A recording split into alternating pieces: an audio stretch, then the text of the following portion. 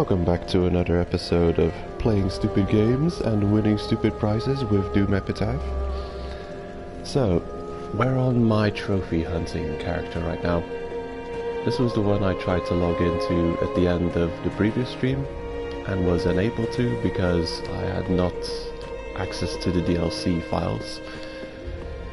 And apparently if you have a character who has DLC stuff, then you need the DLCs installed.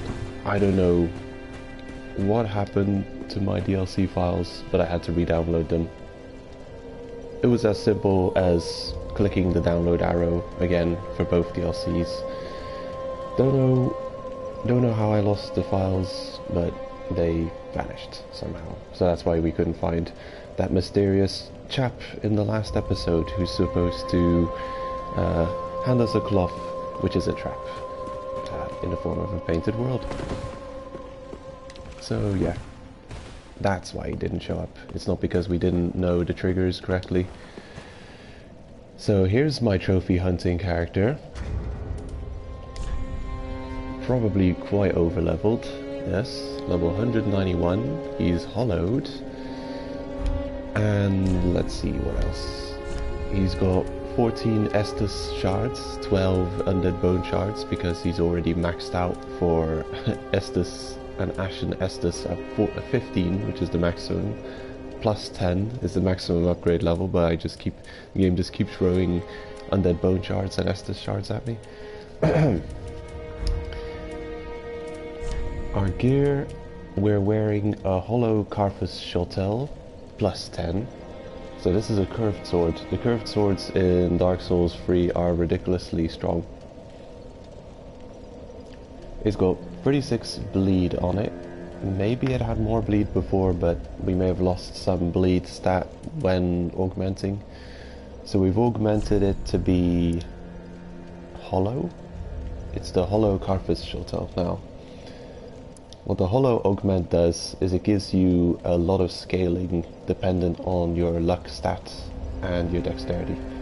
So I've got luck at 45 and dexterity at 40. I think I re-leveled this character once at Rosaria to add a lot of faith.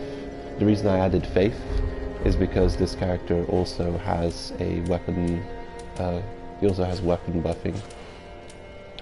I believe in playthrough 1 I used the buff with Light's weapon, which has a flat damage scaling, but I figured I wanted to be even stronger, as the weapon augment allows for weapon buffing through spells and miracles.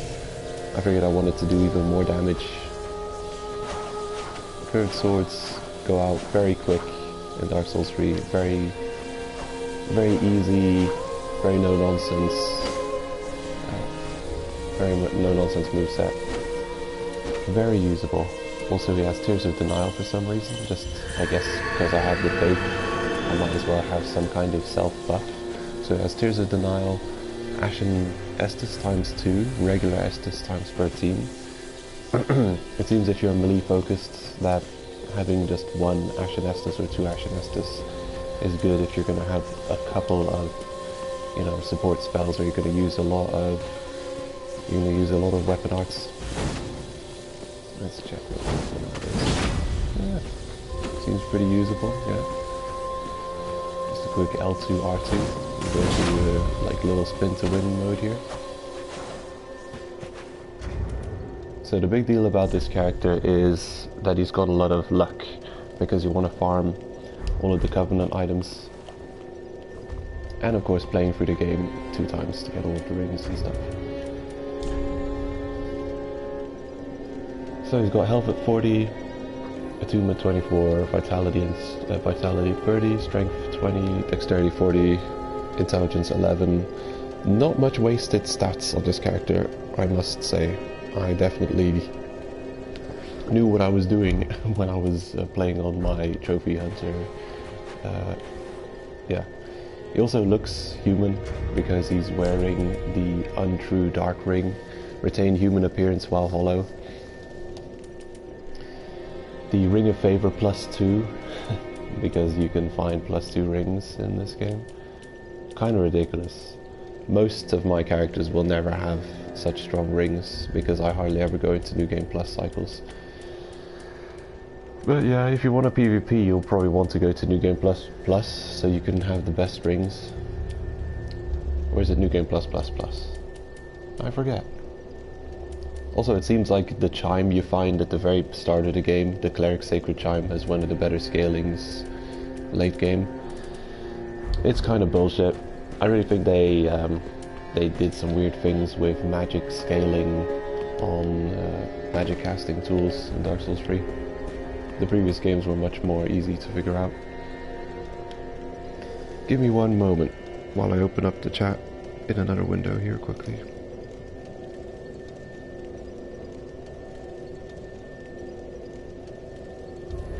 In case anyone drops in, I would like to know what they're saying.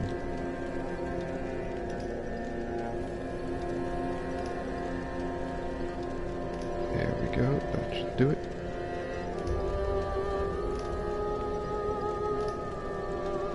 Cool. And as always, I've got some show open to keep my laptop from falling asleep. It's Divine Gate again. It has many vivid colors. It's a 12 episode show. And honestly, it's I think it's got like 50 different characters. 50 different characters. For being such a short show, I think it's oversaturated in terms of story. Its pacing is weird. It's got an extremely bad score on my anime list and other anime scoring websites. Yeah, it's not considered very good. I wouldn't say it's great, but it's got some good voice actors and it's got vivid colors. It's a good show to have on in the background. The story is kind of weird. There's like this it's called Divine Gate, and it's all about characters gaining access to, I don't know, another world. Everyone's searching for the Divine Gate. Everyone wants to know what's behind it, what treasures lie there. And it's just kind of interesting. Maybe you can compare it to like the gates in Fullmetal Alchemist. You know, the world beyond, like, that there's a balance to be struck, like equivalent exchange. If I sacrifice something to the gods of alchemy, then they'll give me something in return. However, you might find the bargain is a too steep price to be paid. I don't know much about the story of the Divine Gate, to be honest. I haven't really managed to watch through paying attention to the series entirely. I just like the colors. I like how vibrant they are. I like the voice acting. And the character designs are really cool, but yeah. So, is there anything else I want to show off on this trophy hunter character? I don't think so. Just they're pretty no-nonsense. Very overpowered. So this is Anzu, my New Game Plus Plus trophy hunter, in the Way of Blue, hollowed Way of Blue. And he's got some really cool spells, actually. I do want to look and see what Dark Moon Blade looks like in Dark Souls 3. Yeah, quite shiny. Quite shiny. It's alright. Yeah, I'd probably favor Dark Moon Blade over Lightning Blade, which is like Sunlight Blade. Dark Souls 1. Alright, back to my main Let's Play character. 144 hours, not too shabby. I'd logged into this character to check if I had access to the DLC, and I should have access to the DLC now, because last time it didn't let me even load up this character without having the DLC files. Which is kind of crazy if you think about it.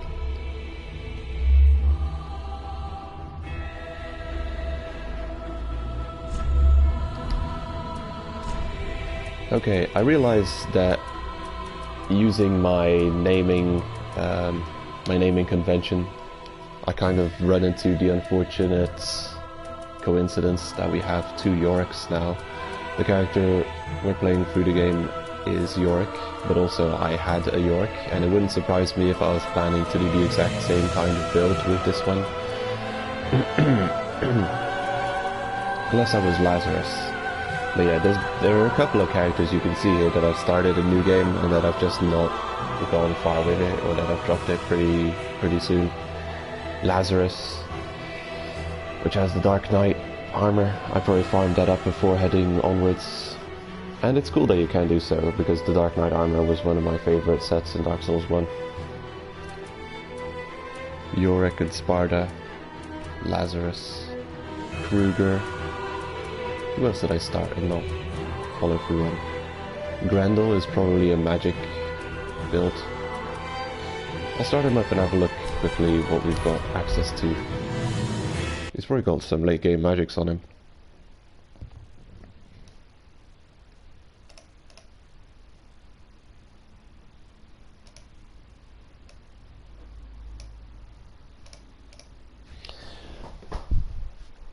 Yeah, I wonder if my coffee's ready yet. I'll have to go and check in a minute.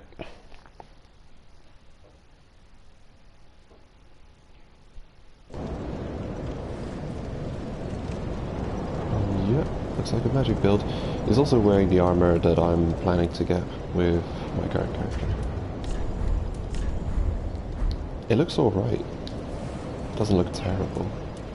It reminds me kind of Gwyn set. He's kind of got a disheveled look to him.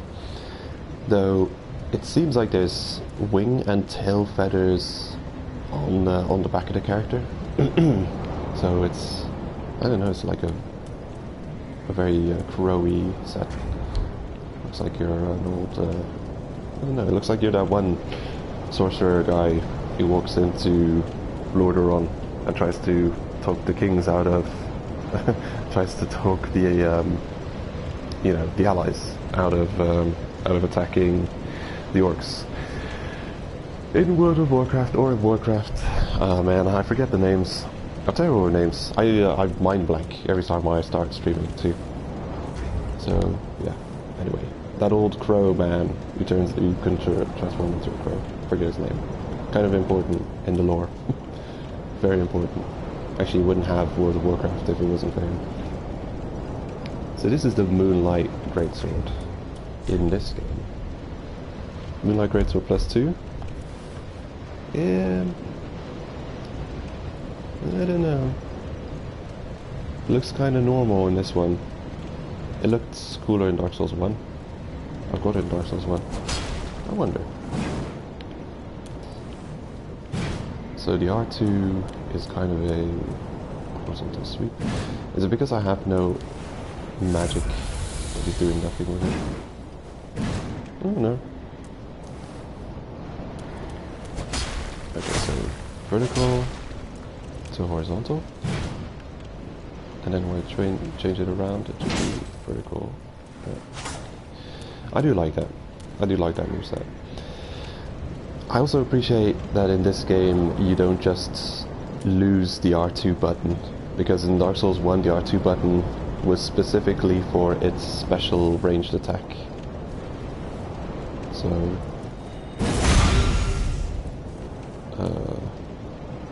that's its special attack, yeah? Isn't it supposed to do some kind of ranged attack as well?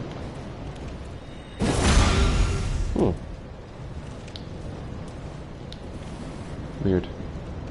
I thought it did, yeah, Dark Souls 1 it had, like it would cut the air and it would send a wave of energy dependent on the type of swing you did. It would send a wave of energy flying forwards. Maybe I'm overlooking something about the weapon and I don't know how it works. So what have I got here? Crystal Soul Spear, Great Soul Arrow, and Homing Crystal Soul Mass. And Hidden Body. This is probably for efficiency's sake. that I've got these spells equipped and no other. I wonder what other spells I have access to. Yeah, quite a few.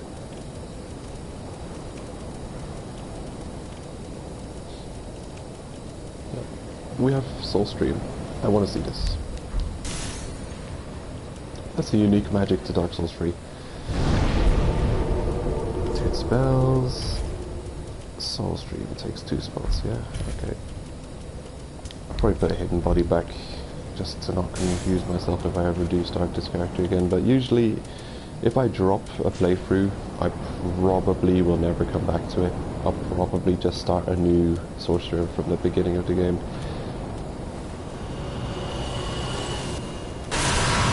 Okay, that looks ridiculous. It's like a Kamehameha.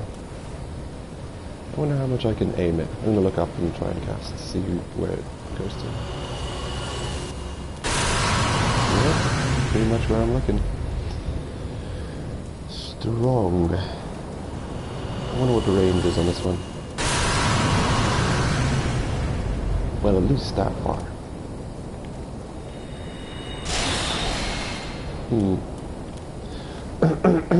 The lock-on range on in Dark Souls 1 is really obnoxious, by the way. I've been trophy hunting in Dark Souls 1 on a sorcerer playthrough. And the lock-on ranges for certain areas and enemies are ridiculous, absolutely obnoxious. Like I sometimes have to, here, like this wall is an enemy. I think you have to be sometimes like this to be able to lock onto an enemy. And you're standing here, right? And you're pressing R3 to lock on. And your character will just look away. So not only are you not locking onto your enemy, you're also looking away, because the lock-on button is the same as the center camera button. It is the most obnoxious thing. I think if you can criticize Dark Souls on anything, the lock-on system is definitely not ideal. Very not ideal.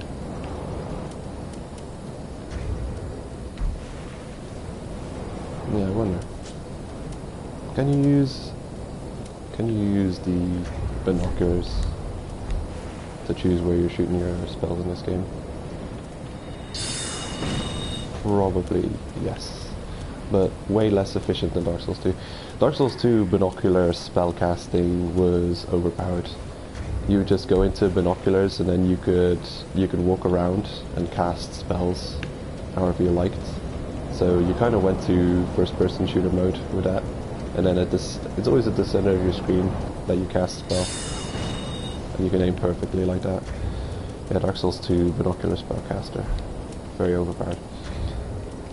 Alright, back to the playthrough at large. Is my mic turned on? I'm gonna check. Okay, it is on. Gotta check, just in case. Well then. Of course I'm not going to have coffee if I don't turn on the coffee machine. Off to a terrible start. I've got to apologize for the quality of my streams. Last couple of streams I've really not been very into it. I've been very tired lately. I've been restless. I'm not getting much sleep.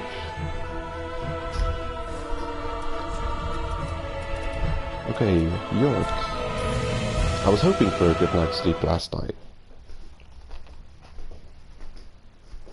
But, alas, I did not have a great sleep.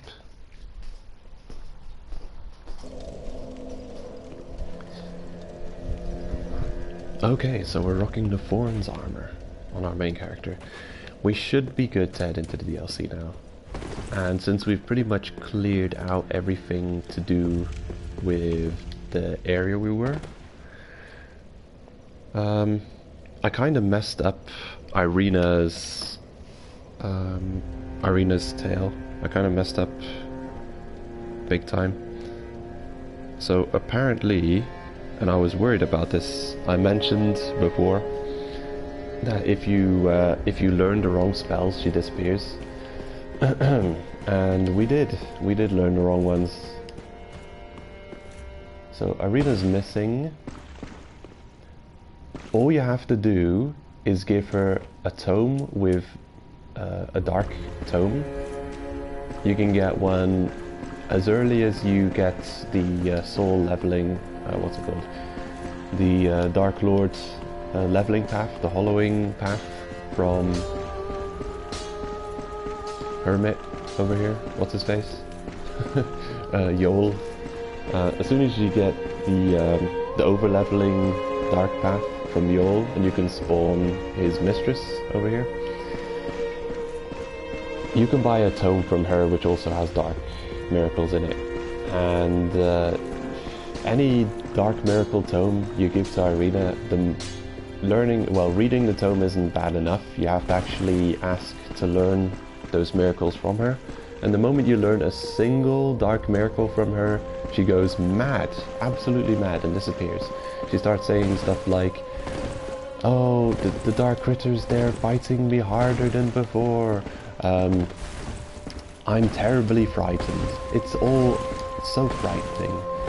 Please don't leave me alone. And then of course you leave her alone, and you come back and she disappears. And her guardian is none too happy about that. Let me tell you. I think we can go and fight him in a minute. I don't know if I'm ready for the fight. I mean, I've got Fire Orb and a bunch of Estus. Probably that's enough to kick his ass. I can just like I think I'll do the same as I did with Hodrick, and I'll just allot full to Ashen Estus and go 100% balls to the wall glass cannon on him. Try and range him down and not care about healing myself. If only I had bravery. Could this be woman? Dude, are you living in this world? I swear this guy has been online since last time I streamed. Look at those appraisals. He's never online. I think he wants the glory of having a 10,000 appraised text in the shrine, so he'll never log out his account, so his message won't disappear. I wonder how messages really work. Like, you write this extremely helpful message, but you could only play an hour a day or something, let's say. Well, hardly anyone's ever going to see that message. You feel good about writing down a message for people, a helpful message, like watch out, there's an ambush here, or watch out for a pitfall, or be wary of liar, when there's a bunch of messages telling you to jump down, when there's only death waiting for you in the end of wherever you're jumping off from.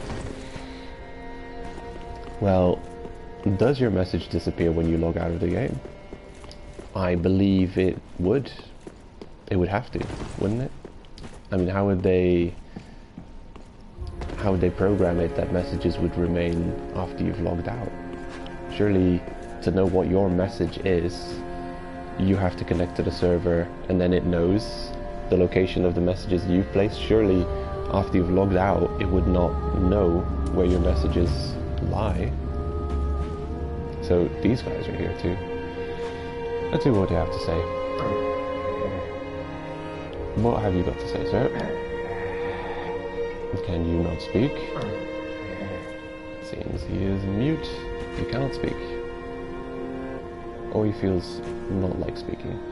Henri, long time no chat. Oh, and we meet again. We spoke before on the road of sacrifices. Henri of Astora. I'm well pleased to see you safe. We reached the Cathedral of the Deep, but Aldrich's coffin was empty. The man-eater must have left for his true home. The little doll in the empty coffin told me. Aldrich is said to hail from Irithyll in the Boreal Valley, an ancient fabled city.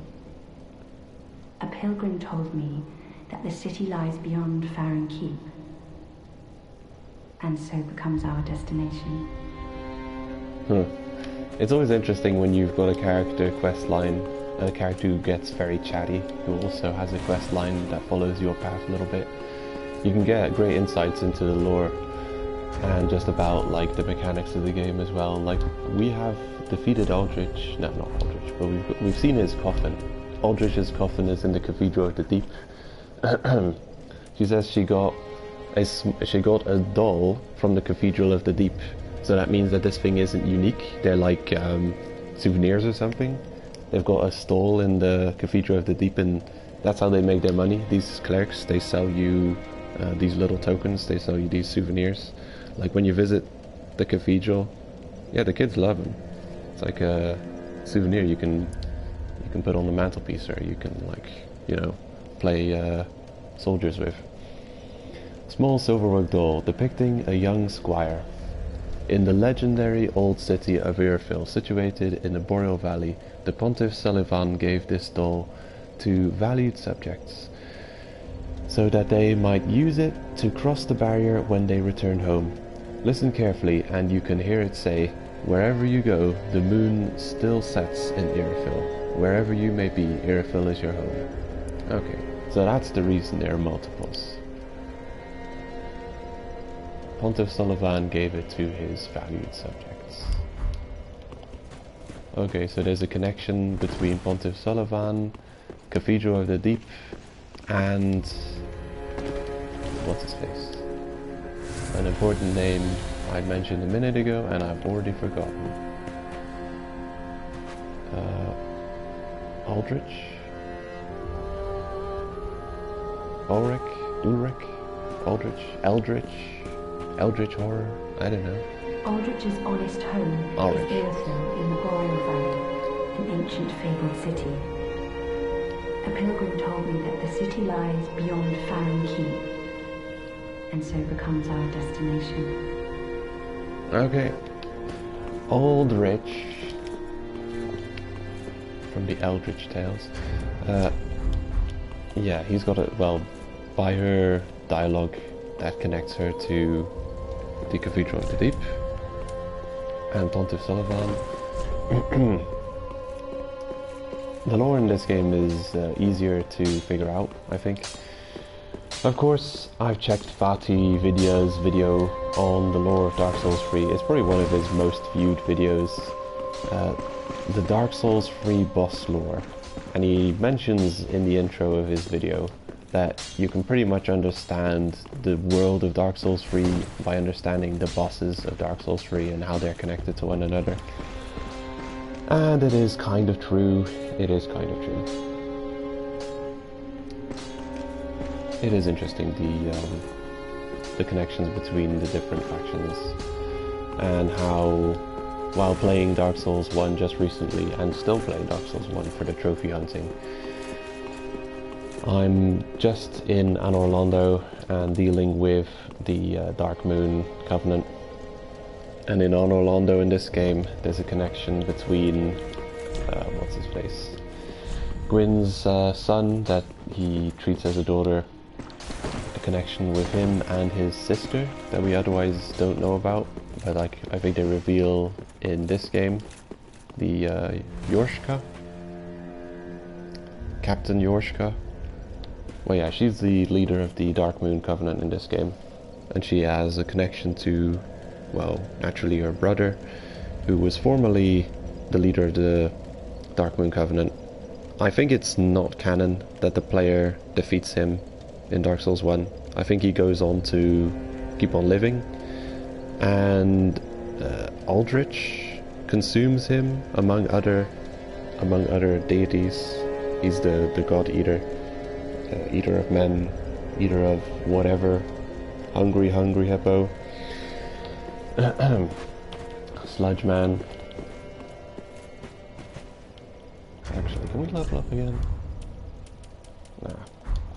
Yeah, that was so confusing last stream to not be able to get access to the DLC, but we should be good now. But I think I'm gonna try and gain access to Irina first, so I'm gonna go try and defeat what's his face. Ah, well met. 'Tis good to see ye in good health. What needs smithing this day? I need Estus reallotment, please. Pretty be careful, I don't want to say. Yeah, you'll probably see your work squandered, I'm afraid. I can be quite clumsy. Alright. So yeah, I messed up with Arena. Unfortunately, I couldn't capture it on video either to put it between episodes. Because I didn't know that that was her last dialogue. I just thought that she was always whining and complaining about the annoying creatures. But apparently, she only gives you that dialogue the once, and it happens after you purchase a single dark miracle from her, that she starts really complaining about it. And then she'll disappear. And then she'll run off to here. This guy will steal her away from us, as he said he would. If we don't treat her right, I'll take her away. I deserve no better. I made myself very clear. I at least as long as you were sure of your safety. This night, Kareem does not forgive betrayal. Oh well. Guess I did stab you in the back. Sorry about that. Unfortunately for him, he's a bit too slow to combat our build. Unfortunately for me, I can get really clumsy sometimes. So we both have like a 50-50 chance of winning. If he gets one hit on me, I'm probably screwed. Oh, we got him. Never mind. This bastard. Rest in pasta. Morin's Great Hammer. Moaning Shield. I wonder if you can get his armor. I think the hag sells it. This is Irina, yes? Who is there? Someone there? Anyone? Okay, stay there for 1 minute. I've checked the wiki, and I know exactly what to do. Because that's how you should play Dark Souls. Never go anywhere before consulting the Dark Souls Bible, aka Extra Life Wiki. So what you do here, because she doesn't know who you are, because she's blind and she can't see who you are, you have to touch her. Not in that kind of way. So she'll ask the player to rest their hands on her shoulder, and you do that when you first meet her, and that kind of reassures her. I guess she can tell if you're a good person by the kind of gauntlets you wear. So we'll talk to this old hag and purchase. Hopefully we can get Morn's gauntlets now. Yeah, Morn's gauntlets. I mean, that's not his name. What was his name again? I am ridiculously bad with names, I tell you. I don't know why, but my memory's already not great, but when it comes to names, they pass me in a flash, and I just forget. There's no memory on names. Tell me his name, please. I saw it a minute ago. It started with an I. Igon? Igor? Yorkson? I don't know. You get his gauntlets. Damn, they're pricey. His armor is really cool though, and it is pretty awesome that you can betray his trust that early and force her to teach you the dark tales, the dark miracles, and make her go to the dark side. Because it means you have access to this armor really early on without having to kill him. And I'm extremely averse to killing NPCs to get anything. I don't know why, but I've always not liked doing that. I've never liked killing NPCs to get gear. I think the one and only time I've killed an NPC to get something of gear was I killed that one guy in Dark Souls 2. The guy who is leader of the Blue Covenant. Not the small blues, but like the true blues, the real blue guy. The guy who's in the honorable PvP Covenant. Yeah, he's in Hades Lighthouse, something like that. It's like one of the early zones you can get to at the beginning of Dark Souls 2. I mean, you can see it from Majula. Its perspective is way off. Dark Souls 2 gets a lot wrong in terms of its world layout. Like the legendary, we have a sunken lava castle, which is somehow above a lighthouse that towers into the clouds. Okay, that is legendary level design and world design there. That's already bad enough. I mean, that's the worst example. But then the Hades Tower, or the Hades lighthouse location is definitely not as far as it seems from Medulla. Like, you just have to go through this short little tunnel to get there. It's really not that far. Anyway, where I'm getting at is his gear is very unique. Like, if you want his halberd and his armor, I think there's no other way to get it than to kill him. And I think he may be the one of the only NPCs I ever killed to get their gear. Also Patches. Can't forget Patches in Dark Souls 1.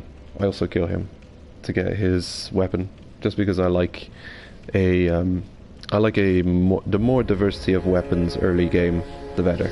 And since his weapon is so decent, I put a target on his back. But that's only because you can otherwise only get it after you... I think you have to run through the entire path.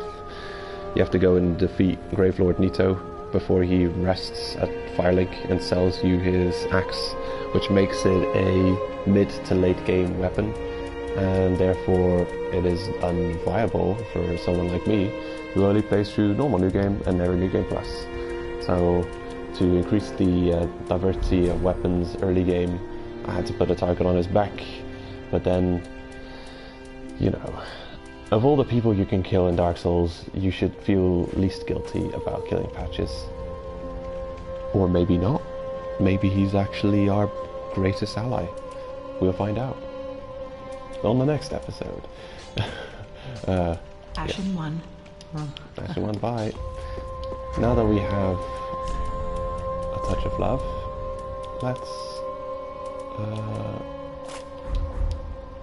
let's talk to her again.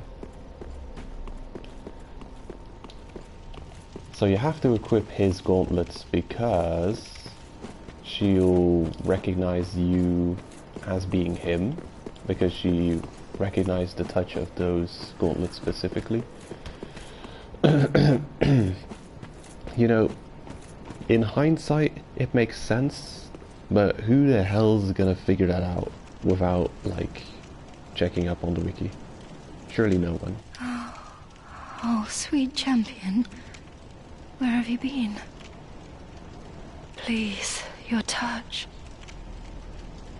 The little creatures, how they nip and bite.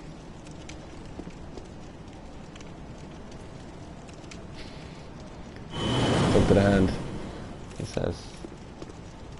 Talk to the hand. Yeah, it's weird that she refers to... I mean, I think she referred to us earlier as Sweet Champion. I find it strange, considering that she should recognize us as her guardian, that she doesn't refer to us differently. It makes a vague mechanic even more vague. By this dialogue, we're not necessarily reaffirmed that she's viewing us as Igor. Let's just call him Igor. I don't remember his name. Igon? It is Igon, isn't it? I'm gonna refer to Igon as Igor from now on, just because it's a name I can remember. So Igor, newly dubbed, is yeah, she should refer to us as something which would let the player know, even in the vaguest way, that she believes us to be him. But it's not. She calls us Sweet Champion, and I believe she called us Sweet Champion earlier before as well. So now she retakes her place over here, and I don't know if she becomes completely screwed if we take all of the dark sorceries. But since we've gone down this path, I think we should see it to its conclusion, and we will. Any more dark tomes I find, I'll give to her and try and learn all of the dark sorceries, dark magic for her. Actually, none of those things. Miracles. Dark miracles. For the love of God. Seriously. Get it right. Why are we human? We're ambered, aren't we? How did I get ambered? Is it because I defeated something? Oh, sweet champion. Where have you been? Please, your touch. The little creatures, how they nip and bite. I don't know if we can not interact with her without Morn's gauntlets. I will try.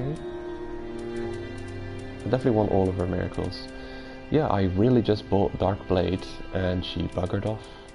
And I was upset about it because I thought she would only disappear after purchasing all Dark Miracles. But I forgot this is kind of a halfway point. She only disappears a little way away to her guardian. I mean, he spirits her away because we do her injustice. And we break our trust with him. The dialogue you hear from him, I guess if you never purchase any dark spells and you treat her right by purchasing only proper miracles, only holy miracles, then every now and then he'll show up in the shrine and talk about how he thinks she fits in perfectly with this band of numbskulls and clowns and fools and, you know, all of these peasants. I don't know. They seem pretty. They seem pretty full of themselves over there in Karim, gotta say. For now, I don't think we need to get anything more for her. I'm glad that I have gained a better understanding in how she functions. Oh, sweet champion. Leaving so soon? Leaving so soon, please. Come back in good time. I am frightened of the dark that gnaws away at me. Yeah, what you said when she left was worse than that, I think. I don't remember exactly. It's been a while since I played. I've been playing more Dark Souls 1 than Dark Souls 3. In fact, the only time I play Dark Souls 3 is when I'm streaming it. Every week. I was planning to buy everyone's spells, but I kind of gave up halfway because I didn't feel like it. Especially in terms of miracles. I think I did get almost all this guy's spells, but I think he had a unique dialogue when you get all of his spells, so I wanted to leave that for on stream, so here we go. Back again, I see. I suppose this means you're after sorceries. I don't mean to seem overbearing, but have you forgotten? In exchange for my sorceries, you are to bring me knowledge in the form of scrolls detailing the secrets of sorcery. I hope you're not one to break a promise. I don't mean to seem overbearing. No, I don't mean to seem overbearing. Yeah, I know our deal. Here, teach me Found Art.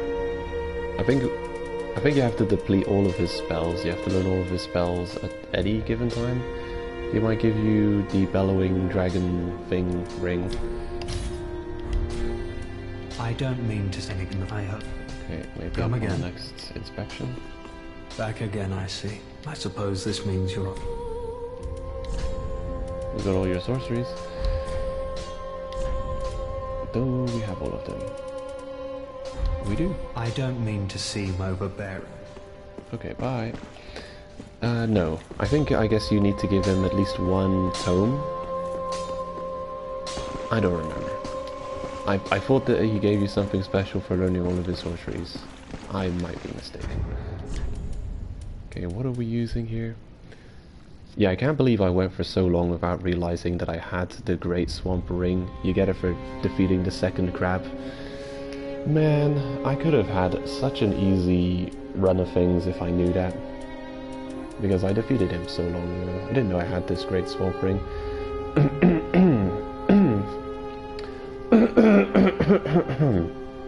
Excuse me.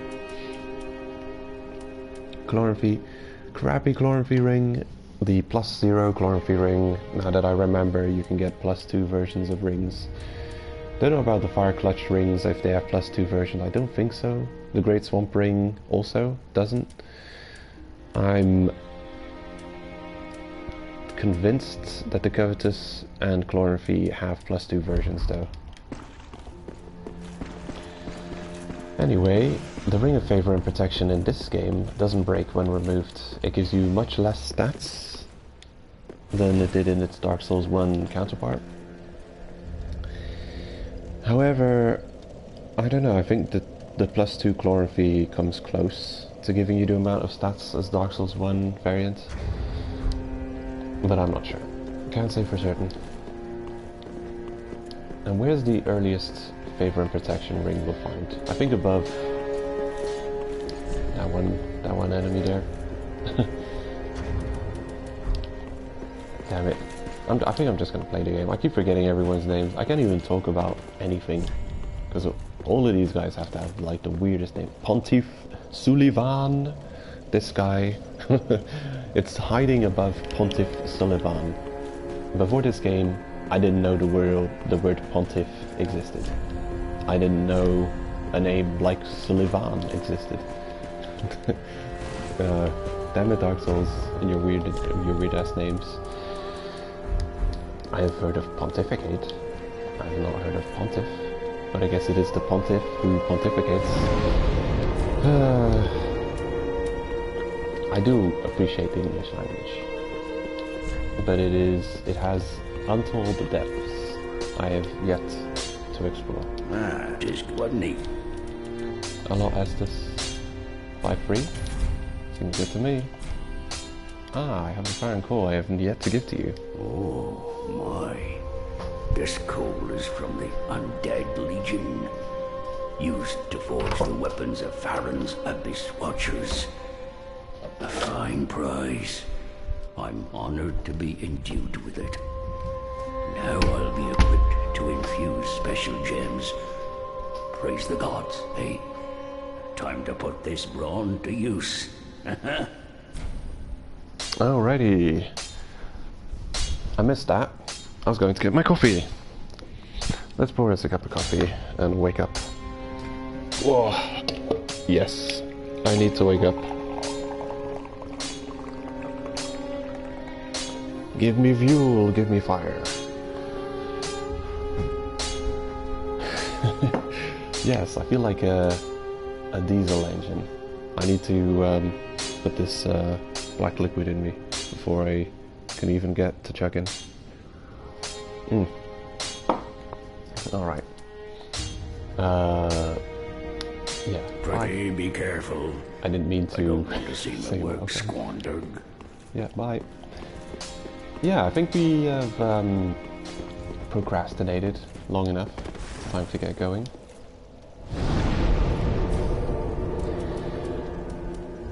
Bernadette bone shard. No bone shard in inventory. Okay, I thought I may have left the bone shard. I'm trying to do as much on stream as possible and not do anything between episodes unless I have to. You know, the Thorn's armor is fine. It's perfect for the playstyle we're going for. I might actually keep using this. I'll endeavor to try and obtain the armor I was going for originally. Corny's armor set, the Corny bird. But I may just not wear it. Now that I've seen what it looks like on my sorcerer, I'm not overly impressed. It looks okay, but I'm alright with being a dark / pyromancy cast wielder with the armor of thorns. It's fitting. It definitely is fitting. Considering that Kirk is he's aligned with the Daughters of Chaos to some extent, so you know he has got a link to pyromancy. Let us continue, shall we? I will continue to soliloquize. Yeah, the cathedral, I would like to, you know, I'll just teleport to Cleansing Chapel. I'm sure it'll be there. I think he starts talking to us the moment we enter the chapel.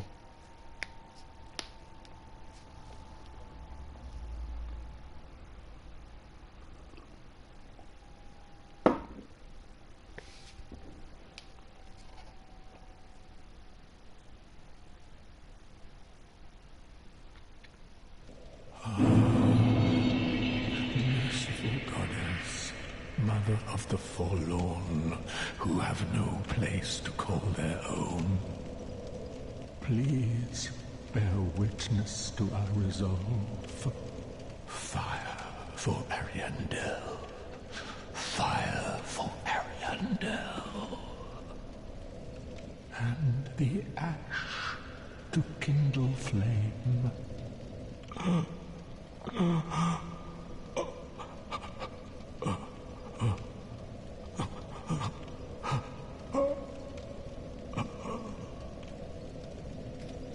The way his dialogue comes across is extremely Bloodborne-esque. Extremely Bloodborne-esque.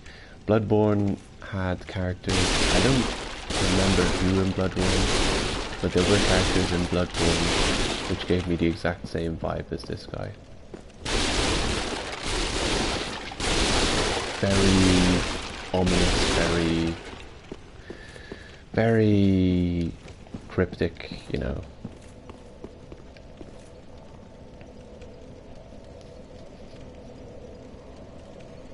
Wait, you've the same scent as that woman. Then you must be an action one. You must be. Oh, you don't know how long I've searched.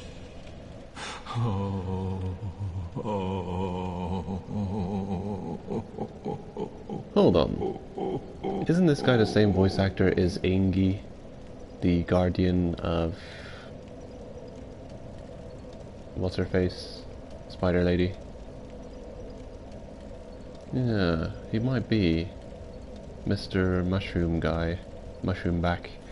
Oh, don't mind me. Didn't mean to fall apart. Now, Ashen One, I have a kindness to ask of you. My lady lives in the cold land of Ariandel.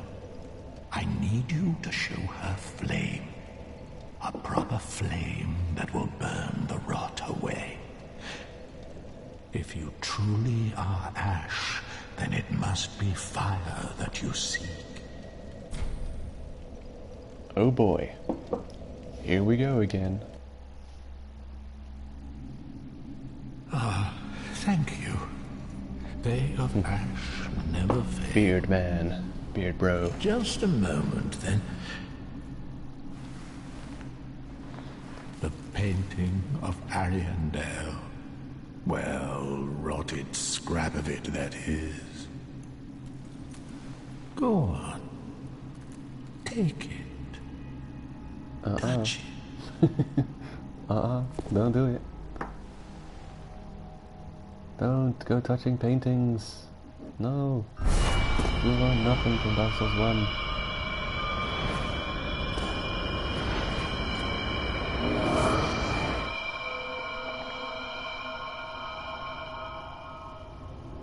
And then the ashes were too.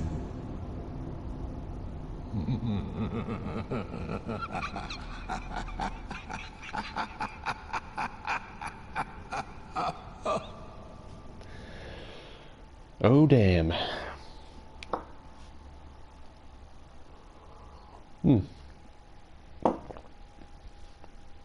not sure who the second one is, who he's referring to.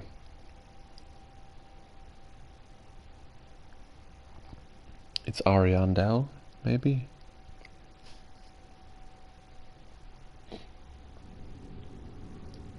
This place has got a lot of lore to it, and to be honest, I've not watched the videos from Vati on this place, so I've got no idea what's going on.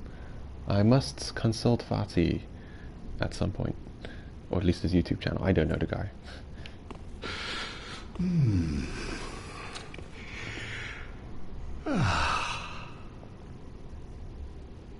No, you look just great. Orion Blue Moss Clump.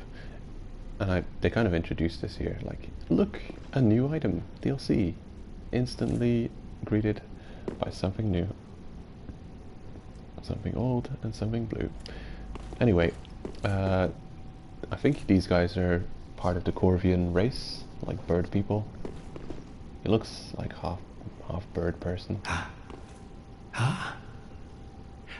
Have you just arrived? How very unusual. Just how long has it been? Rejoice, my new friend, for this is a true haven of the forlorn, the cold and gentle painted world of Ariandel. Quick, go along. Find one for yourself. A sweetly rotting bed to lie upon. Yeah. I don't know what this world represents. Resignation, possibly. Yeah. It's definitely a melancholy place. I like it. Forlorn was capitalized. That probably means something. It reminds me of the armor in Dark Souls 2. There was this new armor set you can get when they added the Scholar of the First Sin. You had this Black Phantom who would chase you around in certain areas, and if you defeated him in every area, you get a piece of his armor, and it looked pretty damn awesome.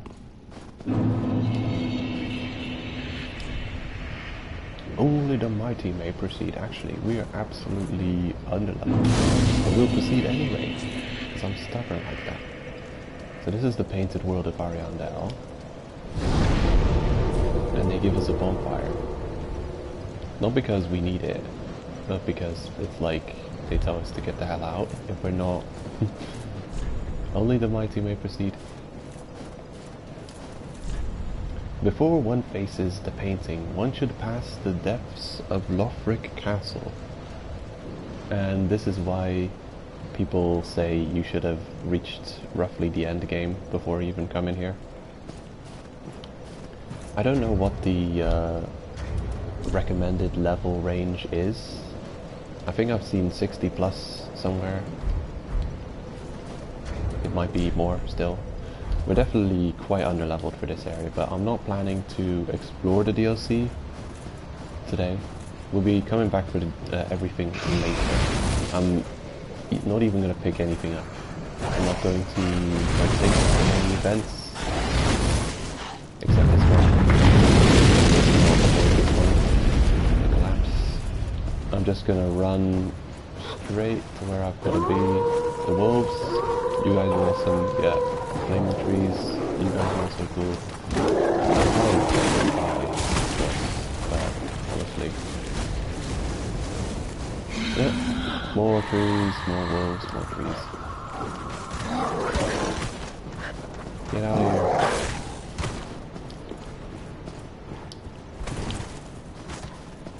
Okay, there should be a bonfire around here somewhere. No, am I mistaken? I'm mistaken. Okay, the bonfire is elsewhere. Wolves, get over here. Yeah, I don't know when we'll be heading into the DLC. Not necessarily, I mean, we're in the DLC now, so I should say when we'll be doing this first DLC. Can't say when. It's, honestly, it's up to my whim when we play through. The thing is, I'm by necessity, I'm gonna have to speedrun parts of this DLC. This is a very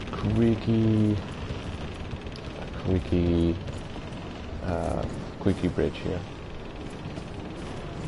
I watched Let's Plays of people playing through, and it really annoyed me when people didn't realize the way to go down is to chop down this bridge. Especially people who I know have chopped down the bridge in Carthus, the Carthus Underground, Catacombs of Carthus, whatever. Hello? Mr. I'm standing here like an absolute badass. This guy's also got an amazing voice, just like Igor. I'll pick up this. No, it's good. Hollow gem. Just like Igor, this guy's got an amazing voice. It's like the collection of ridiculously badass voice actors. Dark Souls 3. Well, well.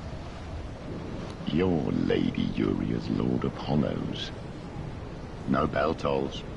And yet, you've slipped into the painting. Oh, no matter. If you've lost your way, the words of Lady Frida will guide you. Now, go on inside, show respect, and listen carefully. What's keeping you? Go on, right inside, show respect, and let Lady Frida speak to you. What's keeping you? Show it.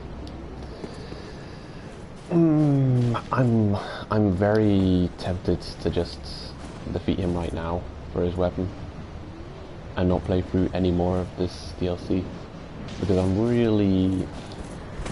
really want to have everything in a proper like timeline that I play through it. I'll try. I don't know if I'm messing things up if you can only get his weapon if you defeat him.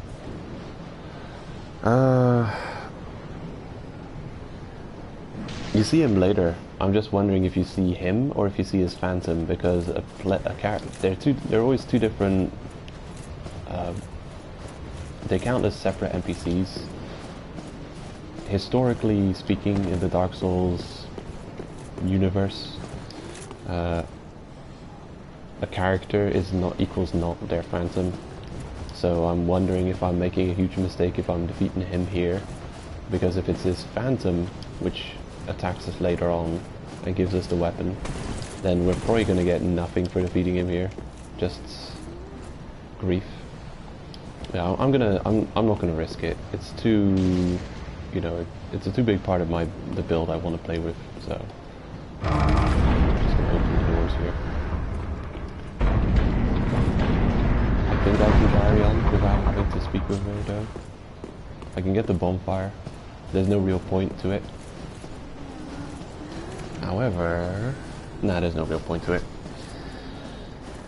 I'm not gonna speak with her yet. I don't know if it matters. I guess I just don't want to go through, I don't want to get all that, like, lore exposition now. I'd like to get it later, when I'm actually playing through the DLC.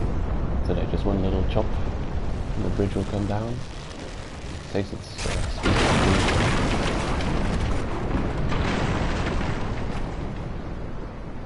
And then this serves as a ladder. Not on this side though. On the other side it's a ladder to go down.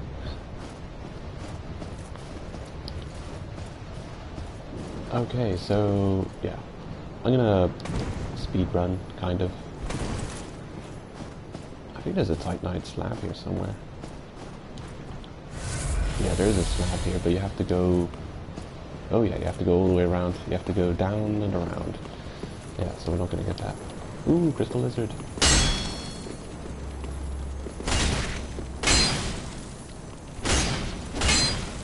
Oh my god.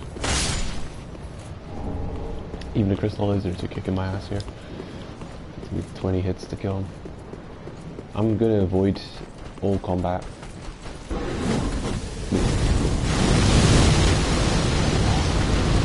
I definitely love how early on you get to this DLC. As I've said, I think I've spoken about ad nauseum, that I really appreciate the amount of weapons you can get early on in a Souls game, because I hardly ever play New Game Plus cycles. I like to forget about the game. I'm good at forgetting things. I like to completely forget about the game and start playing again, fresh, as if I've never played the game before.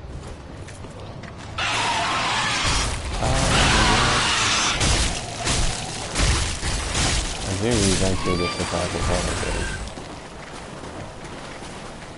This place is really creepy.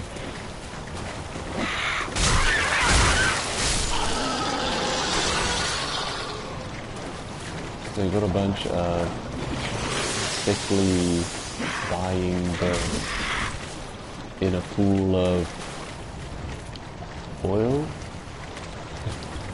What is this? Is This is some kind of, this is an environmental message, isn't it? This is about drilling oil drilling stations and oil spill off the coasts. Yeah, definitely.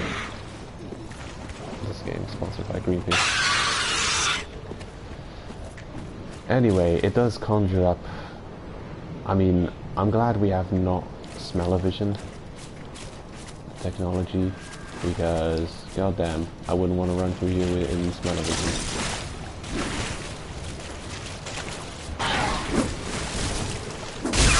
Really gonna just ignore everything here, please.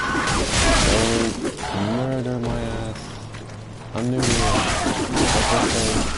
Leave me alone. You know, these guys are absolutely badass. Absolute badasses. It's a shame you can't get their armor. You can get a weapon which is kinda like their weapons. It's pretty cool, but man, it would have been awesome if these knights, these bird knights, would drop their armor and weapon. Unfortunately, they don't. Quite unfortunately. I'm not too disappointed about that death. Running around in Ember form is probably not a smart idea.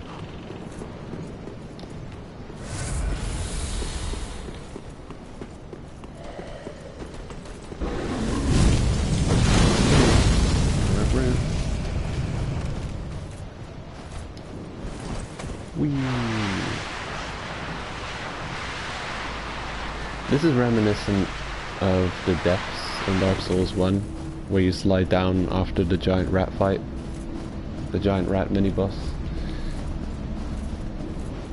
And maybe there's some other, well, that poorly designed Great Lord fight in Dark Souls 1 as well.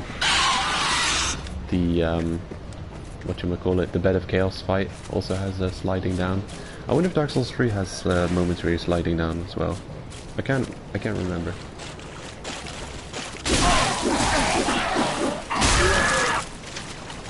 I'm looking for backstab and I'm not getting it. Yeah. Rip. 6,000 souls, I guess. I'm not too bothered. This is mostly a kamikaze run anyway. Expect a couple more deaths. Actually expect a lot more deaths before we reach our destination. I'm quite rusty on the DLC too. Last time I went for the sword, I was much more knowledgeable on the layout of the area. I don't think it's possible we can run past this specific enemy and still reach our goal because of the ladder. We should be able to run past everything else after him though.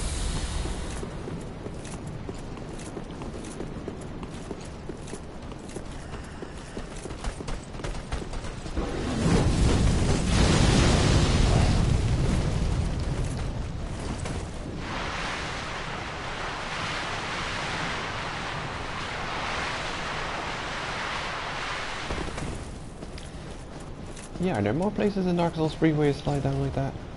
I can't think of any off the top of my head.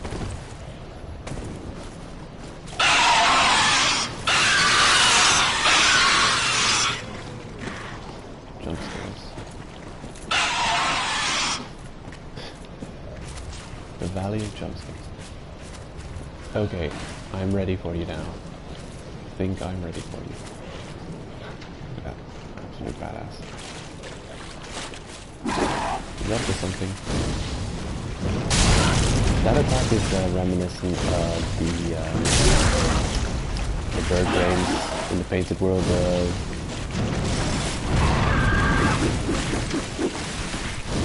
Painted World of Ariamis as well. Painted World of Ariamis has avian beams, which also likes to do a jumping grapple attack. Oh my god. I guess that counts as one attack path. This guy is outplaying me. It's so, like, extremely... Oh my god. What was that even? He didn't... Oh? Okay, so he nailed his jumping grapple, but he just stood on my shoulders and did nothing. He fell behind me and then initiated normal attacks. I was expecting some kind of grapple attack. The birds in the painted world of Ariamis, they would like put their wings around, like they would make a gesture which would imply something nasty is going to happen, and then they jump up into the air, and if you were unlucky or clumsy in your spacing, they would land on your shoulders as well, but they would lock their legs around your arms, and then they would peck at your chest with their beak like 50 times, and you'd have to have invested heavily in health to survive. It was pretty much a one-shot every time it happened to me. And I know, because I've recently farmed them for the souvenirs of reprisal. For the Dark Moon Covenant trophy. Well, not trophy, for the All Miracles trophy. For the Dark Moon Covenant, Dark Souls 1, rank 2.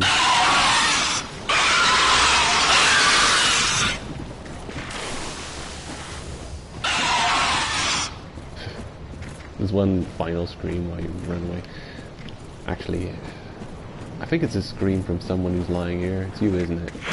No. No, it's not rank 2 it's rank 1. You just need rank 1. I think rank 2 in most Covenants Dark Souls 1 are only required to boost the damage output of the Covenant items. Like the Nito Gravelord Covenant would give you... your sword dance would be improved at Covenant plus 2. Yeah, no weapons or miracles required Covenant rank 2. Just the items you gained from Covenant were boosted at rank 2. Damn you! You're nonsense.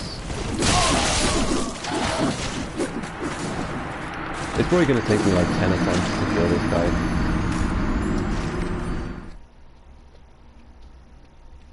We are going to become powerful, I promise. Yeah, what the hell with magic in Dark Souls 3? I've got the distinct feeling that you're kind of playing at a disadvantage when you're playing magic builds in Dark Souls 3. Just because of how enemies just are so good at dodging. In previous Souls games, enemies wouldn't like jump to the side to avoid your spells. In this game, however, damn, they've got like a counter to the magic build. And it's a hard counter. There's not much you can do about it. Like, what are the enemies going to do against slashing in their face? You can't do nothing. There's nothing. You can't poise through it, because there's like no poise in Dark Souls 3. So, yeah, slashing in the face still works, but spells no longer work because they can just jump out of the way. It's kind of lame. I think it's too strong. I really believe that the combination of being able to... I realize and recognize that in the recording, my voice is going to be way too quiet compared to the screams of these avian blighters. So I have to shut up every time I run through that area, because otherwise you won't hear what I'm saying. Okay, I do love the look of this area, by the way. What I'm trying to get at is all enemies being able to jump sidestep your magic casts, and also all enemies having some kind of very swift player rushdown ability to cover the spacing. The combination of those two elements really makes magic seemingly much weaker than it was in the previous games. Like, the enemies are just like, way better at dealing with it.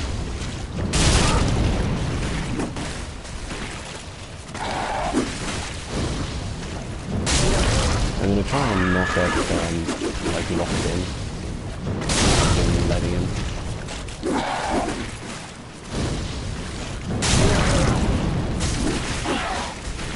Okay, dodging. Oh, you also know how to dodge. Yes, good job. And I said I'm not gonna let myself get locked in. What did he do? What did he do? He jumps, close the spacing. Damn it. Damn it, damn it, damn it, damn it. I've got to play it like Bloodborne PvP. I've got to just press that dodge button 50 times between every attack. That's how I have to do it. That's the ticket. I'm not gonna get angry. I won't get salty. No. But I do want to get past this enemy.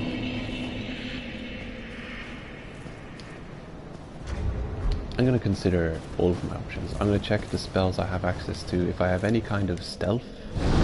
I'm so used to, in Dark Souls 1, just having hidden body and sneaking past everything. You know what? I don't have hidden body because I haven't picked up the tome from the swamp yet. Otherwise I would have hidden body.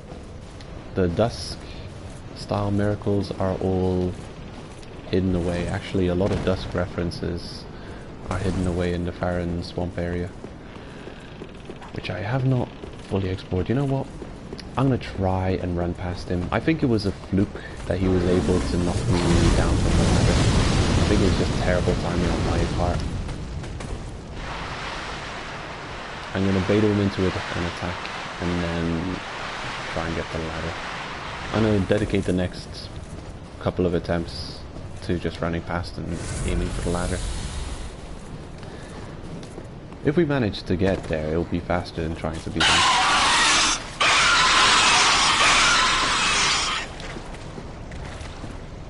Stop screaming at me.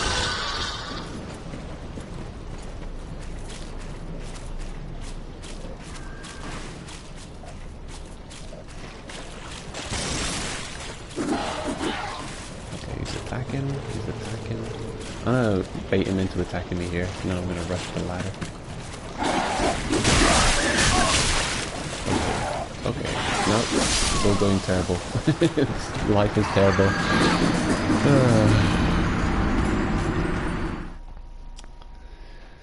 Oh boy. I don't think you can backstab them either. I tried backstabbing them last time.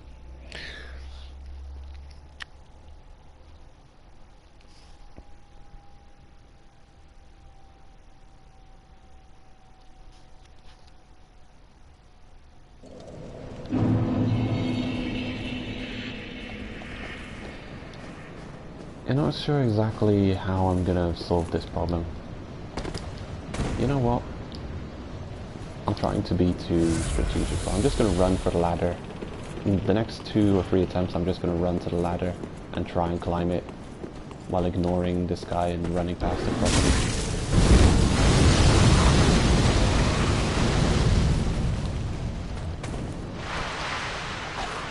What are the odds that he's gonna initiate an attack perfectly spaced to get enough hits to stagger me off of the ladder? What are the odds? I don't think he's got it in him.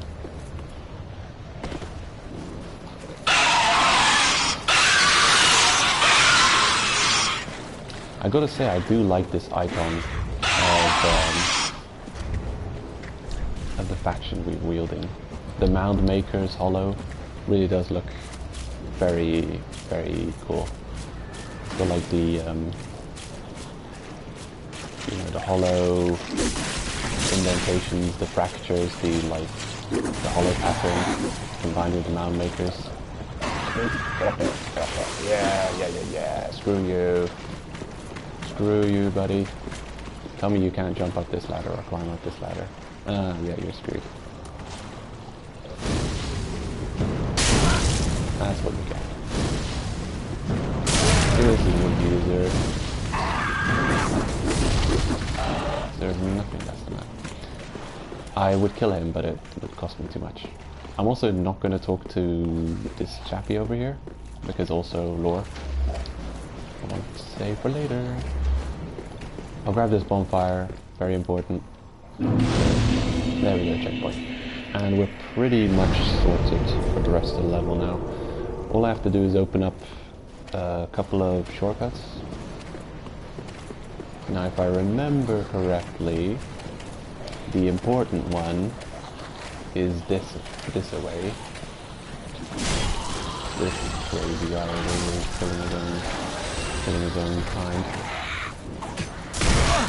Hello. Fall scares.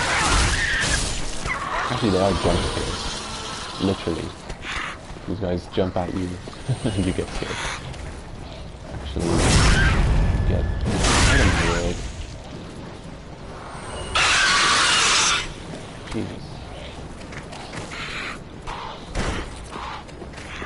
I'm not going to be picking up anything here. I don't want to have any DLC items.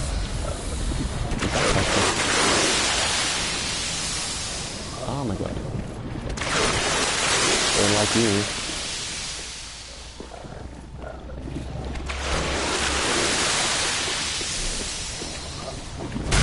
This guy's blocking me. I have to kill him.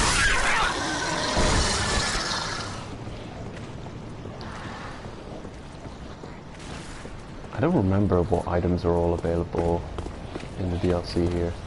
I think there's quite a few decent things. Shortcut? I believe this is on the way to the shortcut. Yeah. Here we go. And the next part's gonna be tough as well. Honestly, all of the DLC I'm showing here, you can access this stupidly early on, like ridiculously early on. If you want any item that you don't need to fight for in the DLC here, if there's weapons that you know are just lying on the floor as a soul item, you only need to, I believe you only need to defeat 2 bosses to reach this place. You can get here as early as level 20 something. You could be level 23. Soul level 23 and like reach here. All you need to do is defeat forts. Don't defeat forts. Don't defeat the forts. Defeat forts, and then make your way to the Crystal Sage. Defeat the Crystal Sage. You have access to DLC. It's that simple. And you can go back to the early game and play through with some really neat weapons. There's some really cool weapons like the javelin. If you're courageous enough, you could try and get the armor from the javelin throwers. I don't know if it's a soul item lying on the ground or if you need to get it off of kills. And there's a good way to fall down here and there's a bad way. I don't remember where is the good way. Is it here? It might be here. Okay. Ooh, get out of here. Open. Okay, skedaddle. Skedaddle, skedoodle. And victory. We win, they lose. It's that simple. And really, we've opened up a shortcut. That's most important here. And now we will encounter... I've seen your kind. Time and time again. Every fleeing man must be caught. Every secret must be unearthed. Such is the conceit of the self-proclaimed seeker of truth.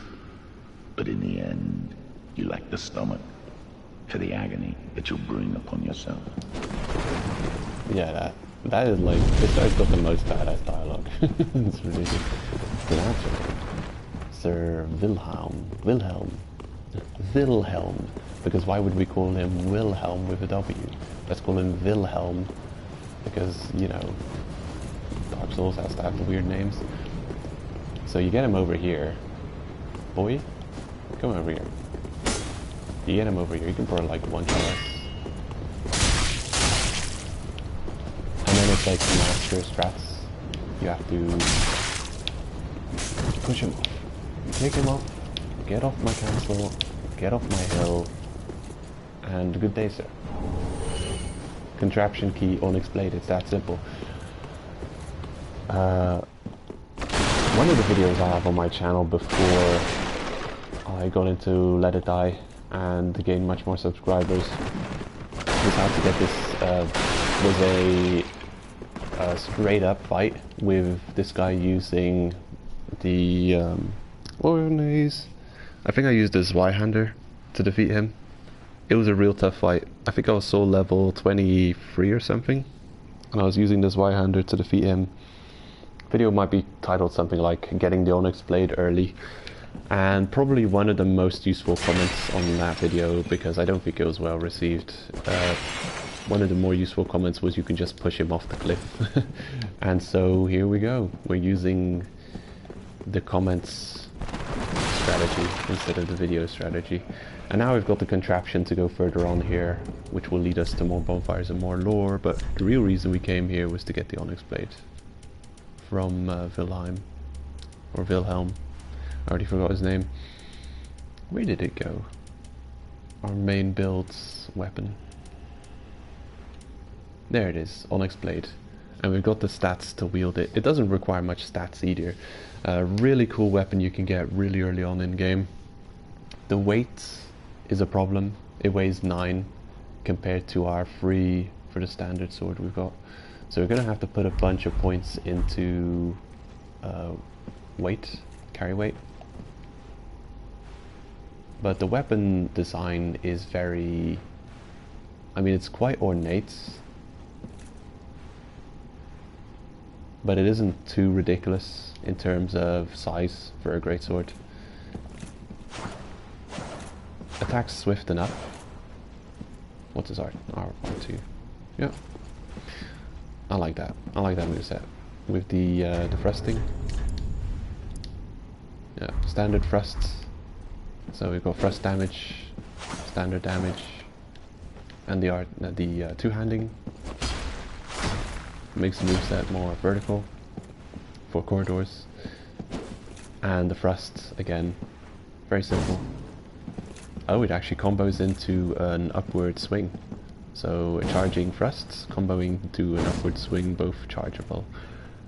And of course, the biggest deal with this thing is it can be buffed with Black Flame, which adds to the damage. And I think that damage scales with your magic and faith.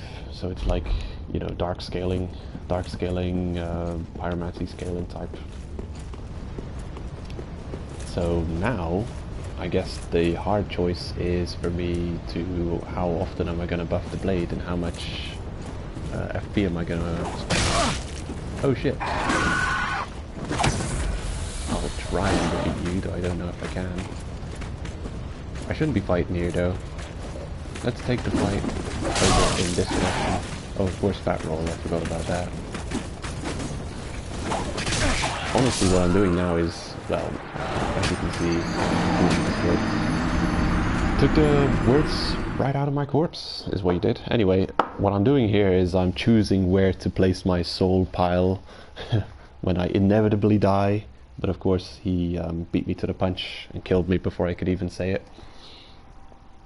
So yeah, that's where we're gonna leave our soul pile. And that's why I didn't want to fight him higher up. Because 10,000 souls is a number you should care about losing when it only costs you 12,000 to level up. I hope they don't put my pile earlier on.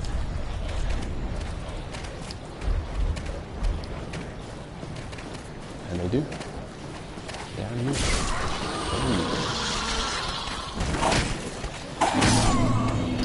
Oh, it's gonna be like this. I remember this happening. I remember going through this exact same scenario last time I wanted the Onyx Blade. You know what I'm gonna do? I'm not gonna play his game.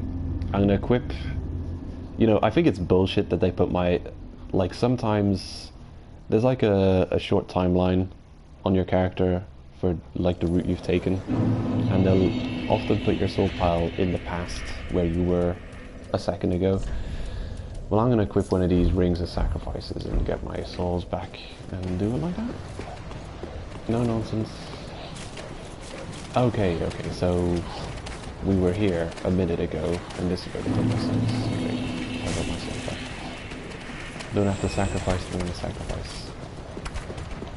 Good. And we're unfortunately too early to be in this DLC. Sure, we could have picked up some useful items that would help us in the base game. I think you gain access to a decent amount of large titan shards if you come to the DLC early. But honestly, I'm not gonna try and find them. You noticed I've left most items just lying around. That's because we're going to properly play through the DLC.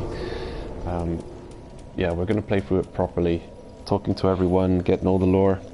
We'll miss Wilhelm's stuff because we've already gotten through him to get the weapon I want. But yeah, we're going to be properly exploring the DLC later on when I'm a higher level for it. It is too early now, to be honest. So we've dealt with the Cathedral of the Deep area completely. I think we're about ready to head into Pharaon Keep of the Road of Sacrifices. Have we cleared out the Road of Sacrifices completely? I believe we have, yes. So onward to the Pharaon Keep area. I think I'm not going to make the stream too long today, especially since there's no one watching right now. But other than that, also I think it's easier to watch a 3 or 4 hour stream than it is like a 7-hour stream. So my goals for clearing today are pretty clear. I'm going to try and clean out the entire swamp area, and then I'll clean out the entire skeleton area, and we'll end it when we reach the first bonfire in Irophil of the Boreal Valley. So, is it called that? Is it of the Boreal Valley, or is it just Irophil? I don't know. Silver Eagle Kites. That's not a great shield, but of course it's not heavy, so that's what's great about it. The Armor of Thorns is pretty heavy. It's heavier than the Corny armor would be.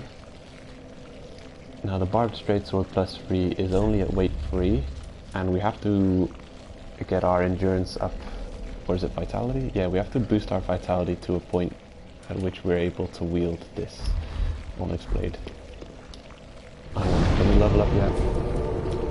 Oh yeah, there's no leveling you up bonfire in Dark Souls 3, unfortunately. Oh well. We'll just have to... I'm gonna unequip the shields. Hold on, 5, 6, 7, 8. Yeah, that could be the equivalent of the Saintry Bellvine. Yeah, I'll put the Pyromancy glove on the left. Okay, are we overburdened? How can I tell? 66.8. Yeah, this is how I said we would be playing through the game. There's no shield, so I'd have to two-hand my weapon to block attacks if I'm going to be blocking attacks. I'm skeptical about the no shield play. There's so much swiftly attacking enemies in Dark Souls 3. There's so much like really infinite combos. I don't want to do a epic name bro and start really getting salty about the game like consistently on an episode to episode basis. I want to put it behind me. So yeah, I'm just gonna say this last thing about the comboing that the enemies do. It seems that shields are kind of important in Dark Souls 3 because the shield rebound is still a thing, and the infinite comboing enemies can be interrupted by blocking one of their attacks, and that'll give you the opening for a counter. While their movement is also very... they've got a lot of forward movement in their combos, so they'll both cover ground and be stun locking you. So there's not much you can do about it. I think probably the only thing you can do about it, if you're going to not use shields, is to try and roll through their forward moving attack chain and try and get behind them. Yeah, I'm not gonna complain about it much more. So let's get moving, and I hope that 6 Ashen Estus is gonna be enough. What am I saying? 6 Estus and 3 Ashen is gonna be enough to clear out this area. You guys are probably weak to fire, like severely weak. We're gonna get poisoned often.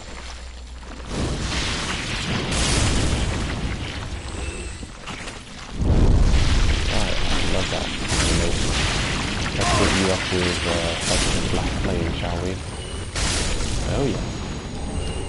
That's much more efficient in terms of FP cost. I'll probably clear out in phases. I'll probably explore spiraling outward. So I'll come back to this bonfire multiple times and head out, gather a couple of things and then come back. There's quite a lot of items going around.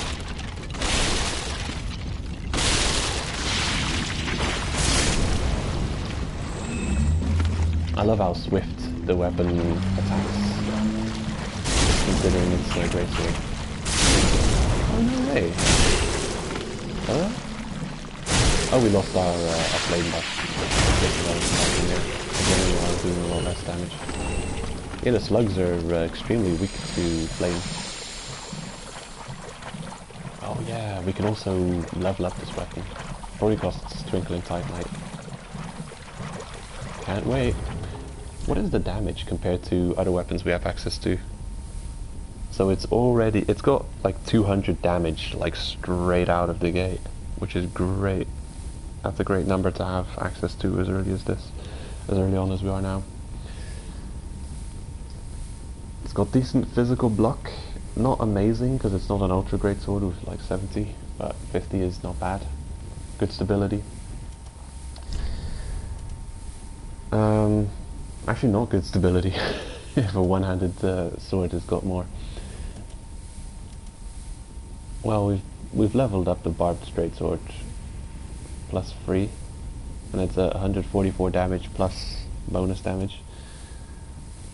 Yeah, the Onyx Blade. I'm sure it has its dark attack even without getting buffed, even without buffing itself with the focus attack, the weapon, I should say. Just boosts the amount of dark damage. Up. That is such an awesome animation. Estes Flask Shard. How did I forget that it's there? That's such a big deal.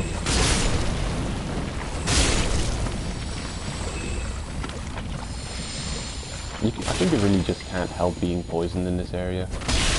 You're gonna be poisoned all the time. Sure, you can have a poison cure on you, but like, yeah. I think it's less hassle to just have a bunch of Estus flasks on you and heal up the poison damage you're inevitably gonna receive. I don't even know if I have any purple moss. I'll check in a minute. Another Titanite shard. Okay, so this is easy. This is good to. This is important to remember. So from the bonfire, I'm gonna try and regain perspective of the area. From the bonfire, you head out.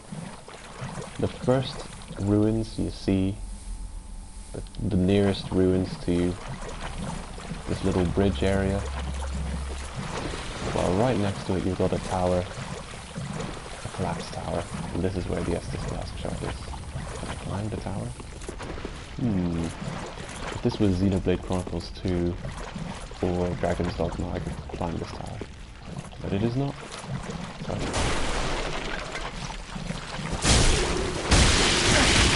Oh shit, there's a lot of it. I'm gonna put this going down to Dustin. I'm gonna put to 114. Maybe. Maybe they just take more damage because it's a heavier attack.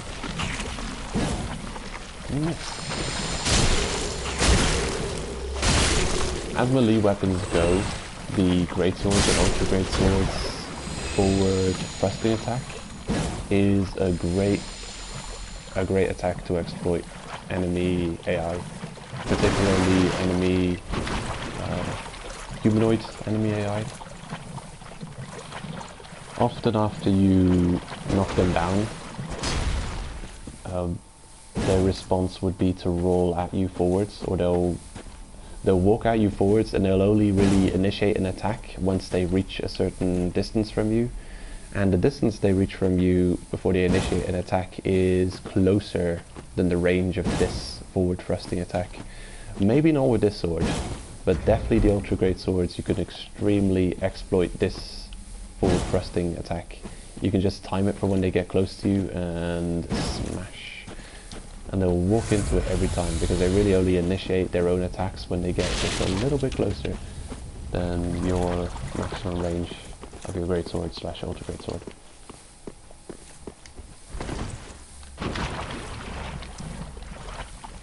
I do know that I completely cheesed the hell out of a lot of enemy NPCs, phantoms and stuff like that, using the Cathedral Knight's ultra great sword or great sword. I don't know what class it is. Maybe I have it on me, I'll check.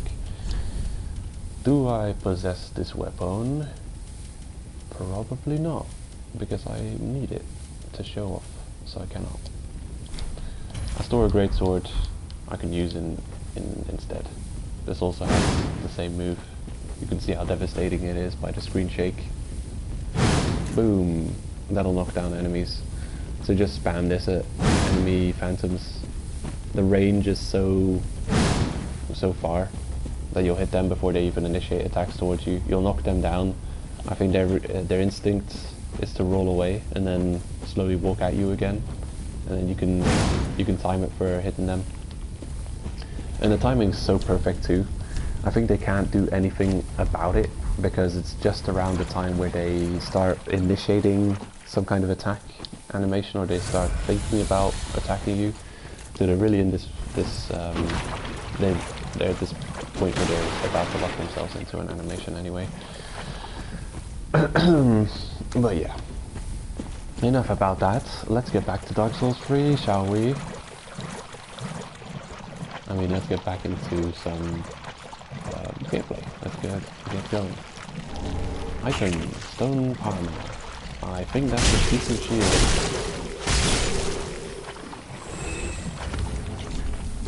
Let's see. Stone Palmer. Shields.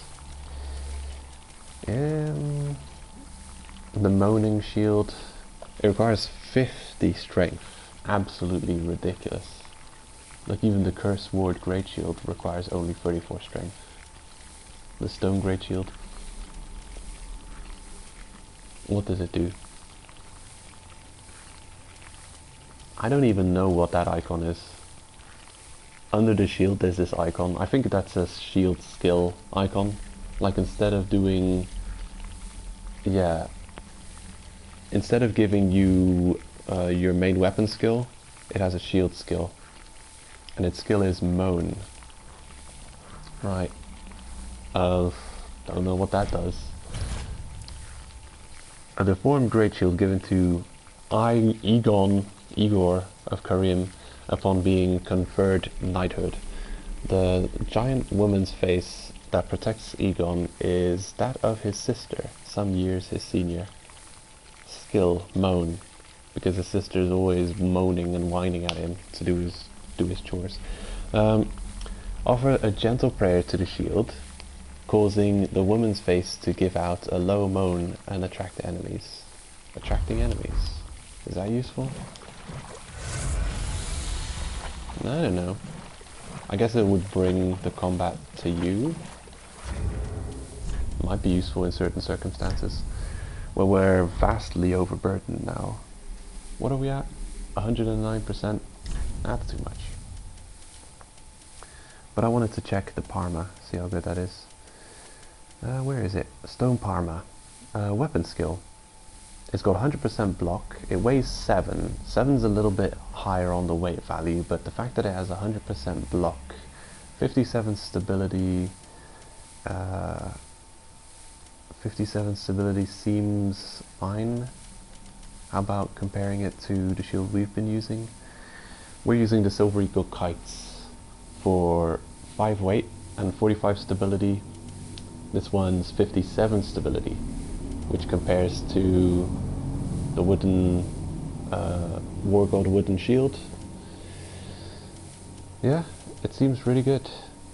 Of all of our small shields, 57 is pretty much the highest stability that we have access to. It weighs 7, slightly on the higher weight side. A round stone shield once carried by an old knight who turned to stone himself. It has powerful defensive properties for its size, but is extremely heavy. Yeah, that's just what I said.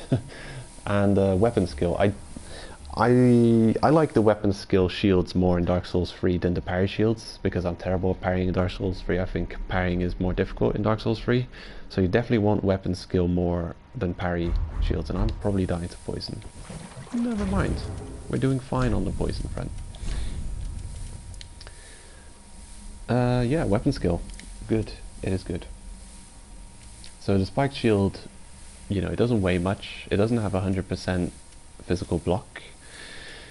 It's got shield strike. You know, if it had skill, I would use it in a heartbeat, because it fits our build and it looks awesome. I really like it. But, you know, this isn't the best. I prefer skill. But the stone armor, decent, very decent. And apparently we don't have the stats to wield it. What does it require that we don't have? It looks terribly basic. Not very impressive looking shield. But, yeah, it's fine. I mean, it looks a bit like a plate. You're like a surfing plate more than a shield. It's very flimsy. I mean, compared to the other shields we have access to, the crest shield looks more like a classic, like fantasy shield. Looks more robust. Looks like it could actually do some blocking. Yeah, it's amazing that a shield that looks like a serving plate actually has much more stability and better stats than the other shields. Oh well, whatever.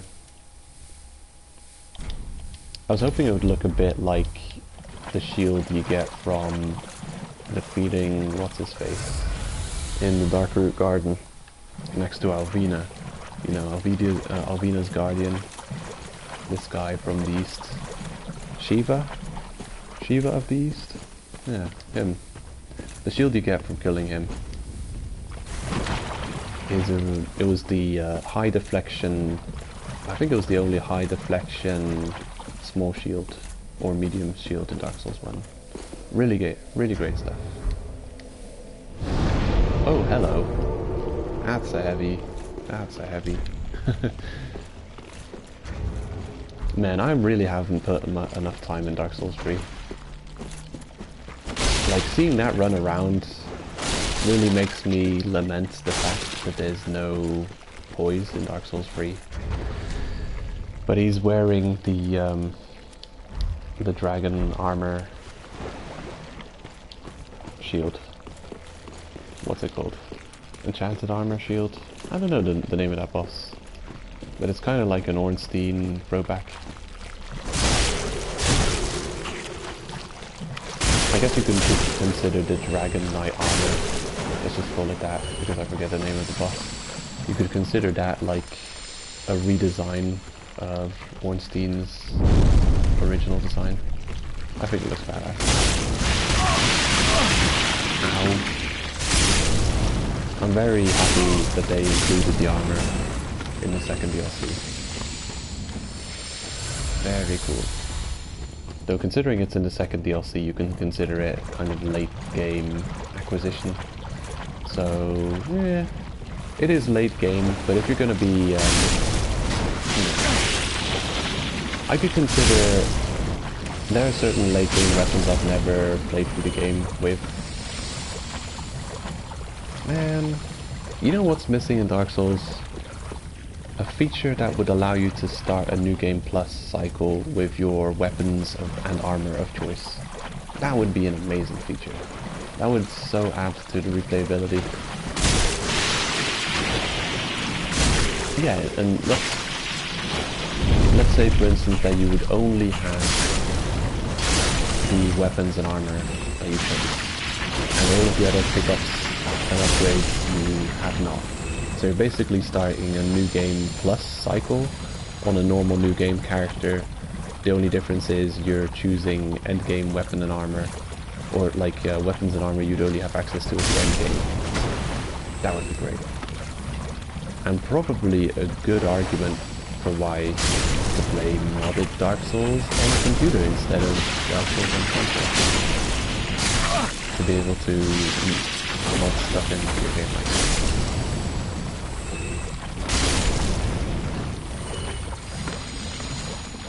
Oh, right. So I guess we're clearing out the left side first. I don't remember all the item locations because I'm quite rusty on Dark Souls 3. But I remember them roughly. They don't have many items just lying around the zone perimeter.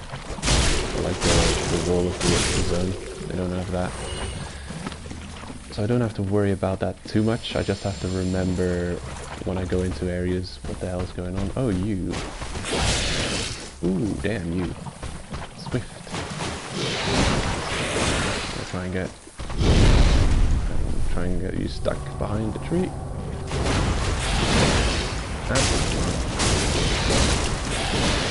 You guys have poise. For some reason, you guys just have poise and I don't. That's fair.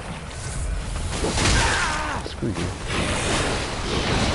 Okay, let's do the exploits. There we go. And because of the charge attack, you can kind of choose when to release it. Look at that. It's ridiculous. It works every time on every humanoid. Just the forward poke, great sword attack. Way too strong. They walk into it every time. Every time. A Sage's Call. That's great. Wait. No, that's not great. I mean, it depends on your build, of course. But I don't think we need that. I'll be more excited to find the next magic scroll we can give to whatever. Conrad. I don't remember his name. Our sorcerer friend who desires knowledge.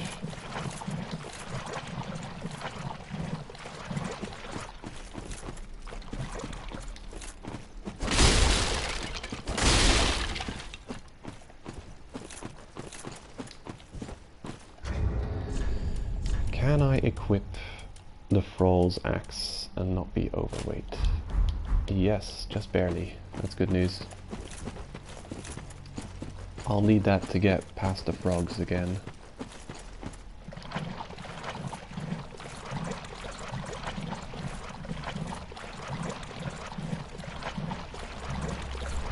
Yeah, I'm hoping to make our pyromancy as overpowered as possible.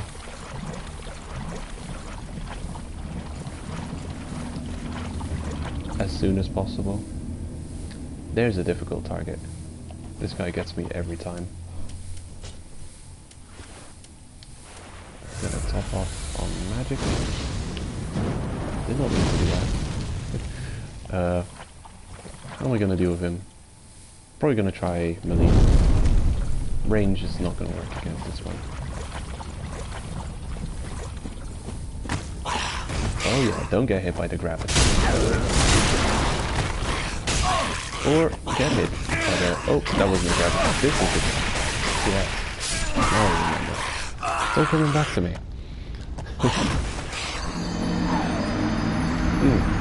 Clumsiness. He pulled the same trick on me as those armored Corvian guys in the first DLC, where they jump at me, and I think the jump is a grab attack, but it's not. It's just something they do to, like, reposition themselves or something. Let's grab another cup of coffee. Need to wake up some. I've got 12,000 souls on the floor, so I think I'm gonna change out the Silver Covetous for a Ring of Sacrifice and get my Homeward Bow ready. Yeah, I'm gonna try and pick up the souls and retreat to the shrine. We have an Estus Flask Shard. I'd like to hand that in quickly. And also level up my character. I would definitely appreciate not losing any more souls. I've lost quite a bit of souls already on this character. It's been really bad. Okay, can we ignore the Dark Wraith? Looks like the answer is yes. Yes, we can.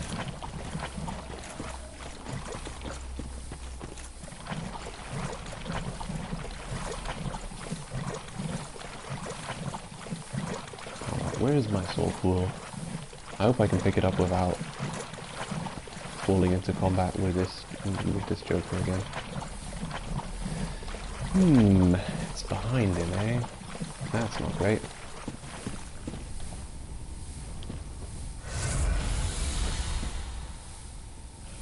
What to do? I wonder if you can distract enemies like you could in the other Souls games. I'm gonna give it a shot. Oh no, not making noise next time you make noise over there. Look over there. Great. Oh, he spotted us. Get out of here. That was really scary though. I don't think he can do anything too devastating to me though, as long as I keep running and keep sprinting. If I can avoid it, I'd like to not waste this ring of sacrifice. Okay, there he is.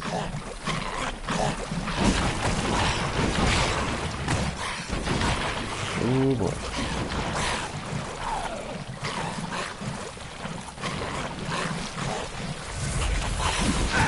Oh my god. Fantastic. Get off me, dude. Yeah, there's that man. And then he busts himself up, yeah? Well, that's the poison. These enemies are absolutely... These are nightmarish. Absolutely. Very difficult enemies. I'd consider them, like, absolutely in my top list of difficult enemies, Dark Souls 3. They're up there, for sure.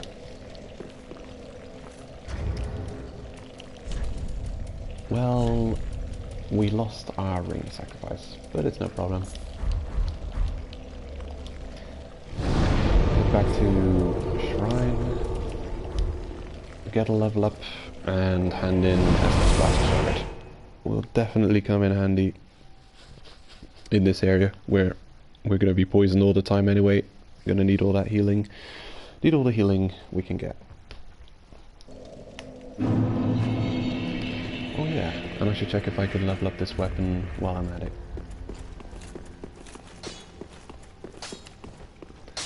Finally got it, and I am quite pleased with its moveset. It is quite swift, very cool weapon. I love it. Ah, well met. 'Tis good to see ye in good health. What needs smithing this day? Let's see what it costs to reinforce. Twinkling Titanite. Great. So it gains 10 damage, it's physical, and then it gains a little more than 10 damage for its dark. That's great. Yeah, reinforce +1. The next level costs 2. Yeah, I think you can only get weapons to +5 in Dark Souls 3. I can level up once more and I'll gain only 6 damage in its physical and less than 10 in its dark. So the first level up seems to give it more than its next time. I will do so. And then afterwards to go to +4, no, +3, what will we gain? It gets plus, wow, that's a decent amount of damage. Like 15-ish damage up. More than 15 damage up. And for its dark portion as well. Alright, so the first level up gives you like 10 extra damage. Then 6, for some reason, and then it jumps to 15. Weird. I don't get it. I don't understand why. The scaling improves. It goes D across the board, which is odd. I think eventually it ends up at C or B scaling for the magical, you know, the non-physical stat points. There we go. Unceremonious Estus improvement. So we've got 7 regular Estus and 3 Ashen. Actually, I think I'll put the allotment at 8 to 2 for this area. I think I'm going to be using much more regular Estus than Ashen Estus to heal the poison. Oh yeah, we did find a Sage's Call. Well, before I hand it over to him, I'm going to read what it says. Pretty be careful, I don't. Sure you don't. I mean, you just did, but sure. Let's see, where is that thing? It's around here somewhere. Ah, there it is. Enable Crystal, Blessed, and Deep Infusion.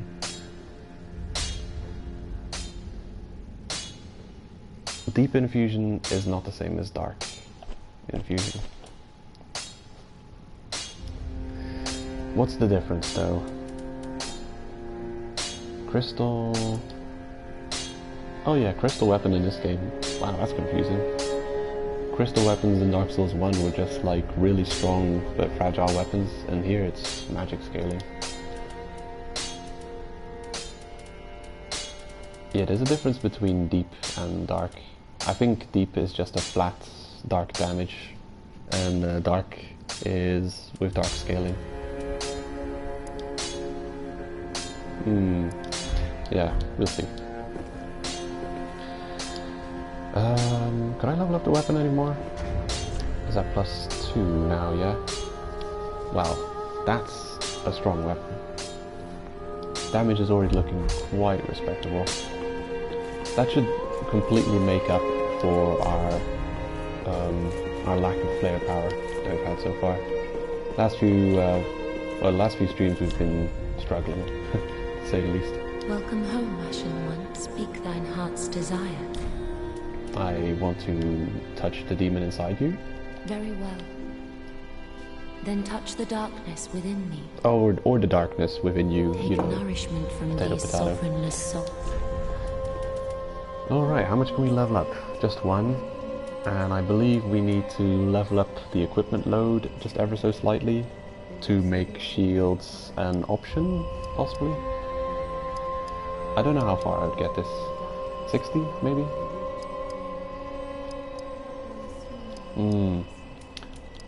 Difficult to say, because I also want to level up faith and intelligence. I didn't spend any time between streams leveling up my stats.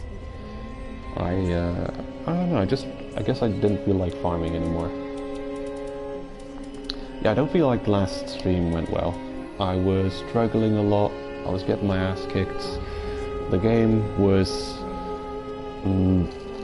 it was really getting me down. It was kicking my ass, something fierce. And then not finding the entryway to the DLC. Yeah, but we're doing much better. We're doing much better this time. Actually making a lot of progress very quickly. I'm happy with it.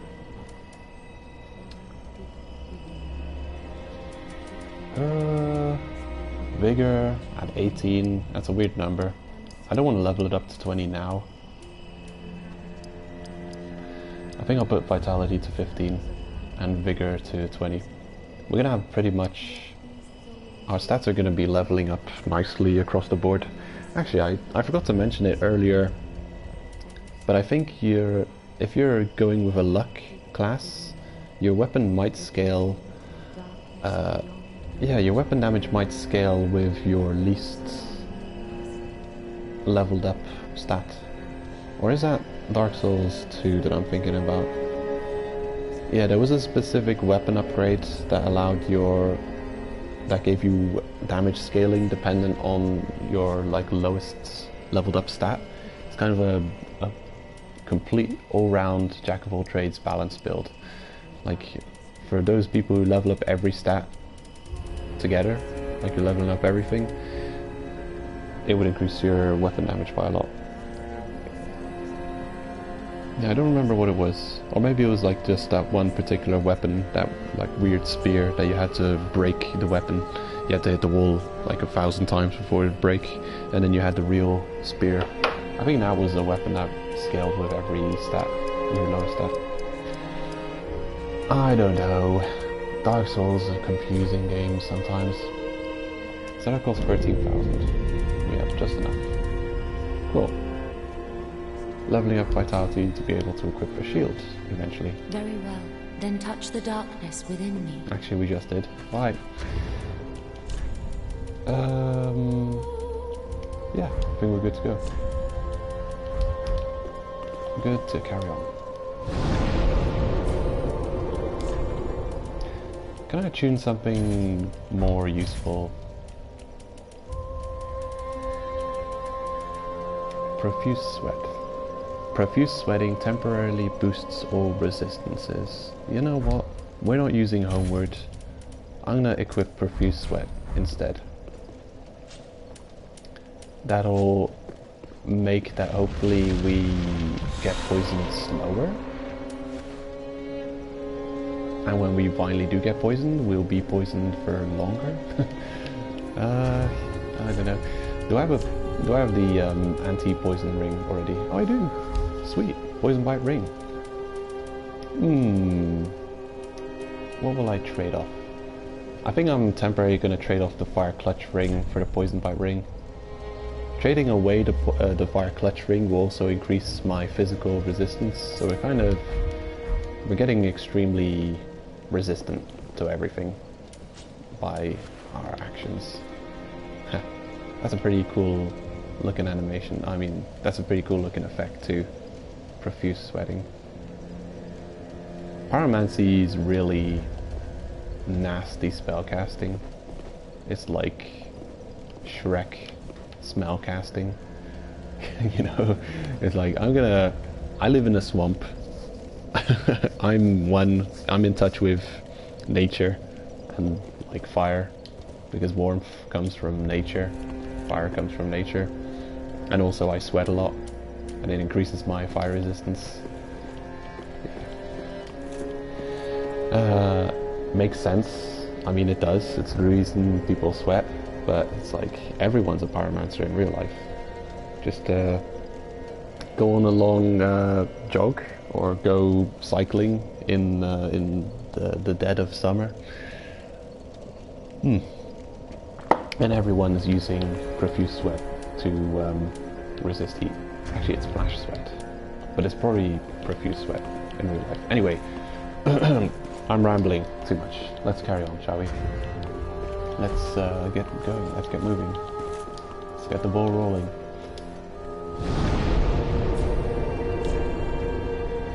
Okay, back to Barracuda Bonfire. I would like to take revenge on our doggy friend. Yeah, it's ridiculous. They get a really nasty hit on you with their grab attack and then buff up. That is ridiculously intimidating.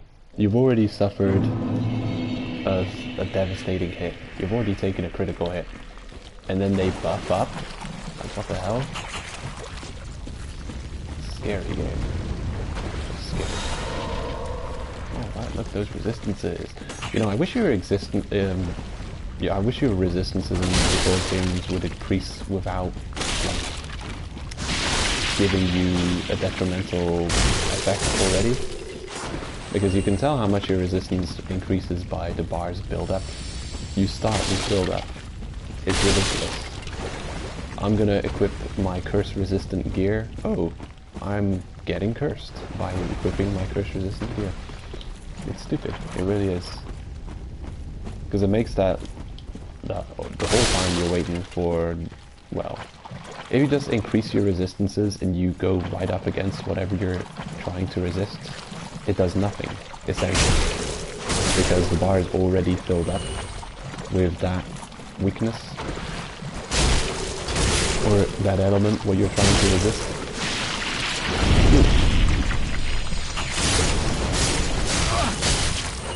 Ow.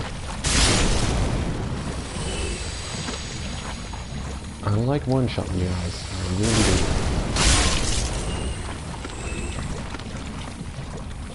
I wonder if I can one-shot them with the Pyro Flame weapon. Nope. Then I'll just slash away at you. I wonder if I can sneak up on you guys for a cheeky backstab. Nope. Too clumsy. What the hell was that? Wow. Where you're like, your non-shield, you're able to block. Dark Hand shouldn't have gotten stability.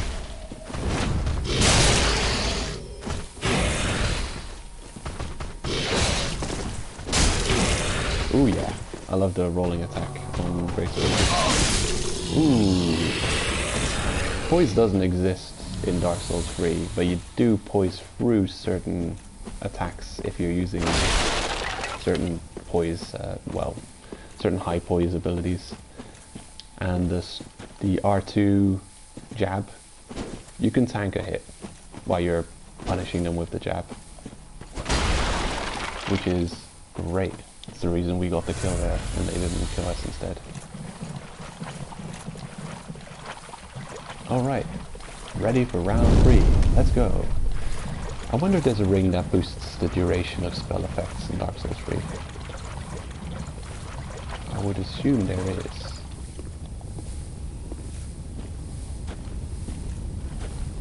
Oh yeah. Oh hell yeah. That is everything you deserve. Almost everything you deserve. Titanite Shard. Lovely. You do find a lot of those just lying around. I think half of the items that are lying around on swamp level are Titanite Shards. There's another doggy. That is the one we just killed. Oh yeah. Well, the weapon has been upgraded, so we're doing better for weapon damage for sure. This is Guts. That's the sword. Let's look what that looks like. I think they made the design of this one more true to the manga, possibly. It doesn't change much throughout the Soul series. It always looks like a giant slab of what's it called? Damn it, I forget the name. In Samurai X or Rurouni Kenshin, they mention the name of this sword. It actually existed, historically speaking. A giant sword that required a lot of strength to wield, which was designed to cut both the sword, both the horse and the horse rider in half, if you can believe it. I don't know if it was used in many battles, but the sword itself did exist. It's quite ridiculous. So what does the description read? This ultra great sword, with its thick blade, is one of the heaviest of its kind. Highly destructive if intolerably heavy. There should appear to be some credence to the rumors that this sword tested the true limits of human strength. Skill, stomp. Yeah. As you see, I don't like the stomp skill. It probably adds a lot of poise, but the fact that you're not attacking straight away, you're stepping in first, makes it's just really slow. And the other one is this one. Very heavy, devastating attack, but just unfortunately too slow. Or just attack too slow. Hold on, I'll be with you in a second.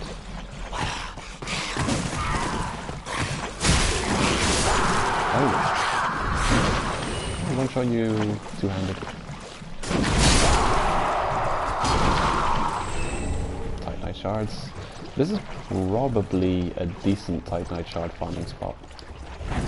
All of these doggies seem to drop Titanite Shard. Oh shit.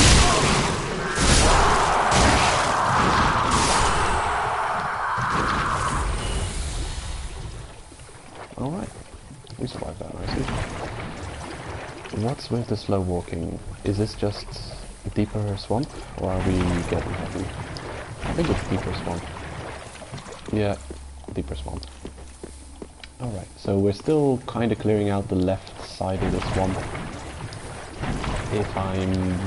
If I still have my bearings, which is debatable. Purple moss clump, great. How much of that do we have?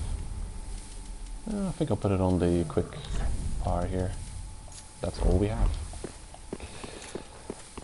How and where are you supposed to get purple moss clump in this game? I completely forgotten. Are there enemies that drop it? Hold on one moment. Okay, so that's the wall. It seems like we're moving towards the center of the swamp here. It's very tough to remember what's where and where's what in the swamp area. I think I'm going to... Yeah, I think I'll double back. I'll double back to our first bonfire, and I'll make my way to the second bonfire. I like dousing the flames heading out from the second bonfire.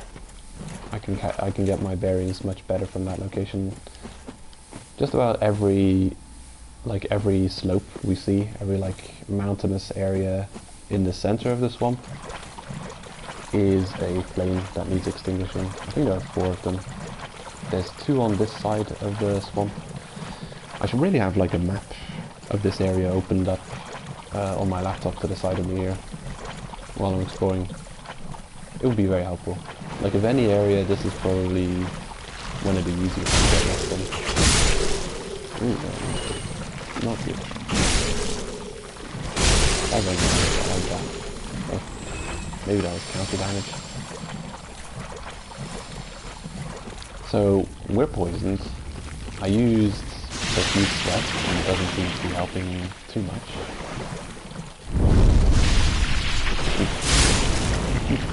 That animation is so bloody awesome. It's just beautiful. Whoosh. Rah. Absolute badass. And I think even if you're out of FP, you're just gonna spend all my FP on flame arts here. I think even if you're out of FP, you do the swing. There's just no flame. Whoosh. Extremely stylish, and it's even an attack. You can hit enemies with it, not do damage.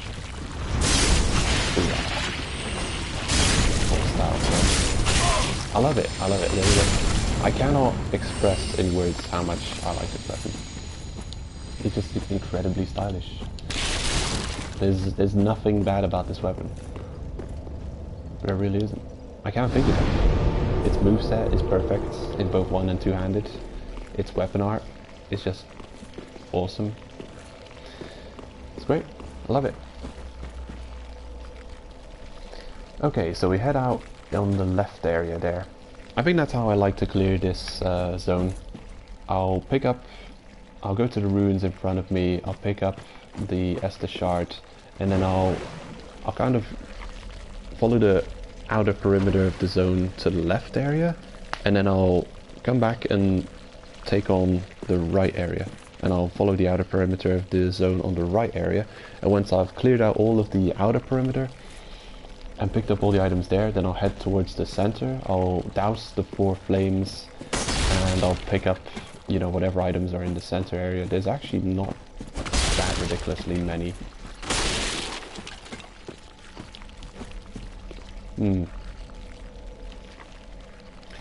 Yeah, it's got a very confusing layout though.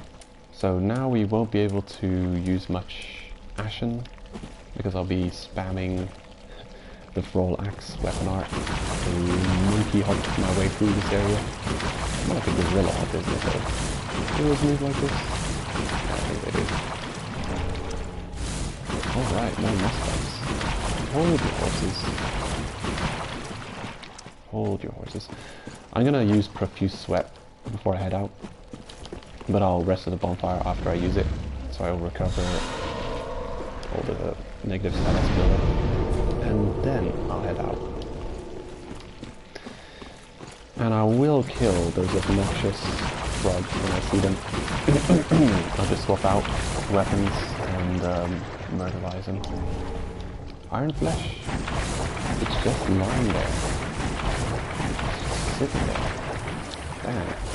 Is that useful in any way? Huh.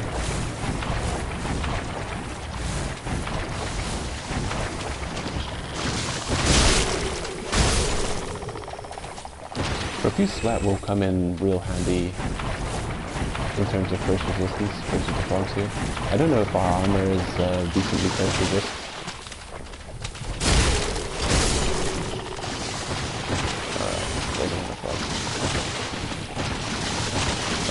Yeah, we're in the danger zone here. Gotta get out. I'd rather not get first. First is not as bad as it was in other Souls games, but it's still an instant kill. It's still bullshit. Looks like the Thorn's armor roll damage still happens. This is a dead end, isn't it? Yeah, it's a very dead end. Gets you killed. Get out of here, frogs. They won't be nonsense.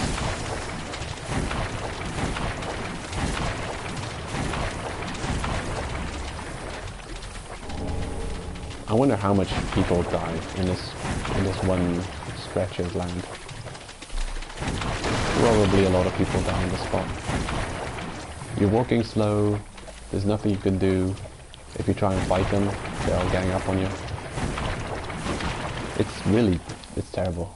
It's terrible to have to fight the frogs in that situation. There's no hand over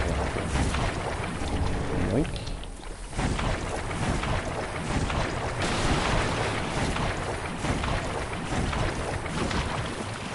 Deal with the frogs first, and then I'll summon Hazel, Yellowfinger.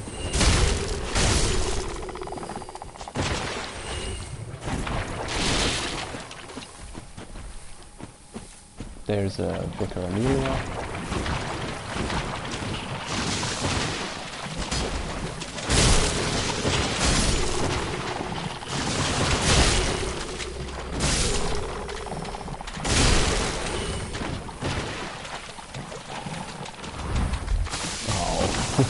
That didn't do it.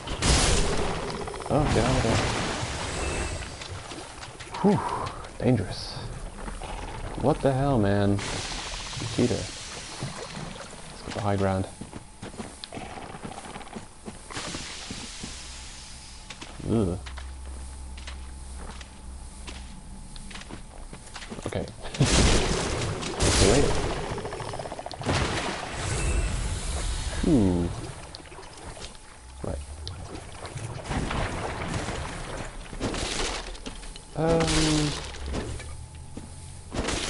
I'm not gonna live long after I summon Hazel. Yeah, we see a soul up there we have no access to yet. Later, after we've defeated the next boss. Actually, when do you get access to this? Oh no, it's in there's like this short zone which leads to the next boss. Yeah, once we get past the gate, which requires 4 embers extinguished to open, we will have access to this area. An early hollow gem and a spell. A dark spell? I think.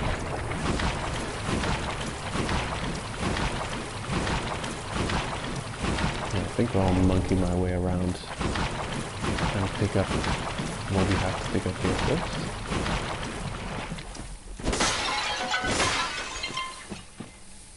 So we've got an Elizabeth mushroom. I think it is considered that this is the remains of the Elizabeth mushroom here with her eyes closed. I don't know, she doesn't look in too good of a state. But yeah, we've got dusk related items here. Golden scroll, antiquated. We'll use a moss clump here since we're just going to sit around and examine this gear quickly. Now let's see. The antiquated. Antiquated dress. Dress sewn in a long-lost fashion. The elaborately embroidered, ivory-colored silk is imbued with ancient magic power. No protection is offered by this garment, as it was never intended for battle. Alright. A long-lost fashion. Long-lost fashion souls. And then, what else do we get? Key item? Probably key. Awesome. Learn sorceries of Ulasil, and that's pretty much like a right in your face hint of what we're dealing with here. A golden scroll chronicling the vast research of the Xanthus scholars. Give to a sorcerer to learn the arts of Ulasil. In the lost land of Ulasil, the sorceries orchestrated lights and were said to shine in golden hues. Yeah, so we've got that Xanthus Pyromancer. And that Xanthus thing, that goes all the way back to Demon Souls. With the monk, the old monk boss. There's lore to be seen there. Definitely some lore. I don't know about it. Yeah, actually, what kind of... would that come in handy against the PvP we're gonna deal with now? I definitely appreciate that you can go to technically human form whenever you want. They don't need to visit a bonfire to do so. So you can you get more tactical advantages.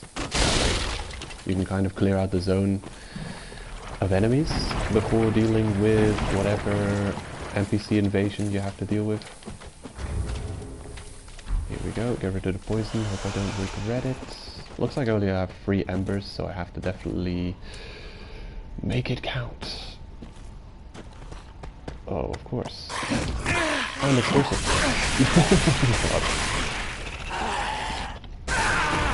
You bastard. I hate you. Okay, are you gonna attack me? Yes, you are. What is this, Bloodborne?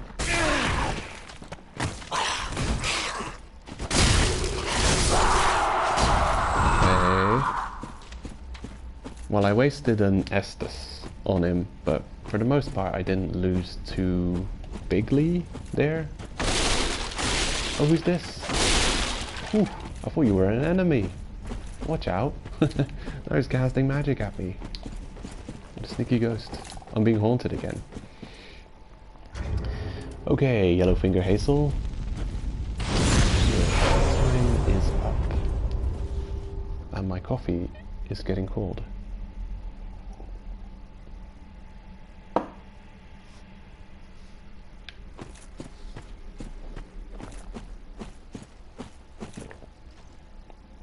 I believe we should be invaded here. Is being a part of... right. No, covenants don't work like that. You don't join covenants definitively, you equip covenants. I mean, I'm technically in Rosaria's covenant, or I've unlocked Rosaria's covenant. Maybe you have to move on a little bit further for it to spawn.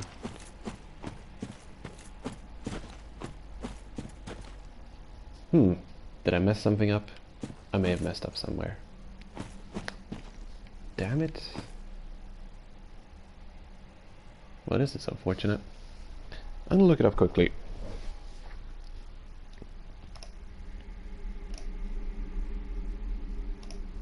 Uno momento. DKS3 yellow finger hazel. Yellowfinger hazel. Yeah, I want to know what's the deal here. It should be invading me. I may have messed up one of the triggers. Please. Okay, invades in Crucifixion Woods and Farron keeps swamps. Okay. can give you proper bow gesture. Location. Okay. You can find Yellowfinger Hazel in the Road of Sacrifices. She evades as a dark spirit once you approach the sunlit tree in the deep water near the ruins and the giant crabs. Oh, weird. I thought she invaded me here. Okay. Damn. That's so weird. Why do I remember her invading me here then? Odd. Oh well. Well, now I know where to go. Let's go there. Weird. I always thought that she would invade here. Didn't it used to be like that? Oh wait, no. I'm reading The Road of Sacrifices. That is also a there's also giant crabs in this place. She also invades in the forest, the Farron Keep bonfire. She spawns near the cave where you find the golden scroll, behind the extinguishable fire near the basilisks. Ooh, if you offer a Pelton to Rosaria, this fails Cirrus's questline. Yellowfinger Hazel will be summonable in the Farron Keep swamp. Her summon sign is after the Keep Ruins bonfire. Go down the ramp, blah blah blah blah blah, blah proper bow. Okay, cool. Okay. So it seems like Yellowfinger Hazel is... Okay, Hazel, it makes sense. Hazel's part of the Rosaria's covenant. So getting attacked by Hazel is kind of a... what's her name? Cirrus. Cirrus of the Dark Moon something. Yeah. Cirrus and Rosaria are... you know, they're opposed to one another. So one is like, yeah, one is of the Covenant who protects people from invasions, and one is of the Covenant who invades people. So yeah, it makes sense that they will be opposed to one another. And Hazel invades your world. We defeated one Hazel, but that was because we had not yet joined the Fingers Covenant. We hadn't found the Fingers Covenant. So I guess once you ask to join Rosaria's Fingers, you give up on the good side. Yeah. Easy. Oh boy, complicated. This route will confuse many players. It confuses me for a long time. Interested me. So this is pretty much a direct route roughly to the bonfire you start off in this area as, and that looks like the edge of the zone, the edge of the map, but it's not. It's actually a small it's like a small island. It's a walled off area, so there's two paths along the right edge of the map. If you hug the wall completely and you stick to it, you go through the frogs and the cave, and you come out to this, what would you call it, gazebo, whatever this thing is, with the bone shard and the snails. You come up to this area as well, and I think that's where the split is. You can tell on the left there, that's the one path with the frogs, and on the right is actually, it's still pretty much on the zone's perimeter, on its outer perimeter, but it's not all the way. It's split with the wall here and the mountainous construction. So yeah, this really confused me a lot when I was particularly looking for this armor. Here you are. So I remember this being on the completely the outer perimeter of the zone, the Nameless Light Armor. But it's extremely difficult to remember its location because this isn't the outer perimeter. I mean, this isn't the wall of the zone, it's actually just, you know, it's the wall blocking off from those two groups. or over this way. This is the outside of the room. Yeah. I've spent quite a lot of time just like the rest of the stone. This doesn't count on my life. It's really. I'm not fighting you in the corner. No, I'm not crazy. I'm a monkey man over here. Yes, we'll fight. There.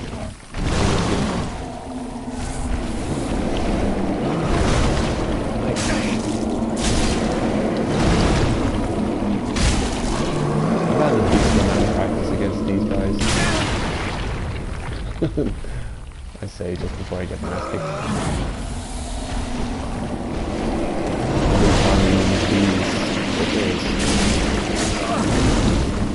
The part of my everyday farming.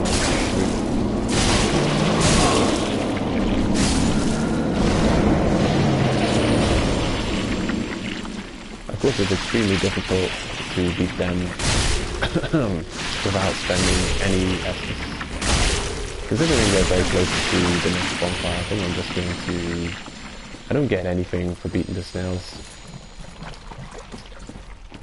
This is the door forwards, and it's completely opposite to the next bonfire, which I should pick up. I would benefit nothing from not picking it up. There's an Estus... no, there's not an Estus. There's a Titanite shard lying around here somewhere, probably under the bridge here, somewhere. I picked it up while I was between streams farming souls, so that's why it's not here anymore.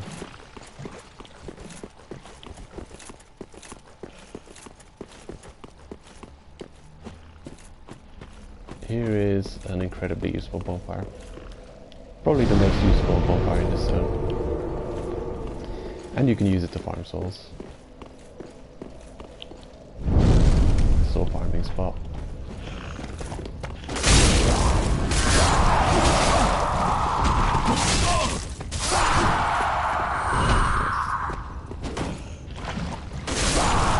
Ooh, you can see that one turn. Titanite shards galore.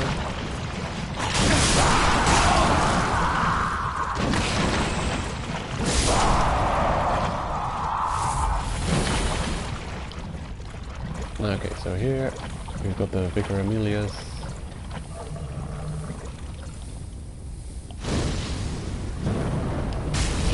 You pull the first one like that. You can also use the bow and arrows. I'm liking the damage we're doing right now. The second one, you sight bow. When you get close to the tree on the right,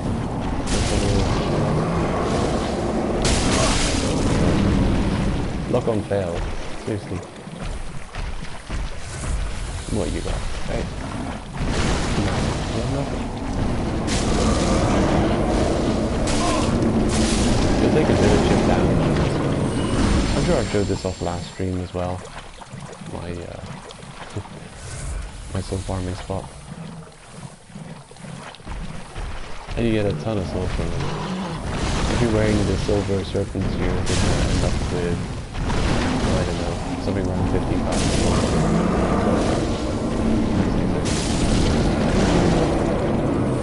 Okay, 2,000. So you're getting, oh yeah, 50,000, what am I saying? 6,000. You get about 6,000 per run. Everything combined. Which is great. A great amount of souls. Okay, so we're not getting yellow finger hazel invasions anymore. We can still get the gesture they're gonna give us here. I think we've locked ourselves out of getting their weapon and hats, but we should still get a gesture.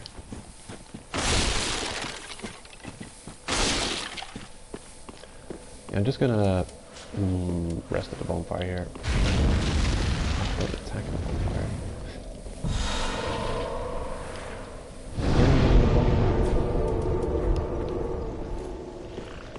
They look so sad. Dark Souls 3 bonfires look so burnt out. Maybe that's the thing. is supposed to look burnt out. They're like covered in ash. In Dark Souls 1 you can kindle the bonfire and make it a giant roaring fire. And here they're just like a mini bonfire. You can't even kindle them or nothing. And they're covered in ash. Oh, hello. Who's this? Yellowfinger Hazel. Sweet. I mean, I could just summon you whenever.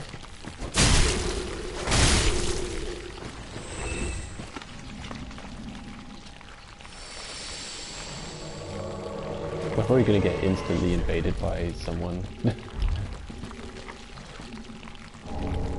Thank you. Ugh. I hate you again. I already again hate you. I hated going up against you as a Black Phantom. Or as a invading Phantom. Really annoying. Oh yeah, this is probably death. It's gonna be just walking a lot of time. There we go. AoE.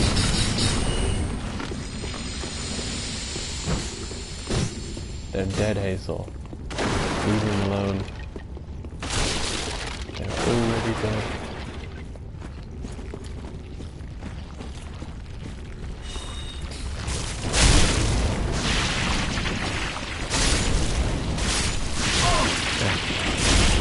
The Armor of Thorns is a good way to finish off opponents who are just on the brink of death. What am I going to use Hazel for? I guess to clear out the rest of the area. Here's a guaranteed Wolf's Blood Swordgrass, if you need it. I think it's the only one you get. Sunlight Talisman, nearby Pop. Healing Estus. I wonder what is Estus. It's in a flask, so you can drink it, but it's also a soup. You can make it into soup. Estus, an undead fable. But what is Estus? Is it a plant? Is it a root? Oh yeah, it's in here. Oh no way! I wasn't expecting a backtrack. Hazel, you slacker, what are you doing? Something tells me I should probably... Hazel? No? I should probably not...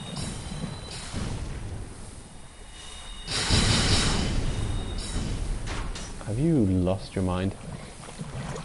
I was just gonna say I should probably not bring Hazel to the Amelia's because she'll get her ass kicked.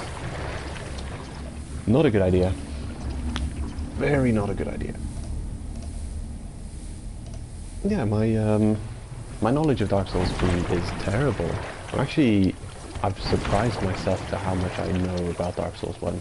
I'm definitely much more knowledgeable in all things Dark Souls 1 related. Absolutely kicking ass at my trophy hunting. Doing very well. What are you attacking now? Slugs? Slugs, isn't it? I wonder, can I bring Hazel up here? I wouldn't mind fighting that one demon with Hazel. The crusty demon. Come on, Hazel. Come on, let's go. Is she coming? She's ramming around. I think we have to get rid of these distractions.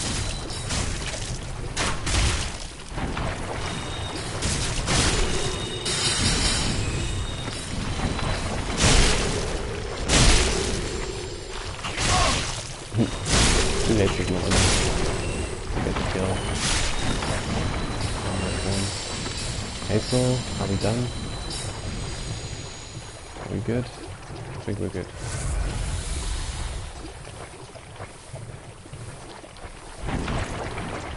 I'm expecting to be invaded at any time. You can't just run around in co-op in Dark Souls 3 without getting farmed, essentially. You cannot ladder? Hazel cannot ladder. Okay. Never mind then. I do want to get my money's worth. or my embers were from Hazel. So I'm gonna bring her around and explore the zone. Maybe douse a couple of fires, defeat a couple of ambushes. Oh, you found something? Where'd she go? Oh god, it's the snail. Stop playing with the snails, Hazel. Come on, let's go. I don't know if they drop any items. Hazel. For the love of God, Hazel. Would you stop it?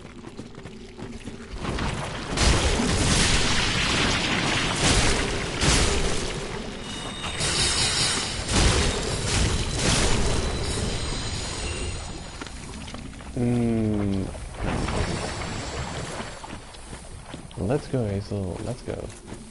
I would actually use an antidote. No, I mean I might as well refer to it as an antidote.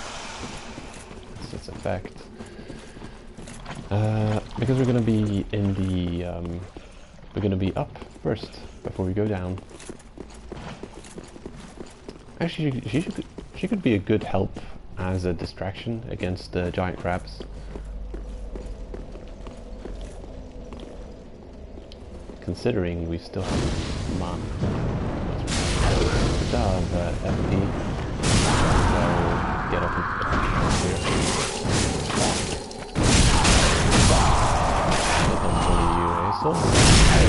Oh, sweet. Get the bloody request. That's cool. Heavy gem.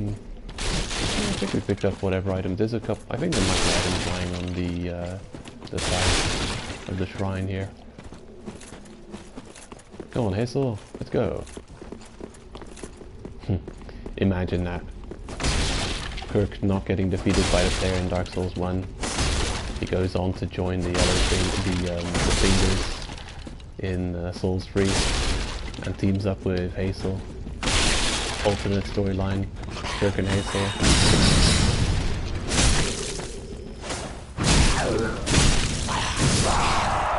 Yeah, bashes at him. Alright, sweet, more moss clumps. I'll do it back in.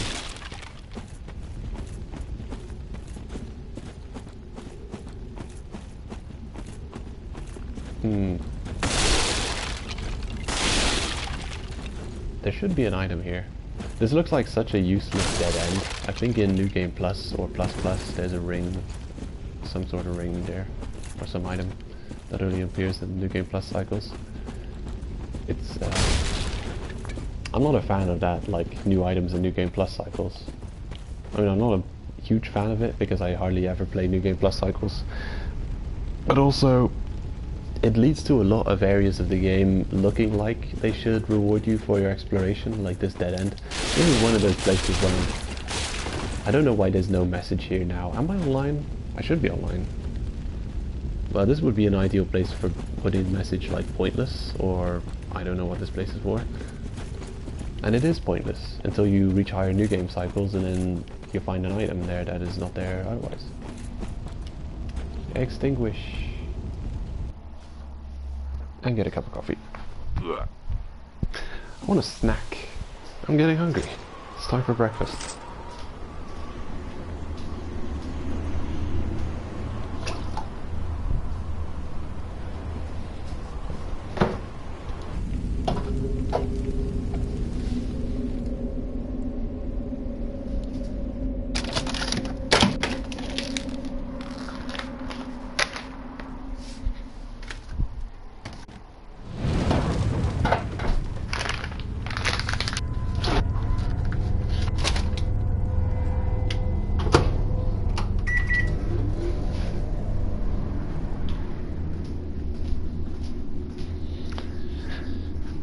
Oh, see. So, what is that? Huh. That could be the upper side of the place where you fight the wolves of Farron, or the Undead Legion. I don't know. They've got like 3 different names.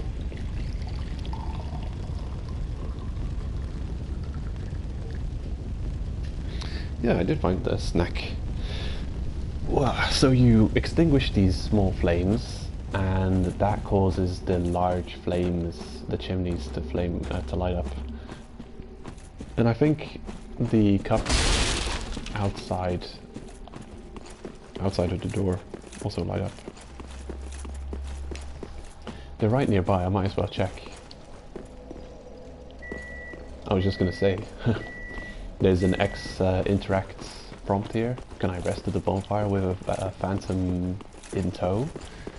There it is. There's one lit up already. That's great. Yeah, I'm gonna use Hazel for what I wanted for something very useful, actually. Clearing out this area.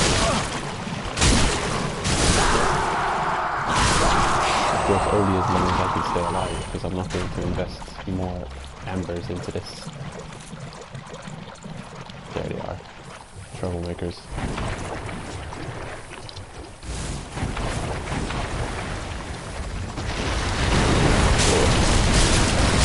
Yeah. Get aggro.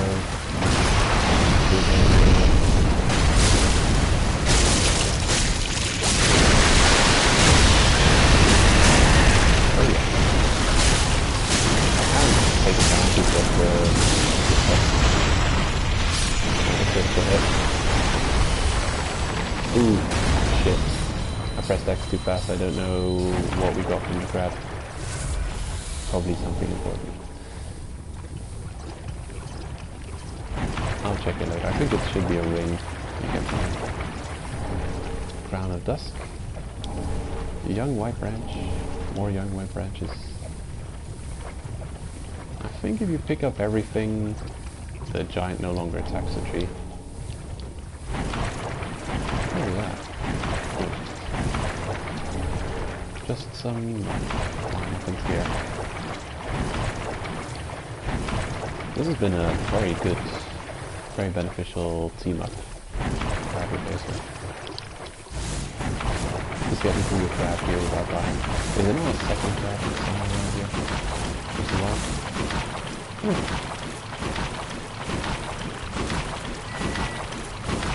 Yes, microwave. Good job, microwave.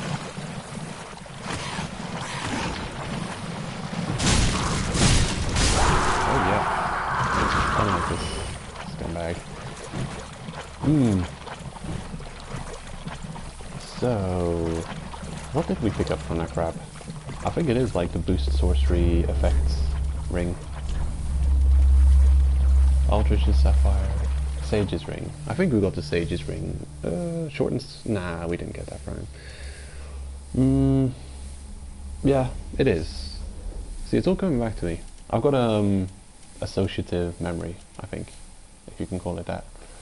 Allows attunement of additional spells. We got that from defeating that one cleric. Yeah, in the Temple of the Deep, or the Cathedral of the Deep. The second shortcut you open gives you access to an elevator up, and if you defeat the cleric on the next to the bell in the bell tower, you gain access to the deep ring. The lingering dragon crest ring here from the crab. Now that could come in handy, especially considering that we do this flame buff, which we don't have the magic for.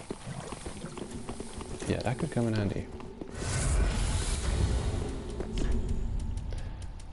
I guess I could trade out my Covetous Silver Serpent ring for that.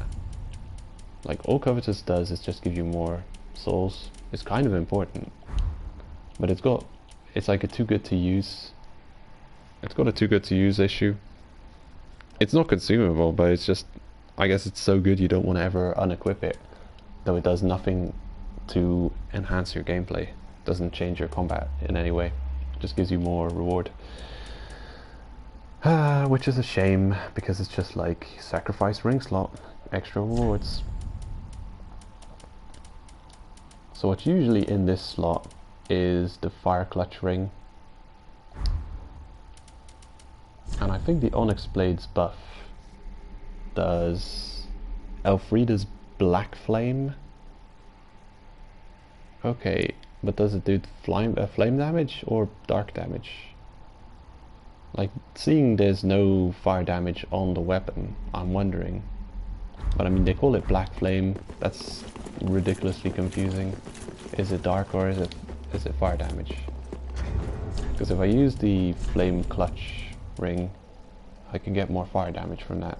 And that includes weapons which have fire damage buff. Left weapon 1 gains more damage. Yeah, 26 more damage. Substantial.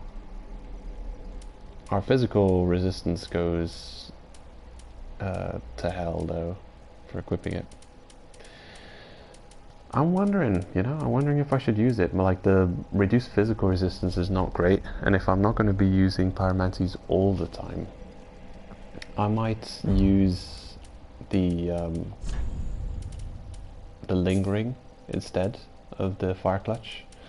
I'll trade them out. If I'm going to use the sword, if I'm in an area where I'm using the sword more, I'll use the lingering, and if I'm using pyromancies more, I'll use the flame clutch. It's weird. Dark Souls 1, you only have 2 ring slots, and they seem so solidified in your build. Like, you equip a ring and you play for the whole game, almost never changing them out. In Dark Souls 3, you get 4 ring slots, and you're constantly changing out rings, like, depending on the circumstances. We still haven't been invaded. Weird. I guess people just hate this zone and don't want to fight here. My snack's ready. Microwave keeps reminding me. I think we've gone through most of the tough combat in this area. We've dealt with the Vicar Amelias. We've dealt with the doggies, the dark wraiths, the crabs. Yeah. I guess we just have to do some cleanup. Finish off the last enemies. We got the doggy who's back. Hazel, come on, I need help. We got a tough enemy here. I need my decoy. Are you ready? Yeah, let's go.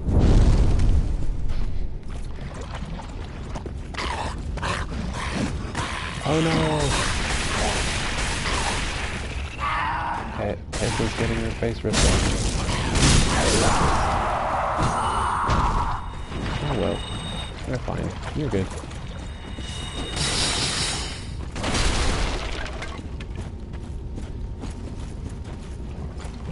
Alrighty. So we've been to the central area there with the 2 opposing half bridges, sunken bridges. We've got the sword. Now we've got this area.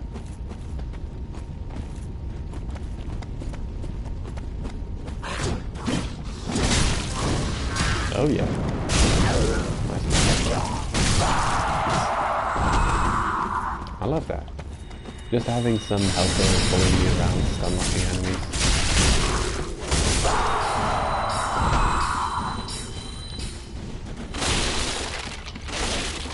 This is really helpful. Actually, well, wait, I think you only have access to that summon if you're a Rosaria's finger. If you're part of Rosaria's Covenant. And I rarely go all out in the Cathedral of the Deep and join the Covenant, so I don't often have access to this. I usually take into account that Cirrus will leave you if you do, and I'm usually, whenever I get the opportunity, I usually play the good side, or at least I take the good path in the game instead of taking the evil path. So yeah, what I'm getting at is I shouldn't get used to having help in this zone, because it'll be on rare playthroughs and I'll have access to Yellowfinger Hazel assisting me. Just gotta clear out this room. I'm wondering if there's not any hidden items lying around somewhere. Doesn't look like there's much. Nope. There is not. Well, dousing the second flame. Here we go. Is there a cutscene every time?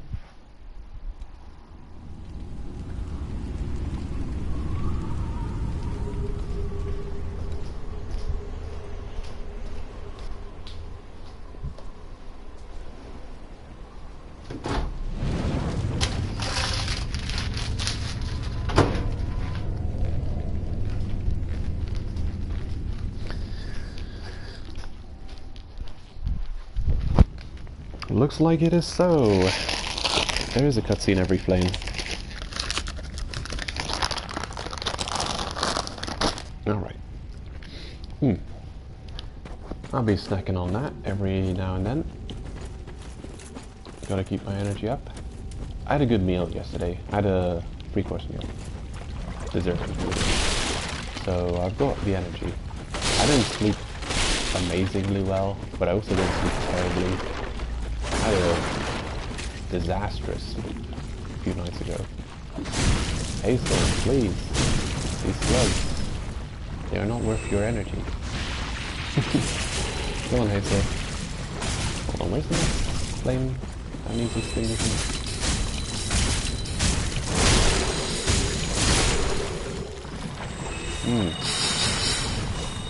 I wonder, if I equip the full axe in my left hand, can I use the leaping around? I don't know. It needs two-handing to use its weapon arm.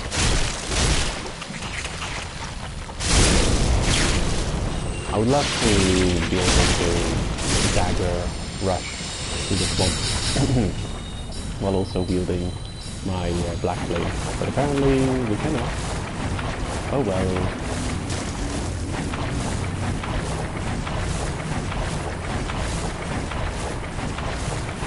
Go on, Hazel.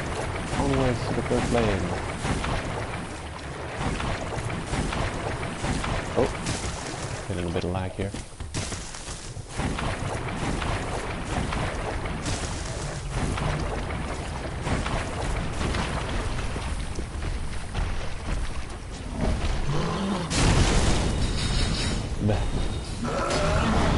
The range on the horns are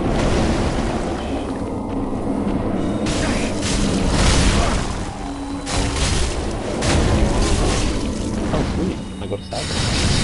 Oh no, this is not good, this is bad. Okay, never mind. We survived. We clipped all the way through this set piece, and I was scared of going into the world for a minute there. No, we're good. We didn't fall through the world, we conquered the world. Hazel, get out of the way please. Go on. Move on. I gotta get through here. Go on, Hazel, we're on a quest. Move, you stubborn donkey. God damn it. Okay, I'm screwed. Oh, never mind. We solved this puzzle. Hell yeah. We've been here before, that's for sure. Bones. Awesome. Let's extinguish. Is this the third or fourth flame?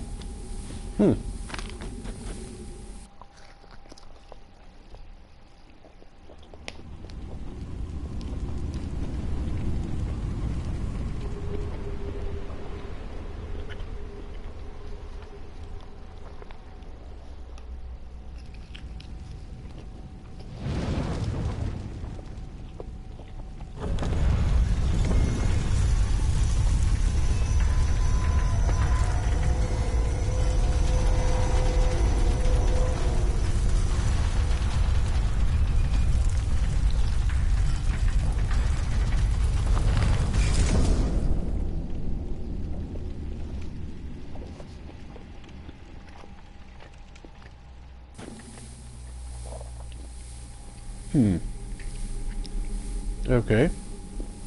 Guess we have all the flames. Are there even 4 flames? I'll check.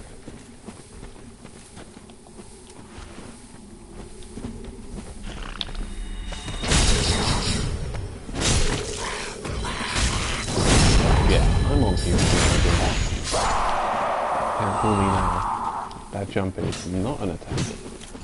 It's just a jump. Nothing to be scared of. Alright. Things are going much better than they were last few streams. I'm definitely getting the hang of Dark Souls 3 combat. Got a much better weapon too. Great weapon, good moveset. Makes a lot of difference. Good damage as well. It's just an overall good weapon. Really great to get as early as you can. I don't know if it will remain great until the late game. But we'll always have that Fire Knight season to go back on.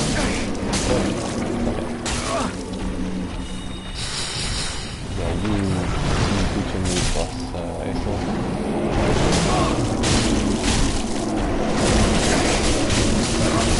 Oh shit! Kill spree ended. Defeated by Vicar Amelia.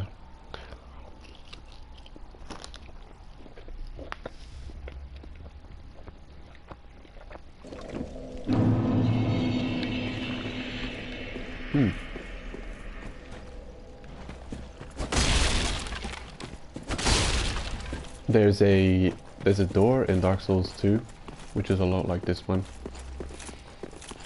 where you open the door by lighting the flames. It's kind of a puzzle.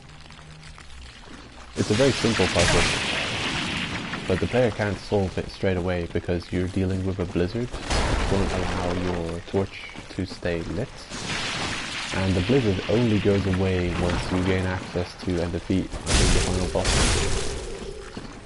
So you could only gain access to the door, or you can open the door only after you've kind of defeated the whole area. And it's a beautiful reveal. I mean, there's not much spoiler about it, but if you clear out, what's that place called?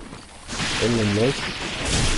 There's a blizzard in it. There's snowfall. And there's blizzard, all the while you're playing through Ilium Lois, and when you clear the area, the skies clear up, and the zone looks even more beautiful for it. Really a lovely area. It's probably my favourite, or one of my favourite areas in the entire Souls series. Beautiful Ilium Lois. So what spells could we benefit from here? I'm wondering. Probably want to have deep protection. Dark Blade? I don't know. How about Iron Flesh? I want to try out Iron Flesh. I got my souls back. I'll definitely level up before taking on the next boss. Ooh. Iron Flesh. Oh yeah. I'm absolutely ascending. Ooh, yeah. Ah, this feels good. Ignoring that obnoxious chip damage. Screw you. Go to hell. Oof. That's lovely. Unfortunately, it's all worked out. But actually, it's worked out just in time to deal with these Amelias, so I could make my farming even more efficient than before. Just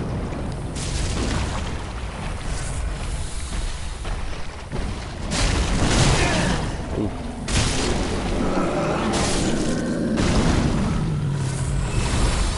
Oh shit, I drank the wrong Nestus. Okay, next. Let's go. Head to head. Toe to toe.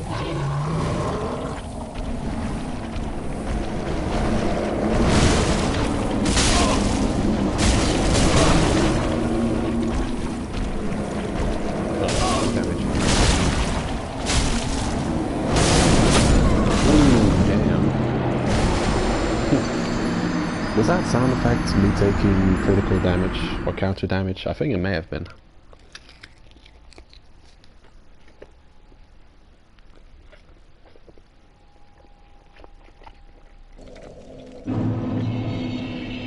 Be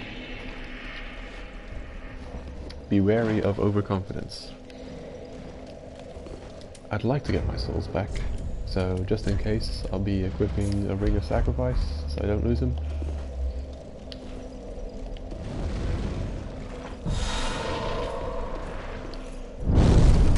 Let's do this. The lingering dragon ring should definitely help for those iron flesh and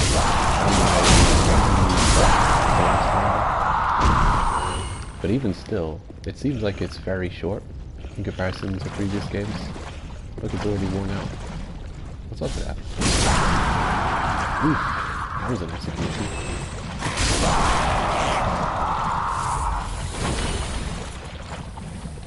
I guess it doesn't have to last for really long. You probably don't want it to last long. Because I think the problem with Iron Flash in previous games is that, yeah, you were locked into it. Like you were invested into walking around like a boss for the duration.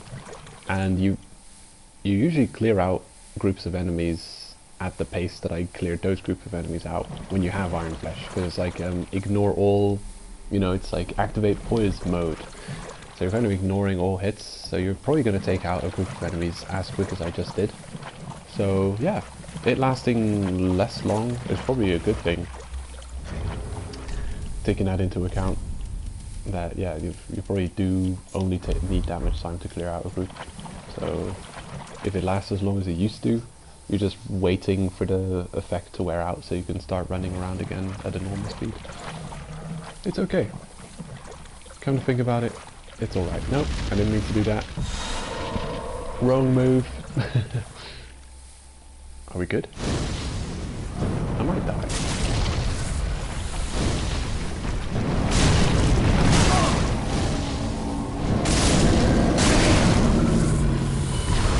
No, I'm okay. I didn't want Iron Flesh against him. I definitely want my normal.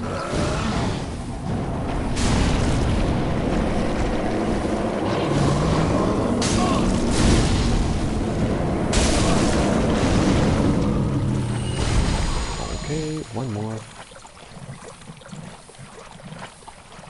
I'm trying to look on I just realized it's still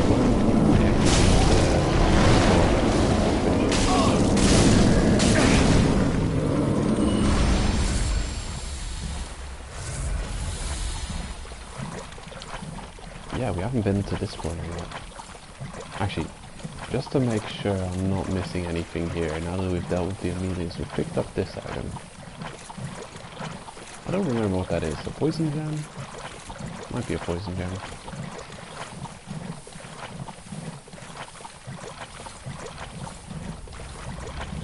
Okay, there is nothing here. Never mind. Just as I thought. Nothing to worry about.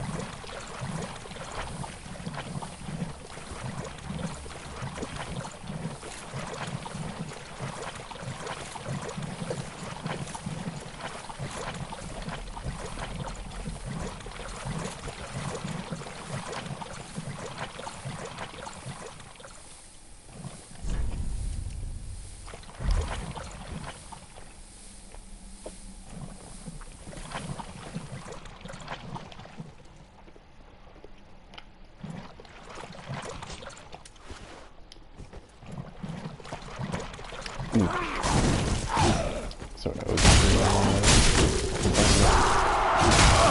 ow.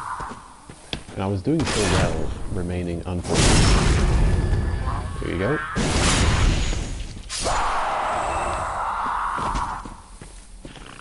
I'm not gonna say what's on my mind for that. You, stop it. Yes, raise your shield.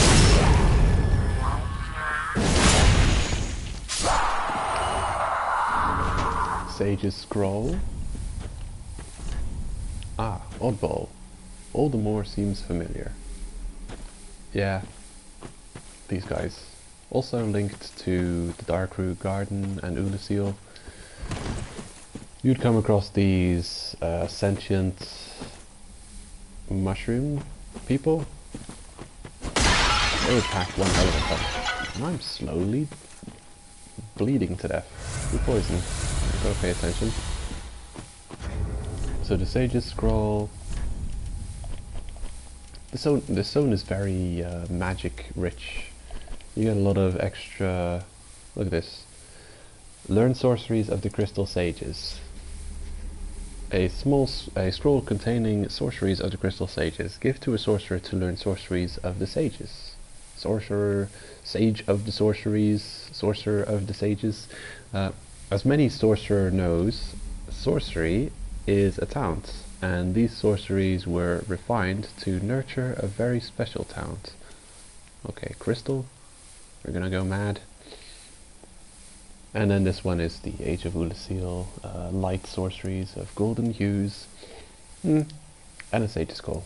So you're getting 2 scrolls to give to your magic buddy, and you're getting a Sage Crystal to give you your weapon enchantments for magic. So yeah, it's crazy. You get so much all in one zone. I don't know why. I really don't. Actually, I think I'm gonna open up the next shortcut and then I'll go back to the shrine and hand in a couple of these items. Learn some spells, get some dialogues, find some lore. Range! Ridiculous! Overpowered. Oh, wait. There's another area I'm forgetting about. We didn't go up. We went left, right, back, forward. We didn't go up and down yet. Yes, Hazel was preventing us from going that way. But now that now that we've been abandoned, we should be able to go this way. Okay. Please no poison. Please no poison. No. Ah, you bastard. Too late. Go poison.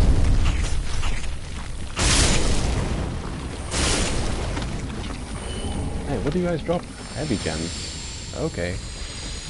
I didn't know they dropped anything. Oh well. I've got a few moss clumps left. Not like we're going to be using a lot of them in the future. Got a lot of souls, but I'm not too worried. We're coming up to a bonfire here. I'm not going to be absolutely stupid, and I'm going to go and spend these souls before challenging the next boss, because I could see myself dying twice to this scumbag. We'll see. Actually, first I should try and take out the crystal lizard. Love that. Ray effect. Lizard.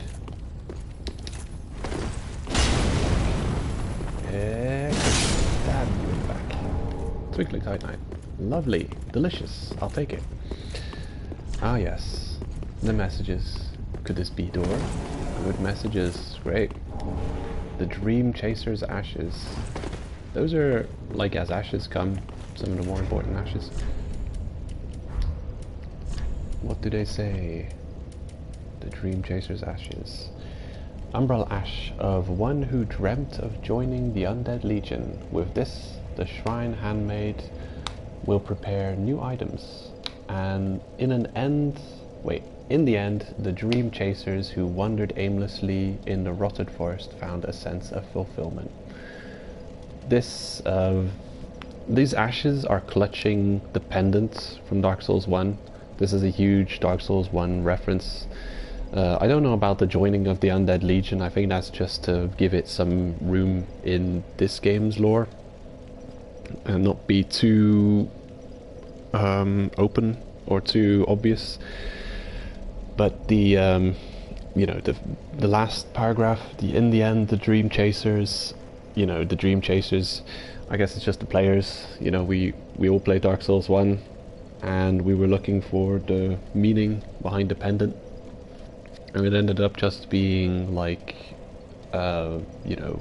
the journey is more important than the destination type thing. It's like the shared experience of all the people trying to come together and form a community and try and figure out what the hell, how to find the secret of the pendant.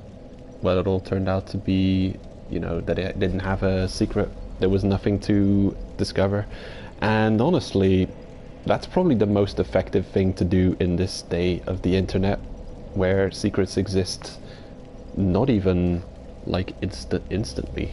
Secrets are solved before games are released. All of its secrets are laid bare, because you just have to do as simple as look through the game files and find the names of everything. So yeah, it's impossible to have secrets in games these days. It used to be that people would go on like collective experiences, journeys, trying to you know, join forums, chat back and forth, figure out secrets of games, try and find you know, cheat codes, figure things out. But now that the internet is so in its you know, I wouldn't say adult phase, it's probably in its adolescence, but yeah, the internet's been around enough for long enough for the yeah, the collection of information to be pretty much instant. So it is impossible to keep secrets in games these days unless there is no, unless the item does nothing. That would be the easiest way to have a secret that couldn't be solved, is if there is no solution to the problem. If you create a problem without a solution, people search forever. And yeah, it was pretty cool. Nice throwback. You get a hint that there's an item over there, and if you follow around, you find that secret doorway. I've always played online though, so I've seen messages like, "Hey, there's a secret here. Praise the tale." Sure, I don't know. Pray to the old wolf of Farron. Legion etiquette. That's a cool Covenant thing. Join the Covenant? Sure. Watchdogs of Farron. Actually, joining Covenants in Dark Souls 3 should always be done. You'll only get things from it. You're never really a part of the Covenant unless you equip Covenant item. So we've got the Watchdogs of Farron. This is one of those summon Covenants. So if I equip this, I'll be summoned to do PvP and stuff. Not really interested in that. This is the Defender of the Forest Covenant. It's kind of like the Darkroot Garden Covenant in Dark Souls 1, where you'll be summoned to... I don't know necessarily if you're summoned to this area, but you're definitely summoned to the area preceding this one. The one with all the crabs in it. Yeah, that's why there's so much PvP there, because the Covenanters are being summoned to embered people. Really messed up. It's like you don't want to walk into, what is it, the Road of Sacrifice, well embered, just like you don't want to walk into the Darkroot Garden while in human form. Just one of those things you have to know. Well, I'm quick to remember how to avoid PvP. Very high up on my priority list. Not getting into PvP. Number 1 priority in Dark Souls. Are there more crystal lizards around here? I forget.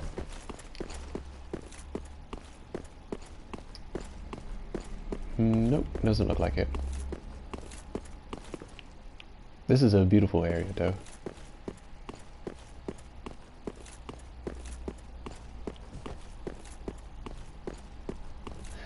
I mean, you're scurrying around in the scum at the bottom of this zone, and it's so easy to get lost there, even on your, you know, if you've played through the game once before, still easy to get lost. So rising yourself above out of the scum and getting back on solid ground always feels good. It's strangely cathartic. So we got a couple of things, and really I'm choosing to return to Shrine early just to get rid of these souls. I don't want to return to Shrine, but I will, just to spend all these souls, because the next boss, I'm very good at getting myself killed against him, and it's quite possible that I will double die against him and lose my vast soul collection. First things first. Welcome home, Ashen One. Speak thine heart's. Very well, then take none. Sovereignless souls. Vitality? Okay, I can level up twice. Souls required. Oh, I'm gonna spend a bit of solid souls to gain access to that. Probably not a good idea to spend every last bit. I'll use 5 of these. Welcome Small home, overkill. That's fine. Very well, then take none.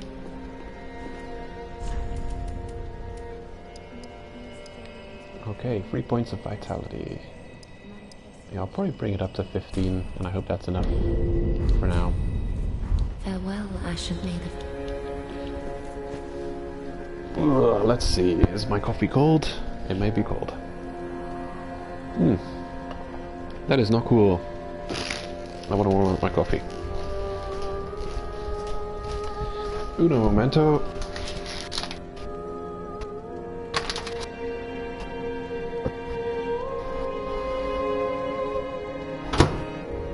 I'm just gonna throw a collection of foodstuffs and coffee in the microwave, get it all warmed up together. So what have we got to do at the shrine visit here? We don't have any undead bone shards or Estus flask shards. We got Siegbrow. That's cool. Handing in these scrolls, giving the sage's call, and giving the dream chasers ashes. I'll go through those dialogues while I'm having a bite to eat.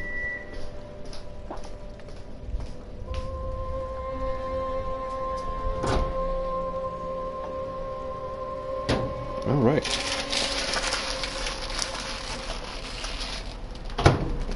My snack is ready.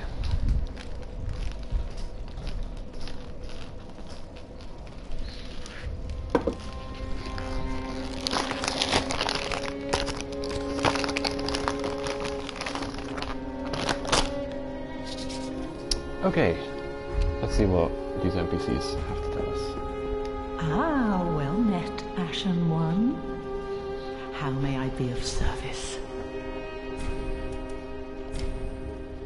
Ashen One, what woeful umbral ash is this? This barren dust, stuff of a fool, won't yield aught. Where didst thou happen upon the stuff? Tell me for the sport.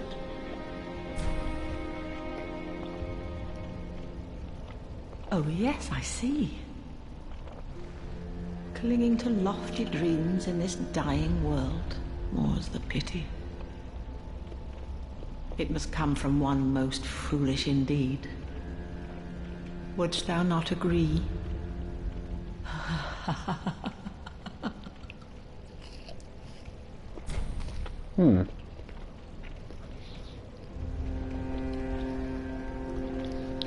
Well, she's poking fun at the player here.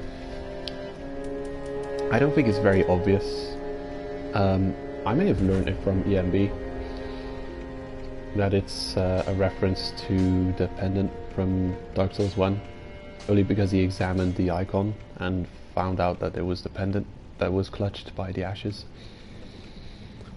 But it's still rather vague. I mean, they're calling the player a fool with lofty dreams, and the only time that Miyazaki really trolled the player, or he trolled the community, is when he kept alluding to there being a purpose or a meaning for the pendant, and he outright stated that he believed the pendant to be the only proper choice for players starting a new game in Dark Souls 1 as their starting gift. And this really gave everyone the impression that the pendant had some deeper meaning in the game, and so started the wild goose chase for a red herring. Isn't that what you call it? Possibly. But it was good fun. It's nice when developers can, like, you know, good-heartedly troll the community like that. The ashes don't yield nothing. They give you some cool stuff, I think. What do we get? Crescent axe. Did we have access to that before? I think the ashes give you something, don't they?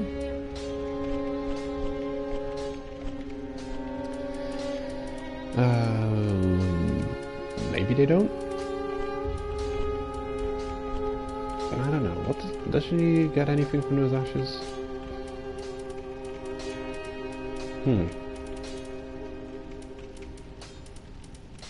Yeah, I'm not seeing it.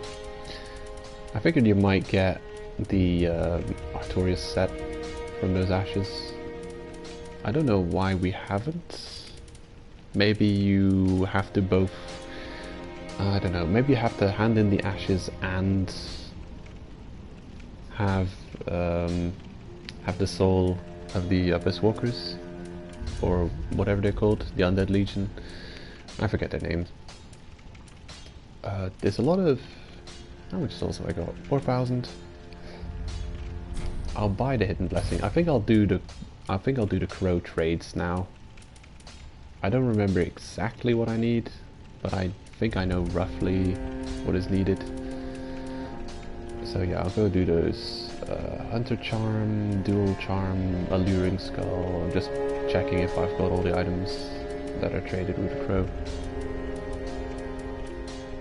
Titanite Shard. No, I don't know if there's weapons that need trading.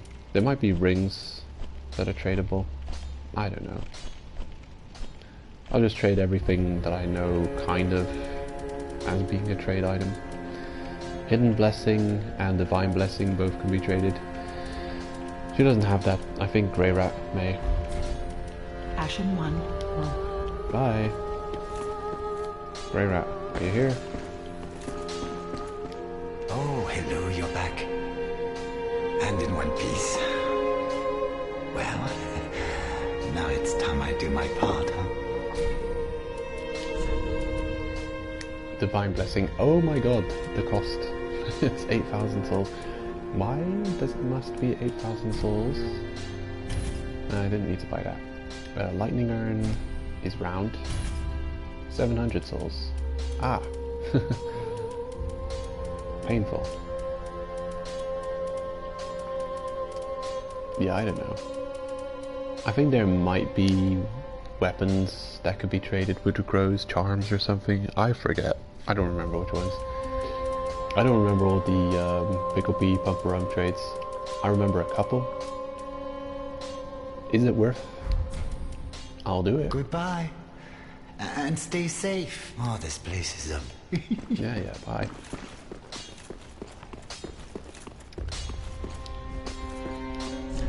Yeah, he's one of those people. He's cheerful in one breath and pessimistic in the next. Oh, how? Okay, I'd like to sell items to you at the value of... Oh yes, Siegbrow. I remember, this could also be traded with the crows. I remember it's important to not drink, to not use Siegbrow. This is one of my very bad, a symptom of my bad memory. Sometimes I go ahead and use it. I can never remember what's important about this thing, and I don't remember what to do and what not to do with it. Well, what you want to not do is use it, because you can trade it with the crows. I'd like to trade some weapons that I don't need. I want to make souls, like a lot of them. Doesn't look like I can get much out of weapon trades or armor trades. Oh no, this is terrible. You know what? Ashen one. I'm just gonna go and farm those souls quickly. Yeah, there's no way I'm gonna gain access to 8,000 souls just like that. It's gonna take effort. So yeah, might as well, since we're gonna go heavy on pyromancy in the next area, farming souls. I'm gonna do that quickly. Actually, but first, I'm gonna hand in some more items and eat my snack while it is still warm. Ah, well met. 'Tis good to see ye in good health. What needs smithing this day?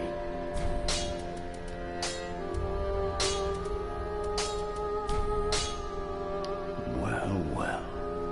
What's the undead legion doing with a cold such as this? I'd heard one of the crystal sages had sided with Farron's abyss watchers. I suppose it must be true. You should know, this coal is imbued with magic. First one I've ever seen. Hardly a surprise, is it? I've never been one for books or wise men.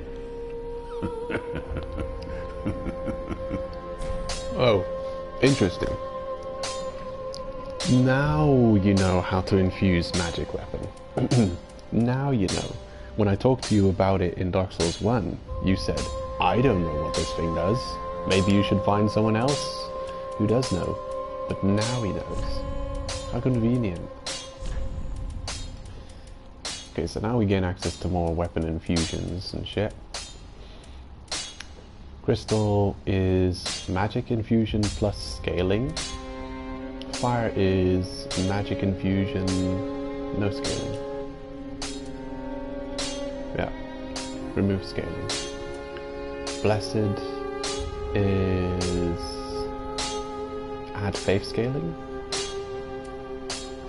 Deep is add dark damage, remove scaling. Poison is reduce scaling, add poison. Ah man, the infusions are much simpler in Dark Souls 3. Very easy to comprehend. Prithee, be careful. I don't want to see them. Alright, let's hand in the scrolls, give him our promise fulfilled. Back again, I see. I suppose this means you're after sorceries.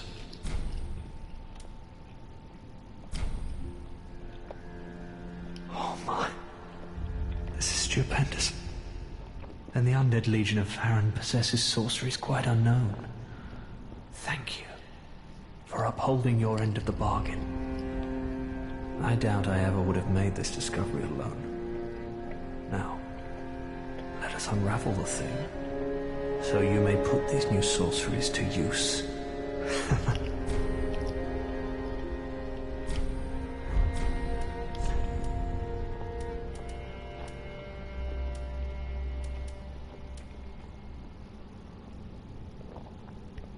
Okay. So it looks like we gained 2 extra sorceries from that. Great Farron Darts and Pestilent Mist. They're not great. They're very not great. I think Pestilent Mist is useful against that boss fight where you're going up against many targets. The what are they called? The Deacons of the Deep. Yeah, I think this thing is kind of useful against them, though it requires 30 int to use, so it's kind of on the expensive side in terms of stat investment, and it's quite likely that you haven't got your int all the way up to 30 by the time you get there. But oh boy, if you have this spell, if you go to the swamp before going to the cathedral and you got 30 int, this will definitely do a number. It's a great AoE. But I think AoE is not always useful. It's very situational. Not the greatest. Pretty weak spells. Let's see what it has for the other scroll. Oh my. Well, this is very unusual. It's from Ulasil, an ancient land of golden sorceries. Not even the Dragon School possesses such a long-lost scroll. What would the Xanthus scholars say with their ridiculous headwear? They would simply slaver over this find. I don't know. It's been mentioned earlier that there's some weird connection between the Xanthus school and the Ulasil sorceries. I don't know what he means by they would slaver over this find. What does that mean? I don't know. Is it lost in translation? God knows.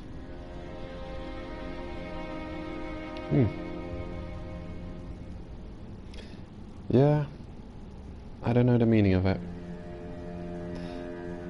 I think it's still lore that isn't well explained, the Xanthus, because they've got, you know, they've got NPCs or characters in a lot of games. You've got the old monk in Demon Souls, even, you know, so by all means it shouldn't even exist in Dark Souls lore, because it's kind of a Demon Souls character. Very mysterious. I don't even know if they're supposed to be linked with sorcery or pyromancy, because in Dark Souls 1, Xanthus King Jeremiah invades your world and uses pyromancies exclusively. So, what's the deal with that? Oh, I have something for you. You're a fine sorcerer now, no mistake. You should have something to prove it. Go on. If I'm giving something away, you'd better well take it. Hooray! Young Dragon Ring. Honestly, we haven't learned all of our sorceries, so not sure what causes him to give you that. It might be just giving him any sorcery scroll will prompt him to give you that ring, which is good. It's kind of like the Great Swamp Ring, but for magic. So it'll boost our magic strength, but we're not going to be using much magics, so, what am I saying, magic, sorceries. Twisted Wall of Light. I don't think I've ever used this. Is it good? I don't know. I definitely want to learn Hidden Body. Hidden Weapon, Repair, Cast Light. Don't care about most of these. I'll want Cast Light and Hidden Body, and the rest can just, like, you know, you can stay here for as long as it wants. Come again. Okay, awesome. So I needed 8,000 souls. I think I'm gonna do 2 quick farming runs of the Amelias. Yeah, I'm gonna do 2 quick Amelia runs. Okay. And then I'll do some approach raids. I'll go fight the crusty demon sage, or whatever he's called. Yeah, and then I'll go and fight the Undead Legion. I'll clear out the catacombs, deal with... oh damn. Yeah, I don't know what to do afterwards. Should I go to the fiery ruins below? Or should I do something else? Ah. Yeah, I don't know.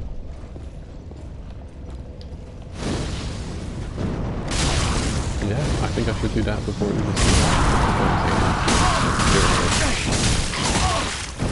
Ow. All the time from my butt going out.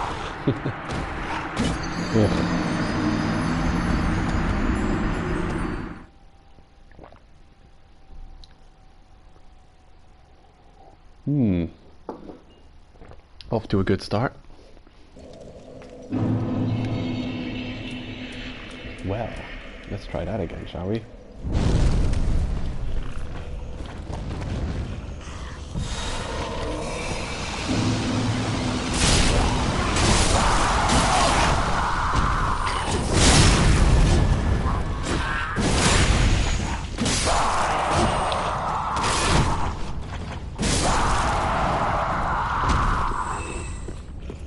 Better.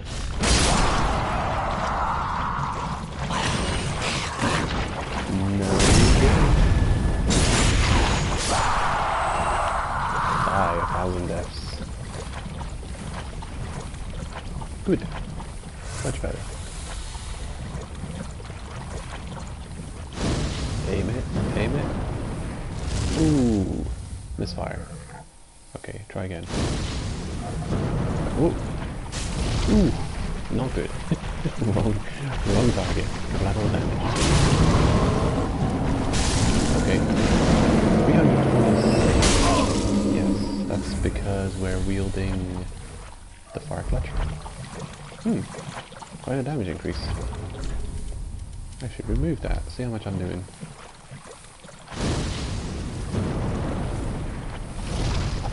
That's foolish. 346 versus 301. That's a substantial increase. 26 damage. Big deal. Well, not against these guys, of course, because we're free hitting them no matter what. But against the boss fight, definitely I should take that into account. I want to be using fire attacks.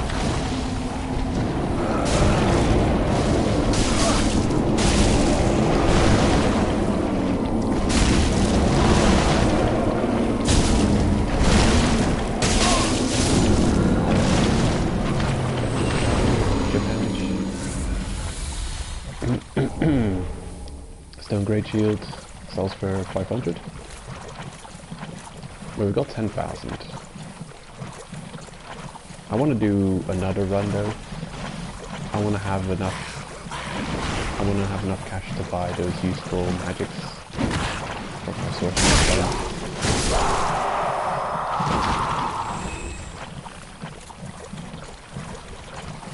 Ingward? Is it called Ingward? Let's call him Ingward.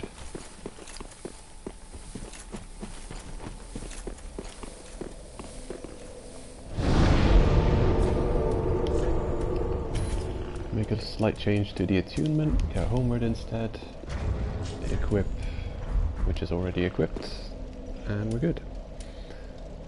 Okay. Gonna have to play differently though. Don't have much Ashen Estus. I should probably still melee these guys.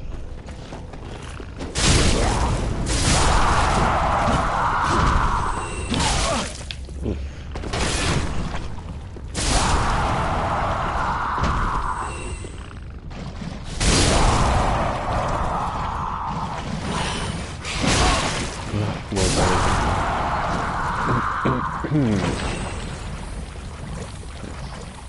As expected.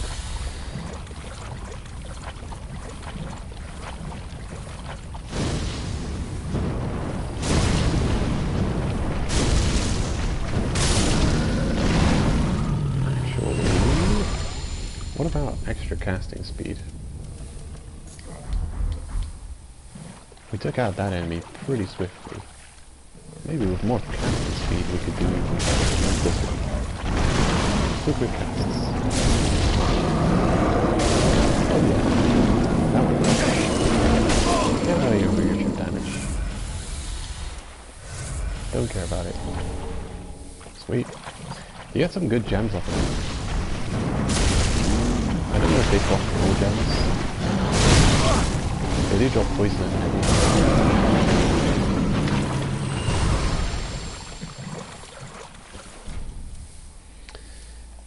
Go to Shrine. Yeah, this is great soul farming early game. Love this farming spot. The combat is also fun. The Amelias are very engaging.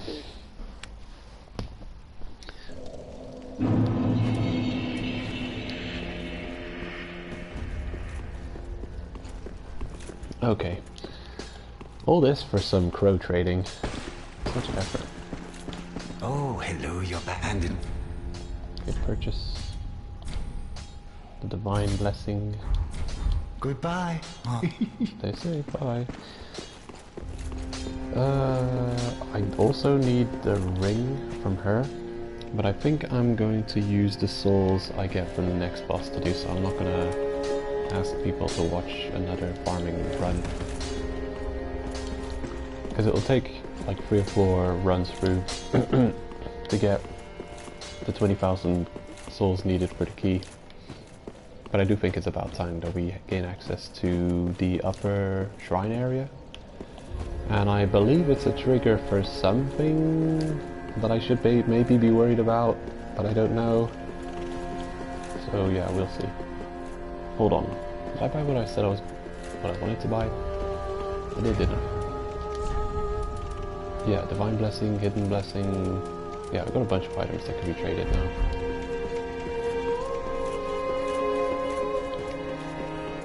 Good thing you don't have to quit out of your game to know. Have you dropped anything yet? Oh sweet, a Seed of the Tree of the Giant. That's good. Maybe that's a crow trade item as well. We have been invaded quite a few times. Ooh, close one.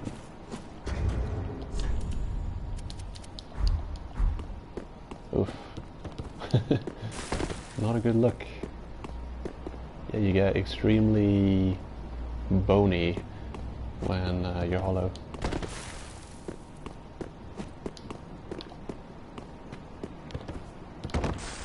Come on. I swear, this tree is standing more crooked than he was last time.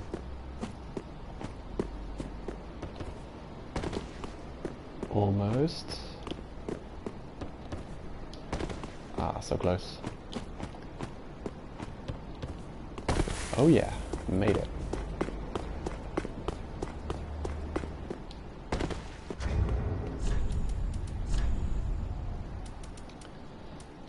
Gauntlets of Thorns.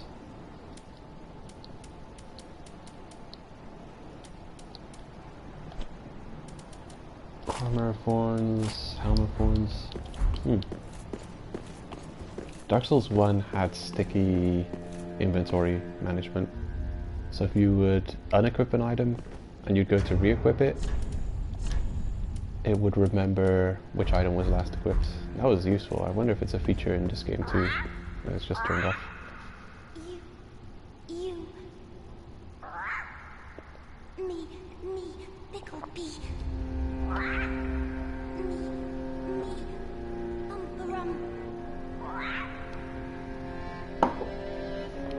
You don't say. So let's give him some pickles and pumpkins.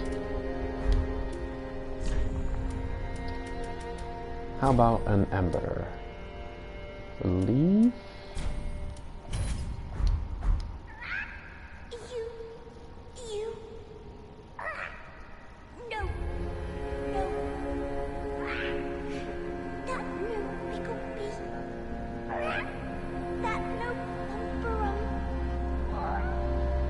Oh, you sound so sad about it. Oh well, I'm completely happy with that not being what you want, because I need these as well.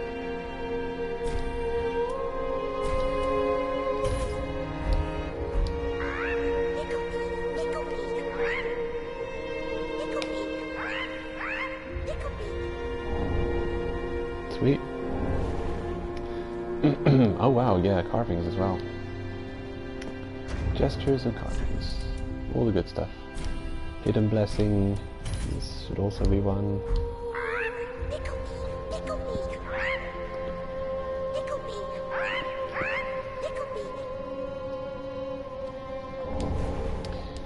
Thank you, carving. Huh.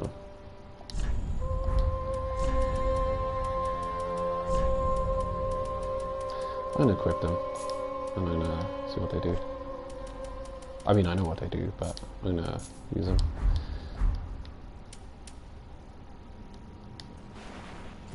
Thank you. Very good.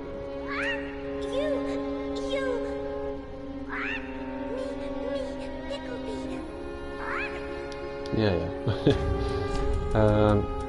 Siegbrow is definitely one. We're gonna get more of that later, I think. There's 2 Siegbrows you get.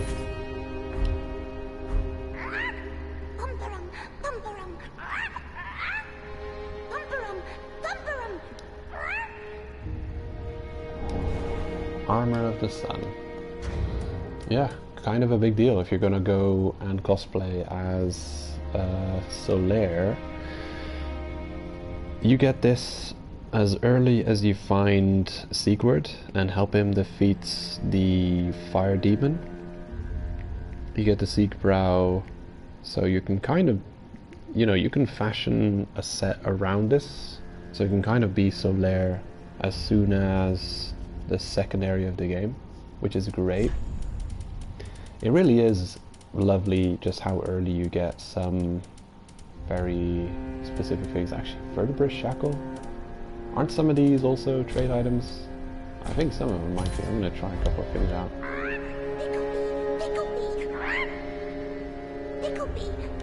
Okay, what did that give? Lucatiel's mask. Well, damn. I had no idea. A swordgrass leaf. Let's see what this is.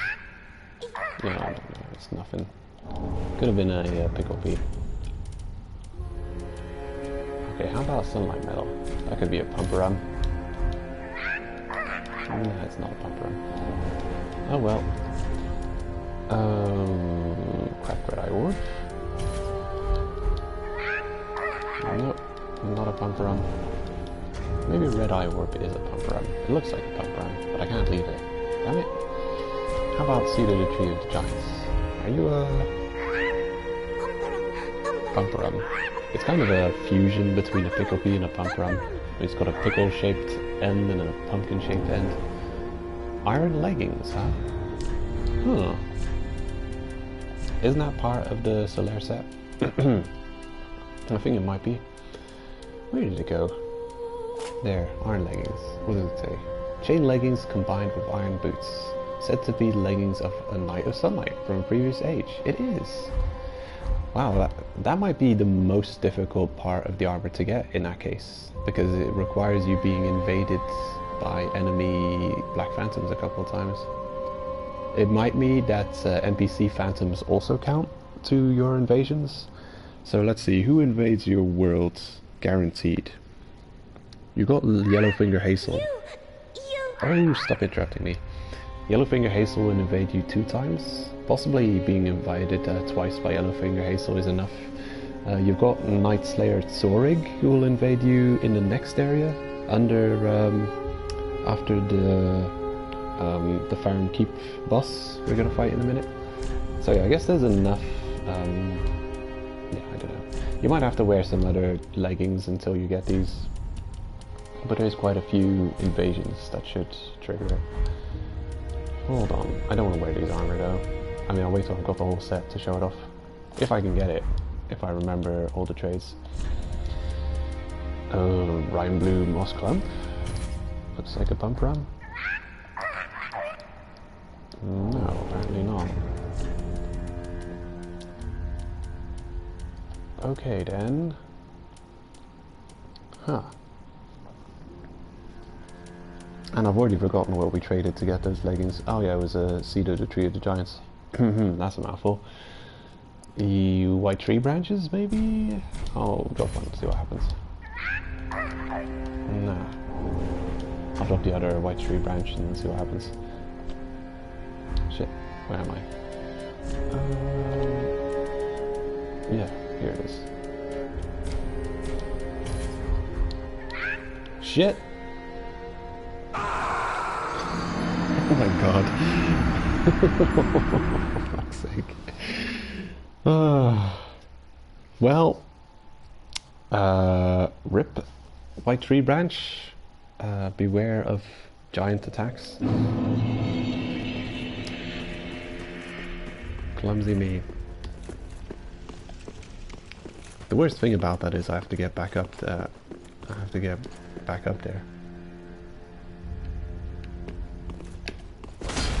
Open sesame.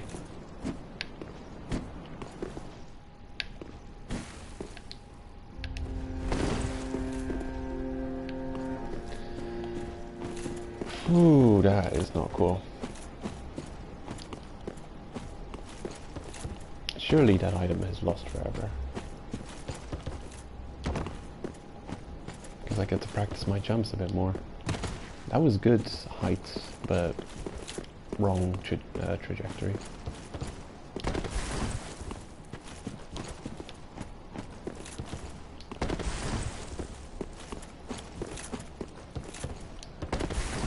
Oof, terrible attempt. Oh yeah, getting there. Definitely have to do some unequipping here. Way too heavy. Ooh, almost made it. Again, almost. Oh yeah. If you got good speed, you don't even have to make good height on the trunk to hit your target. Yeah, too bad that item's not for good. It's kind of an important one. And it's irreplaceable, so... I mean, it might be replaceable.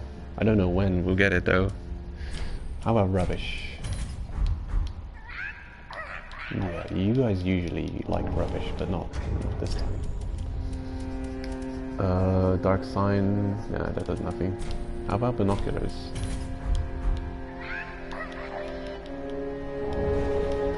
I'm really just dropping random items at this point. Red sign soapstone, nope, can't be dropped. Dried fingers cannot be dropped. It's possible that certain souls are considered tradable. I wouldn't know which ones though. A rusted coin, why not? No, not good enough.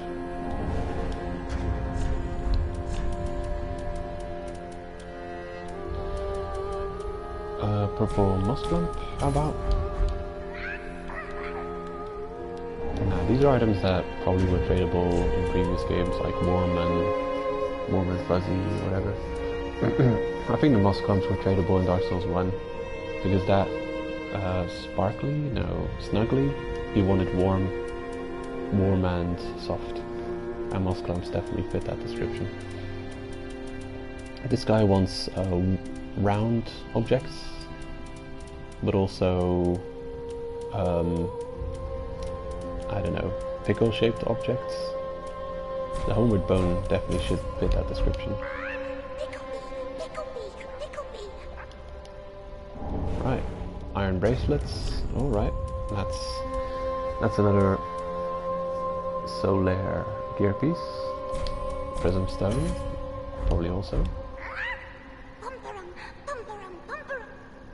No, it's Twinkling Titanite. That's pretty good. I mean, pretty cheap prism stones. A prism stone trade for a Twinkling Titanite. That's a good trade. Dual charm. Okay, nope, not good enough. How about the other one then? Undead Hunter. Nah, figures. Okay, did I try the poop? Doesn't want to poop.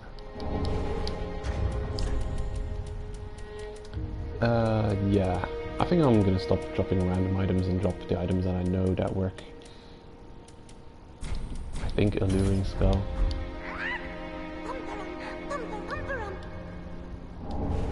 Hello, carving. Nice. Where's my carvings? There we go. All the bombs work.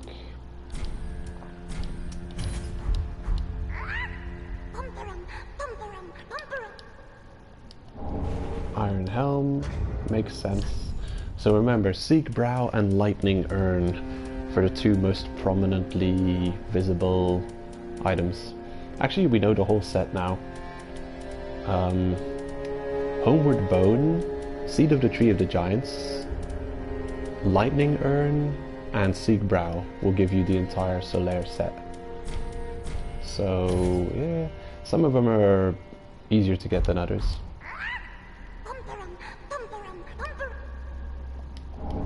Large Titanite, appreciate it.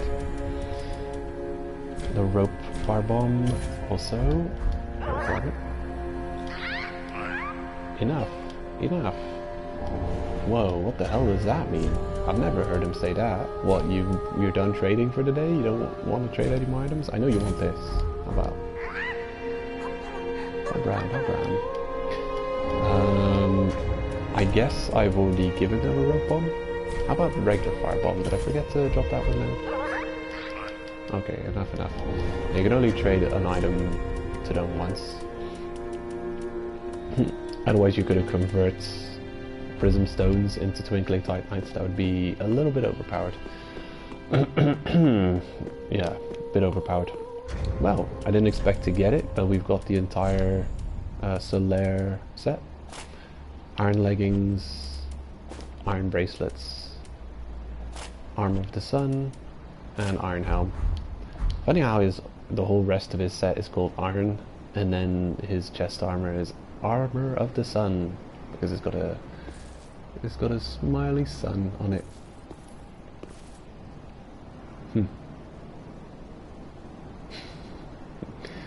Yeah, that's a I don't know. That looks like a very trolley sun, if you ask me. Well, this is awesome. We don't have access to his shield and sword yet. No idea how and when you get those, or what you have to trade with the crow. But you can get his armor relatively early. I mean, do I still remember the item requirement? Homeward Bone, Seed of the Tree of the Giants, Siegbrow, and Lightning Urn. So, honestly, you can get everything except for the leggings as early as you reach the demon, the fire demon that you co-op to defeat. And you trade the Siegbrow for the chest. And yeah, the Lightning Urn for the hats. The gloves is a Homeward Bone, and then the leggings, Seed of Tree of the Giants. That'll be the toughest one to get, the leggings. But yeah, you can be Solaire very early on if you know the item, the trades required. It is pretty awesome.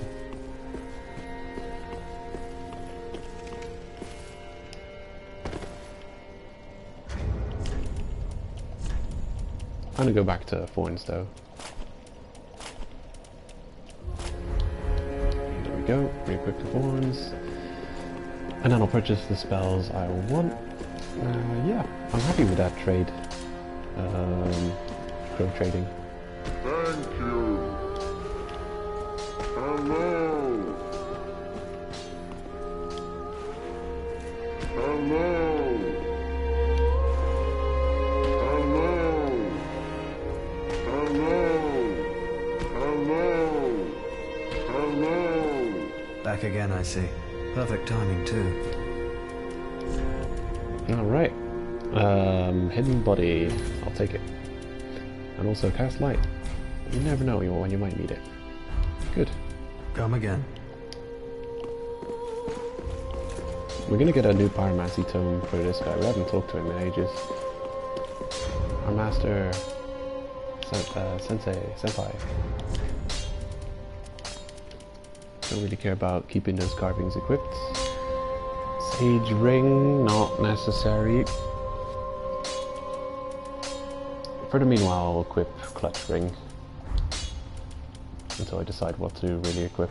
We're probably going to get a, well, we're going to get a stronger version of the Great Swamp Ring soon, and then we'll have 3 Pyromancy enhancers. And at that point, I've really got to figure out what to have equipped. I might not really want to keep equipped Chloranthi. I might want to go triple Pyromancy enhanced rings and Soul Acquisition. Yeah, go all in the Pyromancy as intended.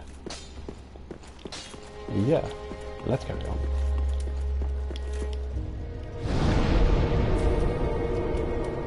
Attune spells, and we're going for Deep Protection, probably. Okay, that should do it. Travel to the Keep Ruins. Old Wolf of Faron, actually. Huh. I forgot. We still haven't cleared out this zone. Damn. Taking longer than I figured it would.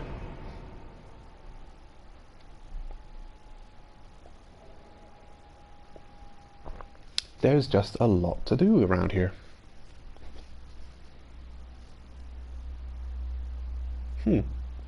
Looks like Divine Gate has reached his end with the end of episode 12 here.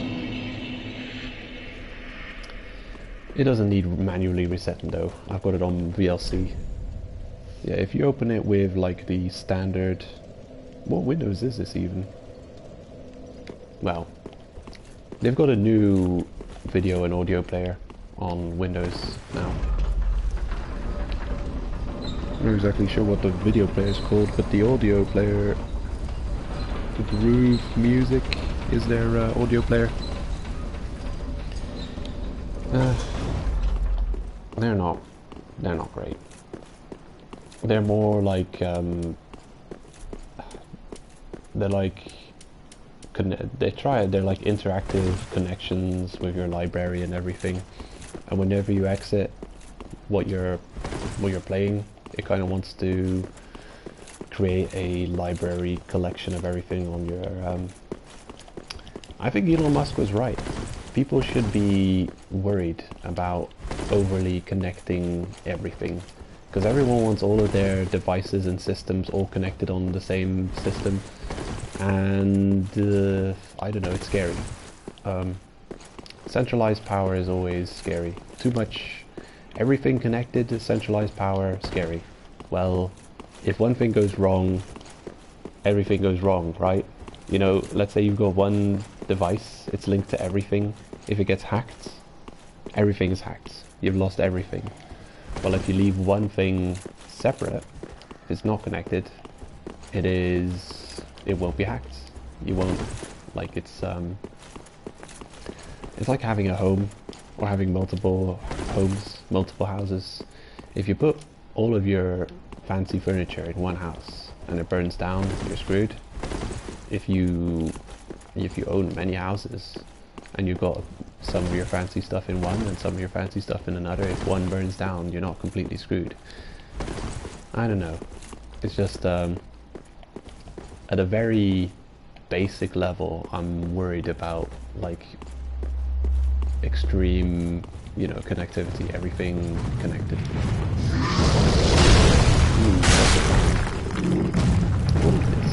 Great axe. Nice. Oh shit, you're fast. He's faster than me. What is this? Ooh. Narrowly. What the hell was that? What? Ooh, painful. I think I was gonna get another cup of coffee.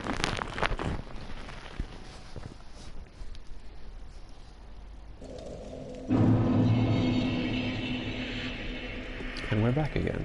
Back to Fahrenkeep. There's an abyss. Yeah. Huh, that's interesting. There's something below it. Oh, this guy's wearing the armor of the Embraced. Shield? I don't know which shield.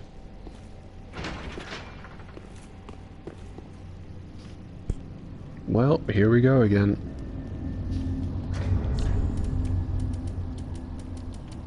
I should probably hit him with some pyromancy. Or not. Yeah, I think I'll go toe to toe with him. He's more dangerous at range, this enemy, than he is close by. So I'm gonna buff up and yeah, send the left back down. I'm gonna buff up and take him on in melee.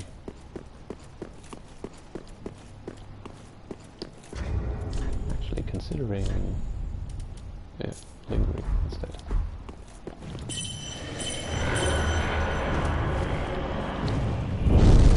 Oh yeah, here we go.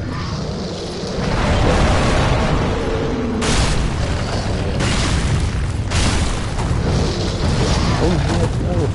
No, don't do that. Stop it. Ow, you bastard. You just threw me off the map. Damn you, crusty stray demon. Damn you.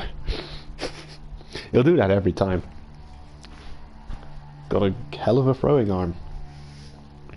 Take a cup of coffee. What did I say? Double death. I knew I would lose my souls. Good thing I didn't go up there with 40,000 souls. Okay, here we go again.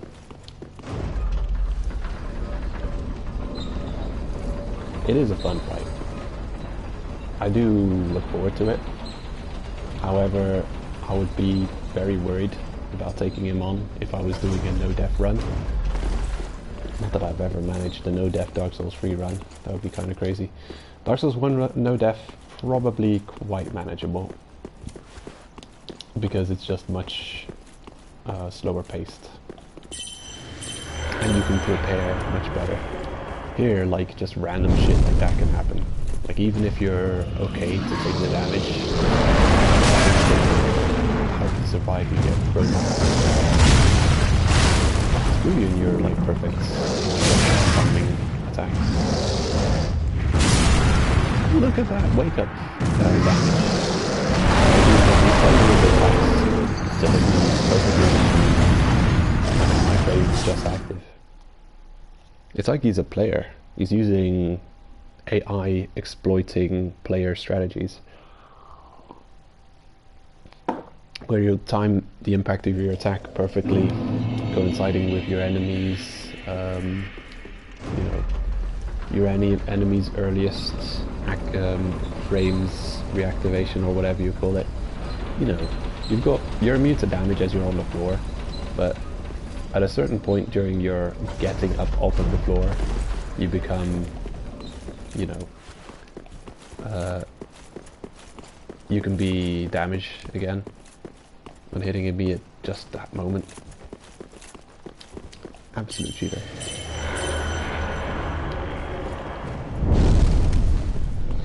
Round 4.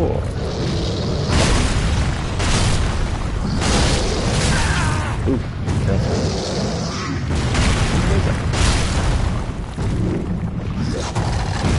that's a something. That's not used yet.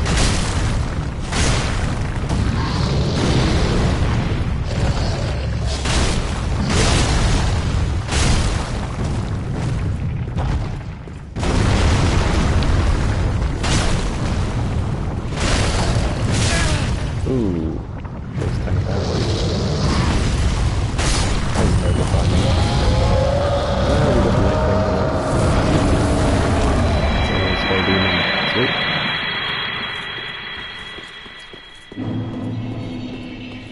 Retrieve 0 souls. We got 5,000 souls from him. Probably with the ring 5,500. Not amazing. We will gain access to a new pyromancy from him though. I don't know if it's worth it.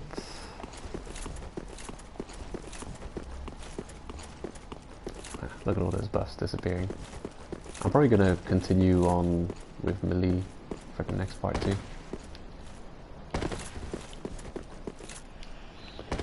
Hope I get the crystal lizard. If I don't, I'm not too worried. I can respawn.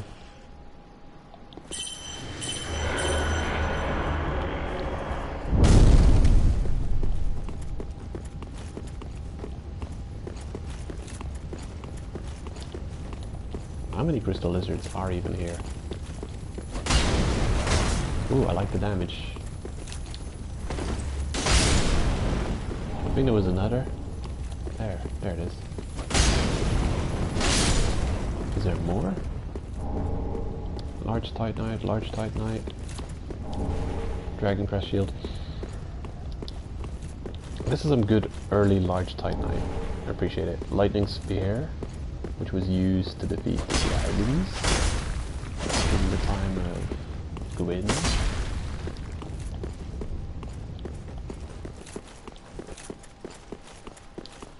Well, we've got quite a bit of weapon buffs going on now. Think about it. Got deep protection, which is also enhancing our damage somehow. Dark Flame Sword.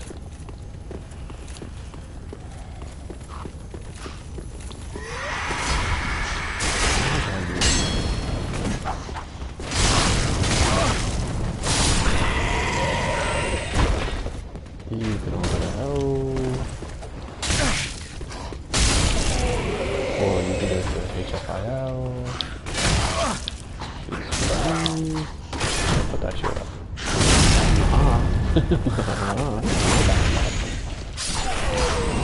Wow, you teleported it behind me. You sneaky bugger.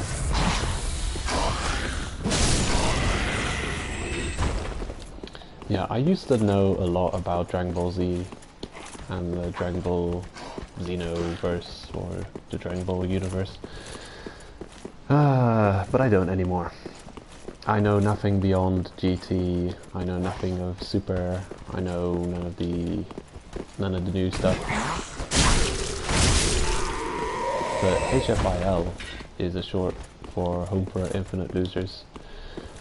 It's like the alter hell, or it's like it's one of the worlds in Dragon Ball Z universe.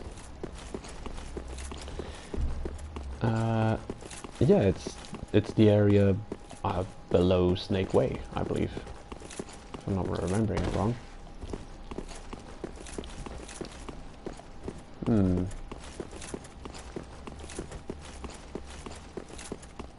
Yeah, I think the ogres, who are, you know, kind of like the guards of the hell in Dragon Ball Z, they've got t-shirts saying HFIL, that's what it stands for.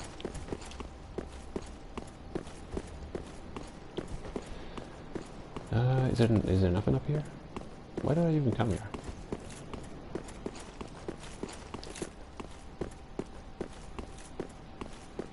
No, doesn't look like there's anything here. I guess it's the way back, technically. Yeah, I think we got everything.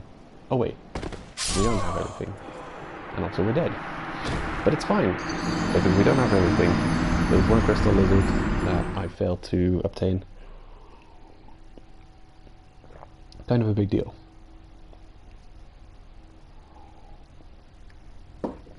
Large Titanite shards, not useful for weapon upgrade, but I can still get the Pyromancy Flame upgrades using it. So I do want to get them.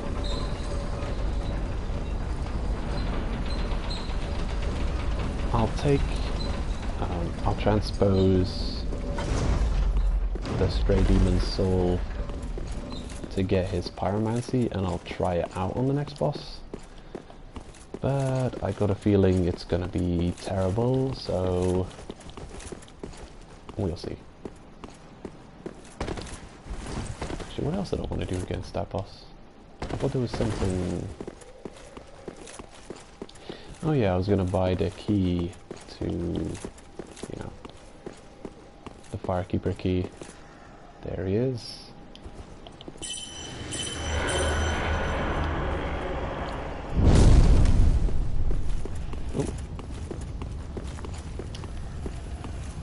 No. Don't be there. There we go. We gotta hurt him in the right direction. Yeah. And damn. Heavy jet is not worth it.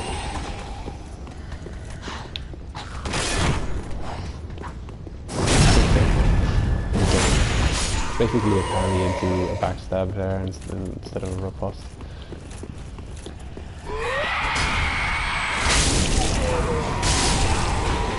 No, this one, he took his sweet time getting up. Didn't seem to care much about us slashing him half and half. Oh, thank goodness we didn't either. That would have been such a lame death. Yeah, I think we've cleared this area out. It's very beautiful. It's really like, it's a quick reprieve from the poison below, because it's such a short area. You kind of go right back there. But it's beautiful. I definitely like the I like the sense of grandeur to this like whole wall. It's like a ginormous structure, and it's just part of the wall remaining.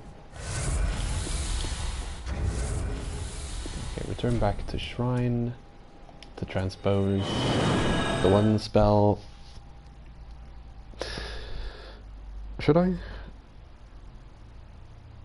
Am I forgetting something? No. I think we're good.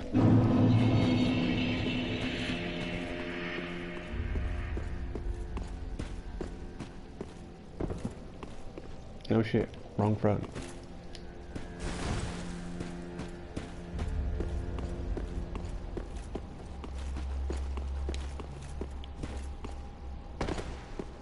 Aha, thou'rt returned, and a fine day it is. So, happened upon any twisted souls? Okay, so I usually go for Havel's Ring, which will increase equipment load. It's a crutch. I'd prefer not to use it. Yeah, you get this from the Stray Demon Soul really early on. I mean, you could get Havel's Ring in Dark Souls 1 pretty early as well. Deep Soul, Soul of the Deacons of the Deep. That's probably a better spell than Crystal Hail from Soul of Crystal Sage.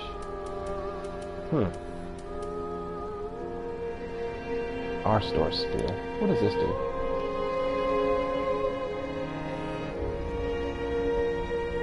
The skill looks pretty cool. One of the curses that festered within the belly of the Greatwood, and a terrible weapon favored by Earl Arstor, the Impaler, cousin of Vlad. The spear is enwreathed in rotten, heavily poisonous meat. Defeating foes restores HP. Okay, so it's got life drain and poison. That's cool. C scaling with Dex, a Dex weapon. Soul of the Rotted Greatwood, Dex spear with poison. Ooh, fancy. Sounds like a future build to me. I think Dark Souls 3 more than any previous Souls game really makes me feel like creating new builds and starting over with new characters with like either weapon or armor ideas.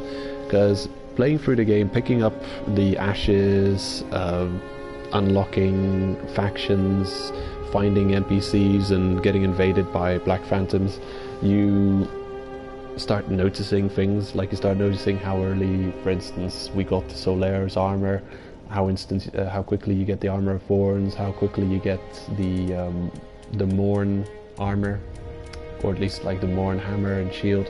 Don't know. Well, I guess we could purchase his armor, so you could get the Morn set very early on and be running around like super heavy.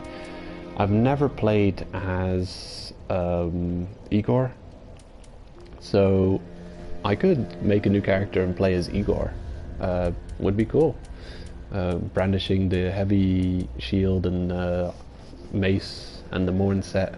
It's kind of like you're playing as Leroy Paladin Jenkins. So Ford's Great Hammer, 30 strength, Soul of Boreal Valley Fort. This is another really cool weapon. Get it from the first boss in the game. It requires 0 souls for transposition and requires a lot of strength, scales for strength. Just a cool weapon.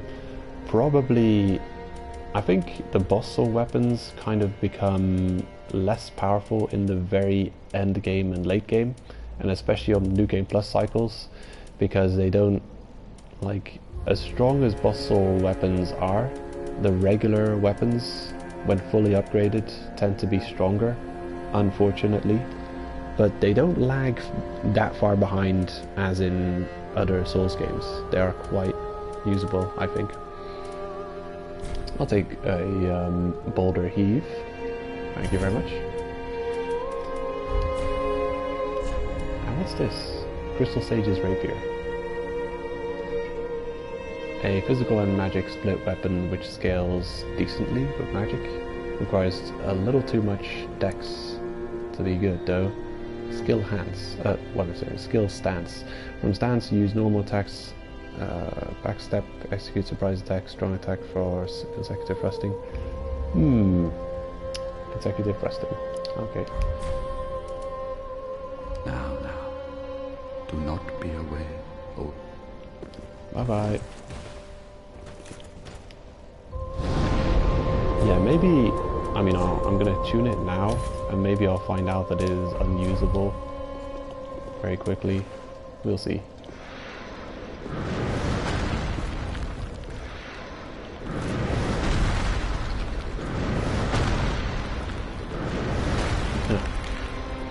It's like like your character's throwing up a boulder. That is so weird. It's considered a pyromancy. Though you don't even cast it from your pyromancy flame. So, yeah, it's weird. Very weird. When I finish streaming, I'm gonna look up Boulder Heave, and I want to know people's opinion about it. I really want to see if it has any use. The animation, its range is very lackluster, and the animation takes so long.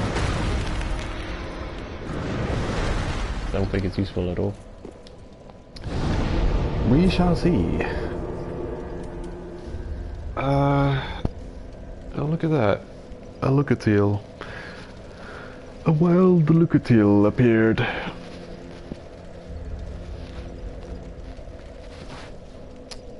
So, I think we're done with this area. Yeah, let's finish it off.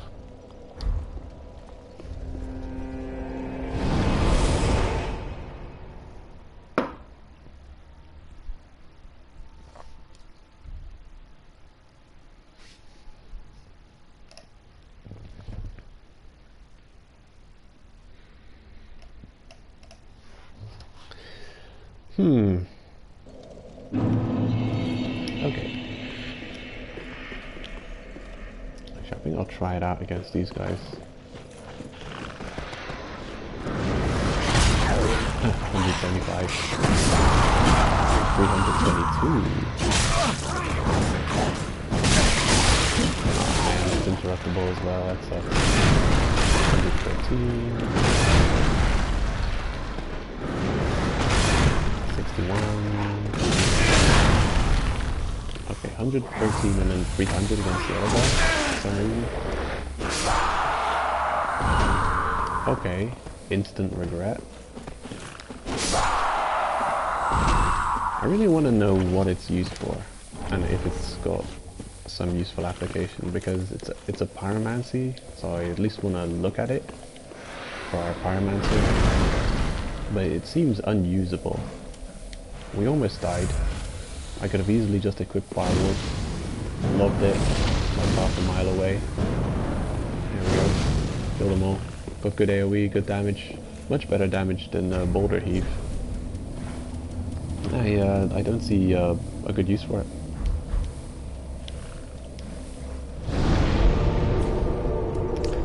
So I'm gonna attune Deep Protection instead.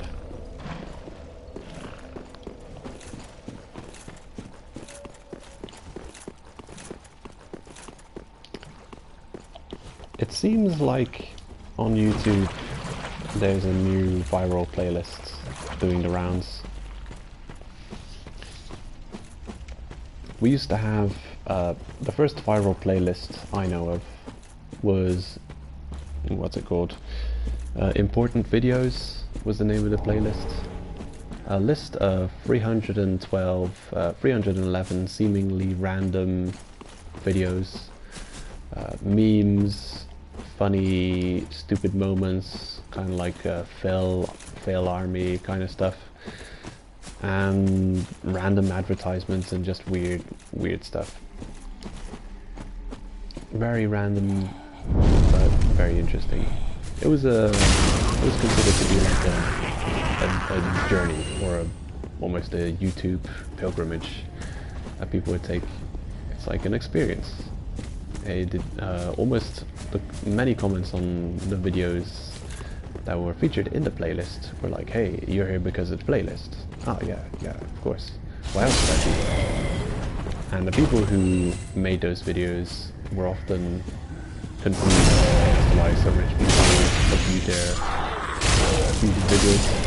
I don't know how many times the playlist has been watched, but it's got a number in the millions of plays. And it seems like there's another viral playlist doing the rounds these days. I think it's relatively fresh. Playlist is called Illegal Memes, this new viral playlist. And it's got 577 videos in it.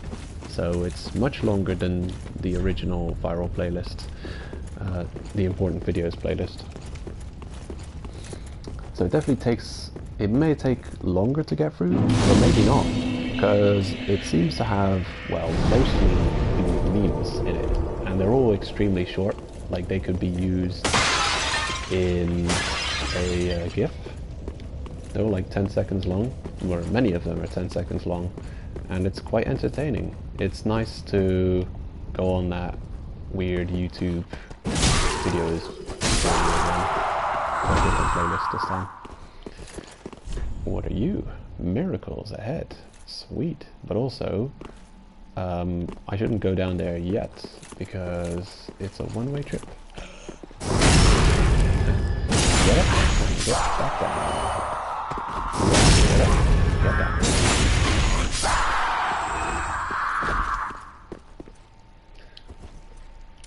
Righto. Are you ready, Lizzie? Round 2, round 3. It's round 3. Damn, that's not much damage.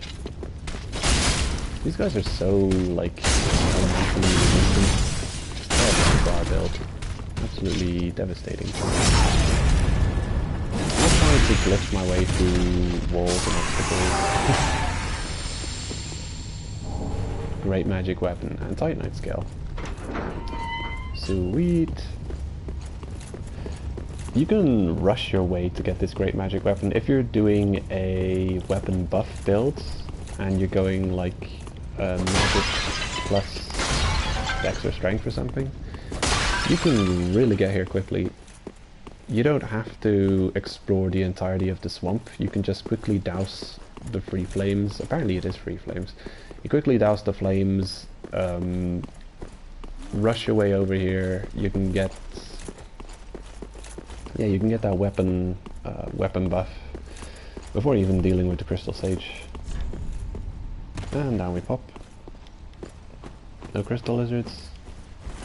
What do you get here beyond the hollow gem? Atonement? What does that do? Hollow gem? Atonement spell. And you are... attracts more attention from foes. Miracle given to those cast out from the Sable Church of Londor. Attracts more attention from foes. This is the only tale known by the exiles who believe it carries words of forgiveness. Cursed journeys too must ultimately come to an end. Okay, so it's like I'm over here, come and stab me in the face. What are the stats required to cast? 18 int. No, 18 faith.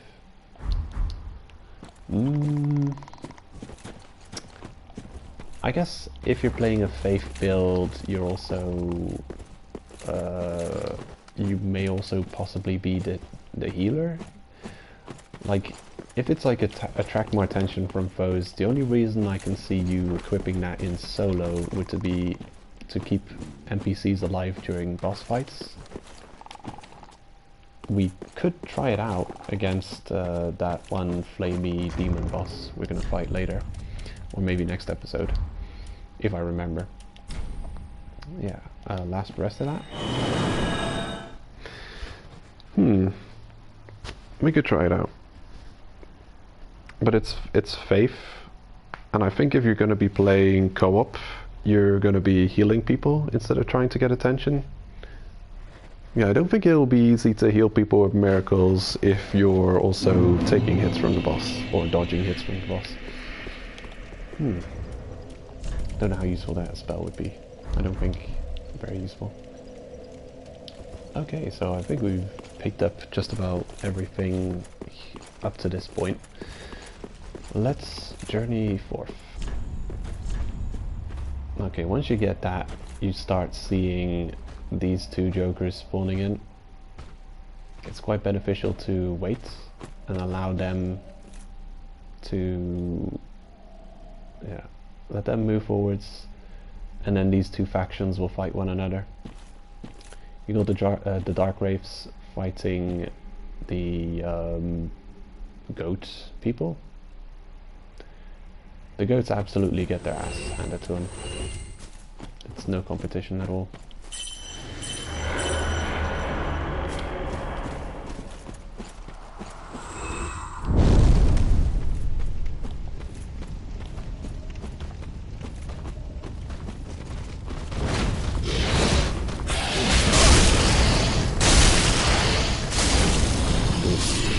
That was one. Oh no you don't. Rigged when you should have zagged, buddy. Dark leggings. I guess we could get the dark armor. I could compare it to the armor of thorns and see which one I like more, and I'll wear the ones I like more. Though I think the dark armor doesn't look as good in this game as it did in previous games. Yeah, I think it looks too like plastic. Thorns armor really looks good, so I might just keep wearing that. Rotten Grew. What was that? Sword? Staff?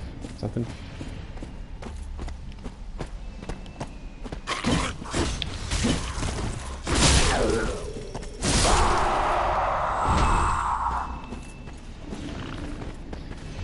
Zone's really short. It's got 1 or 2 items to pick up. How did you hit me with that attack? You know that should have missed.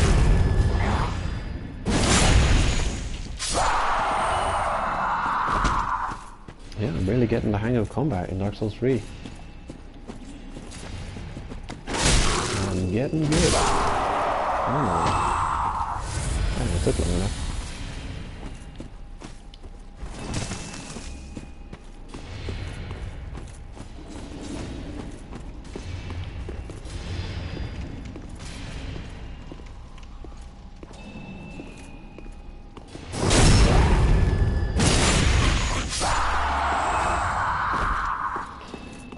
Considering the well-played zone clear, I may just summon and go for the boss already without going back and resting at the bonfire. Yeah, I will.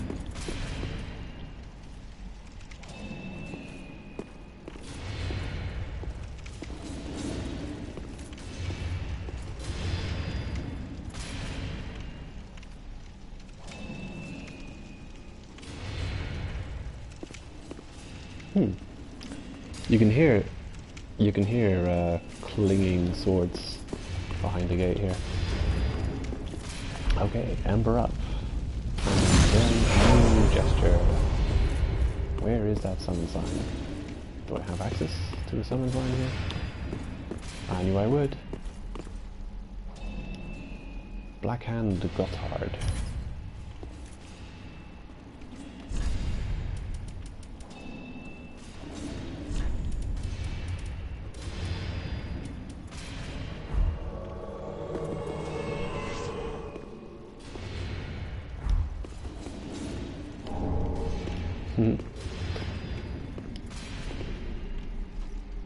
Buy my sword. I think Legion etiquette is possibly even cooler of a gesture. Just look at that.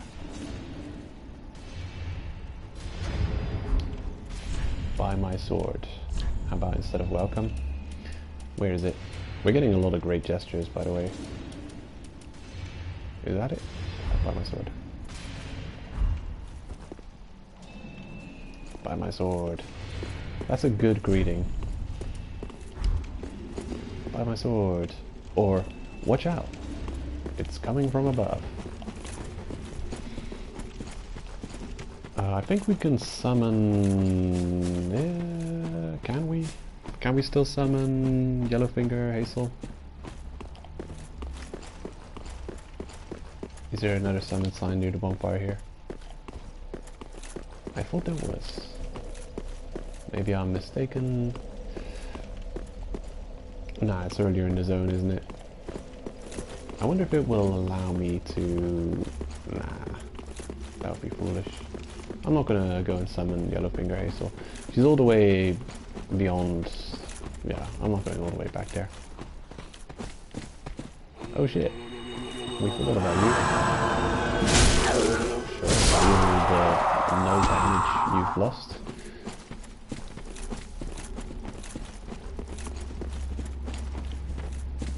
Am I forgetting something? No, I don't think so.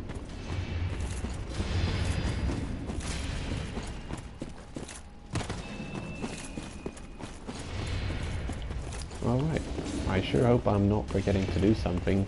This is kind of an important trigger. A lot of early storylines have to be worked on before you even defeat this boss. And defeating these guys will fail a lot of things if you've been slacking on character quest lines and stuff. Hopefully I'm not overlooking anything and we're not going to fail here, but yeah.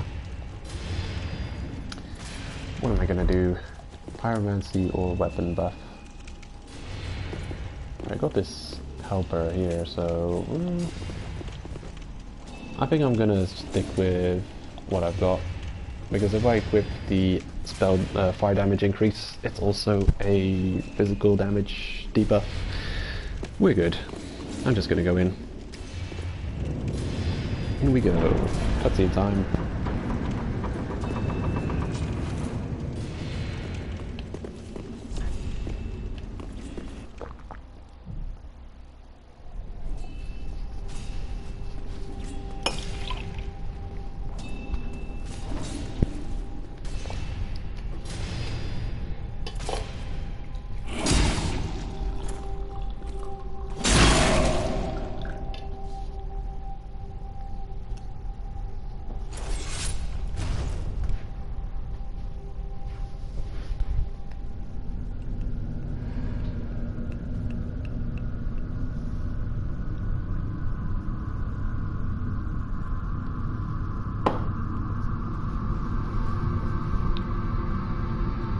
Legion etiquette.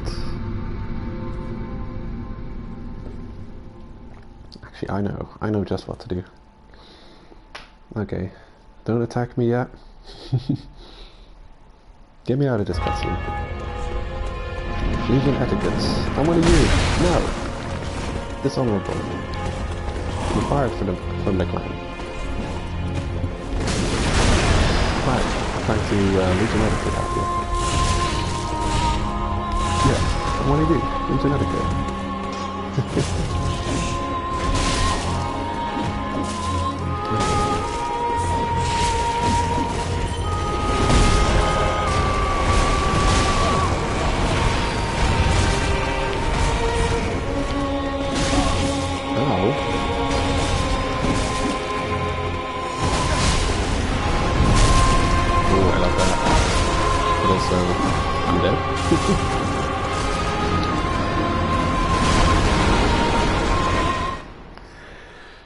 Oh boy.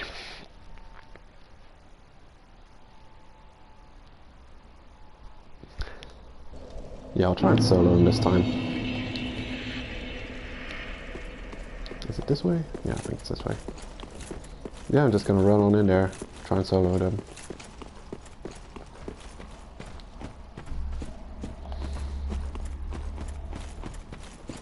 Did I have a lot of souls on me?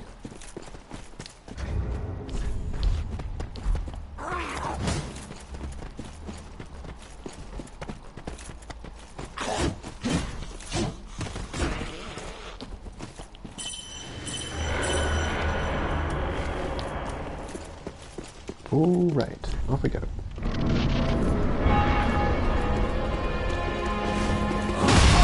Damn you.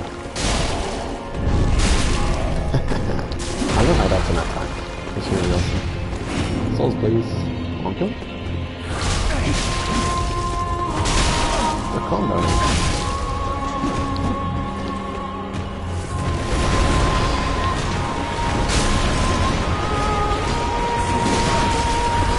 We attack each other, right? I wish we did. Oh, there he goes. One of them is real, the rest is just not real. Yeah.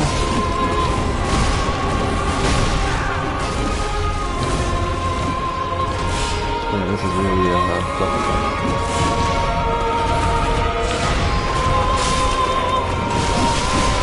Oof. The combos. That's bullshit. I'm dead. I'm dead, by the way, game. It's interesting that you would be initiating phase 2, but also, I'm already dead. Oh my god, no, Shindo. It's okay.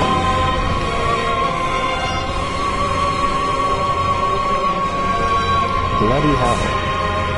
What is gonna happen?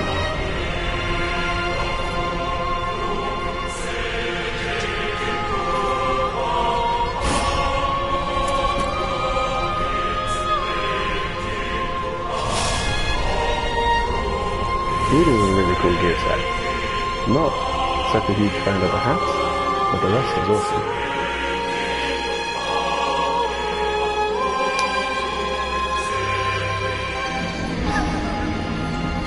You died. Death by cutscene.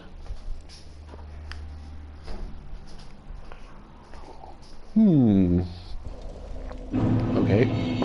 That could go better. Alright. Let's try that again, shall we?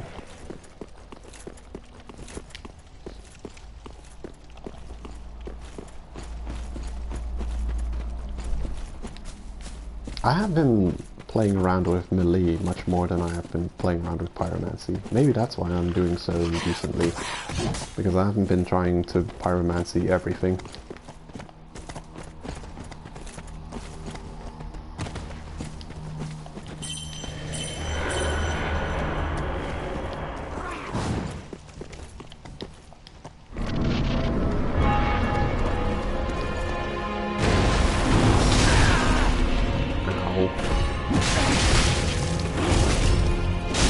Damn, aggressive. Ah, there's a lingering hitbox on the Dark Flame buff. Oh, yep, missed me. I'm trying for the backstab, but I'm not getting it. Ooh, watch out.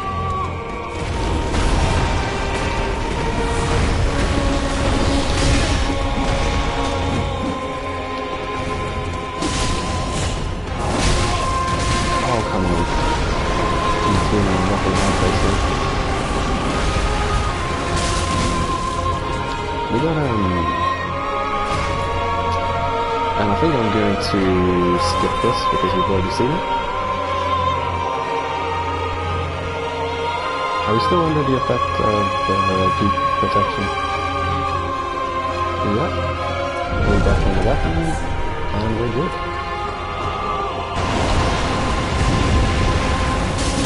Got some pyromancy in there.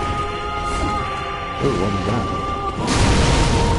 I'm not a fan of that attack. He kind of gets hyper armor when he does that, like, forward roll, downward slash. Again, I feel like magic is a bad choice here. I think melee is the way to go. And I don't like it. I don't like being pigeonholed into like the simple Hulk bash strategy, you know? It's like you want to be a tactician? No. You're punished for trying. It's like just get a strong weapon, have the stats to wield it, you win. Okay, you've won. You've won the game. Magic? No. Wrong choice. Wrong choice, friend. We punish magic in this game.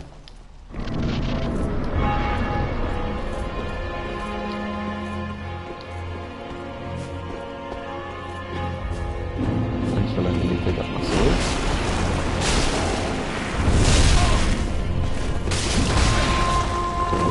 Power through all of my attacks, huh? Backstab? Backstab. Oh yeah. That's what you deserve.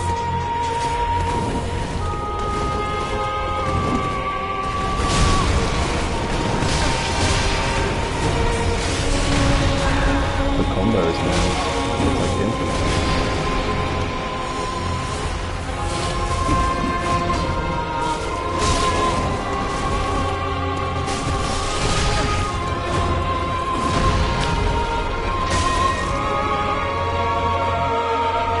Gotcha.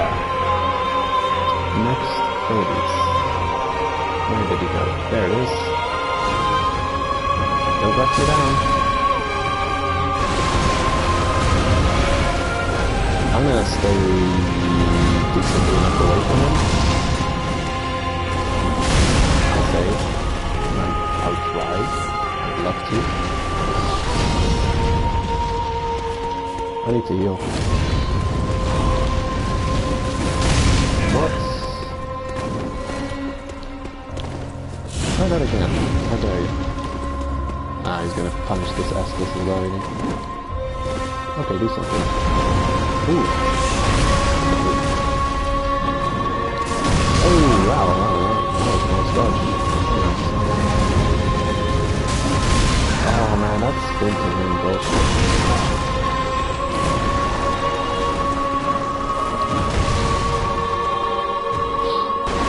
Leading to here both Estus and action is you've got so many attacks that fucking hell, man.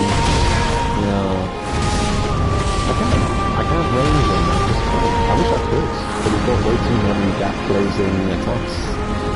And yes, I could dodge behind him, but if I do so, like, they also have I'm gonna attack forever because I have infinite stamina mode always active, so yes, I'll dodge behind him and I'll gain a split-second opening, but it'll be for naught because they'll just turn around and keep attacking in my direction.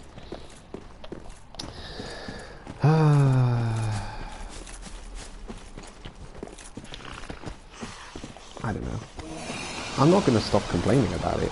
I wish I could, but it's true. It does seem like Dark Souls 3 really does punish you for using magic. Magic is not as strong as melee. There we go.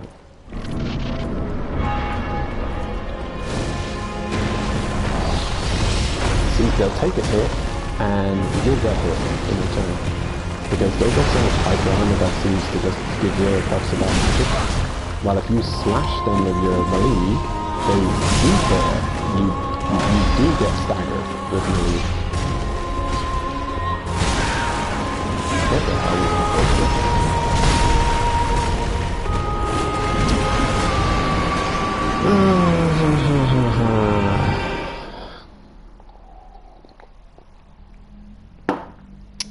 Yeah. The next attempt I'm going to play seriously. I'll put it this way, I'm gonna play like I don't want to play, but I'm gonna play like I have to play. And it really, I find it unfortunate that I'm not allowed to play like I wanna.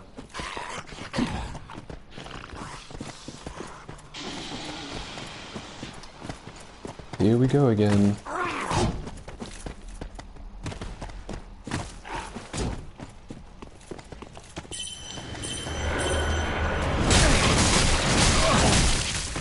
Actually, fucking go to hell, you fucking fuckers.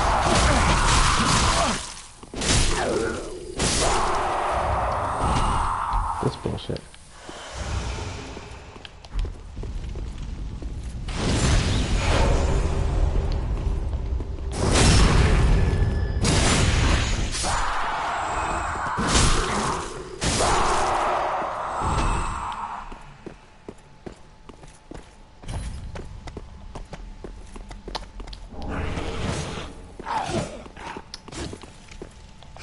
What?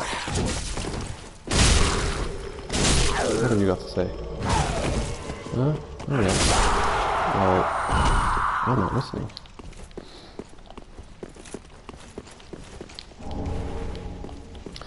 Let's go.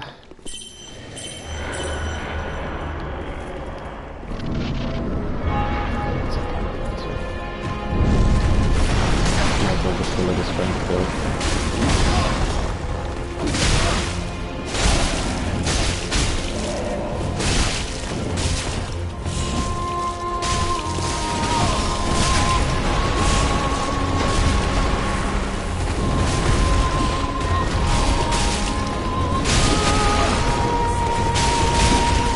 lightning thing, that's a good idea.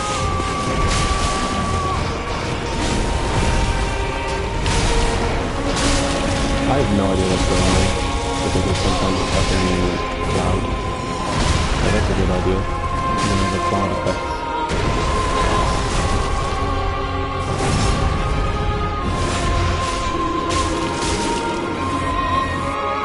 I remember this fight being much easier, like ridiculously much easier.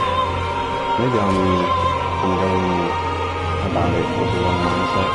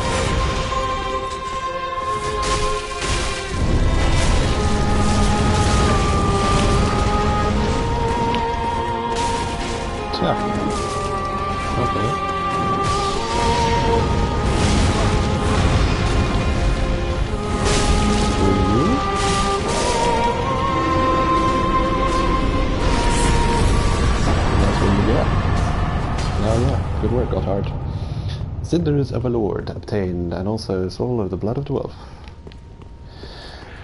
Great.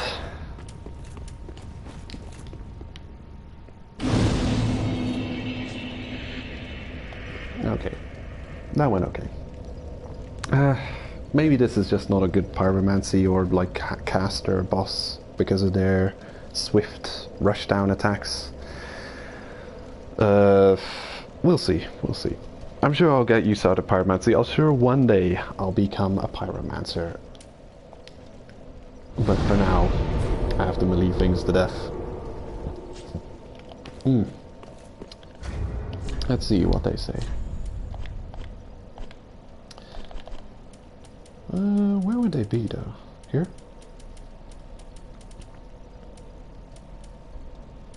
Blood of the Wolf. And the other one was a key item, right? Soul of the Blood of the Wolf. One of the twisted souls steeped in strength.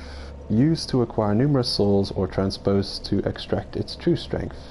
The blood was spread amongst the Abyss Watchers, and their souls are one with the soul of the Wolf Blood Master.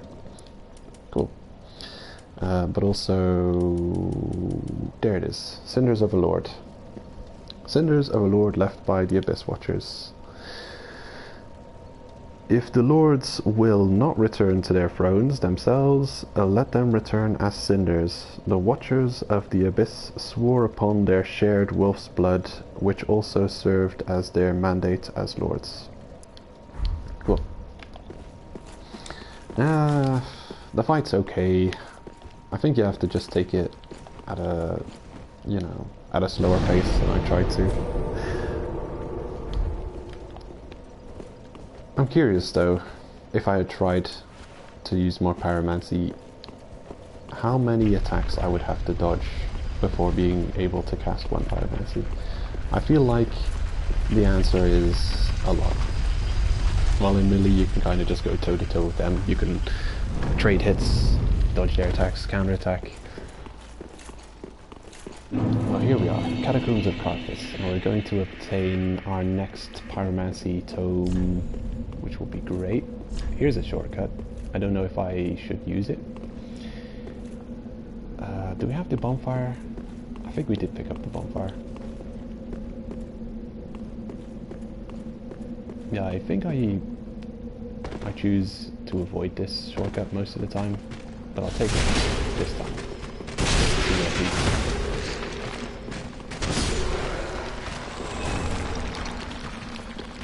Ooh, longbow.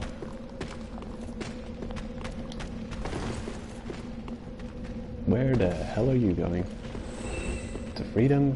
Yeah, I don't blame you. I'm probably gonna get invaded here. This is probably a popular invasion zone. Nothing below me.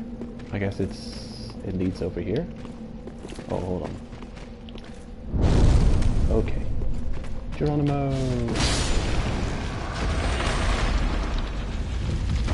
Uh-oh, watch out. Ooh.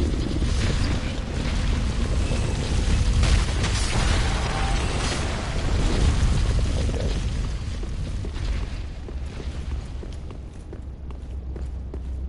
I think the next time the ball rolls back, it's gonna break.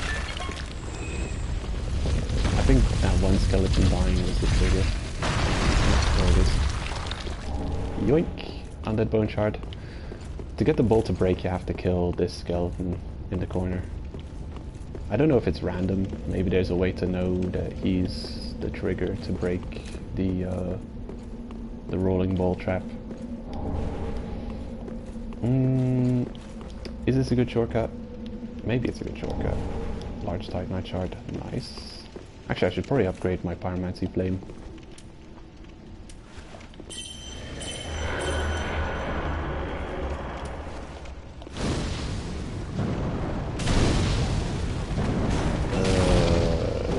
If I could two-shot you guys, I'd probably use pyromancy to kill you. Damn, large Titanite shard. Do these guys consistently drop that? Can I farm it here? There's a couple of ways to go here, and I think I generally tend to forget going this way. Ooh, I can range of that sweeping damage. Yeah, I think I often forget to go this way, but there is something important down here. There's an NPC that needs talking to. Saint ahead. Hello. Hey, check out my sword. Do you like it? I think it's a cool sword. Do you think it's a cool sword? Oh, hello. How very fortunate. Have you seen my companion, Horace? To my shame, I was snared by a trap and we've become separated. I've not been able to find him since. Yes, I see. Horace is a valiant knight. He can look after himself, no question. He's probably searching for me right now, with twice the resolve. If you happen upon him, please tell him that I remain in the catacombs and will lay prism stones to guide him, as always. Please send him my word, I beg of you. May the flames guide your way. Damn it. Yeah, there's some kind of important... I may have to worry about when I deal with High Lord Wolnir. I think you may have to solve a certain issue before tackling High Lord Wolnir. Things don't go as they should. Oh yeah, that's squished. The rolling attack on the Greatsword is really swift and strong attack against those pesky crystal lizards. Right, so that's how you get that item. Ooh, I like the detail on the wall there. Look at that.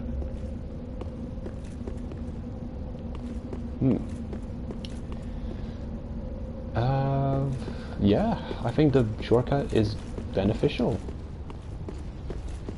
I would say it's a good choice. It's a good way to go. I managed to take out the bull trap early, and it looks like traversing this area back to front actually makes it easier. I think the Kerfus Tome is this way, isn't it? Not sure.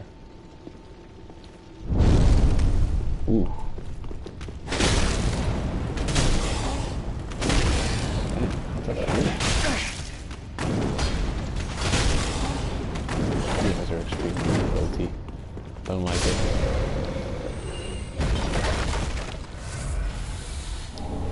Titanite shard. And a sharp. Ow, you scum. Okay, this is a hidden path. Yep. That leads to Pyromancy Tome. I think it's a pretty important Pyromancy Tome, considering it gives you a fire weapon enchant. Soul of a Nameless Soldier, and this probably loops back around. And an arrow trap somewhere in front of us to be mindful of.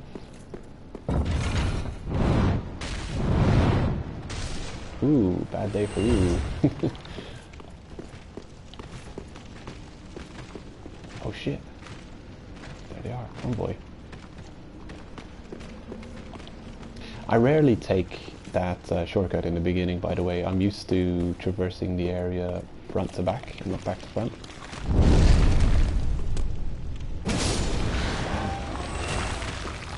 I wonder if skeletons in this game are weak to crushing attacks as much as they were in previous games. And ahead.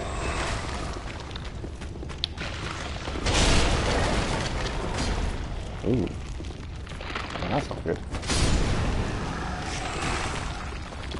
Usually breaking skeletons apart is just beneficial for you. Hands down. But breaking them apart here gives them some invisibility frames while they're on the ground. Which is not great. In Dark Souls 1, if you broke apart skeletons, you could still slash at them while they were on the ground. Yeah, it looks like range was the right choice for those two. They were definitely at a disadvantage. I'm probably going to take out the next couple with Fire Orb as well, whenever I'm going one versus many. Any items lying around here? I'm just going to clear out this upper area, then I'll head back round. Take the secret area, get the tome.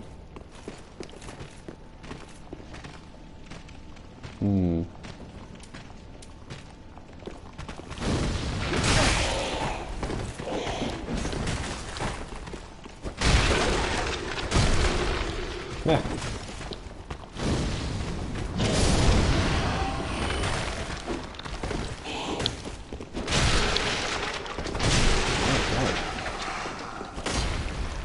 Doing better.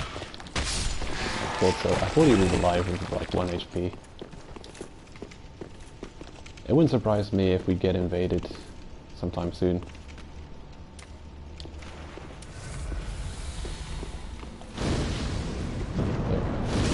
Firework. Please. Titanite shard. Yeah, I should stop. When I give the next Pyromancy Tome to our master, I should remember to upgrade the Pyromancy Flame, because I have the resources required.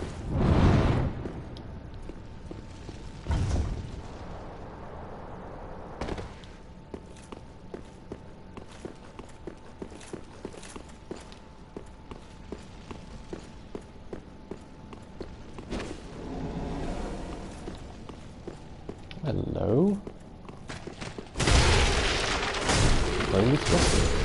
I guess you serve no purpose in many people's worlds. Everyone who never found this secret, this skeleton sees no action. Does he revive? Oh, he revives. You can tell when they revive in this game because you don't get souls for killing them. Now he gets souls, so he's gone for good. Where are right? I think we already dealt with right. I think right fell to their deaths. And this is treasure ahead. And no, you're a troll. 2 upvotes. Free trolls. Alright. I think it's time to go back to Shrine, yeah? I can use a shortcut to get back to where I need to be pretty quickly. Yeah, Shrine time. level up once, and yeah, talk to our pyromancy master. It's been a while.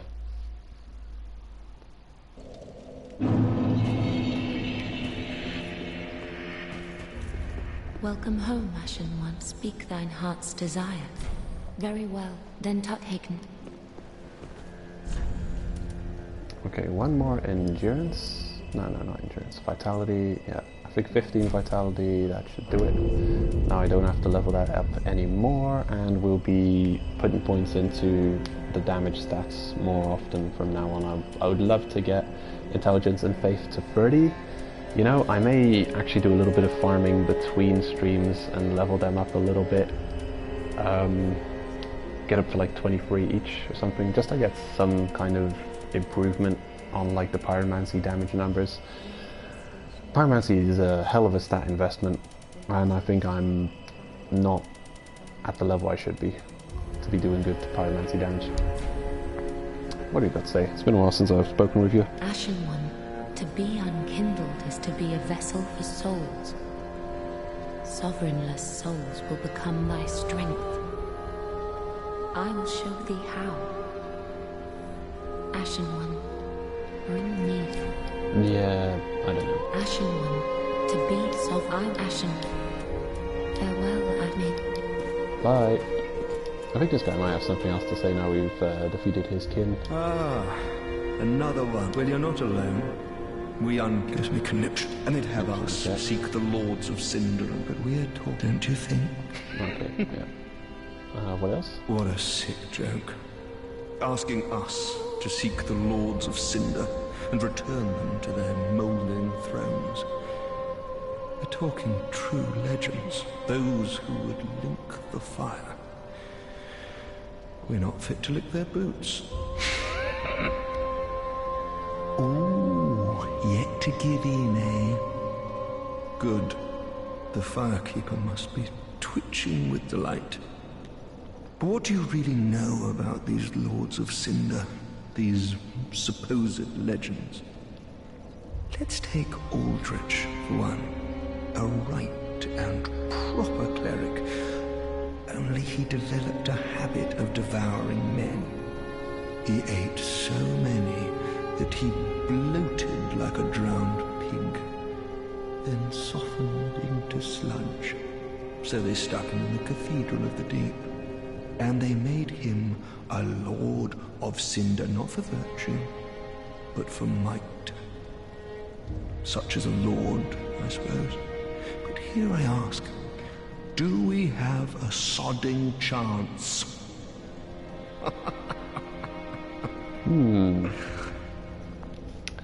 Interesting dialogue from him. I think Vati uses that in his video talking about Aldrich. That explains the appearance, like he's a slimy creature. And you'd think a lord who is a devourer would look something like the Adjudicator in Demon Souls. Or, didn't we have... Yeah, we had Jabba the Hutt in Dark Souls 2, who was another devourer of souls. I don't know. I guess he's also kind of like a slimy slug monster. At the foot of Lothric Castle, an old path still runs below the tower in the undead settlement. It was used to transport sacrifices to the Cathedral of the Deep. You should see where it leads. Road of Sacrifices. Yeah. If you've the stones for it. Okay, we've been there. Anything else? You haven't given up yet. Then you're a brasher lad. Reward. Yay. You can make better use of this. Thank you, Jem. I don't need it. Not now I've flown the coop.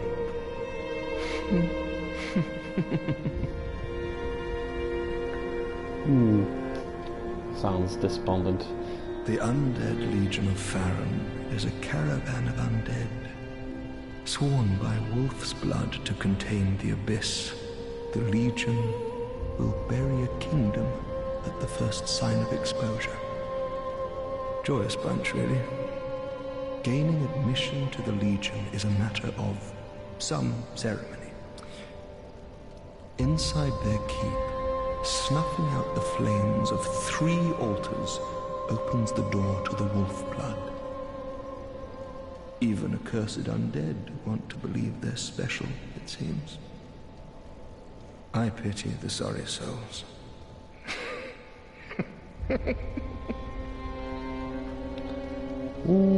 Funny you should say that, because he's one of them. But also, that's why he knows so much about him.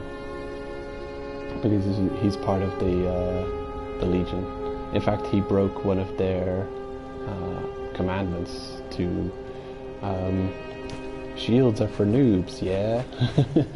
It's like, I don't know, it's almost like a meta joke on the community, where people will say, why do you still play Dark Souls with a shield? You should play shieldless if you're really good at this game. So the Abyss soldiers, the Abyss warriors here, they're kind of just like elitists fighting with amongst themselves. Like, how dare you play with a shield, you noob? Look at this shield wearing noob running past me, this phantom. Another shield noob. Huh. Yeah, well, this guy, he wielded a shield, and for that he was banished. I believe that's the reason he was banished from the Knights of Faron. The reason I can't remember their name is because they're like, they go by like 3 or 4 different names. Gaining admission to the Legion is a matter of inside their keep, snuffing out the even accursed undead. Okay, so it kind of explains how to get there. We're going through his dialogue. Oh sweet, we already have access to the outside. I wonder if we already have an item of his spawning at a grave here. Maybe not. Doggo.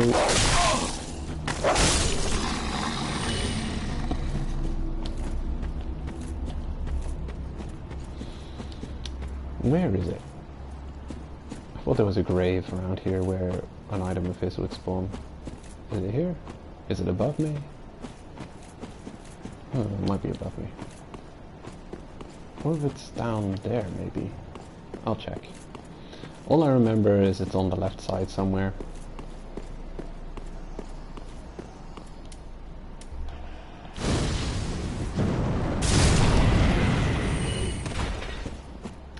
Something definitely spawns here as well. I'll check above as well. I gotta wait for the fog to disappear before I can get there.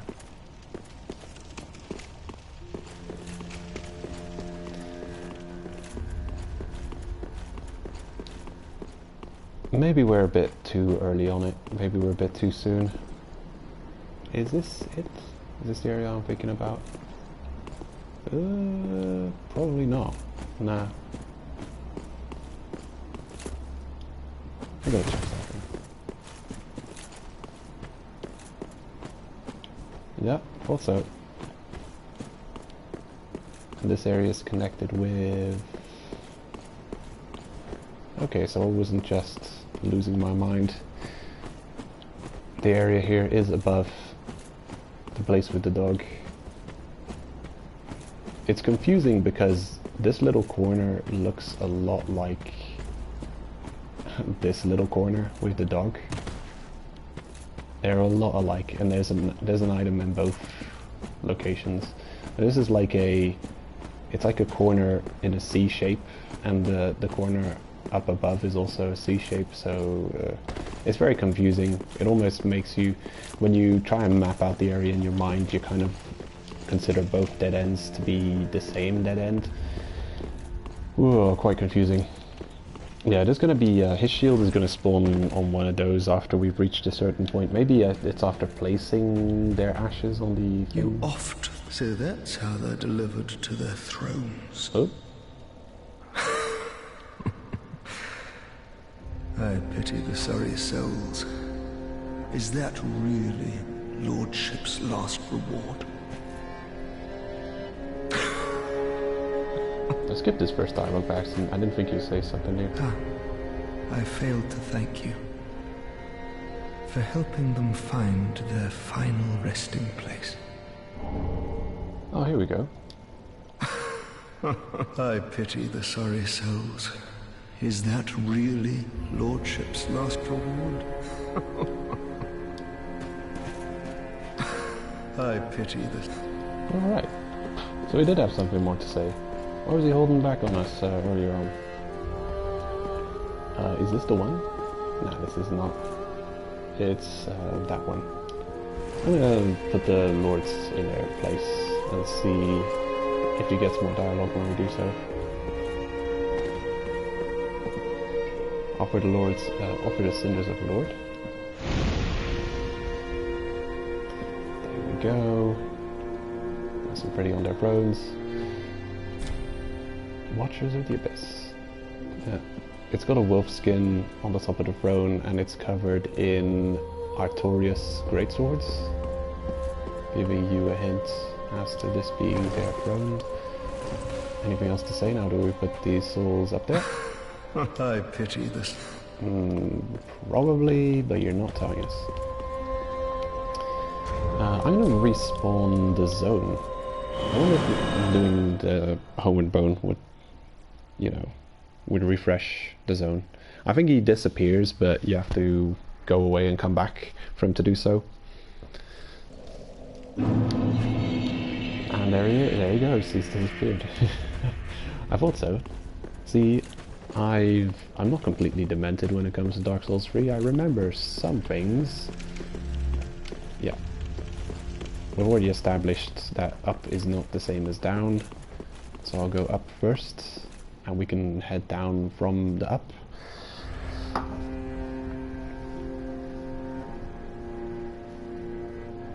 I wonder what we can transpose their soul into.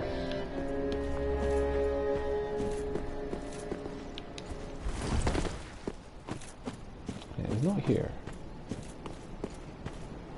Nope.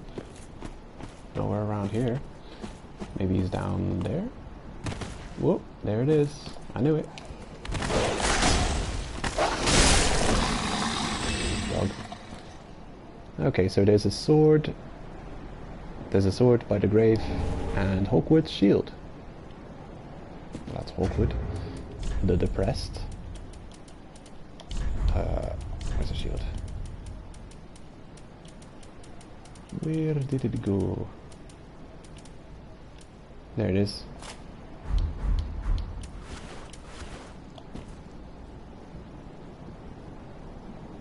It's a pretty cool looking shield. Small shield with parry.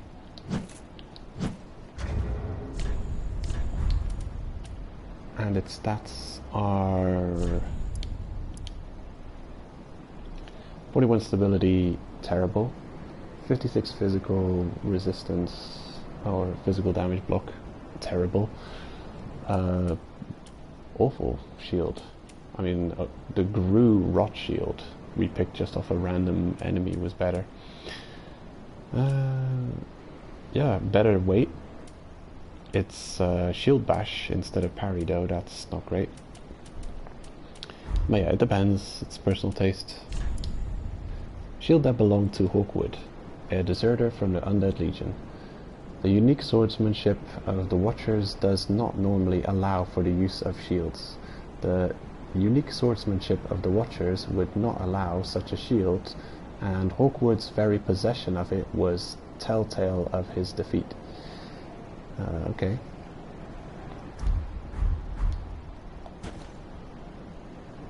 So, I don't know, he failed to master their dual-wield battle strategies? Well, Hawkwood's disappeared, so it's possible that we're not going to see him back for a while now, unless he's over here. Is he here? Not yet. Off you go. Nope.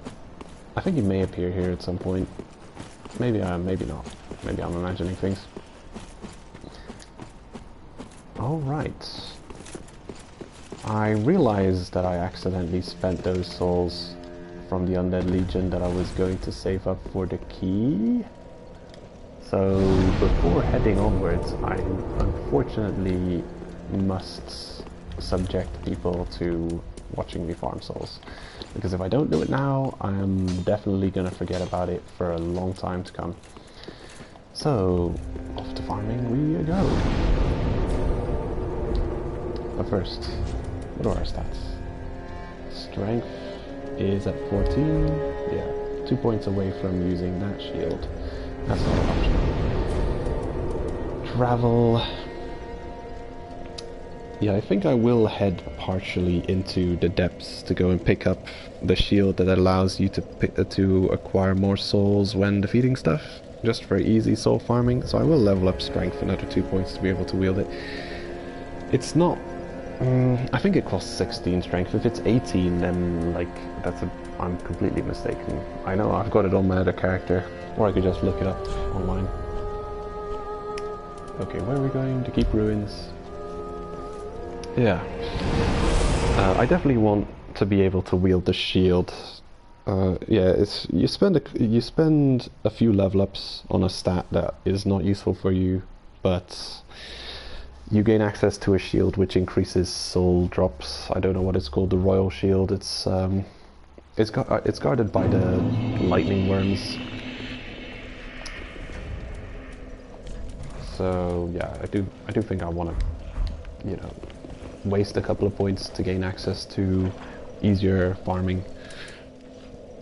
Quite useful. I mean, if you're close to 16 strength or 18 strength, whatever it costs, you might as well.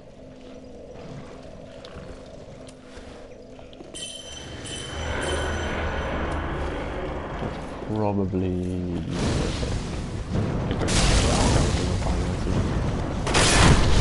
ooh.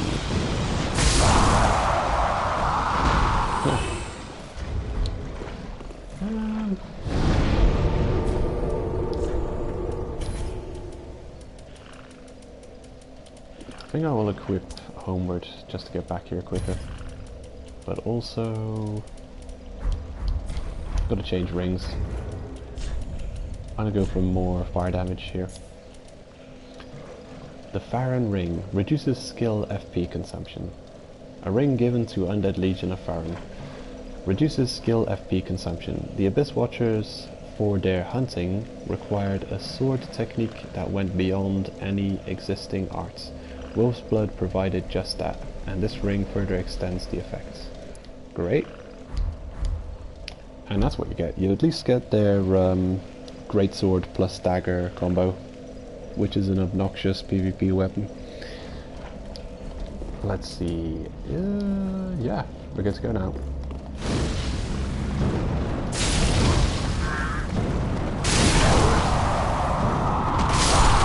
Oh yeah. Liking the damage. And I realize I forgot to level up.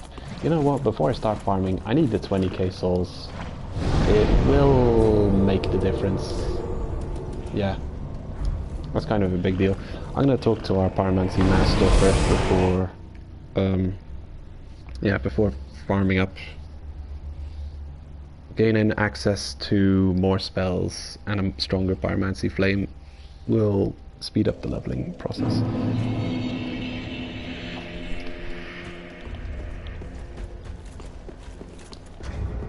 So what did we get?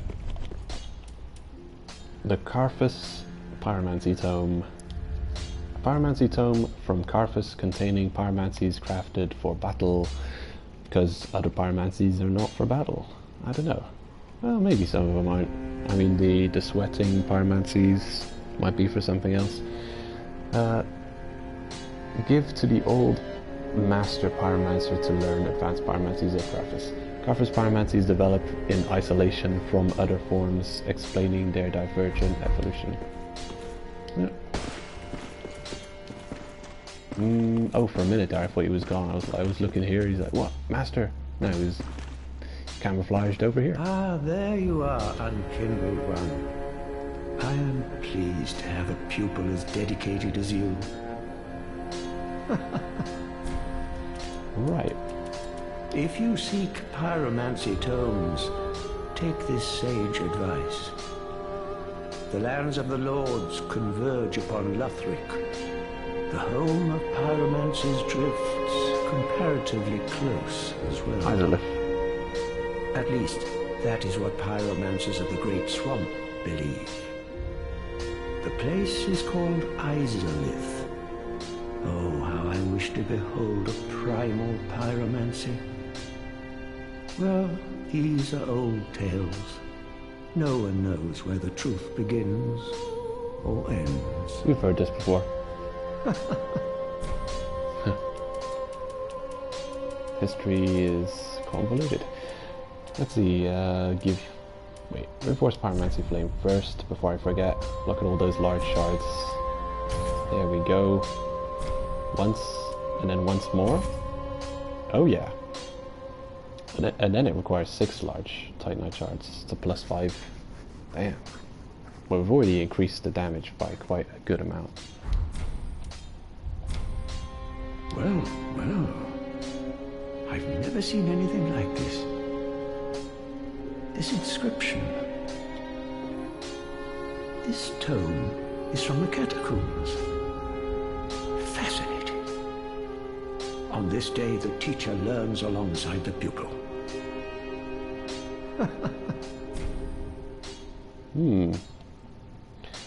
The armor of thorns really does look very cool in this game. Really like it. I especially appreciate the thorns sticking out of the back of the armor as well. I don't know if that was in Dark Souls 1.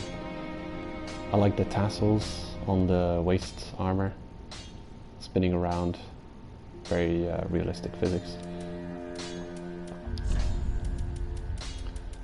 Pyromancer stuff, not great.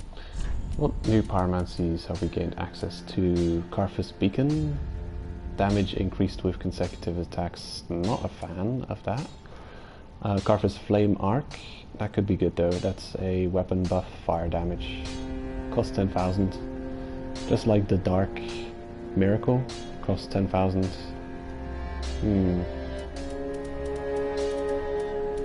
I wonder. I don't have the stats to use the Dark weapon buff. Costs 25 int or faith. Probably faith. I don't have 25 faith. Otherwise I would test it. I can try with that one though, but I don't have 10,000, so... Do not be gone for long. What is a teacher without a pupil? Yeah, bye-bye.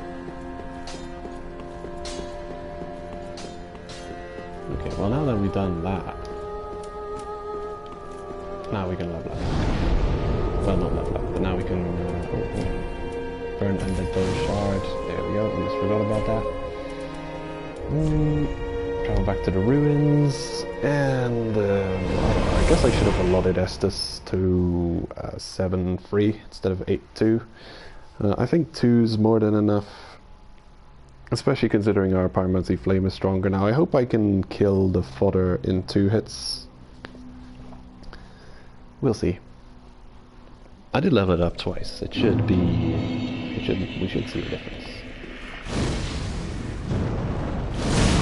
Oh yeah.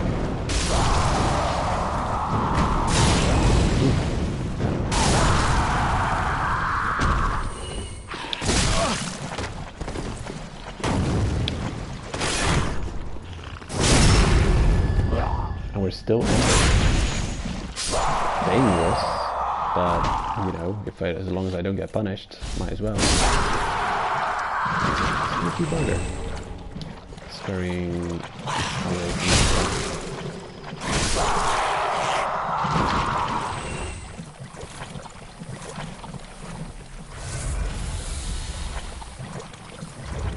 the just checking, yep, the build is right.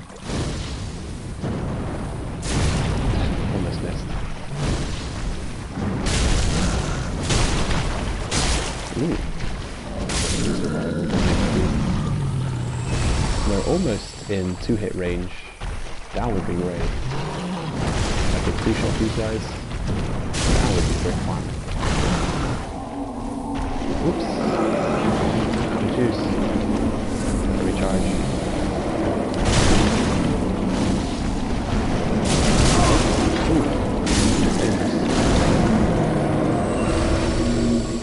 Oh yeah. Damn, long Estus. I believe that still hit. That one missed. Perfectly balanced as always.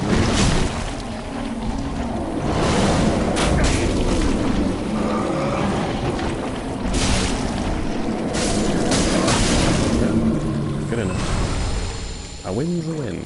Embers. They drop embers too. That must be a rare drop. I don't remember seeing that too often. 13k. Yeah. I mean, I'm advertising it as if it's a big, you know, like a big sidetrack, but it really only takes me like 5 minutes extra to get like 20k souls out of these guys. I did pick the right bonfire, didn't I? Damn these loading times.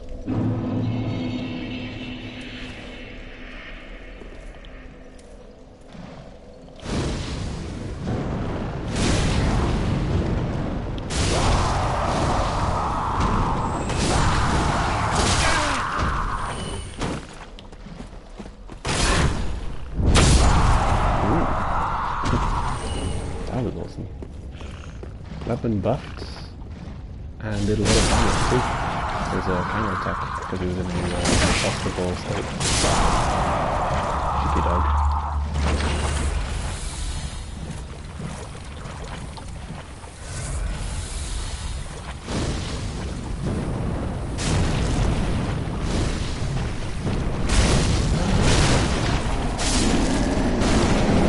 Okay.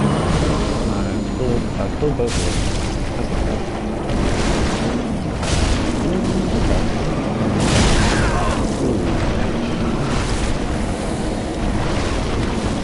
Chip down to this.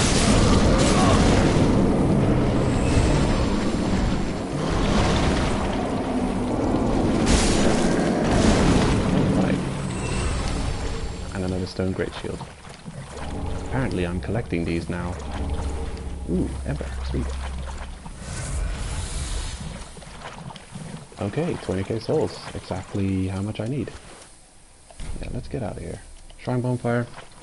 Get the key and see the next interaction with our friend Patches.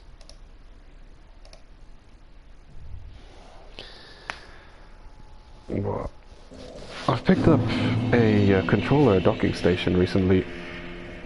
Man, is that going to make life a lot easier.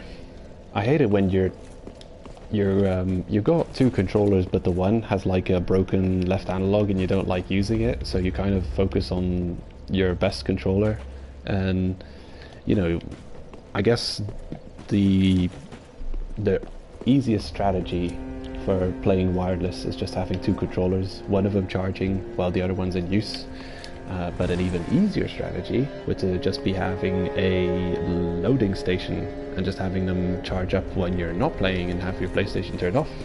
And then you'd never have to worry about empty controllers again. And having to play with cable plugged in. It's a shame, because I've got a lot of cables going on here.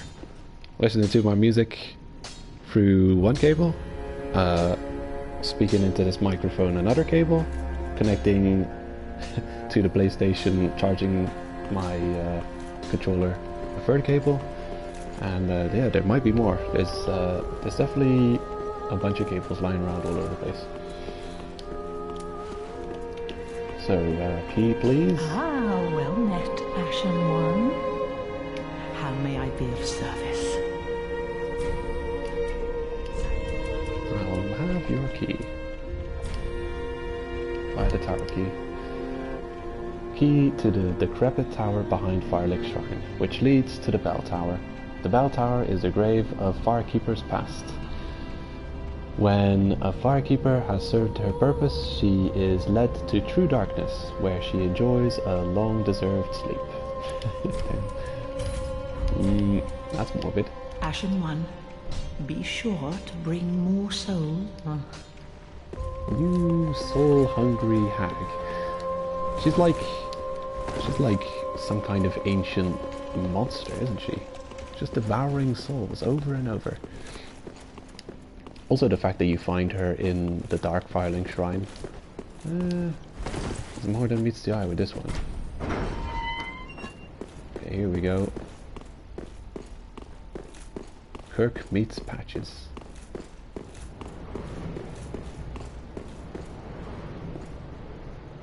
That's a cool place.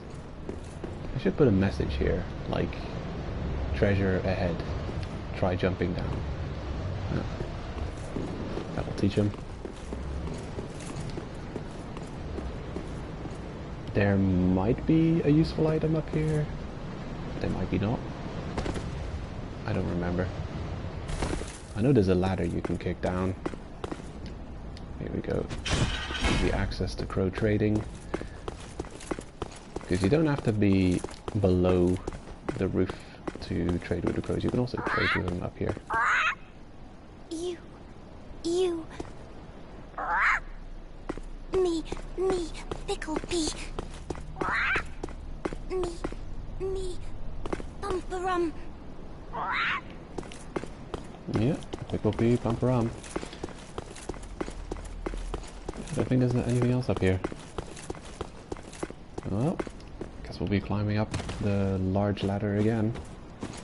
Staircase. Up we go. If you ever visit medieval castles, these staircases are often extremely worn out in the middle, and it's comical to think about. It's almost like Monty Python-esque, but imagine knights in heavy armor going up and down these stairs. Surely every now and then someone missteps and trips and falls down while there's other knights lower down the staircase. And you can imagine them just slipping and sliding down the whole staircase and knocking down and dragging down everyone who comes with them. And it's like a clanky, noisy set of dominoes. Just the image of it is hilarious to me. It must have happened. Also, it could have been a strategy for, you know, whenever you're taking a keep, to knock down enemies. Reinforcements going up. You can imagine that it would have led to a lot of death and mayhem also. I don't know if we should jump down yet or if we should go up first. Probably I'll just go up first. See the door closing on our way up. There it goes.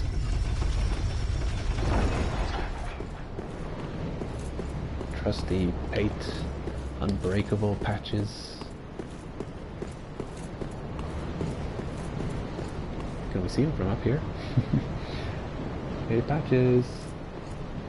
If I had something to reduce fall damage, could I survive this fall, I wonder? Probably not. This way is pretty high up. Wouldn't surprise me if they had put like a ring of kill box around it. Oberlinks! Hey, welcome! Yeah. Yeah, but I mean, I can imagine it must have happened quite a lot. Because it's hard enough when you're visiting those old castles, because a lot of them are just tourist attractions now. You're wearing shorts, trainers, easy to move around clothes, and you still have to be careful of keeping your footing because of how narrow and windy those staircases are, and how worn out the steps. So you can definitely imagine trying to go up there with a full suit of armor would be very difficult. Now here's a corpse. Firekeeper soul. Oh no! What will we do with this one?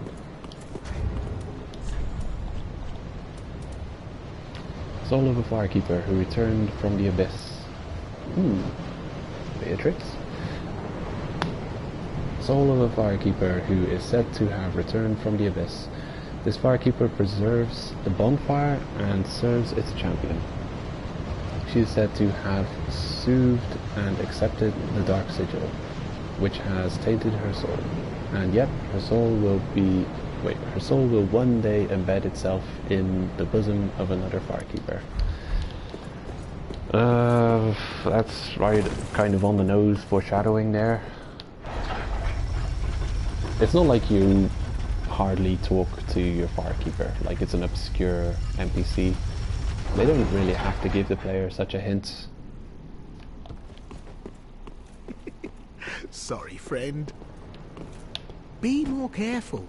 By the gods, curiosity is gonna kill you kittens. Some places are better left alone, you know. Oh, sorry. Am I a tad too late? Damn you, Patches. Have no fear. There's beauty in death. Besides, you're surrounded by ladies. Every man's dream, right?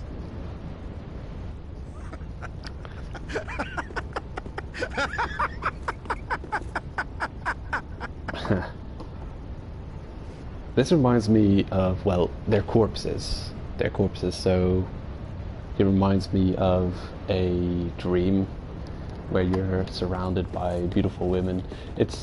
I think that it's kind of mythology which is used a lot in movies, where the hero is surrounded by beautiful women, and they all turn out to be either corpses or old hags or witches. Old hag witches disguised as beautiful women.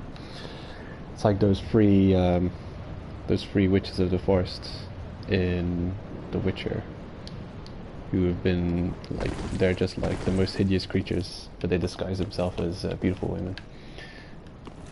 Okay, I guess we're gonna do it. Will it will we succeed? Will we fail? Okay, how to do backstep, rolling, or jumping?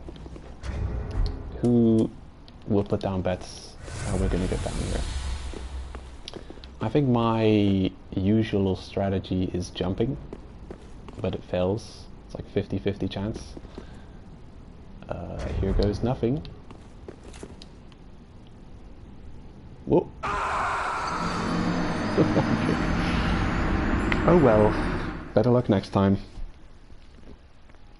Oh, Face Punch, welcome. I never make that jump. I think it's like a 30% success rate that I get on that one, especially for the first one. Of course, after a few practice deaths, you'll make it.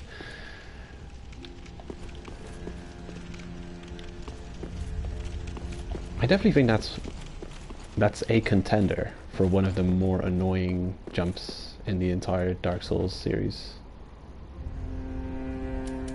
I honestly can't think of other jumps which are as annoying, or that fail as often. I mean, this jump is a pretty annoying one too, the shortcut jump, but that doesn't really count because it's kind of cheating. Don't think it's intended. Here we go again.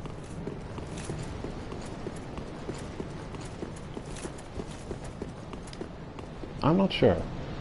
Are you able to get back up here if you make the fall and speak with Patches out here at some point? I do know that he goes to his place in Firelink Shrine if you reload the zone by dying and the gate is open. I want to make this jump just to gain access to the area. Rolling this time? Ooh, rolling did it. Nice. Firekeeper robe and gloves and skirt. Damn, that's not enough health to survive the next fall. Oop. Off we go.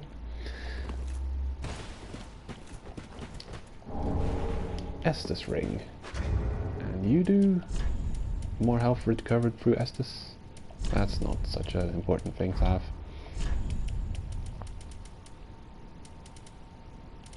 Where did it go? Ah, there it is. Increase HP restored, yeah. Probably has lore on it, but I'm not too bothered about it.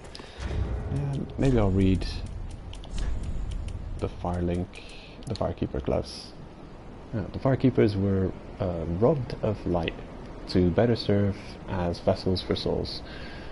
Only those who cherish the writhing, searing darkness were given the Keeper's black attire.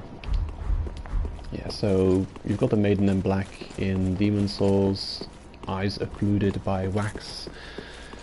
Kind of looks a lot like this Firekeeper as well, and you know, they kind of borrow from lore of previous games, and they just kind of grab lore left and right and plop every, you know, scraps of it into this game, like whenever they feel like it. This one looks a lot like the Maiden in Black, I think, just because of how popular Maiden in Black was. She also looks kind of like the, you know, the green gal in 2. Forget her name. Yeah, I have definitely not put enough hours into Dark Souls 3 compared to Dark Souls 1. I've collected a lot of stupid falling deaths from Dark Souls 1, and a lot of them are really hilarious, because as you die, your hitbox is still kind of active, and falling down, you often, like, if you remember the hollow, the tree in Dark Souls 1, if you fall down and hit a branch, you often die, but your hitbox continues to fall, and you can see it bouncing off a couple more branches as you fall down. It is hilarious. I've got a lot of hilarious fall deaths in Dark Souls 1. I'm definitely going to make a video and upload it. I don't know what I'm going to call it. But yeah, I'm still playing through. I've still got 2 New Game Plus cycles to play through to get all of the trophies required for Platinum on Dark Souls 1. Knight's Honor is the main difficult trophy. Sure, it's difficult to get all of the All Miracles, All Pyromancies, All Sorceries trophy, but Knight's Honor requires you to get all unique weapons in the game, and certain weapon requires the same boss soul over and over again, and that's why you need to go to New Game Plus and a half to get the trophy. But I'm enjoying it. Dark Souls 1 is very, you know, it's a simpler time. Do we need you? I think we need to give you the soul. Welcome home, Ashen One. Speak thine heart's desire. Here you go. Ashen One, this is much like what lies within me. Then let it find its own place within my bosom. She will understand. We are both firekeepers after all. The Firekeeper is now able to heal the Dark Sigil. Forgive me, sister. May the flames guide thy way. This reminds me of Fusion in Dragon Ball Z, where Nail is reassuring Piccolo. Piccolo is like, will I still be me? With your consciousness mixed with my consciousness, and Nail says, don't worry, you'll be as much you as you are now, but you'll be also me. You'll be you and me. And he's like, sure, yeah, why not?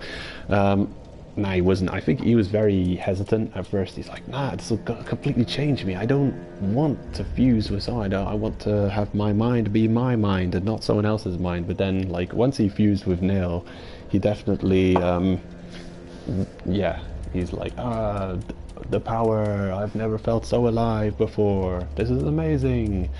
And then he got power hungry, and then after that he's like, sure, I'll fuse with anyone. So give me a Namekian and I'll fuse with it. Heal the Dark Sigil? Nah, I don't care about healing it. We want to remain hollow. We're going for the hollow quest chain, and I forgot to look it up. I should probably check the wiki and learn everything about it so I don't mess up this quest. I don't think it's that difficult to mess up. I do have to make sure to follow all of Henri's quests, triggers, and definitely not forget to do a single one. Ashen One, to be unkindled is... Yeah, we've already heard that. Already heard that dialogue. Let's talk to Patches, see what he has to say.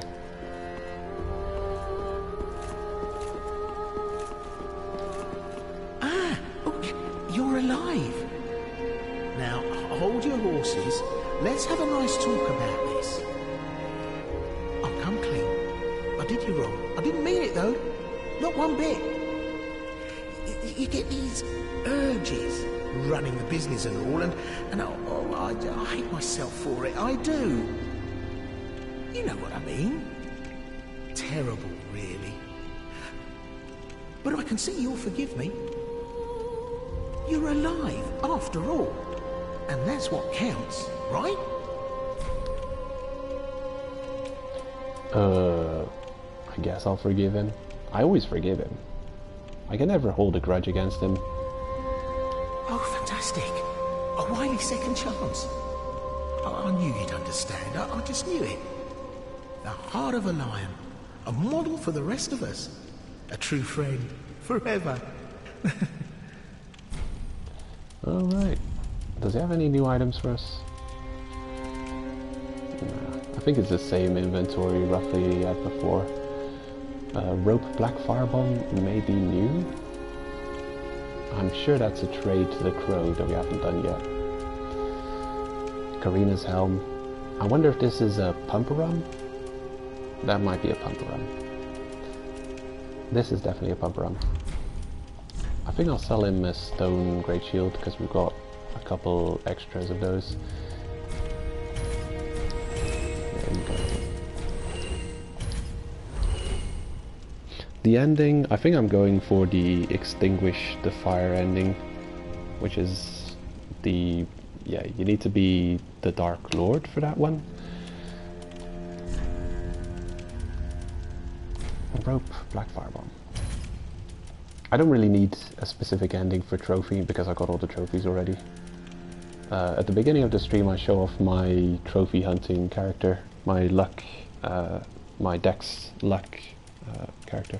Anzu, the trophy hunter. Thanks, good compere. Okay, do you not have gesture? Oh, yes. What can I do? Aren't you glad we made good of things? Can't find anything you like? Well, you could try looking a little harder. Or you could have better items. Oh, yes. Aren't you glad? Ah, I see you've met Grey Rat. The slinking rodent. But he did me a good turn back in Lothric Dungeon. Doubtless I should do something about that little dead. Well, maybe not. Well, I can hardly believe he's still standing. This is a key dialogue. You either have to progress patches or Onion Bros quests to this level before you send Grey Rats to pillage, what's that place called? Irophil? If you don't have either patches, I guess I should put it this way, if you didn't find patches or Onion Bro in the Cathedral of the Deep, you're kind of screwed when you send Grey Rat off to pillage in Irophil because he's not coming back from that one. It's either of these two who saves him. If you progress patches, you may not find Onion Bro falling down the well, but if you've gotten to this part in Patches' thing and he refers to Grey Rat, that means that Patches will save Grey Rat when he goes to Irophil. I don't think anything will save him from the Lothric pillaging run, but hey, you know, caged bird will probably live a longer life, but you know, less happy, I guess. Ah, I see you've met Grey Rat. The slinking rodent. But he did me a good turn back in Lothric Dungeon. Doubtless I should do something about that little dead. Well, maybe not. Well, I can hardly believe he's still standing. Yeah, we've heard that one. Can't find anything you like, will you? Okay, bye. Yeah, I wonder, going through the, whatchamacallin, I forget his name, but there's an NPC in the DLC, the second DLC, who's got a quest line which I also have to kind of look up on because it's a tricky one. I also want to complete that one. And that one's kind of bullshit. I don't know how the developers ever thought that people would figure out all of the steps to that, especially the part with the mimicry. Yeah. No idea what was going through their minds when they thought people would just figure that out on their own. Of course, Wiki solves everything. What next? Oh yeah, I had to trade the rope black firebomb to the crows, and then I've traded everything.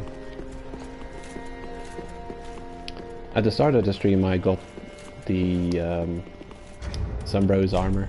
I traded with the crows to get all of Armor of the Sun. If you're wondering, it requires a homeward bone, a lightning urn, Seek Brow, and a seed of the Tree of the Giants, and then you've got the whole set. I was lucky enough to have all the items I needed to get it in one go. And of course all of the fire bombs and rope fire bombs, anything that seems like it's spherical is Pumperum. Though it's strangely enough they don't accept Ember as a pickle. Let's see, where did it go? Oh, there it is. You... Not that. Enough. Okay, I guess we've already dropped one for you. Weird, where did I find one? Huh. I was convinced I had not ever found a rope black firebomb before. Curious. Oh well. I think we've gotten through all the lore so far. I think I want to check with Ludleth and see what we can get through transposition before I head out and continue onwards. Aha, thou'rt returned, and a fine day it is. So, happened upon any twisted souls? Let's see. No, I'm not playing Let It Die. People ask me quite often, and I don't mind, but I would love for there to be new content. Then I might play the new content. A new weapon is not enough. There has to be something worthwhile to experience. At the moment, I don't consider the content in Let It Die to be worthwhile. It's too pay to win. They've gone down a very obnoxious path. They're doing free-to-play wrong. There are games who are doing free-to-play right, but Let It Die is doing free-to-play wrong. Let's see, what do we have access to? Soul of Deacons of Deep, not new. I guess the Soul of the Blood of the Wolf. There are two items. This one is for a strength build, and that one's for dex build. The obnoxious PvP Ultra Greatsword unique. And then we've got Greatsword. Don't have the stats to wield it, won't get the stats to wield it ever, but it is nice how early on you can get the sword. Excuse me. Greatsword of a knight tainted by the dark of the abyss, and master of the wolf's blood of Faron.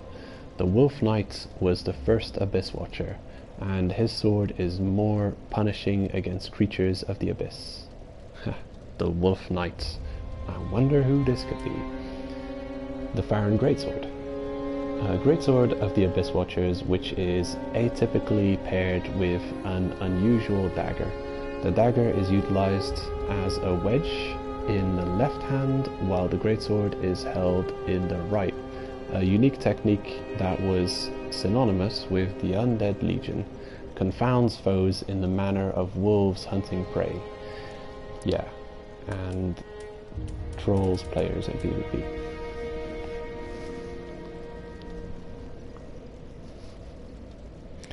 The Faron? Yeah, it's a good weapon. Can't blame you. I don't think I've ever used it. I don't know. I don't know why. It's got a unique moveset. Of all the unique paired weapons in Dark Souls 3, I think I would sooner use the dual-wielded greatswords you get in the second DLC. That and maybe Frida's scythe. Though, again, like, I've spoken about it ad nauseum at this point, but the later the game you get weapons in Dark Souls series, any Souls game, Bloodborne, Demon Souls is included, the later the game, like Sekiro included probably, the later the game you get a weapon, the less likely I am to ever use it. Because I like pretending it's a new playthrough every time I play through the game, and therefore I play New Game and never New Game Plus or New Game Plus Plus. If I would be able to get access to a fresh New Game Plus save with just the items that I wanted to play through or to use in my build, and I would have nothing else, then I would probably enjoy it, because then you would still benefit from the exploration, all the items you can find, all the pickups. But New Game Plus in Dark Souls game is completely different from normal New Game, because you don't take into account, you also lose the exploration feature of Dark Souls, because every item, you've explored Dark Souls once thoroughly, picked up every key item, picked up every upgrade item, you've explored every nook and cranny, so the exploration is done, and that's like half of the fun of Dark Souls. So going into New Game Plus, you're really just rushing from one boss to the next. Your build is pretty much set, so you're a well-crafted killing machine. Exploration is out of the question because you've explored once. You probably have all the upgrade items you'd need for the rest of your playthrough, so you're really just running from boss to boss. It's almost a speedrun at that point, so the game completely changes, and I much more appreciate the normal game, the base New Game experience, New Game Plus Zero, over any New Game Pluses. So I basically never played through Dark Souls New Game Plus unless I'm going for trophies. And it's a shame, because it means that there are weapons that I've straight up never played through the game with, like Gwyn's sword in Dark Souls, Beard Bro's sword at the end of Dark Souls 3 expansions. Never used that weapon. That's a really cool great sword, or ultra great sword. I'd love to use it, but I never would, because I'd have to go for New Game Plus for it. Oh well. Rambling aside, yeah, watching this, I do see a couple of really early game cool weapons. Demon's Great Axe, don't know about that one, but Vort's Hammer, that could be a cool weapon. I don't know about the skill, it's not great, but it's got ice element on it, and it's a heavy weapon. Could be fun playing through the game with that weapon. Anyway, yeah, I just wanted to know what the soul of the Abyss Watchers was used for, but I remember 2 great swords, of course. Now, do not be away over long.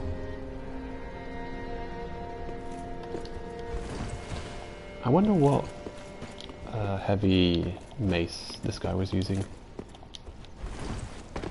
It looks like a great club or something. I wonder if it's just a standard ghost model, or if it, you know, it's showing off his armor. He's wearing Lautrec's armor, but I wonder if it is actually a club he's wearing, or if it's just some kind of club or great hammer class weapon. I'll have to pay attention to Phantoms in the future. It's possible that they just show a basic model for the class of weapon they're wielding and not a specific weapon. I know if you see Phantoms close to a fire, you can see exactly, oh look here, it is a club. You can see exactly in more detail what they're wearing, and then the further away from the bonfire they really appear as just ghostly figures where you can less accurately tell exactly what gear they're wearing. So yeah, there's killing to do, there is gameplay to be had.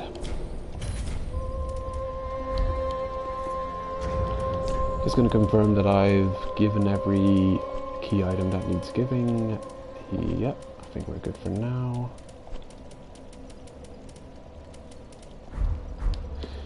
I have to check one thing quickly. See if I can upgrade the weapon one more point, because we picked up a couple of twinkling. Ah, well met. 'Tis good to see, wasn't he?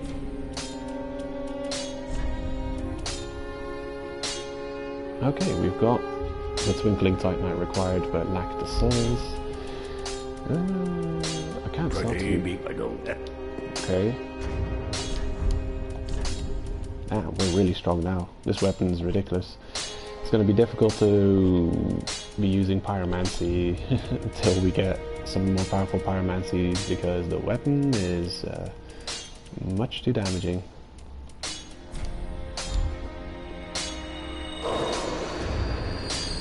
How much souls do I need? Is this enough? Yeah, I think it's enough. Ah, tis good, tis wasn't he? Oh right, just enough. Sweet. Okay, to level it to +4 is 8 Twinkling Titanite. I don't remember things costing 8 Twinkling Titanite, that's a lot. But okay. Damn, that is a lot of Twinkling Titanite. Pretty be careful, I don't. Oh shit. Actually, it's the right button. Good to go.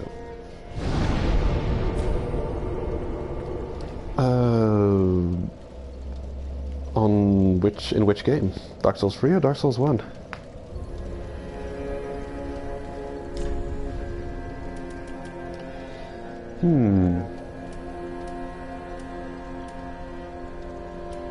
Abyss Watchers, that's where I'm going.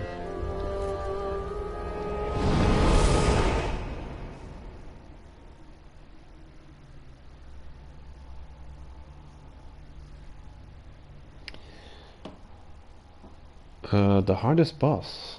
Huh, good question. Of the DLC, there is no question that it is Frida. I didn't suffer as much as some people did, because I had a very cheesy way of dealing with her first and last phase. I think I had... Let's see, where is it? My precious.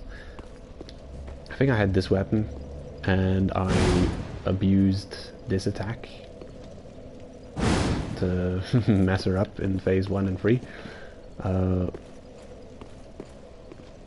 Yeah, but it still took me a while. Probably took me a few hours to get the fight down. Of the base game, I'm not sure though. I've got a very bad memory. I'm gonna quickly Google DS3 bosses and see if I don't find a collection of Dark Souls 3 bosses. I'll quickly look them over. Champion Gunder, definitely have flashbacks about him. I think the Nameless King also gave me a lot of grief. Yeah, Nameless King, probably the Nameless King was one of the hardest bosses for me, if not the hardest boss. I really learned to respect him and enjoy the fight though towards the end of it. Definitely not a fight I hate. Playing through Dark Souls 1 again, dealing with the what is it? Damn it. What's that boss called? It's that fiery bug who's hiding under the tree. I forget the name. Bed of Chaos. Yeah, Bed of Chaos gave me a lot of grief on my most recent playthrough of Dark Souls 1. I died so often. Combo to death. Either one shot by the arms coming down at me, or just like comboed. Like I'll get hit by the sweep going left, and then I'll get hit by the sweep coming in from the right. So just, yeah, the damage of that boss is insane. And even if you block the attack, you have to have a really high stability shield and a lot of stamina to successfully block both swings. Oh boy, I got trolled to hell against that boss recently in Dark Souls. Walnir was not an issue. Pontiff, I think I struggled against a little bit. Dancer was okay. I've never tried a Dancer early. Dragon Slayer armor was okay. Lorien, was okay. Yeah, I think I found the Soul of Cinder to be quite difficult. Slave Knight Gale was difficult as well, but the run back, you know, if the run back is really easy, then I don't mind a boss being hard as nails. If the run back's any kind of distant, I find it obnoxious. I'm thinking of a run back that I've had to do recently that was just too far and too annoying. Manus, yeah. I recently had to deal, I went and smashed Manus on my new game, normal new game, Dark Souls 1. I didn't need to kill Manus, you don't need to do any of the DLC for the trophies, but I figured since I'm a caster I would like to have, what's it, Homing Soul Mass, you know, the dark, nah it's not, is it Homing Soul Mass? Anyway, it's like Crystal Homing Soul Mass, but it's with dark, I forget what it's called, but it's really strong. I wanted that, since I'm a sorcery user. I'm a sorcery build on my Trophy Hunter in Dark Souls 1. So yeah, I figured I'd go and destroy Manus. And the fight was far from as difficult or as annoying as the run back. The run back was just a little further than I'd like. Of course it's not ridiculously far, but it's far enough to, you know, kind of lose the muscle memory of the fight. And he can one-shot my sorcerer. So you spend like 2 minutes running back, and then you go into the fight and like misjudge the distance of her attack, and then they'll one-shot you, and then it's like, wow, that was fun. That was a fun fight. 2 minutes running back, 2 seconds fight. Lovely.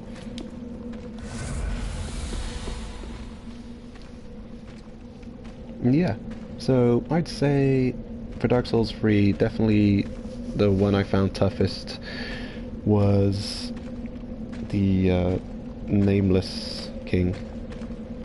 Nameless King. Oh yeah, the optional bosses. Nameless King, Champion Gundyr. Definitely not Champions Gravetender and Gravetender Great Wolf, but then that's DLC, so that happened way after. It's funny to see that the Curse Rotted Greatwood is part of the optional bosses in Dark Souls 3. Really crazy to have a boss which is so, you know, so easy to access, so like unique, and gives you such an important reward to be an optional. Like you can't do Dark Souls 3's Boss Soul Infusion or Boss Soul upgrades without his own. I love that this guy gets yeeted off the bridge every time. Oh yeah, you're wearing a funny hat, so that's how I can tell you're the master of the roly-poly. Oh come on. Must we play this game? No. I'm not playing this game. Yeah, if I hit him a minute later, the ball would have rolled back up and then came down again. So after he dies, the next time the ball makes impact with the gate, it shatters.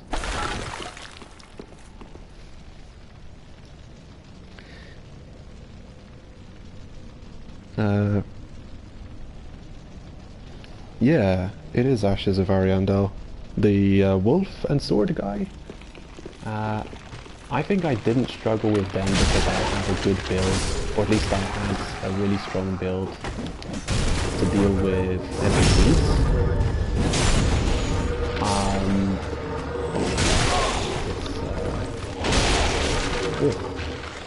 It's pots that's doing that, isn't it?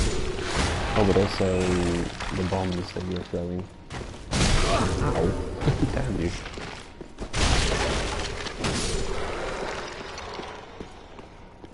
You're not dead yet, are you? I know you're not dead. You didn't give me souls.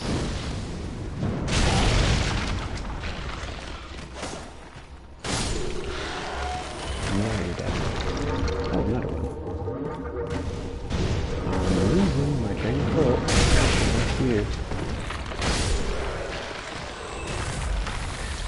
Yeah, I mentioned it earlier. that this attack is overpowered against the AI of humanoid NPCs. The range that you can get out of this attack specifically, and especially with the longer ultra greatswords, Astora greatsword of course has got good length to it. There's a lot of greatsword in this game who have that pokey forward attack. You can abuse the hell out of that to kill easily a lot of humanoid NPCs, because they'll decide what melee attack to use against you roughly when they reach that range, and you can just wait for them to run back into that range and then time it so you hit them. And because it's a charge up attack, if they get to you sooner, you can just choose to stop charging and just give them a slightly weaker poke, and it staggers or knocks them down. And the humanoid NPC's reaction to that is always to roll away.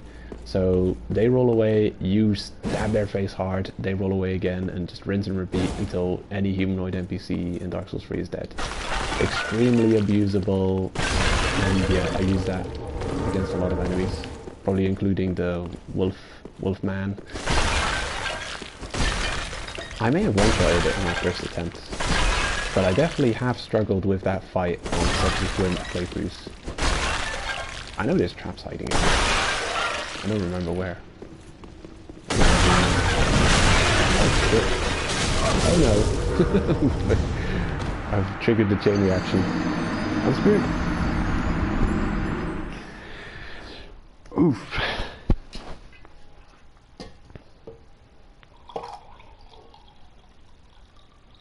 I think I'm gonna have a cup of coffee. It'll probably be my last cup for today.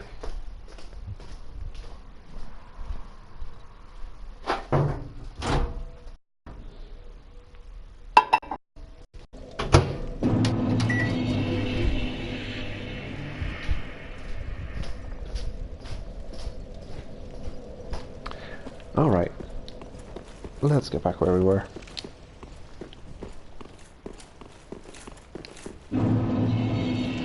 Catacombs of Carthus.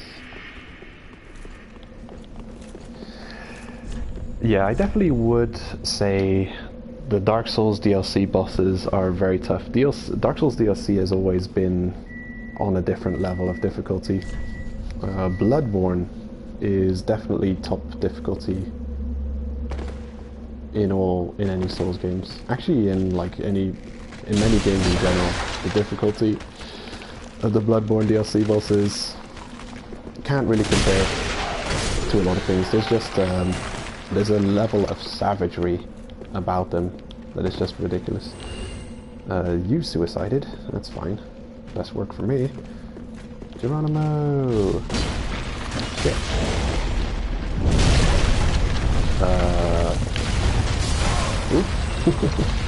We're okay.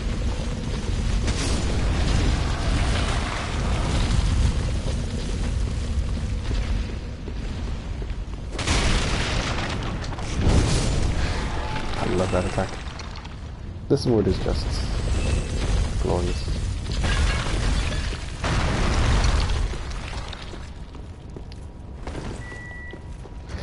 What am I wielding?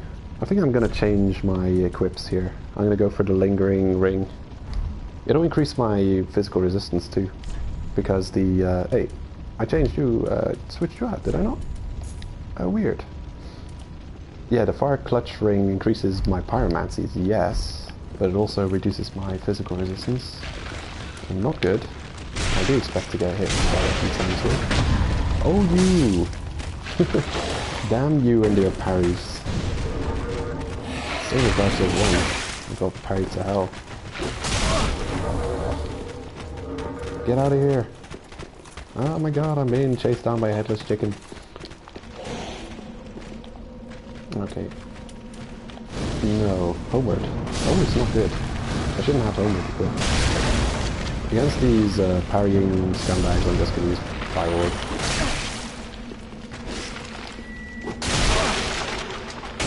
Apparently, my coffee has been warmed up, says the microwave. You will not let me forget. Bonfire. So close, but yet so far.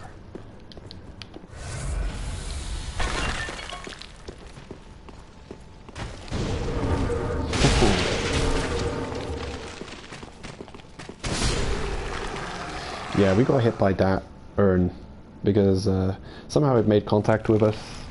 Even though we were in our invincibility frames, we still have a physical form that spells can make contact with. Pretty cool to see that happen. It kind of reminds me of when you're playing Enter the Gungeon and those grenades come rolling at you and they explode. And if you time your dodge right, you can get hit by their explosion and get blasted away, even though you're taking no damage because you're in the middle of your dodge roll invincibility frames. Let's go. Oh. Watch out. Yeah, he's gonna come back. I'm ready for you.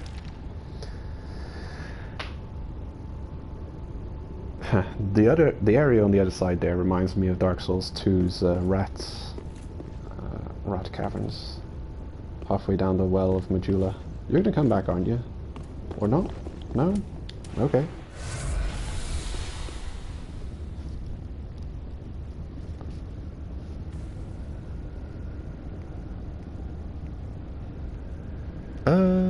You stopped playing Bloodborne DLC?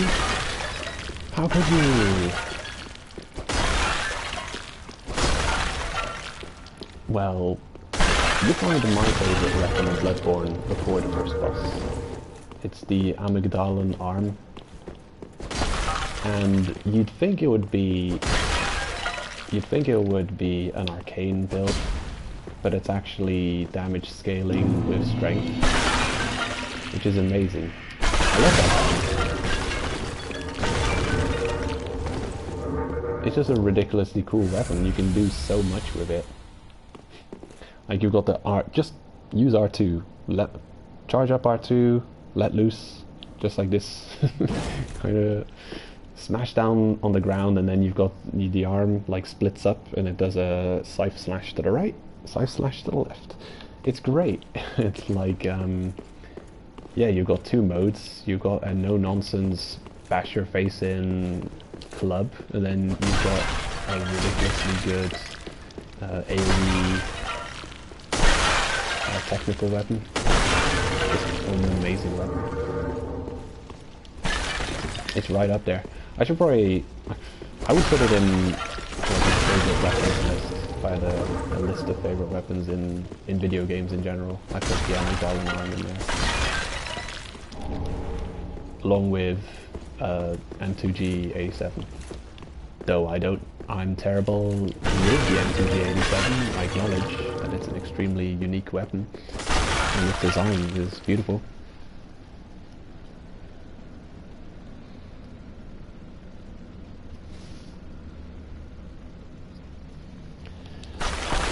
Not getting lost in Dark Souls 3. I don't know. Have you ever played the Surge? Don't play the Surge. That's a Souls-like you're bound to get lost in. That game is ridiculous. It's a maze of a game. It's really short, but it takes forever to find your way.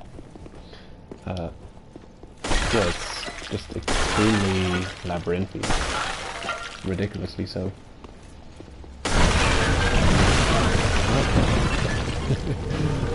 Ooh.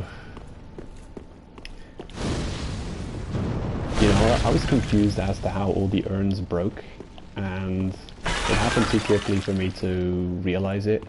But of course, it's the arrow traps shooting the pots, which makes the pots break all at the same time, causing all of the dark orbs to come at you. That's what killed me. I always underestimate this room. I always rush in there, and every time I think I'm too smart for it to kill me again, and then I get killed because I just don't.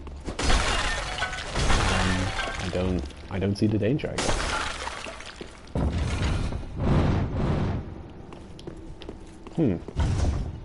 Well, I should probably get my coffee because it's ready.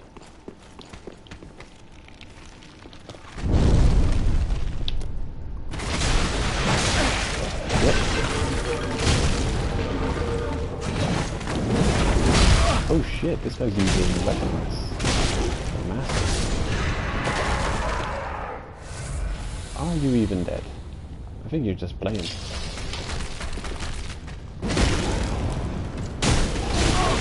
How do you survive? Oh, stop it.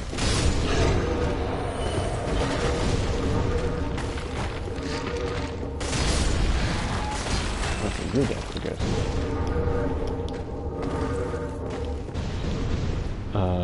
Who's still throwing something?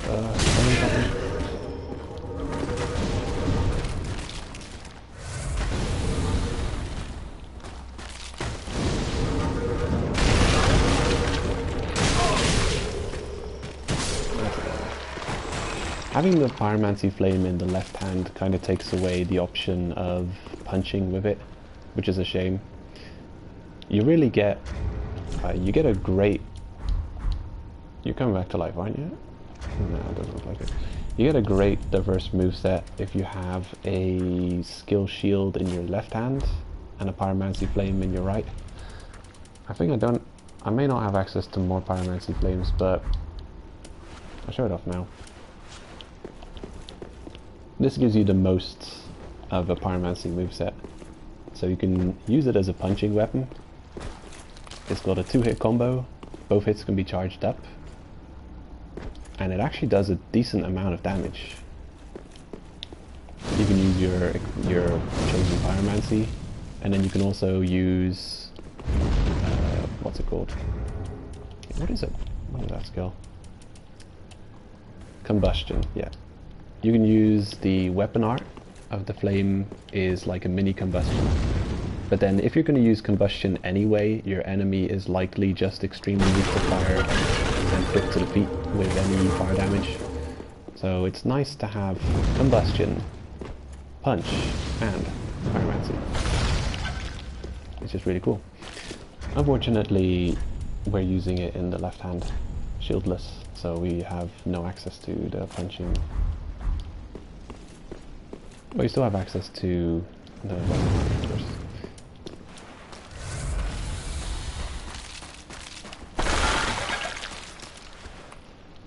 Okay, look at these jokers. It's like RP walking at me, all intimidating. I'll try and get one at a time. Oh yeah. Come on.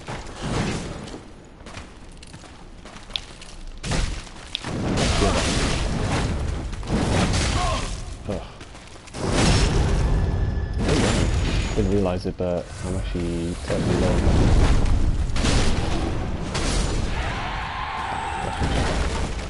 You farm these ones. The skeletons with the red eyes have a good drop rate on bone shackles or something. The Mound Maker Covenant item. Of course I missed every one of those.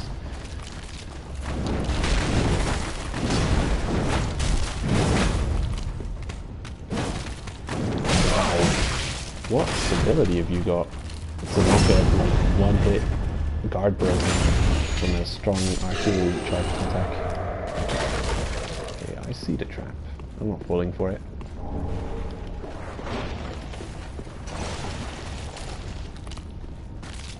The bonfire is close by, isn't it? I think it is. And the coffee, I should get it. Whoa, watch out. It's really cool that the traps reactivate after a short amount of time. You can definitely use that to your advantage. There's a Dio ahead. Oh, hello. Eyes in the darkness. Drums in the deep. Ah, here's a skeleton. Therefore, be wary of skeletons. Yes, words to live. I needed this. I think my allotment is fine for now. I'm definitely doing more melee than pyromancy.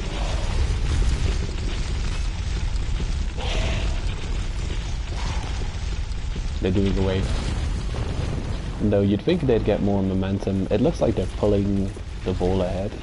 Well, you'd think they'd get more momentum through pushing instead of pulling. But I think the skeletons in the back are not doing much. They're just sitting there.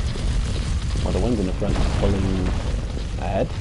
But you'd think the arms being outward are actually slowing the ball down. It would be like a braking mechanic. So yeah, they're kind of defying all kinds of laws of physics right here.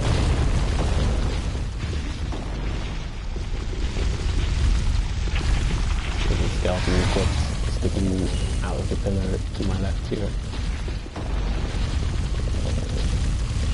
It's really lovely to see just how much more environmental clutter and details they're able to put in Dark Souls 3 compared to Dark Souls 1.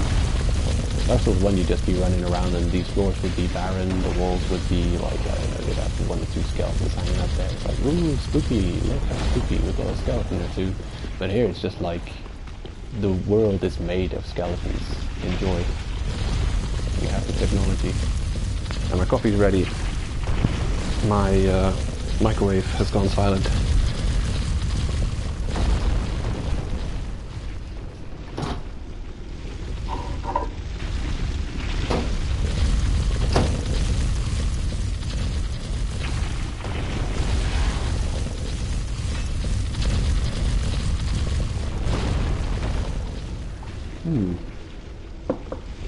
It's halfway to lukewarm already. Damn. Alright, go, go, go. Hold on.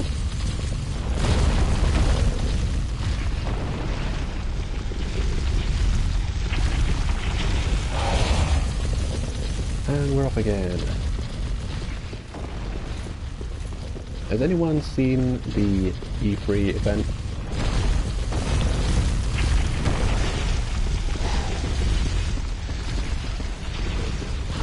Whoa, watch out. I always enjoy it. Doesn't really matter if Sony isn't there this year. You got a lot of useful information out of it, regardless. I especially appreciate all of the release dates that we've been given for upcoming titles, especially Code Vein, one long anticipated game, at least in my book. I remember something tough being here. Is it the large rat? I've killed it already. Yeah, I think everyone saw the Keanu 2077. That was definitely quite something. In fact, I haven't seen. There's been a bunch of meme compilations made about that. I haven't seen. This is a good. No. Okay, this is a good time to be using. Yeah. Okay, 180 feet average. How about this attack? How much did you do? Oh yeah. Since I've got this sword, I've become more of a dark swordomancer and not a pyromancer. Because everything I can do with the pyromancy flame so far, just stabbing with the sword can do better. Oh, come on. Get off me. Garbage bag.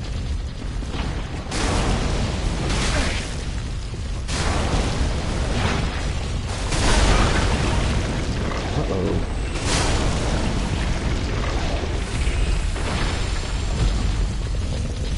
I'm surprised that the bone wheel shield isn't required for the trophy of getting all unique weapons and shields in Dark Souls 1.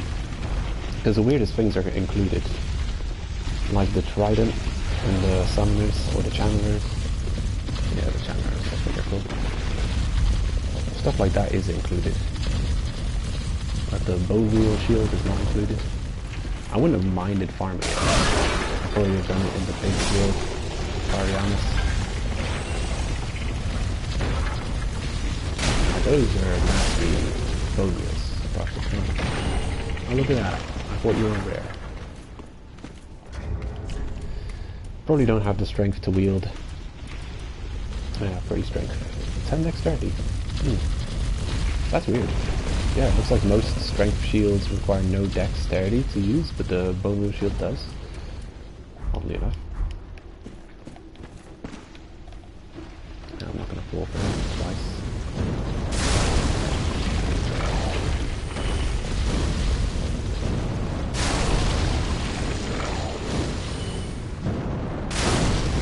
Oh yeah. Carpus Blood Ring. What does this do? Is that the one that turns you invisible? Boosts rolling invincibility at the cost of defense. Also makes you turn invisible, I think.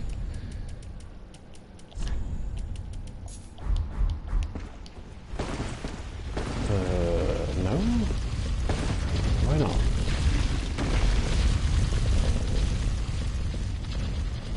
Oh yeah, this is the one. Carpus Milk Ring. Slightly boosts dexterity and obscures rolling. Plus 3 dex. Okay. That's cool. I sometimes equip that just for the hell of it. If I've got a build that isn't like that doesn't require a lot of rings to boost its potential, I often just use that ring for the fun. Where do you come from? Ooh, look at that.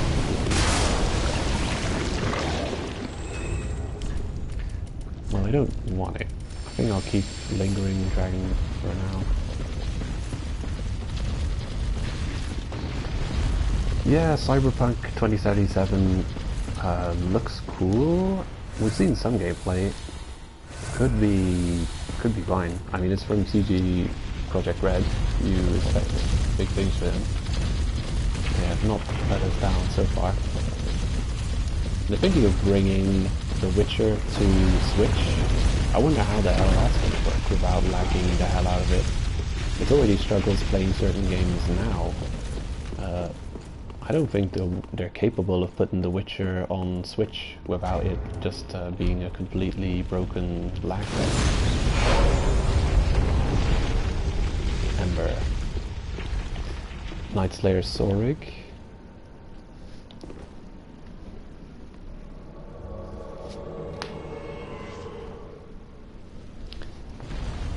Are we ready? We're probably not prepared. Man, that's stability. Maybe shield up again. I want to shield break you. Uh-oh. Ooh. Watch out. Ah. Ow. Just jumps right through it. I bet if that was me, my character would have been knocked out of their attack animation. Ooh. Dangerous range. We're probably gonna get, yeah, we're probably gonna kill him.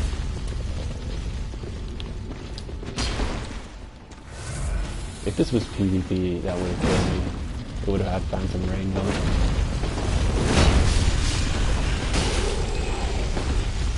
Okay, I know what to do.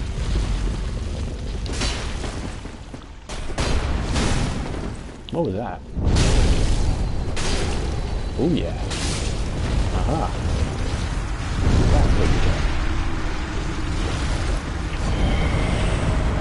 Have I said already how much I like this weapon? My thanks. Nightslayer Sorig. Nightslayer's Ring. Cool. So if you don't have your true, what is it? Fruits of the Tree of the Giants. Oh man, I forgot the name already. But yeah, that's a requirement to get Solare's armor. If you don't have that yet, you'll probably have it by this point. You will have been invaded twice by Yellowfinger Hazel, if you've been in human form when you have to be, and once by Nightslayer Sorig. That's probably enough to get the tree of the seed of the Tree of the Giants. I don't know. It's a miracle. Oh, cheeky bug.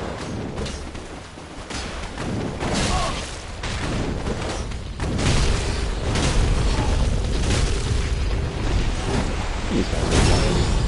So much health too. For being so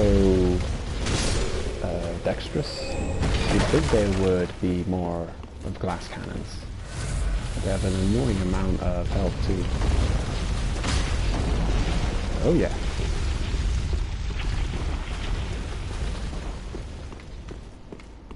Do I want to be here? Aha. What do we have here? Uh-oh.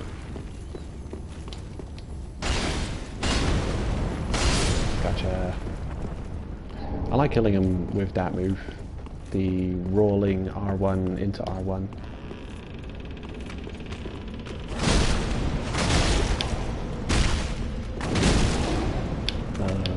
Please.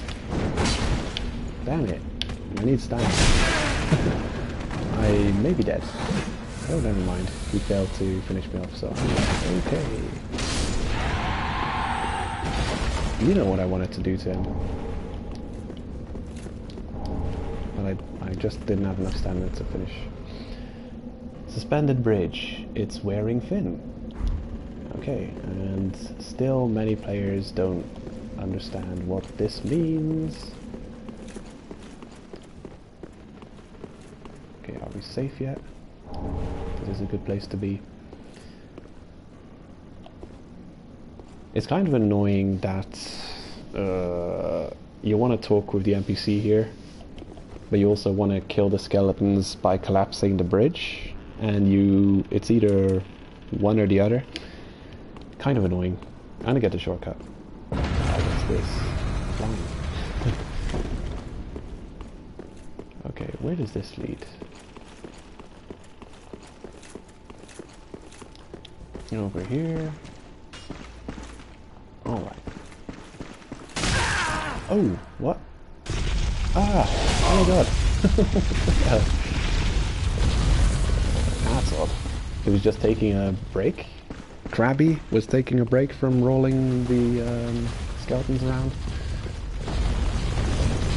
I didn't expect it. It's you up.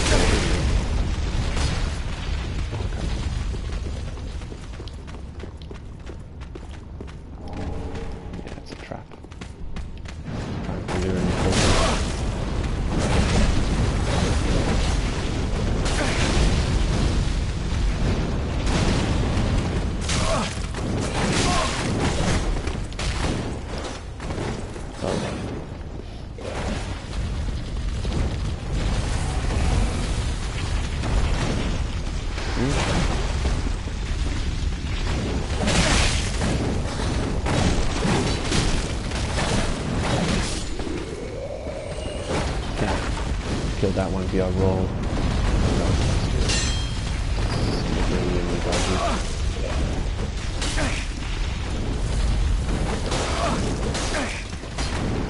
Oh my god, look at the agility on these.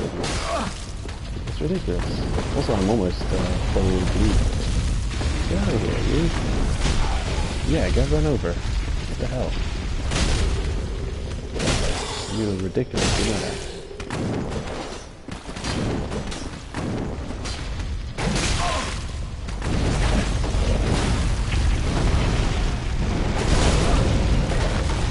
Jeez, these guys are tough.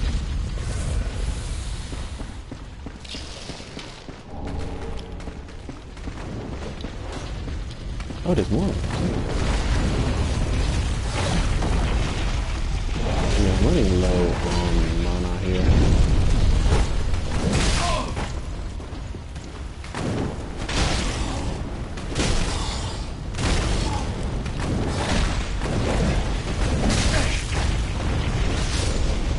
My god.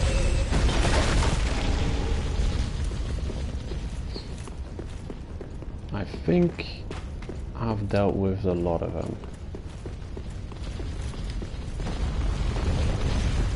And here he is. The skeleton ball controller. We kill him and the ball will shatter next time it collides with the wall.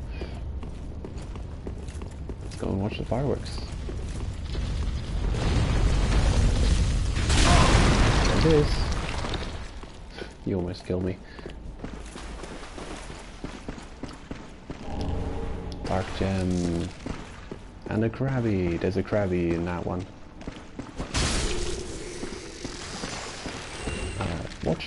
Check out Limit Breaker's channel on YouTube if you want to learn all about Dark Souls crab lore.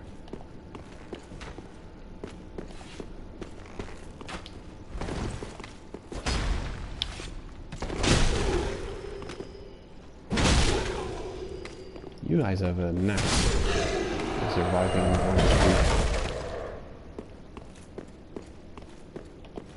Okay, I think there's one or two useful items around here, and then we've cleared out this area. And never have to come back here. Yeah, there it is. That's the last item I still require.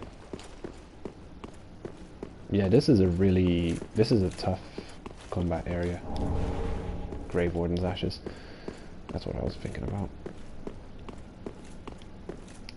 Yeah, the moves on these guys, it's ridiculous. They're ridiculously agile.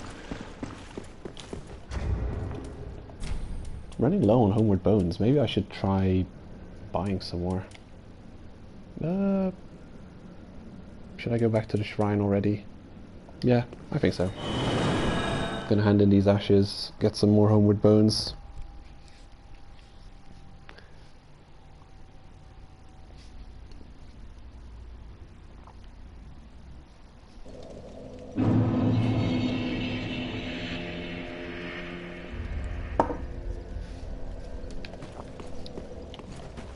Okay, what does it cost to level? 15,000. Ah, well met, Ashen One. How may I be of service? Gracious, passing fine ash thou'st given. Let this ash bestow nourishment. I only hope these new wares content thee. Pretty basic dialogue. Some more embers, that's always nice. Actually, I should probably buy a couple. An infinite supply of Homeward Bones. Yeah, they get kind of expensive.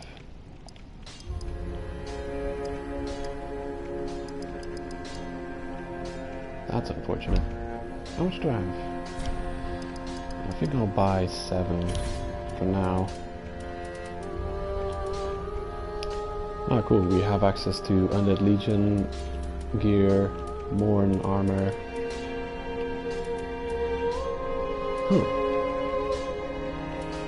Yeah, I wonder what you need to give her before she gives you access to Artorias' gear. Probably that thing you find in the Dark Shrine. Yeah, probably that. I'll spend everything I have left on getting embers, just because my ember supply is ridiculously low. Ashen One. Alright. Yeah, I think we're good for now. No Undead Bone Shards. I had something, didn't I? I thought I had. Oh, must have burnt it already.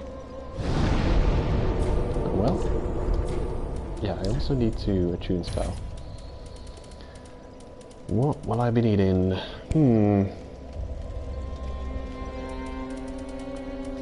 I think I'll go for deep protection. Yeah, that'll do.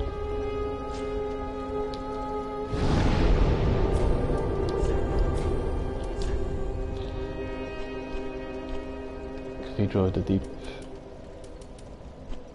Road of Sacrifice. Painted World of Ariandel. We've been there already. Haven't really... I really went there just to get my weapon. Haven't really picked up anything. Haven't done much there. I'm going to play through at some point. Can't say when. Definitely want the character to be strong enough to be able to deal with everything there before I even go deal with the DLC. Can't say when that is. It probably is going to be closer to the end game.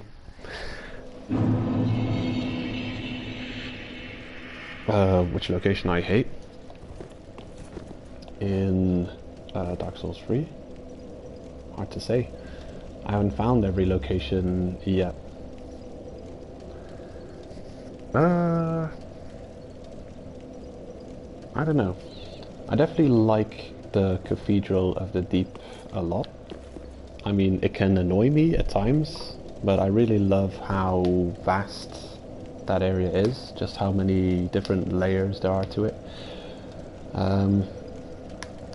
The area I hate?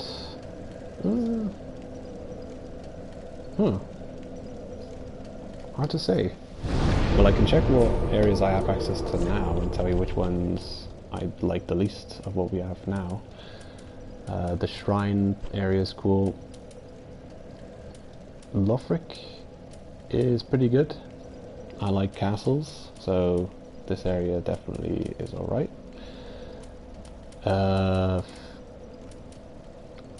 I don't hate the settlement, but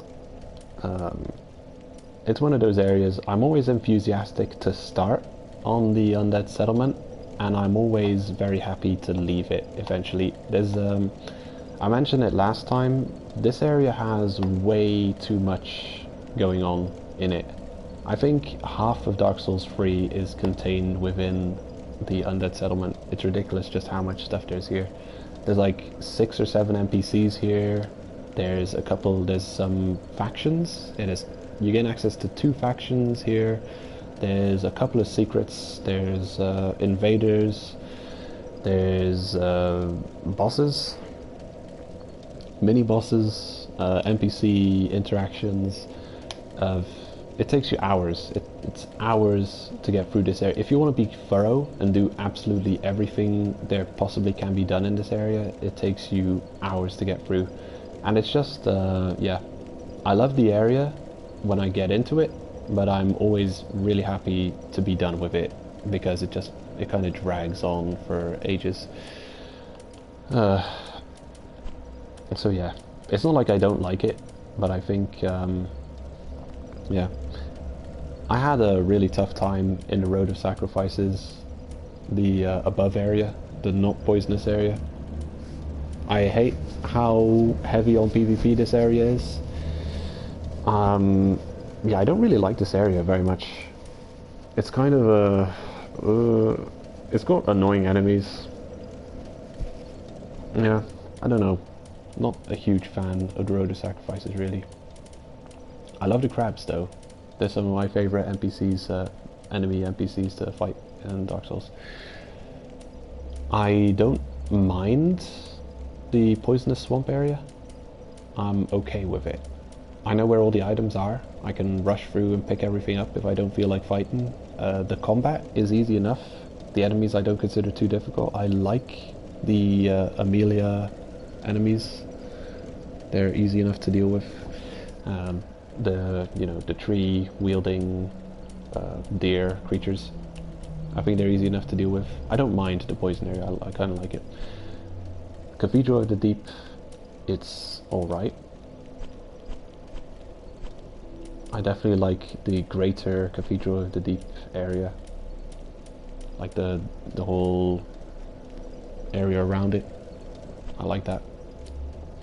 Catacombs, they're okay. They're kind of a short area. I don't mind them at all. They're very atmospheric. You can get through there very quickly. I like the roly-poly skeleton balls. Yeah, so far I'd say probably the Road of Sacrifices and the Undead Settlement. But then the Undead Settlement I only dislike because of just how long you spend there. If there wasn't so much to do, and honestly that's something I've got like a love-hate relationship with the NPC quest lines in Dark Souls 3. I always feel like it takes too much effort to think about what needs doing. There's a couple of important triggers that you can't do until you progress the quest lines to a certain extent, and unless you ruin everything. Defeating the Watchers of the Abyss, before you do that, you have to progress a lot of characters' quest lines to a certain point, or you'll fail. And it just if you're playing through only just like your first or second playthrough, it's not a big deal. But if you're playing through your umpteenth time Dark Souls 3, they're really complicated. There's a lot to take into account, and there's a lot of triggers to proceed the quest chain or fail the quest chain. Yeah, that could be kind of a drag. Like, okay, did I go back and talk to Grey Rats? Did I send him? Did I remember to send the Grey Rats? Did I remember to talk to Henri? Did I remember to beat this guy? Or something will fail, you know? That can be kind of annoying, but that's in every Souls game. You don't like the giant crabs? I like the combat. They're, yeah. They're pretty fun once you get the hang of the enemies. Are all of you gonna spawn at the same time? Surely not. Oh, look at this lag.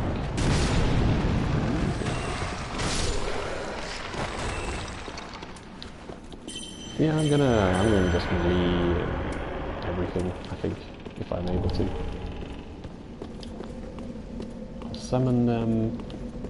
They get summoned when you go near here, yeah, like that.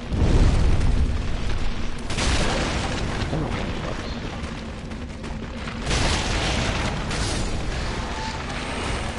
I'm not sure if I can win this fight. It's gonna be tough. Oh boy, I have to try there.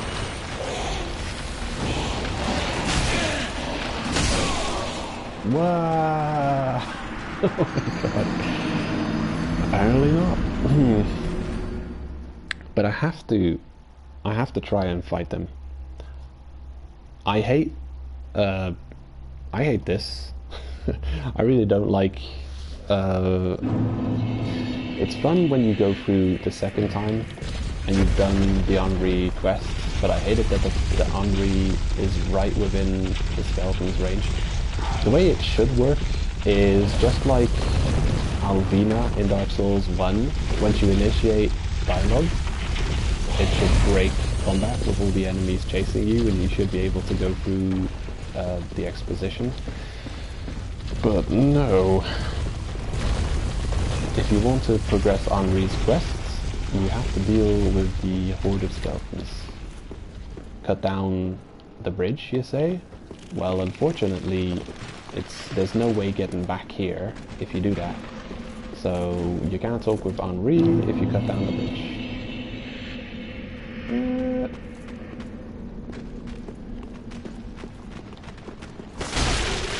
I may have solved the problem. Yeah, it's possible that the horde doesn't spawn if you don't go close to the entrance of the bridge.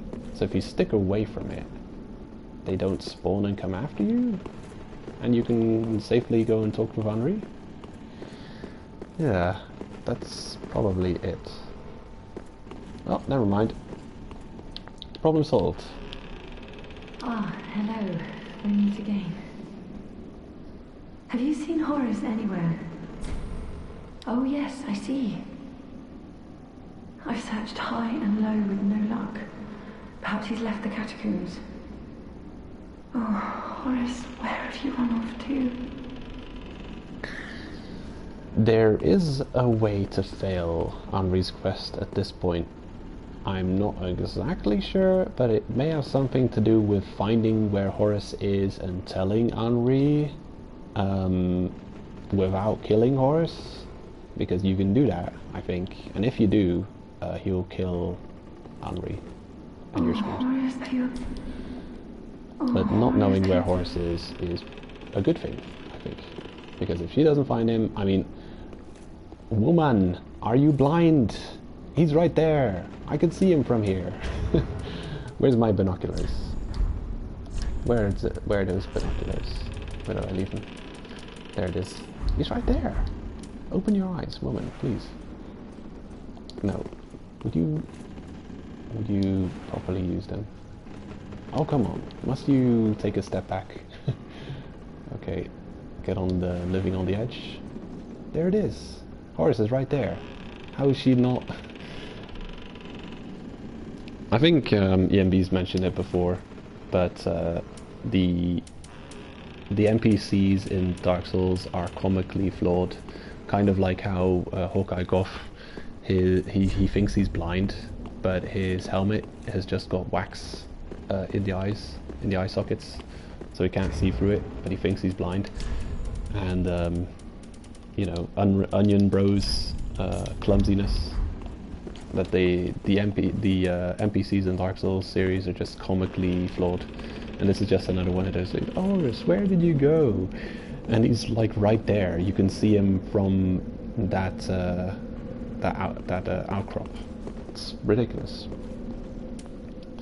But yeah, we should defeat Horus as soon as possible. Is this a good idea? This is a bad idea. No, too soon. Surely with that. Ooh, we made it. We made it regardless. Cool. And they've all spawned and they don't know where to go.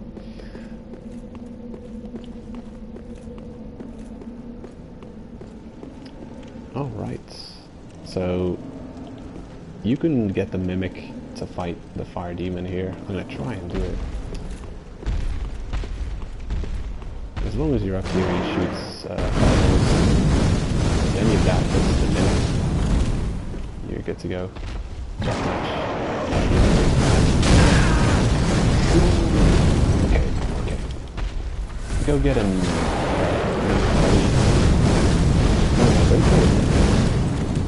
Oh no! He's gonna kill him. Go Mimic. Get him. Get him. Mess him up.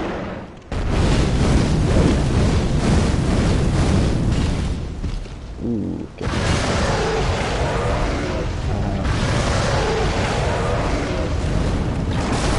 Ooh. Yeah, that was probably the end of him. Geronimo! Okay, got it. I don't care if I die. I just want to make stuff. Just to make sure I get it. Because the item will likely disappear. Otherwise, uh-oh.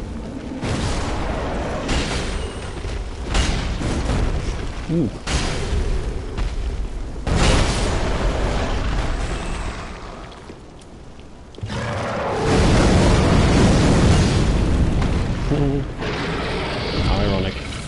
Gotta move the fire. Soul of a demon. What is this? Demon souls? Where did all these demons come from? I don't know. I watch a lot of Let's Plays.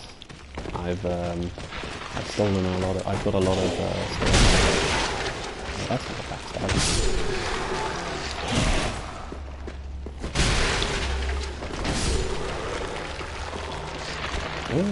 I think you guys are more trouble than you're worth, isn't it? You can also lure the demon down here and then he fights all the skeletons. Uh-oh.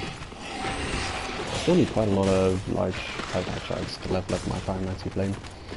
I'm gonna get out of here. I think this is gonna be a good item for us. Extra pyromancy damage, no? The witch's ring, yeah.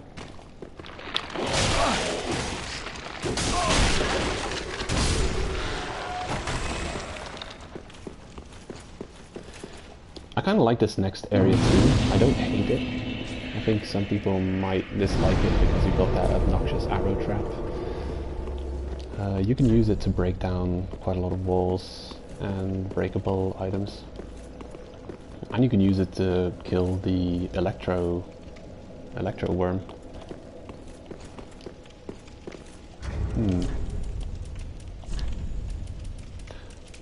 Yeah, that's a really good ring. I'm definitely going to use it instead of the Great Swamp Ring. Where did it go? Witch's ring, witch's ring. Oh, there it is. Conveniently next to the Great Swamp Ring. Greatly boosts pyromancies. It doesn't show up in your weapon damage numbers here, but it says greatly boost pyromancies, and the other one says boost pyromancies, so yeah, you can assume that it's going to be better. I'll use that for now, and whenever I switch off the lingering, I'll trade that one out for the Great Swamp Ring. Okay. It's possible that the blindfold might increase pyromancies too. I'm not sure about it though. Does it say?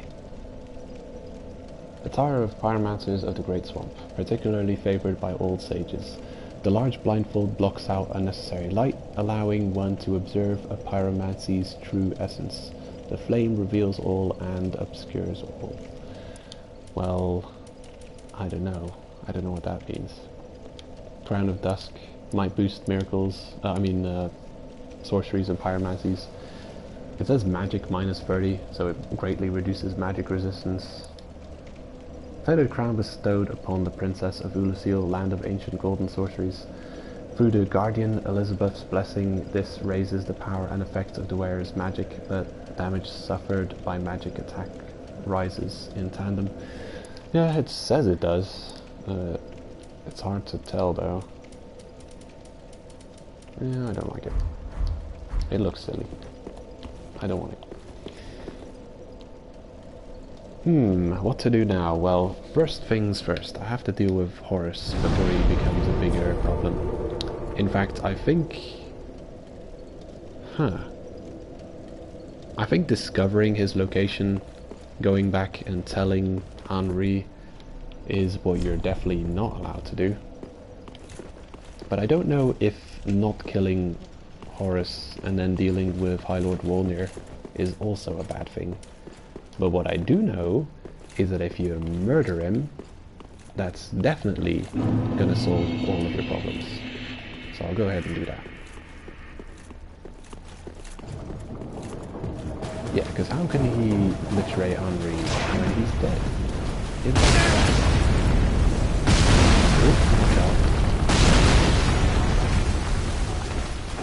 I don't like the crabs in this area. They're okay if you have dealt with the crossbow, but you should not try and take them on until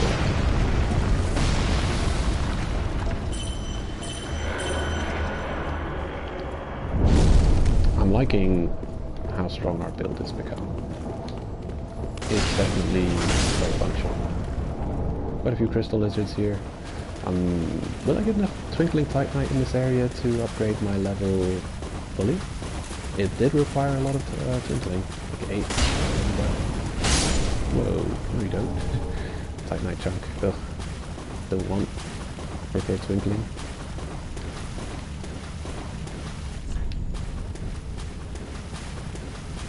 Horus, check out my cool sword. No you don't.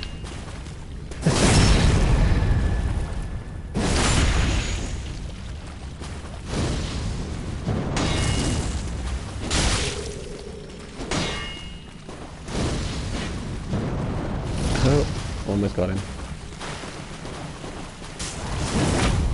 No go. Shield on your back somehow didn't help you against backstabs. Llewellyn shield, sweet. The Llewellyn gears in this game too.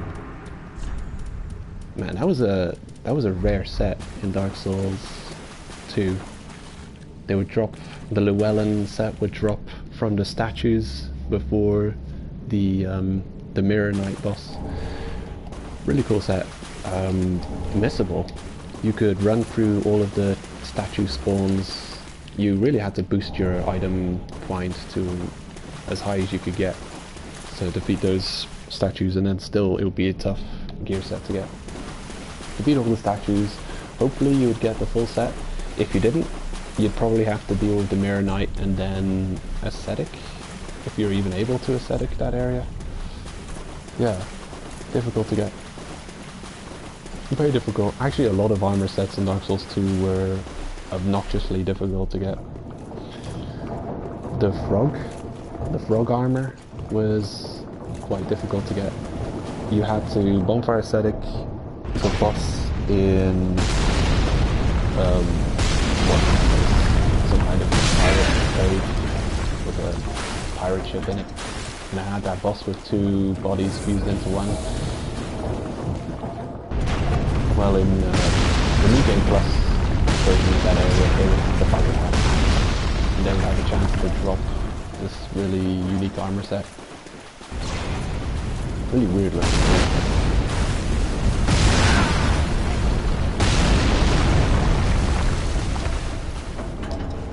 Yeah, I'm not gonna...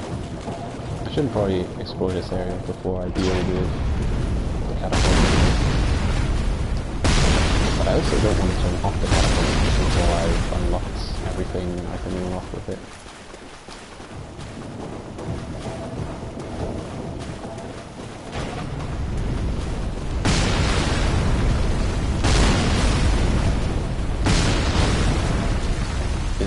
them spawned yet? I can use the catapult to break something around here. I don't know where though. Some breakable rocks somewhere. Okay, stay out of the traps. This is none of your business.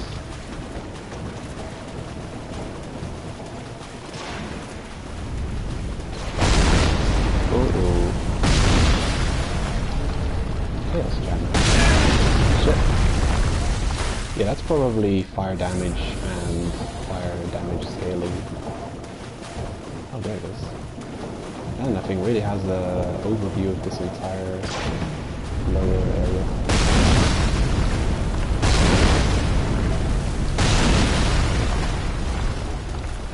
Okay.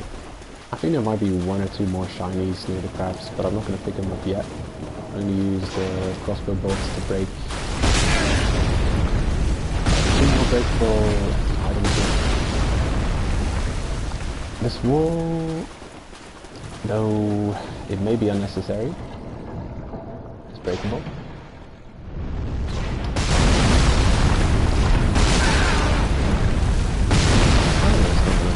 I thought it might spawn in New Game Plus or Plus Plus or something. Okay, speckled stone plate.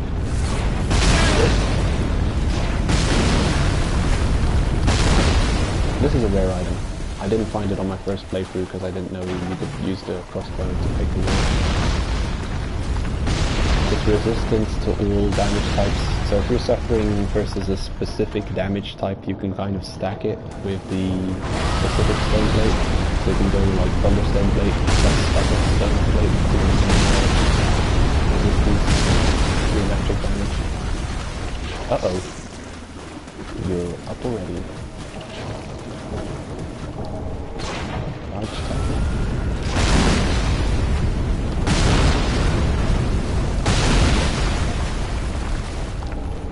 And some more. I'd love to break open the shortcut without accidentally falling into the shortcut. If I can make it happen. Here I am, come on, recalibrate. Yep.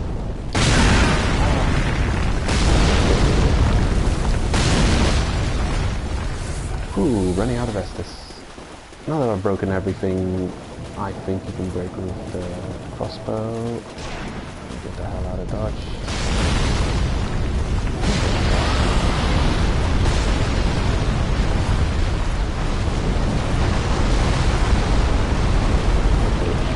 I need the crossbow for one more thing. I'm going to take it off.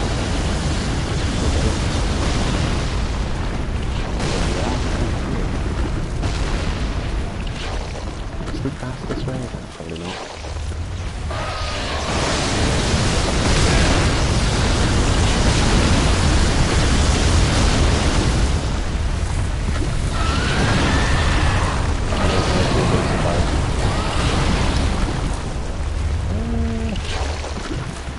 Yeah, I'm gonna choose them.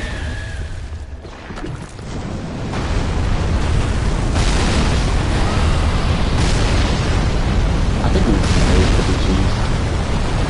The message will say so. At this place again. So you stand here and the crossbows won't be for the hit and run. I would love to fight him in a fair fight, but he's really tough. And he's made even more tough with the crossbow shooting through the thing. Can I even hit him from there?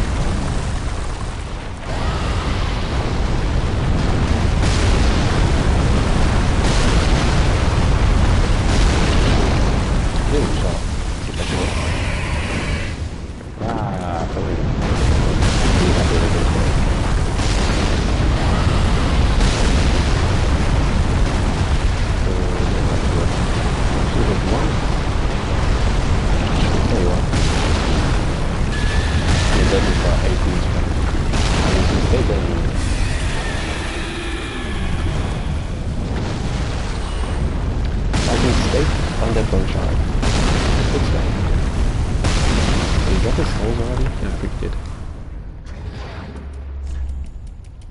Damn, yeah, I need 18 strength, so I just need to level up.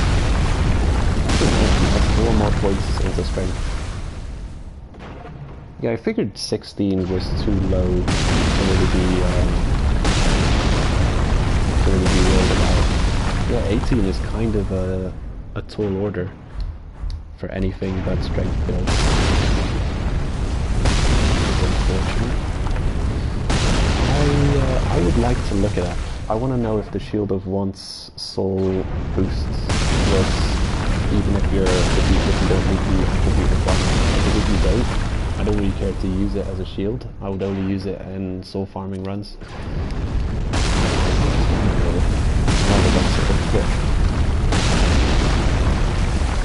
There's another thing I wanted to look up. But I've already forgotten. So yeah, I should probably write this down.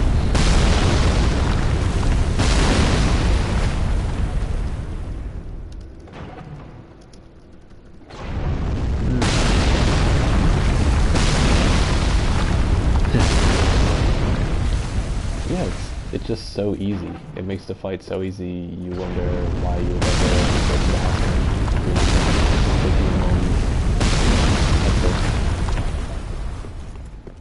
It's probably a really tough fight if I didn't I think I've never really tried. It's just too much hassle.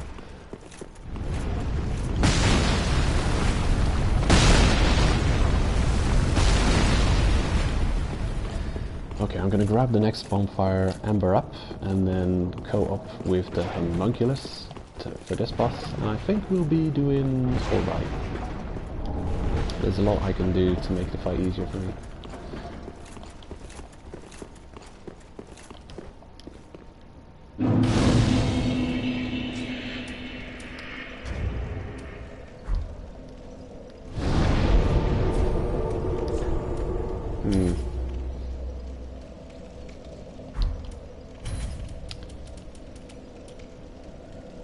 Atonement.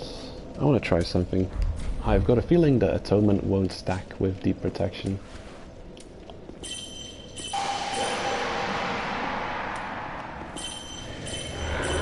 I was wrong. They do stack. Yeah, I'm going to use Atonement. It gives a alluring skull icon under my stamina bar. And what that spell does is it makes enemies more likely to attack me.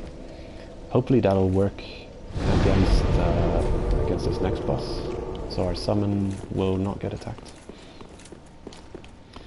And since he's a demon made of fire, probably it's a good idea to not use pyromancies against him, instead using the dark damage on the sword, Onyx Blade. Right, here goes nothing.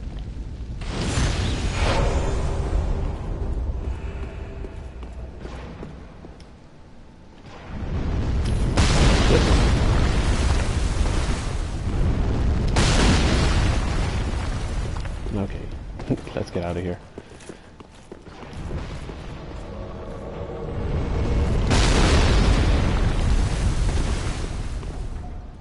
Phew.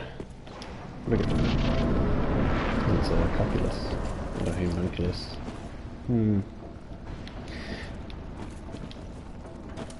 Right. So, Deep Protection, Atonement, for the buffs. And there should be... He's going to give us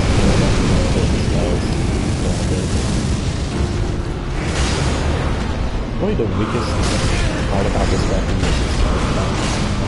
I'm not a huge fan.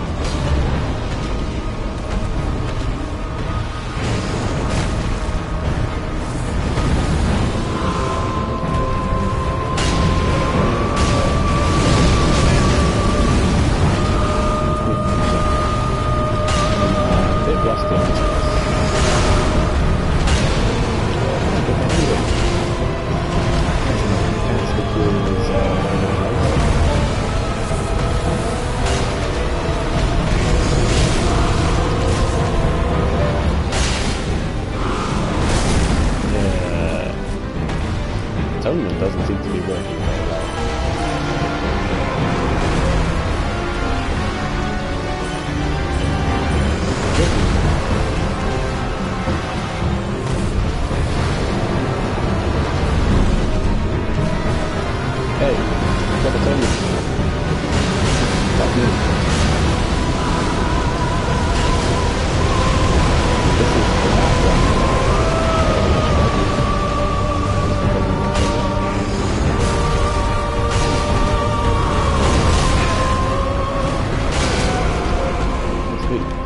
side.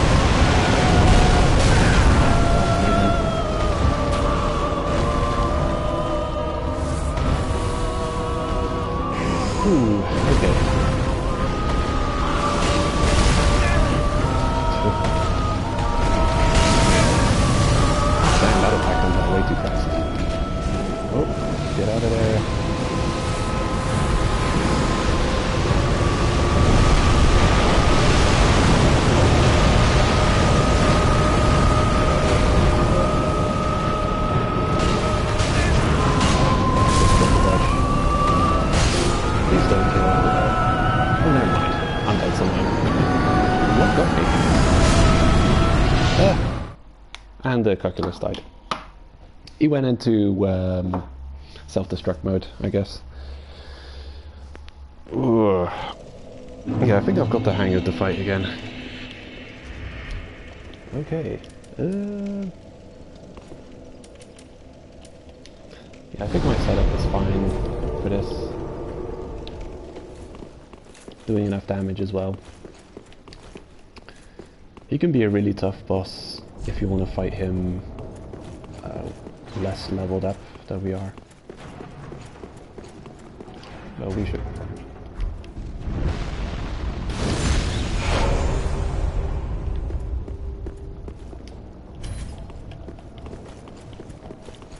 In we go.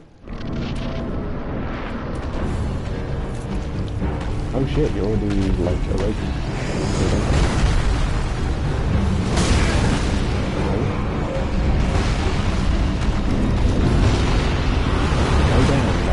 So as to actually kill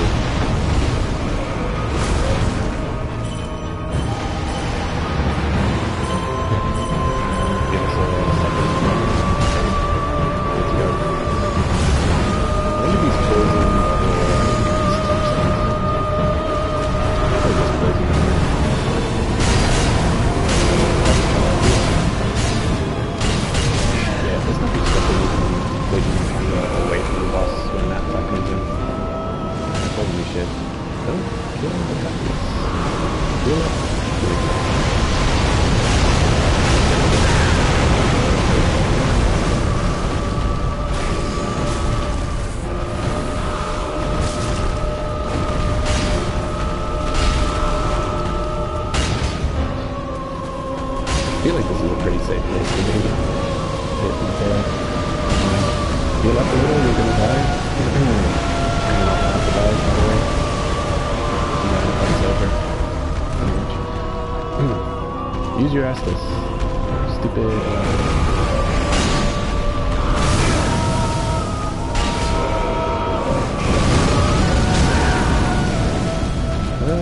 One shot from death.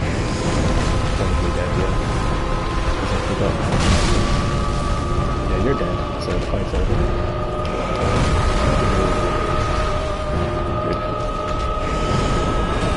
I'm gonna take the opportunity to use those souls.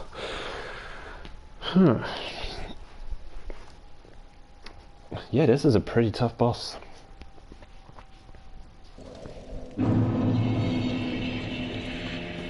Don't know how resistant he is to various elements. He might be like dark resistant or something. Welcome up, speak. Okay. Very well. Then take what did I need? I guess I wanted some strength. I'm not sure though. Hard to say. I'll just put 1 point into intelligence. Farewell, Ashley. And I'll spend all my remaining souls on embers. Yeah. Ashen. Seems good. Okay. We'll make another attempt now. Got an undead bone shard, might as well burn it.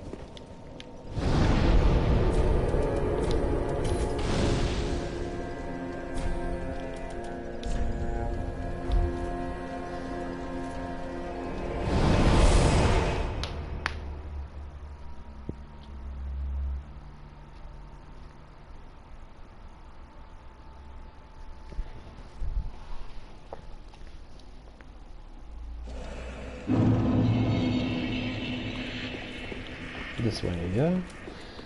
I think we can get an extra Estus Flask shard and undead bone shard if we continue in that direction. So the fight really is too tough. I guess our damage output is just not sufficient. We've got to keep this phantom from dying at any costs. Yeah, I'd love to summon a human to help, but I can't do so because they don't know that I'm alive. Oh wow, it's a good start.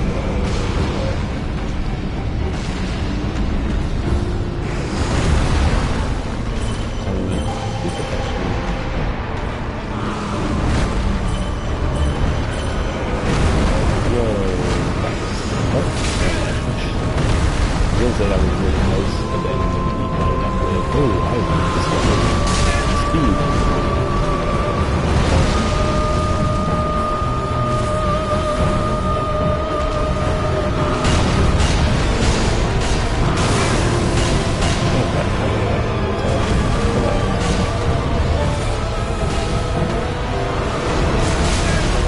Oh my god, the coverage of that attack is ridiculous.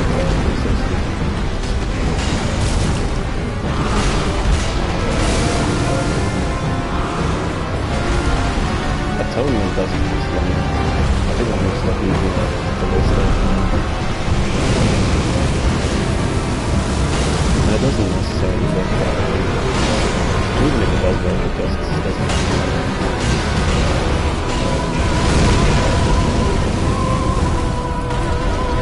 How do you deal with that?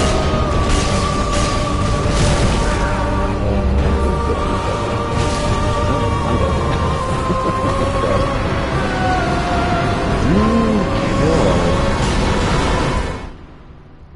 What a spammer. So he does a 2-hit combo slowly. He combos that into another 2-hit combo quickly, because apparently he's got variable speed on his attacks. It's like, oh, I feel like going slow this time, but next time I'm gonna go fast, so watch out. Deep protection, honestly, it's I'm gonna change up a couple of things here. Witch's Ring is not necessary.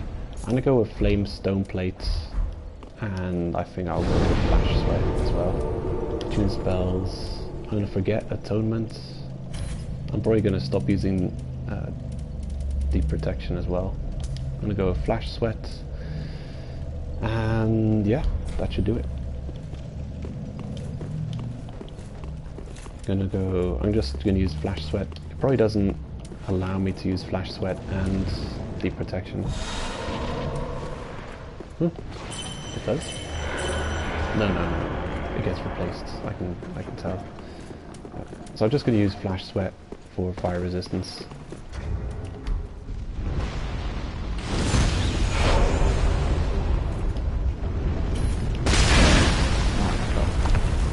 You know, I may just not bother.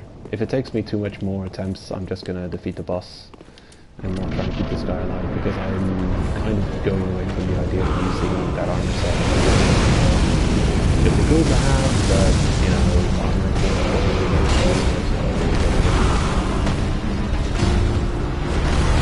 What are you attacking?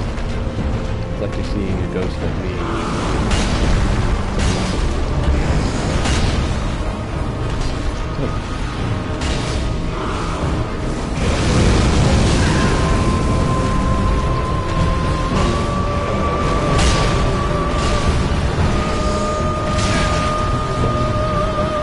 Taking a serious damage reduction.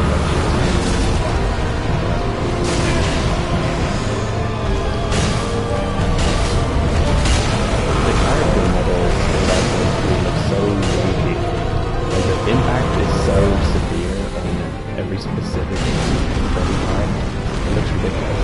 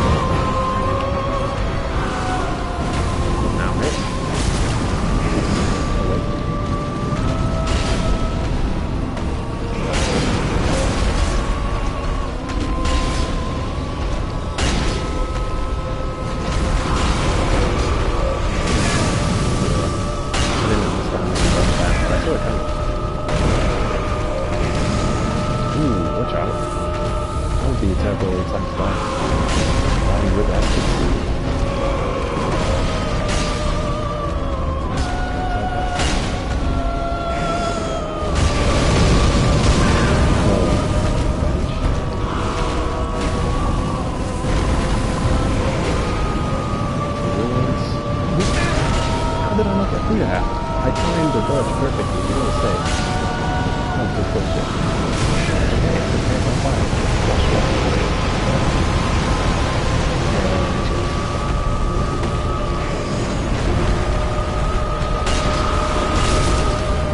Oh shit, how did you get that? Try again. Finish him. Oh shit. Oh, we survived. Nice. Luckily we survived this area. He's been extinguished. Good job, NPC. You didn't fail me. Very well done. You defeated it. He was a Capra demon all along. What a twist. Awesome. Well, that's good. If you keep the NPC alive during this fight and you go back to where you unlock Cornix, the Pyromancer trainer, the armor set he's wearing you can find nearby. Cool looking Pyromancy set. But I've kind of moved away from the idea of using it because I think the Forn's armor just looks way too cool. So I've got access to it. I'll check. I'll compare the resistances. If it's better, I'll think about it. If it's worse, probably gonna be nope.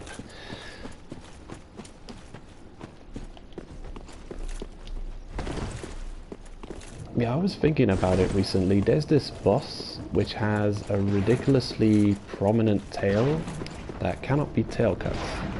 But I'm forgetting which boss it is and in which Souls game.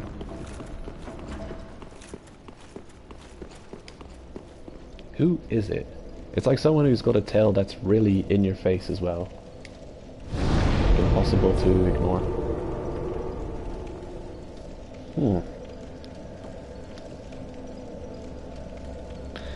Damn. Who is it?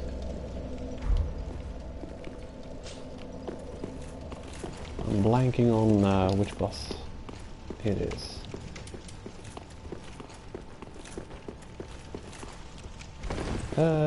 This is a relatively large area. I don't know if I even want to go into it. Actually, now that we're here, we've died a couple of times, there's something I want to look into. I want to know if the shortcut is still open. The one that we opened up with the crossbow bolts. If it closes back up again as you leave the area, like that.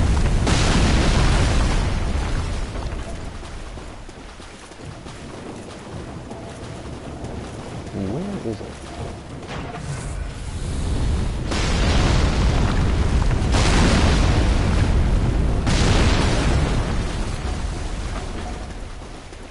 It's no idea.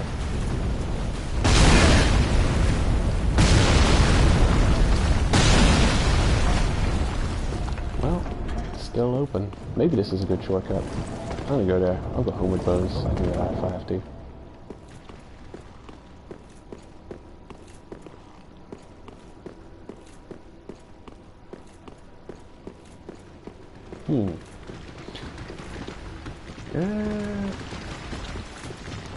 It may not be a Dark Souls boss. It may be a Monster Hunter World or Monster Hunter boss that I'm thinking of.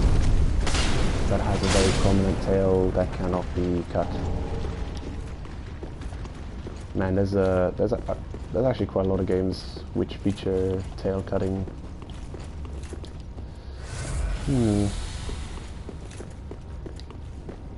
You know, that's probably it.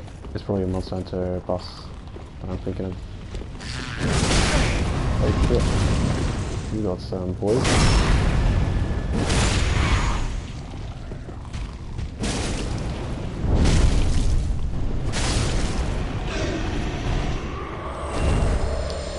Timer charge.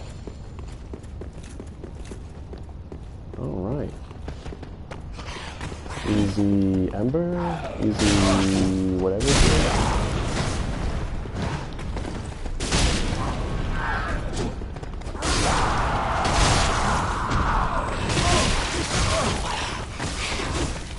Whoa, the chase line.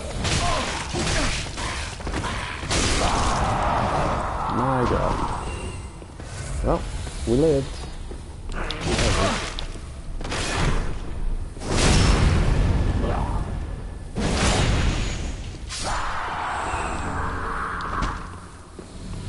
Yeah, these enemies cannot be underestimated. The Gru. Ooh, sweet. Icelift Pyromancy Tome. That is definitely going to be useful for us. Come to think of it, if you're doing Pyromancy, breaking up this secret entrance is a great shortcut to get that. I don't know what this area is going to be like traversing in reverse. I wanted to get to Irophil, but clearing out the old Demon King is good enough. I think I should call the stream now because it's been a while and I'm getting tired.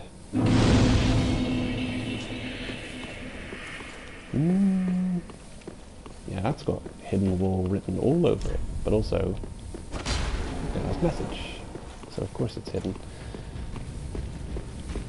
So yeah, we are traversing it from behind, and it does seem like it's much easier to do so. And these guys are falling in a terrible pattern as well, right? Estus Shard. Amazing. It's perfect. I'm gonna buff up these guys for some bad. I think this might not be very effective. Fire. I wonder. Oh, that's doing nothing. They're just resistant against fire. That's interesting. seem like you are, so that makes sense. Weak to magic? Possibly? Hold on. No, I don't think they're taking extra plus damage. It would have one-shot him if he did. Easy Estus Flask Shard, and a quick drop down will give us an easy bow shard.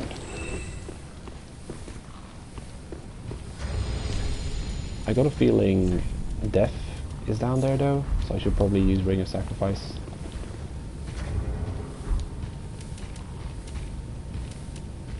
Yeah, we'll see. Uh-oh. Oh man, those hovering flames, those are so good.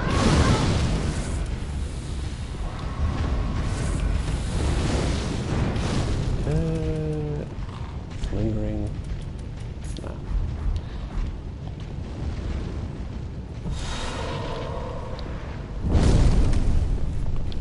Here goes nothing.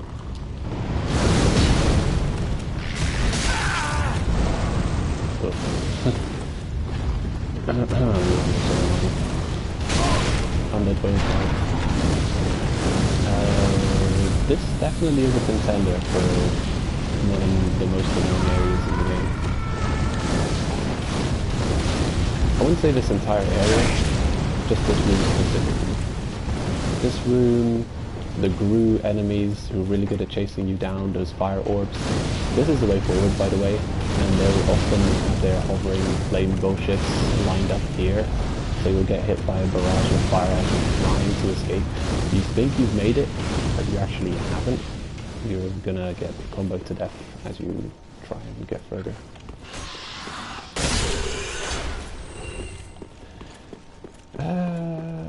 I've come this far, I may as well just clear this area before ending the stream. What happened if you fall down there? Oh. Yeah, I'll aim for clearing this area and silencing the crossbow trap. And once we've done that, I'll call it a day. I'll call it a stream. This is quite a labyrinthine area too, by the way. It's quite impressive. Hope I don't get lost. Ooh, lag. This is quite something. Large Titanite. Another illusion, yeah, this is a double illusion leading to Izalith staff. Uh-oh. This is situation to respect. Don't get moss roots? Yeah. I need to do that first.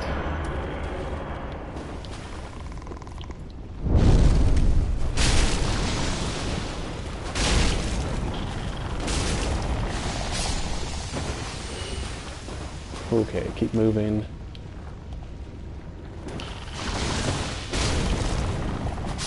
Ooh. This is the way forward, by the way. This is not where we want to be just yet. This will take us to the crossbow trap. Stab.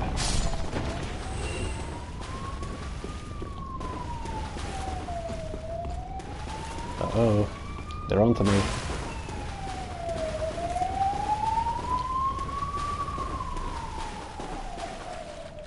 Do I want to be here yet? I think I want to get my bearings. I want to know exactly how to get back here if I need to from the bonfire. Okay, that was the hidden area. Been there. We've got Quailag or Quailana? I don't know who it is.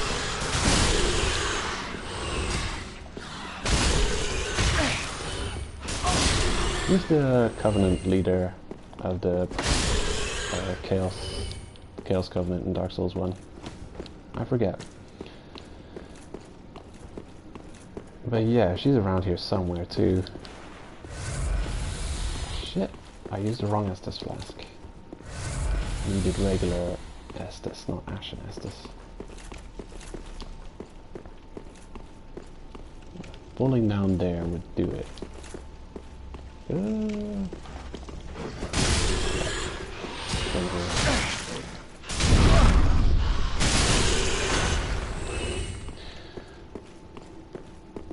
I should unequip the Ring of Sacrifice now.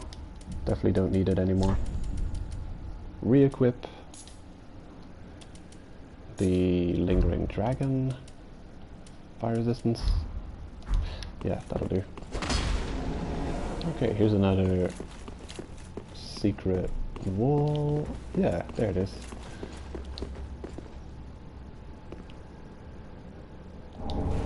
Quilana. Oh. And someone who cherishes the spider dearly, their corpse is lying beside it. Could this be Ingi? Has he lost his eggs? Let's see what this tome has to say. Well, I'll definitely hand these guys in soon. Izalith Pyromancy Tome. Learn Chaos Pyromancies of Izalith. A Pyromancy Tome from Izalith containing Pyromancies of the Witches. Give to the old Master Pyromancer to learn Chaos Pyromancies of Izalith. Chaos Pyromancies manipulate lava and births all later forms of pyromancy. This one is not secret. We found that in a room you'll reach, you know, no matter which way you go. This one is secret though. The Quilana Pyromancy Tome. A Pyromancy Tome of Quilana containing her unique spells. These pyromancies can only be taught by a female master. Give to a female pyromancy master to learn Quilana's pyromancies. Quilana, the sole surviving witch of Izalith, once accepted a human pupil, but after the pupil moved on, she never took another. Okay, so Quilana is the third of the three sisters I'm remembering only two of. The third one's name completely escapes me. God damn it. I remember Quailag and Quilana. Something? Oh man, what's her name? I wish I knew. Oh well. This is the sister who's probably the leader of the Daughters of Chaos. I mean the Covenant leader of the Chaos Covenant. Where you get a lot of cool pyromancies from in Dark Souls 1, but the reason I think that is because the other one is not a spider, and the third one is a spider, but is canon to have been defeated by the player to ring one of the Bells of Awakening, Quailag. So yeah, this is the one that didn't get defeated. I mean, I killed her before I went to New Game Plus, but that's not canon. So this is kind of secret. If you fall down here, you kind of get up here, and then, like, where else are you supposed to go? But you'll definitely discover the hidden wall here. It would be a pretty conspicuous dead end. Oh. Okay. Well, I guess you can see the spider corpse from the room that is most annoying in this zone. So that's a hint. We're all the way back here, and I don't want to be here. I'm trying to decide whether or not I should go for the items in the lava now or later. It's kind of a... It's really obnoxious to get. You need a lot of resistance. The thing is, I've got a good amount of resistance. I've got access to a lot of fire resistance here. So look at that. We've got 25 fire resistance to 29% fire resistance. I think it's percent. This adds about 10% fire resistance. I don't think we have any other items that add fire resistance. I'll check.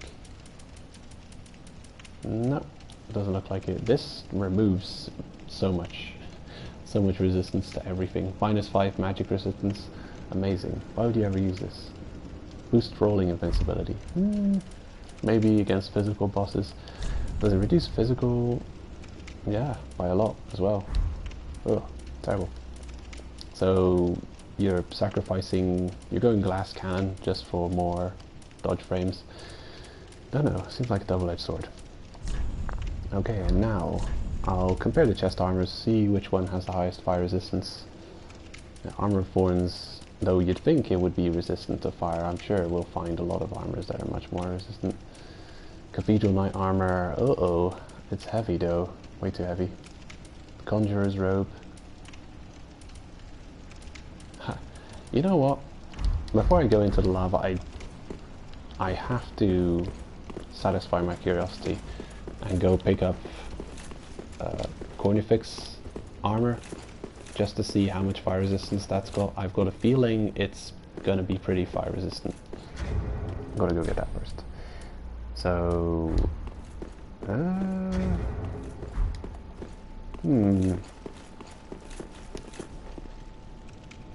damn, what to do first?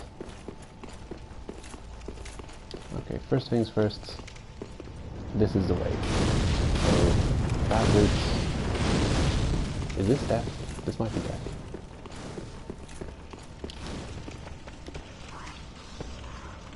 Man, I hate those lingering flame orbs.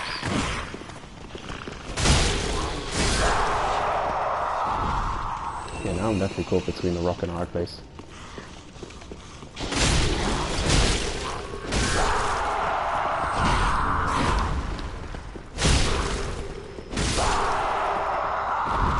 This will eventually lead to the bonfire, but this is like the tough way to get there. And I don't even know if it's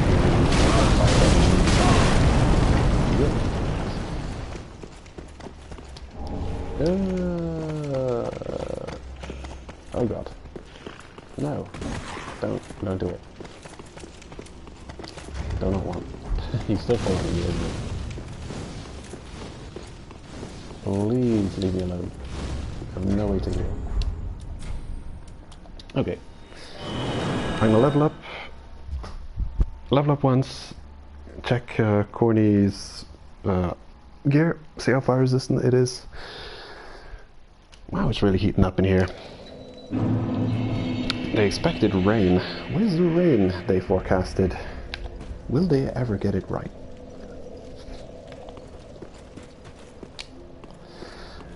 I want rain. My favorites. Give me rain. Yeah, what am I doing? Leveling up?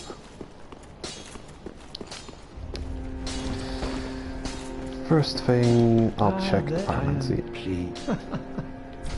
Oh sure. Oh yeah, I've got a bunch of tomes I can give you. Might as well. Izalith. He understands Izalith. He won't be able to do anything with Quilana tome though. Ah, what have we here? A pyromancy tome from Izalith. Then you found the home of pyromancy. Brilliant. I will never curse being old and undead again. Now, show it here, quickly. Let us channel them together. The primal pyromancy is known only to old Master Salaman. Great. I wonder if undead in Dark Souls work with vampire rules. Like the moment you turn undead, you stop aging. Because he would curse the fact he is old and undead. But since you become immortal, technically speaking, when you're undead in Dark Souls, doesn't that mean you stop aging as well? And you're kind of like, it's a snapshot of your, you know, whatever stage of development you are in as a human being. Kind of like vampire rules. Who knows, maybe not. Maybe you keep aging, even as you're undead, but only to a certain extent. Let's see what you'll teach us.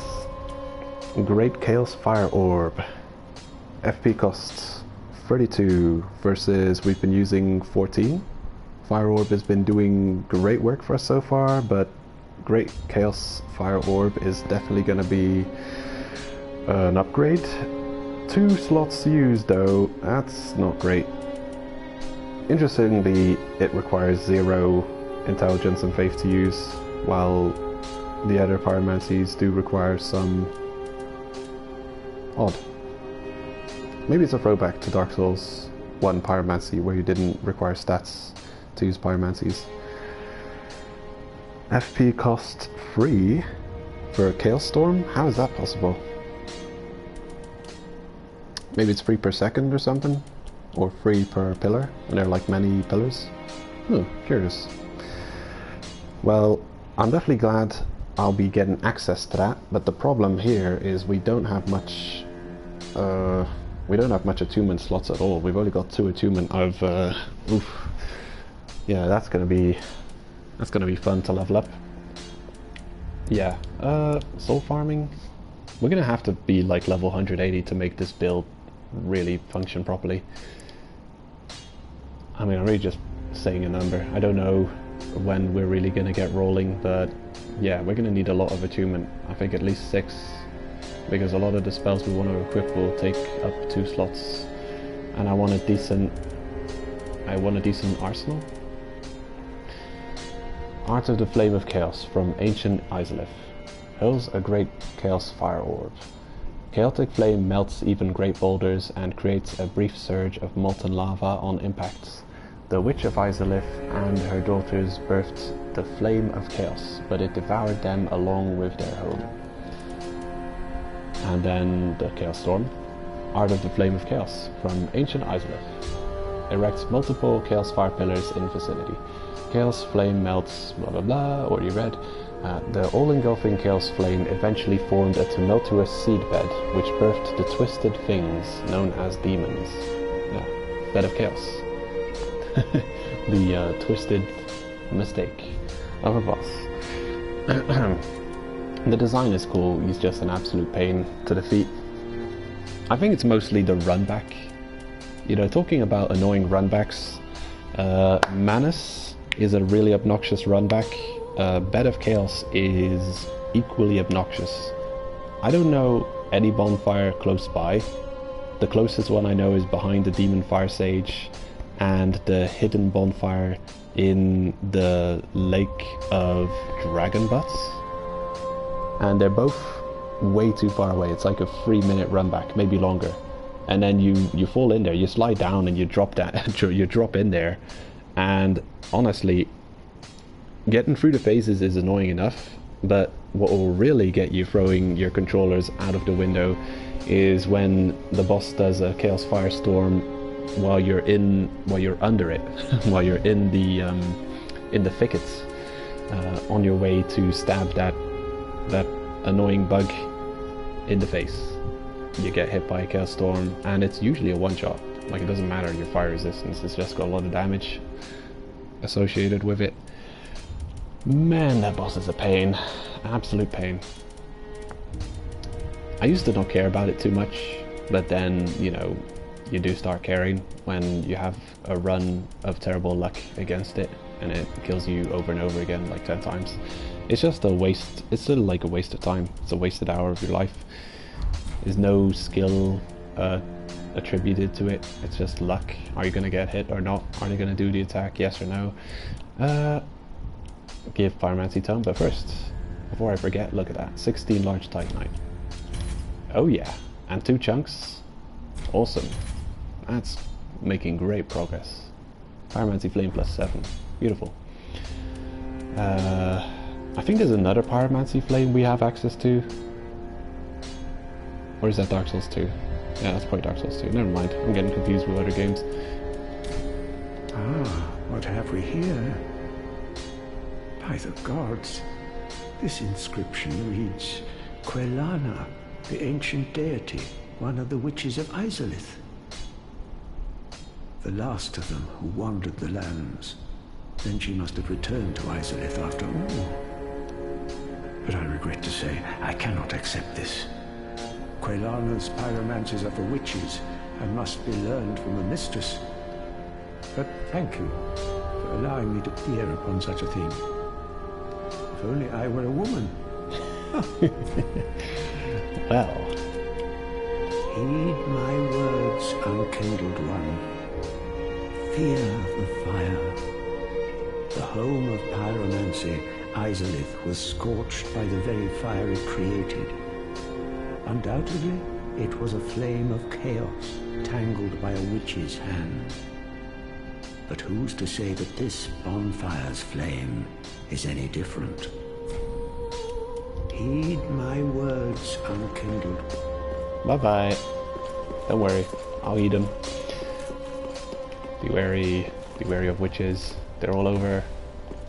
They're weaving flamey webs. I'm gonna go grab your armor, actually. I've got some souls I don't want to waste. Might as well level up quickly. Welcome home, speak. Very well, then take it.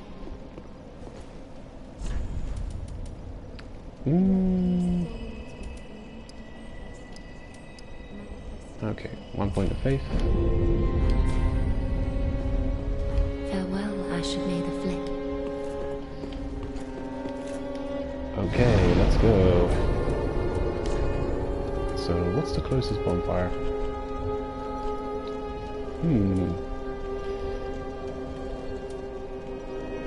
Probably Cliff Underside.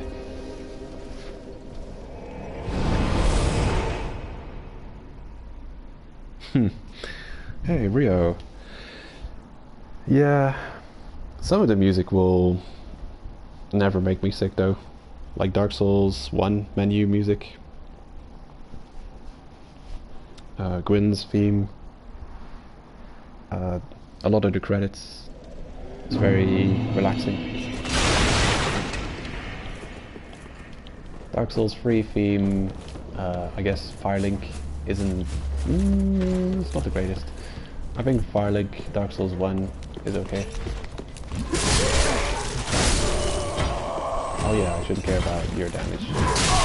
Early game enemies, you can do nothing to me. Here it is. All of a sudden there's an extra corpse. Spotted whip, Cornix's garb, wrap and skirt.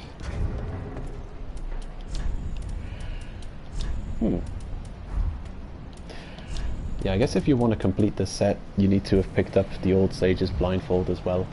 How much fire resistance has that got? Is that good? 4.6? Wait, no, that's Archdeacon Crown. 4.4. Seems pretty good. The Conjurer's got better though. Interesting that the Pyromancer... Is this the Pyromancer starter set in this game, or is this an extra set? Excuse me, I don't know where I picked up the Conjurer set, but it seems really fire resistant. Seems good. I'll use it. Okay, next. It's 13.7 to fire. Is that good? Surely that's great, yeah?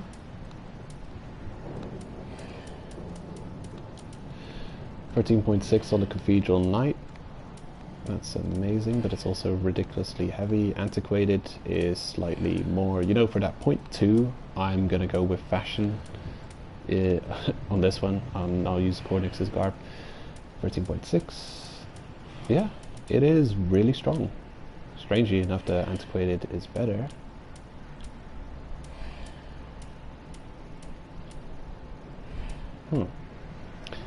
Why does armor have poise in this game?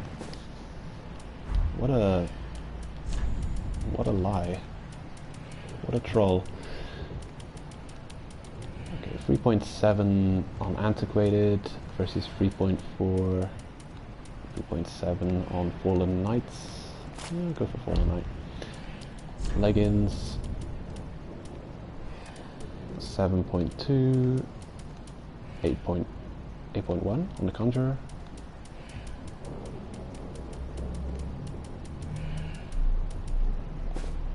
If this was Dark Souls 2, I would use the Smelter Demon armor.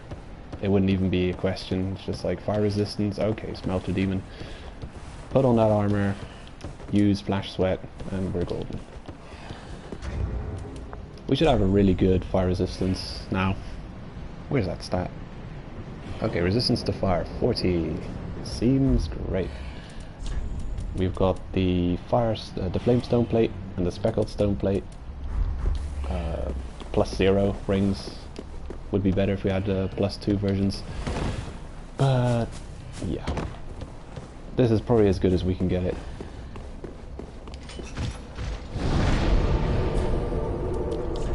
Should be more than enough to traverse the flame. Demon runes. This is one of those things, I can never tell any of these bonfires apart. All of this looks the same to me. I mean, this one is slightly different looking from these two, but they all look alike. I can never know exactly which one to warp to, and I always warp to the wrong one. Old King's Antechamber. I'm guessing this might be where we need to be. That might be the one.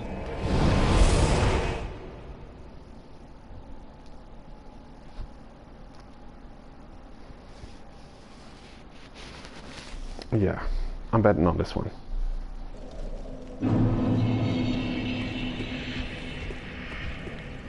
Is it right? Yeah, this is the one.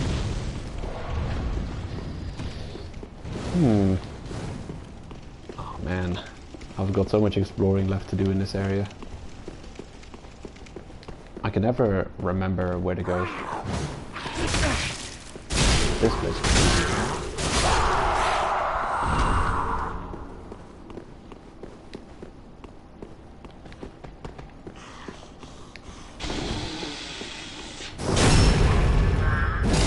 Poison and toxic. How dare you?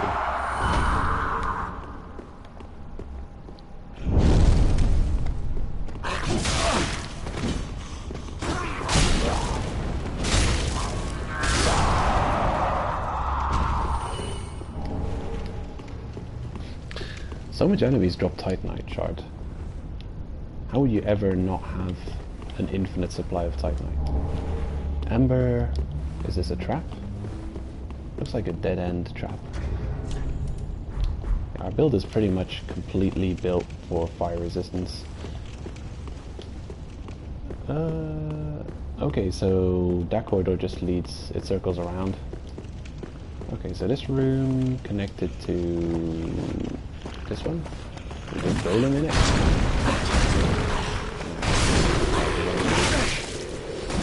I know where I am now, this is good. This is fine. Oh, look at that, a pile of Taurus demons.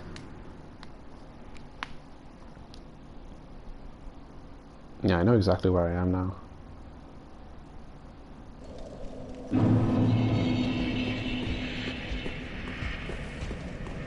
So that way leads to the Pyromancer's Tome, but I've already picked up. This way leads to the way you normally reach the bonfire. And this is... yeah, this is where you get the Estus Flask upgrades.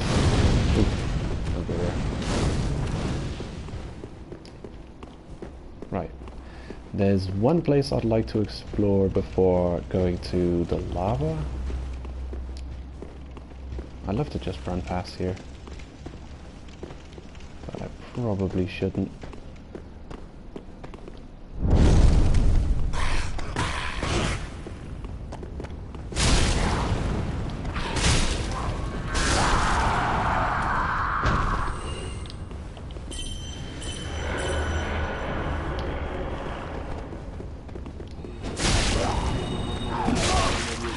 Good, out of stamina.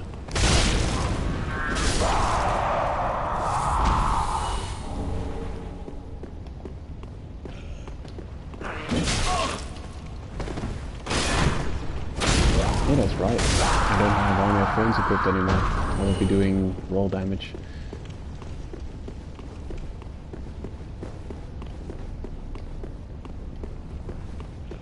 Okay, so this is going to lead us back to the corridor, to the bullshit room, and also the hidden, the hidden black map room.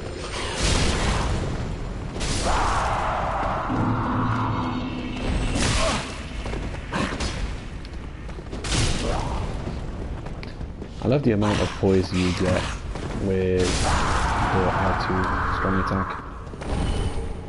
Oh, large Titanite. Nice.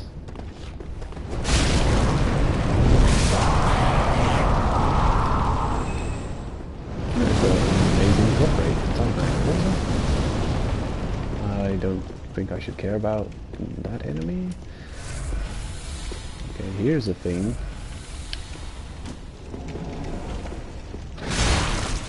Nope.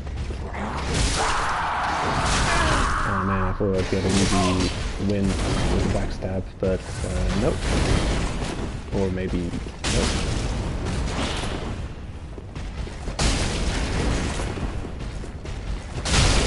You're resistant to backstabs. What are you giving me? Nothing? Damn you. Black Knight Sword. That's a game.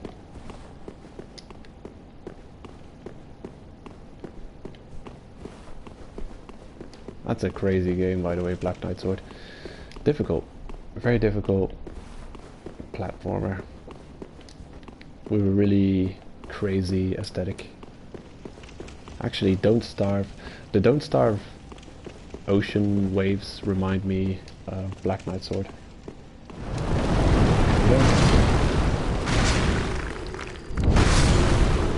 Ew. Stylish kill. Yeah, I think we've almost cleared out this area. There's one place yet to be explored, but I don't think I should approach the obnoxious room from this direction. I'm probably going to get my ass kicked. Running away from arrows or projectiles is one thing, but running towards projectiles is a whole different kettle of fish. I would rather not get into. Considering we're back here, I might as well just rest at the bonfire and recover some Estus before I head back out. I definitely should go full Estus before... Yeah, Ashen Estus. Damn, that's right, I forgot to upgrade Estus. Hopefully I can survive the lava for a little while.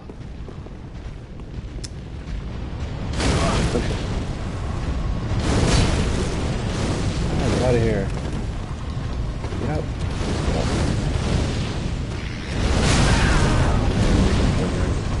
Yeah, I'm kind of screwed. Oh, good.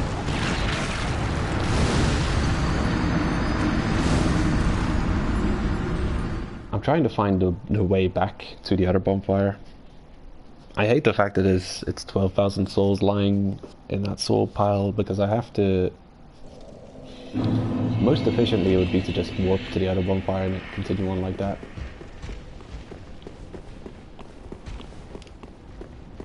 Man, these enemies are obnoxious.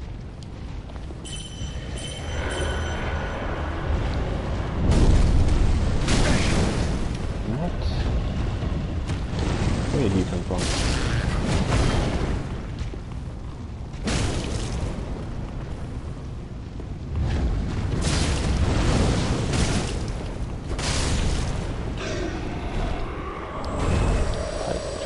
Everything drops Titanite shard here. This looks like a decent shard farming spot.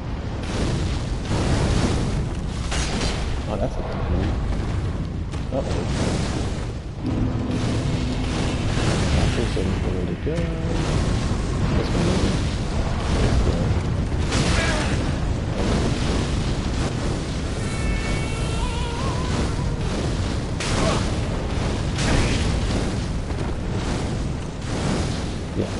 To fully explore this smoldering lake, or whatever they call it, I should probably use this bonfire from now on. There, this will be my new bonfire.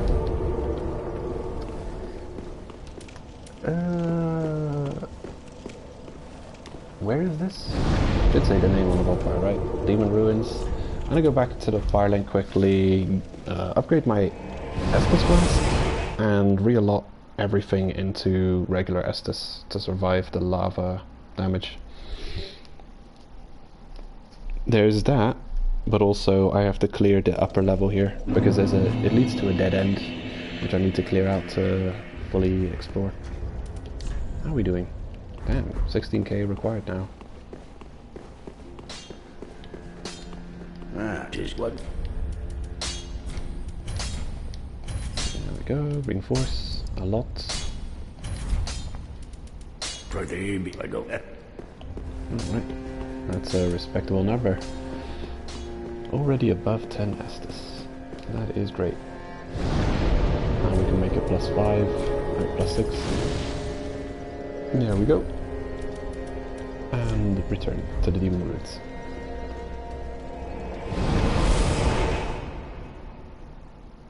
I'll clear the upper floor now, and then I think I'll go down into the lava and capture all of the items you can get there. I think there's some kind of pyromancy or a weapon that you can pick up. Might not be worth it, but need to get it anyway. Actually, flash sweat. Why not? Oh, come on. Alright. That should be helpful.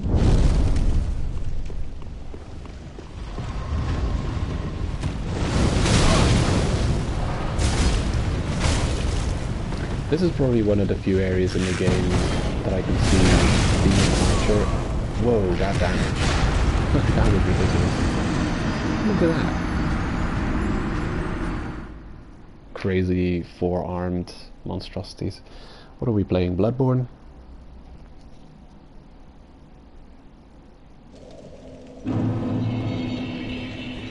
Damn.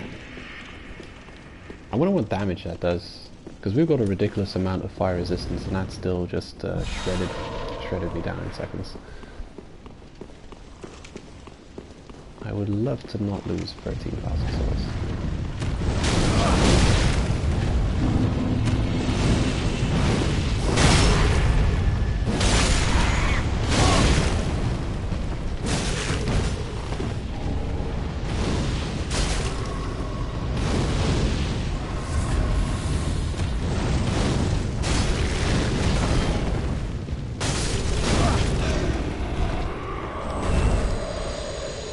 Ugh, these sentries are so annoying.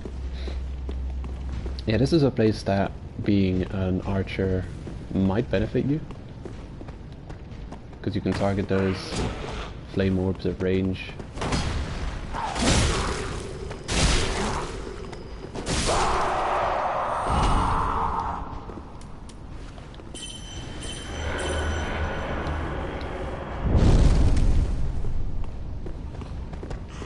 Oh, geez. This is a nasty situation. Alright, diffused. And you lead to... Oh man, curiosity killed the cat. I shouldn't be here.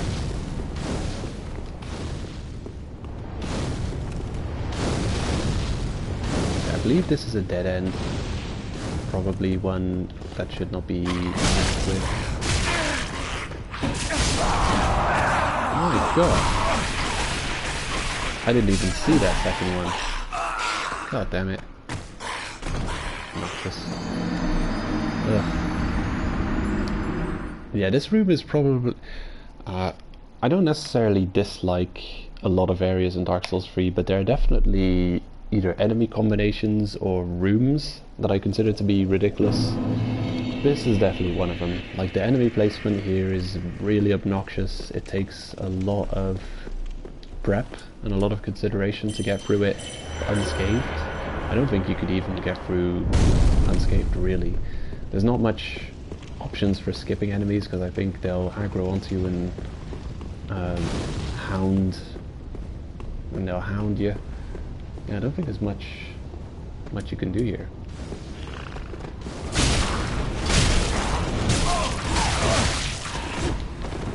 Am I dead? I may be dead. I may be dead. I would love to not be dead. Would I survive? Maybe, maybe not. Alright.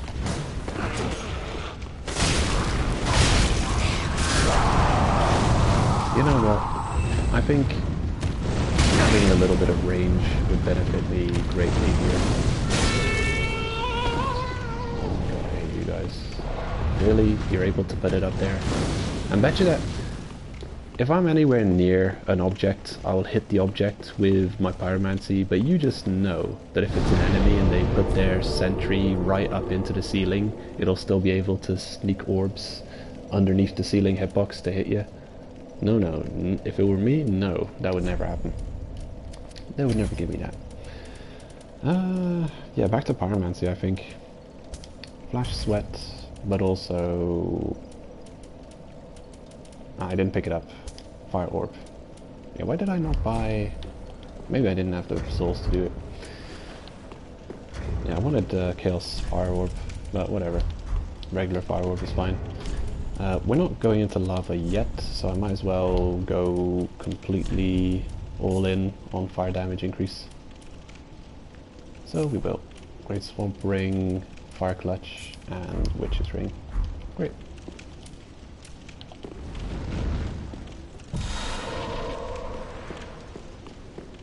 Ah shit, and I'm realizing I've sacrificed every Ashen Estus. So I'm gonna ignore Fire Guy and just chill over there.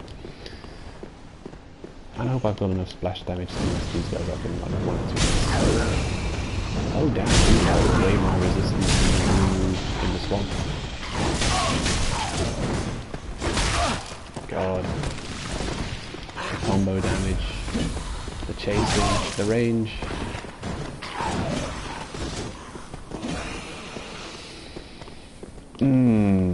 Okay. Change of plan. Change of plan. Retreat.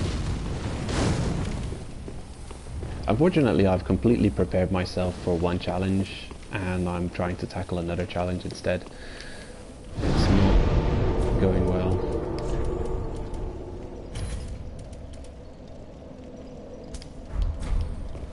Okay, that's... Yeah, that's a spell. It's a sorcery, so I'm gonna have to equip Catalyst. Anyone will do really for that. Trying to think of it. This equip is not great. Flame Stone Plate will be needed. Speckled. Lingering. Okay. Good. Let's go and retrieve those souls. And I hope I can skip most of these enemies. We'll see.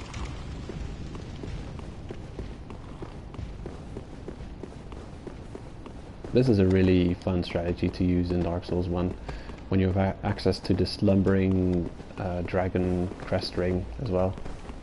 Damn, that didn't last long. Pick up the souls. I would love to just skip you guys. There's a cat. Honestly, that was all that was there to pick up.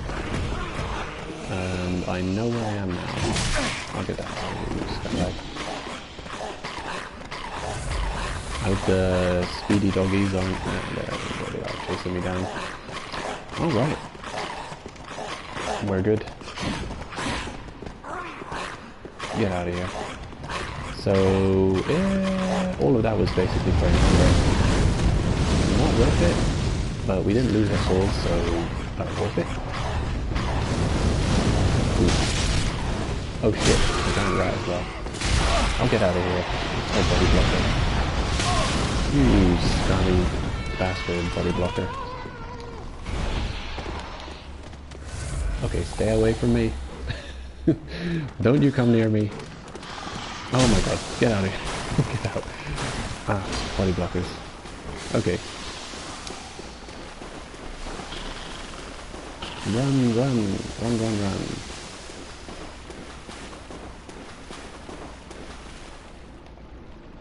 The worst thing is I don't have the proper spells equipped for what I want to do here. Otherwise we're in the perfect location. But I don't have Flash Sweat, which is definitely going to be necessary to go into lava. You know what? I'm gonna bone back to the shrine. Yeah, so... that upper area, if you clear it out properly, maybe you can make the jump and you can get yourself an easy way to the bonfire. But really, the shortcut is much better. If you open up the shortcut with the arrow trap, that is way better. That puts you right at the other bonfire, and you have good coverage to clear out the zone. That room is probably just not worth it, and I probably just keep forgetting that it's not worth it.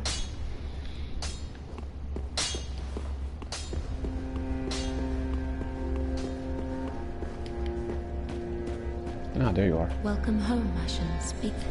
Very well, then take notes. Oh man, I can't level up. Wow. Farewell, Ashen Maiden. I'm gonna use some solid souls. 2 of these. Overkill, but okay. Very well, then take.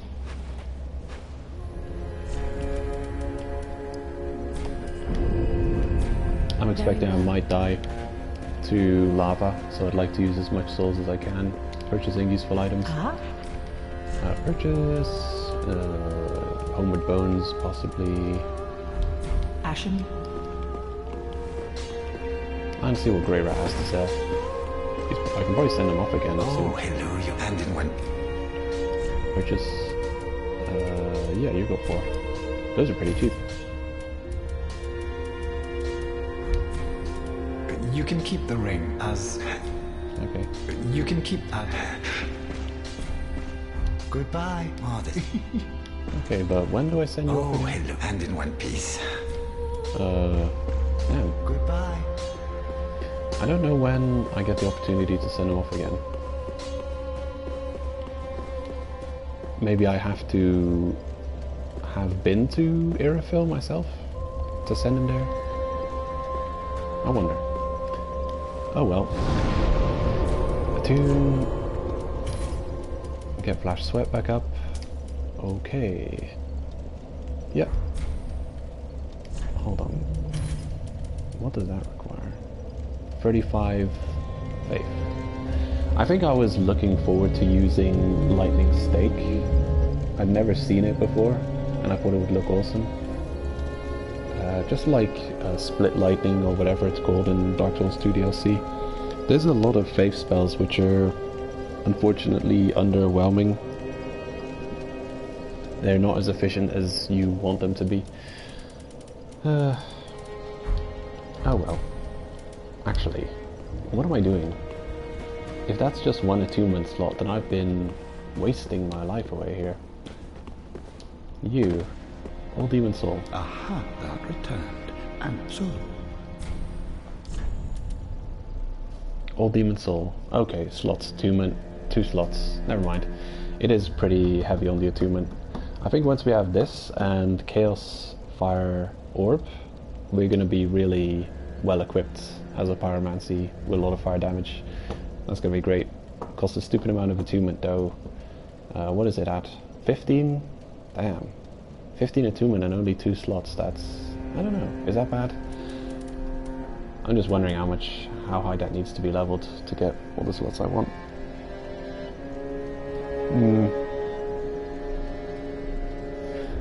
And I need 5,000 souls for that. I'm not gonna do that. Well, back we go.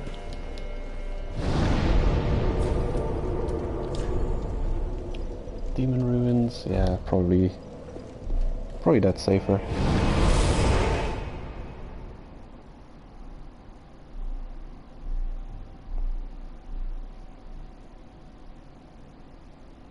Either way is pretty bad though.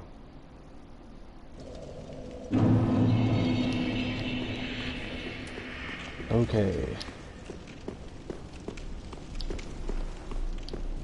Okay, I don't need to use Flash Sweat yet.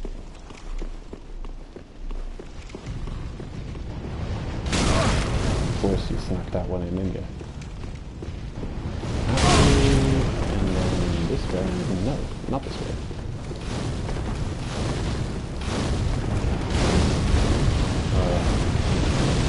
This way? Probably not this way. Oh shit.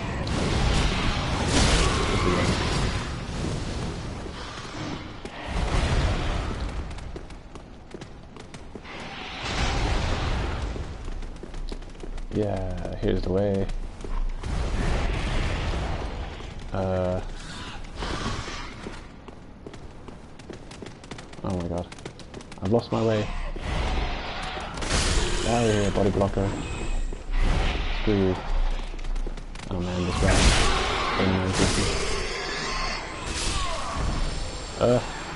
Oh my god.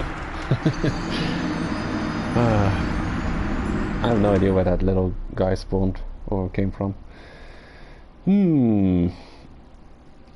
I think I'm missing something, but I'm definitely not going back the most efficient way. Okay, no, not that way. How do I get there without dying on the way? I'm gonna try this way.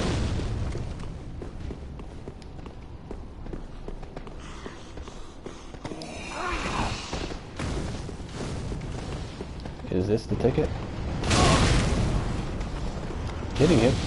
Getting not hit by a single fireball doesn't seem possible. This is definitely one way to get into the lava, but I don't want to go via just falling in. Though it will take me halfway across the lava, so yeah, if there's not too much fall damage attributed, I'll try this. Extra HP, flash sweat, and here goes nothing. Oh my god, damage. Yeah. Healable? Quite healable. Toxic. Great.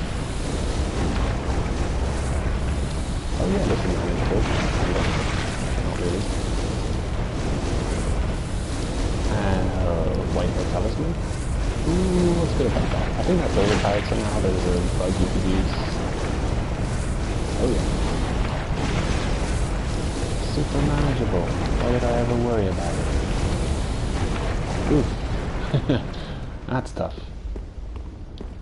Oh yeah.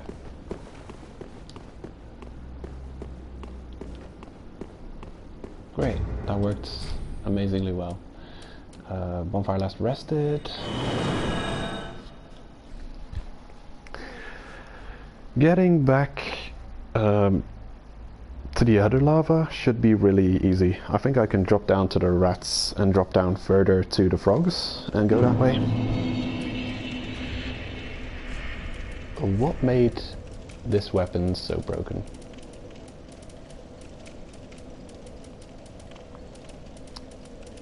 Where is it? The white hair talisman. Skill combustion.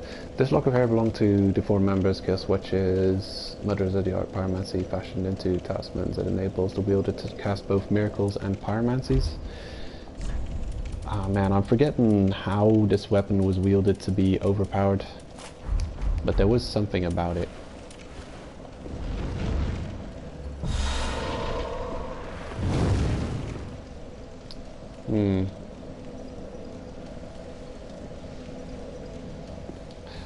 Shit, I forgot how to wield it, but there is definitely a glitch attributed to this weapon. The white hair talisman. It was overpowered. I think if you combined that with, what was it, life drain or something? No, it's not life drain. There's a pyromancy that latches you onto an enemy and continuously does fire damage, like you're flashing fire in their face. Used with the white hair talisman, I don't exactly remember how, but if you look up like white hair talisman damage glitch, it was an insane like one-shot PvP attack you could use with that weapon. I don't remember what or why. I think it had something to do with the fact that it's a talisman that can cast pyromancies, and if you equip it in the right hand and you have a shield in the left hand and use a, what is it called, a skill, that might be the ticket. I think that's, yeah, I think that's the ticket. Yeah, you'd have to look it up though. I don't remember exactly how the glitch worked. Okay, no longer need you. Miracle cloth. Talisman. Which one did I use? Belvine? Yeah, Belvine's fine.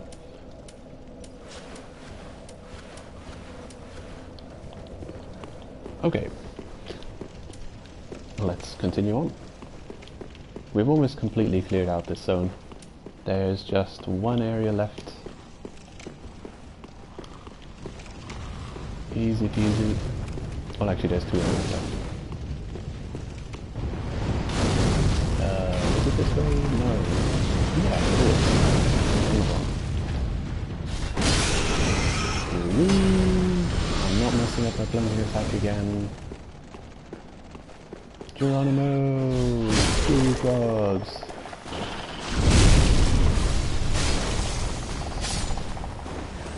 I think we've got another Zorig invasion. Oh shit. Oh no. That's like 3 mists stacked on top of another. Don't want anything to do with that. Actually, I'm human form. This is ideal. Because we're gonna get invaded again. Now, as long as the frogs are not still following me, okay, I can't have frogs following me while I'm getting invaded.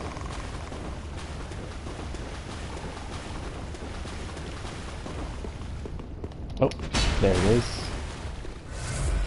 It might not be an invasion. This might be the physical... Uh-oh. Comboing me out. I got a ridiculous amount of Estus though. I can't believe I can survive a 2-hit combo just barely. Is this backstab? No, it's not backstab. Could have been backstab. Yeah, I defeated this champion easily, but I think he's gonna be tougher.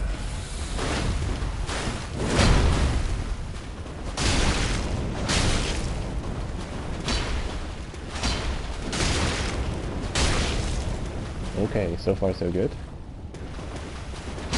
Ooh, watch out, backstab.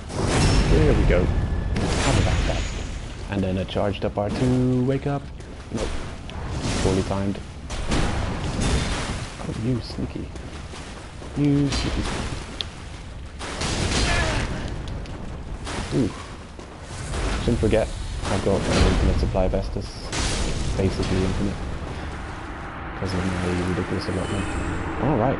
The Fume Ultra Great Sword and the Black Iron Great Shield. Fume Ultra Great Sword, probably the strongest strength scaling Ultra Great Sword in the series. The Fume Knight, he was probably one of my favorite fights in Dark Souls 2, despite the difficulty.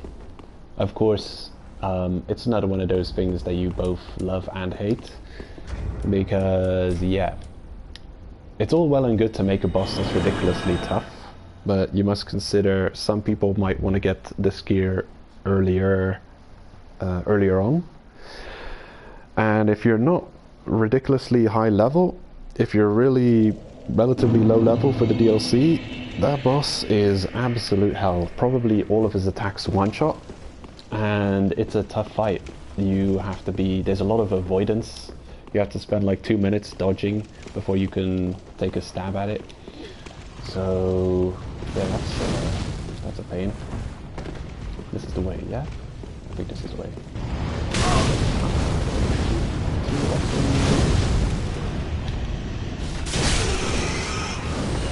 This is that. Now that I know I should do a plunging attack there, he is absolutely getting farmed. I can probably ignore the frogs. I'm gonna run all the way to the lava. I would be shocked if the frogs would follow me there. This is kind of a hidden area, actually.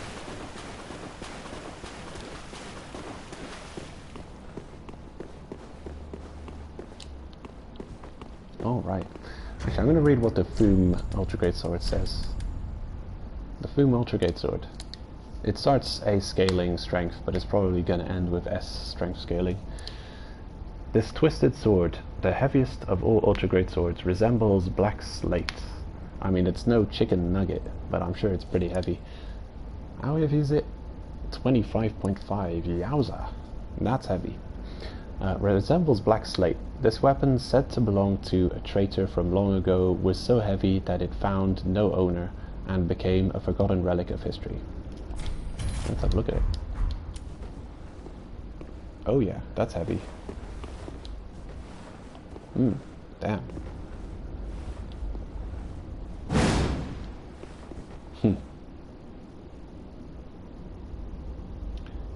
Well, at least the edge seems rather sharp on the front end, so this is more believable.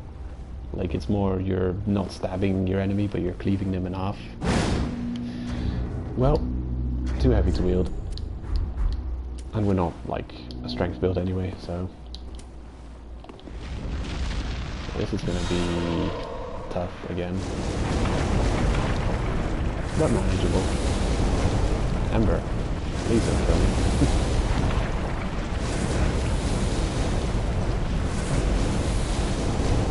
Sacred Flame. Speak of the Devil. That's probably the spell that's overpowered. Pyromancy, that's overpowered. I'm gonna check it quickly.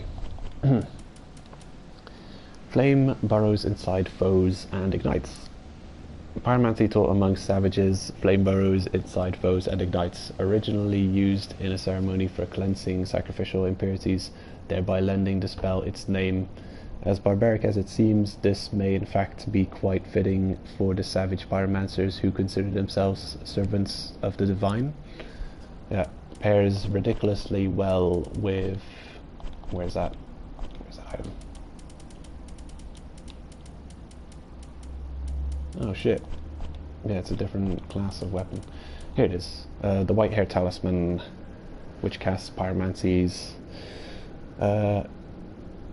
Yeah. Don't know exactly how the glitch works, but there was an overpowered PvP glitch using the White Hair Talisman and Sacred Flame. Look it up. Google it. It was ridiculous. It was like a guaranteed one-shot. Kind of crazy. Don't have a lot of Estus left. I probably regret carrying on as we are, but I should maybe at least try and deal with the Guardian of the Bridge here.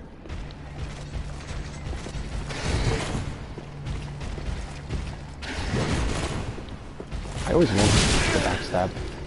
I'm greedy for it. But he doesn't want to let me have it. Because he's selfish like that. Yeah, drop something nice for me, please. No? Nothing? Well, screw you. A great soul, I think. Nice to have. Maybe I can power through with what I've got. I'm happy to have picked up every item from the lava. That's kind of a tough... It's kind of a tough setup. Not easy to manage. I'm gonna figure out my equips again. Yeah, lingering... what do I want? Enemies lose more stamina when guarding attacks. I think I'll take that for now. Can't think of anything I've got that can help me more. Alright. For now, that'll do.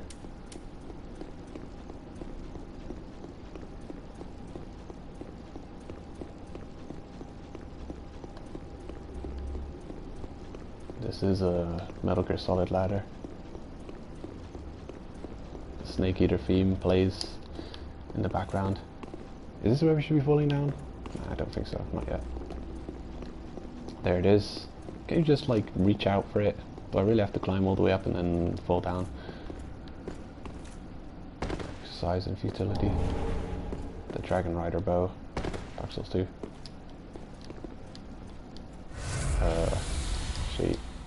Get that off my screen. Okay.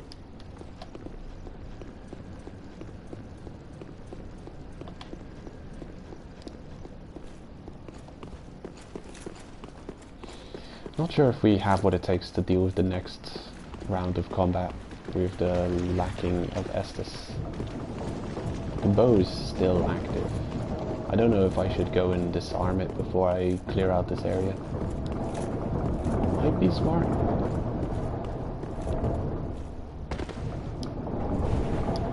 Onward bone. To scare me away.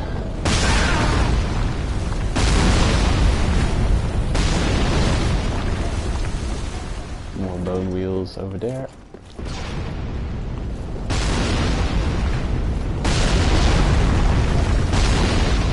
Run for it. Get out of here. Escape while you still can. Yeah.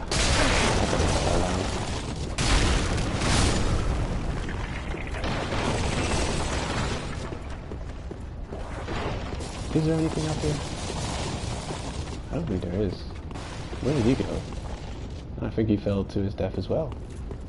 Unless he's still alive and he's rolling around in his new home.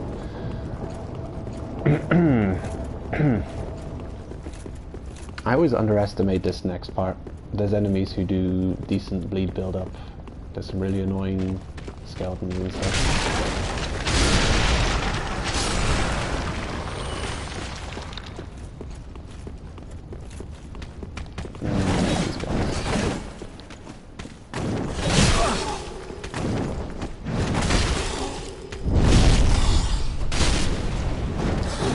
Pretty tanky.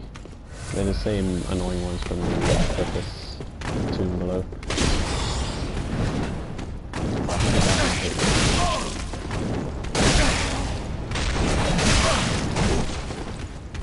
As I said, yeah. Really just tough enemies in general. Okay, drop it. Yellow bug pellets are full. How much can you hold of those? Is it only 10? Bet you it's only 10.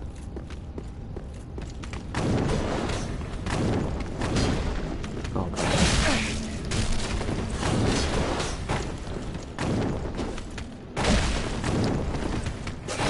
Ugh.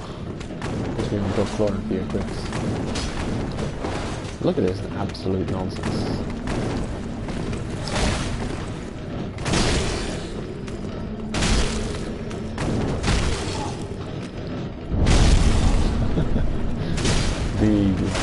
The impact of your attacks is just punching their body left and right.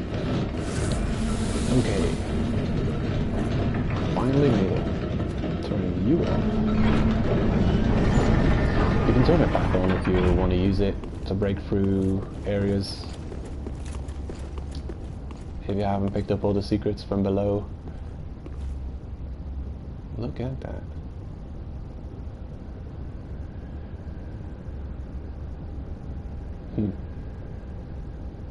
Almost looks like clouds. There's an item we haven't picked up yet. Is there anything else to get here? What have you got to say about it? Visions of life? Huh.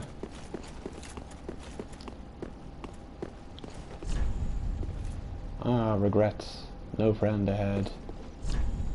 Agony and then demise. Huh, look carefully.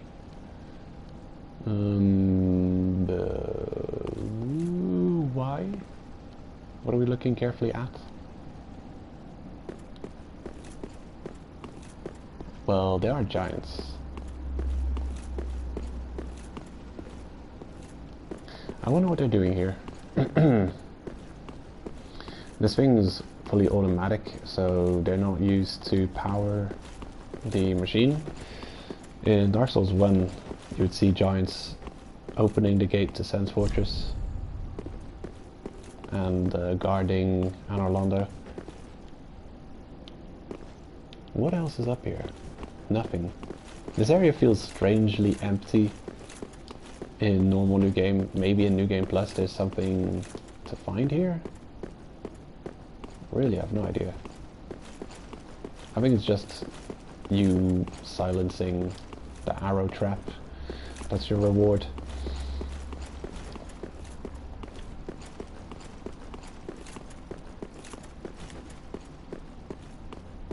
kind of pointless if you think about it, because most of your exploration is done before. You can easily explore all of this area without the arrow trap being disarmed. It's not really blocking you from getting anywhere. And this is just the beginning of your troubles. The ruins inside are much worse than this location. There's got to be more items around there. I feel like I owe it to myself to clear out that area as well. Okay, what's there?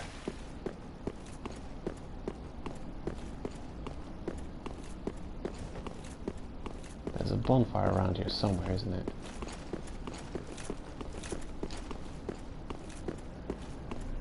There's nothing here. We explored that area already. Must have. Let me check here. Gotta be bonfire. Yeah, I'm gonna clear out the crabs area here, and then I'll consider it a stream. It's gone on long enough. But yeah, I said what I did what I said what I'd do. Clear out everything up till Irophil, and we have. Getting this area done is definitely a big deal, and I think I want to level up some stats between streams. Until next stream, I'll probably want to get our level up to 60 or 65. I definitely want some more attunement slots, and I want to level up our faith and intelligence a bit more.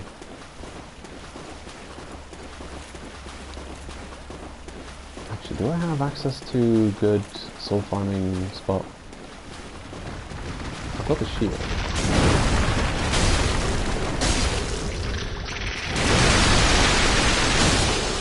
We don't.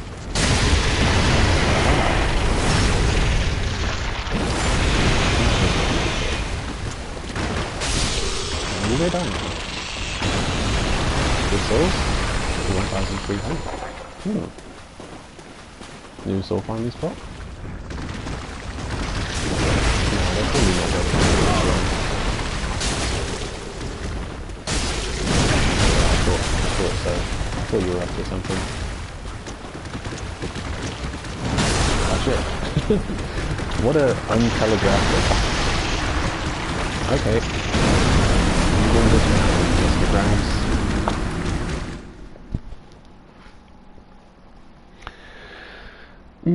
I should probably not try and defeat all of them. That's probably a bad idea.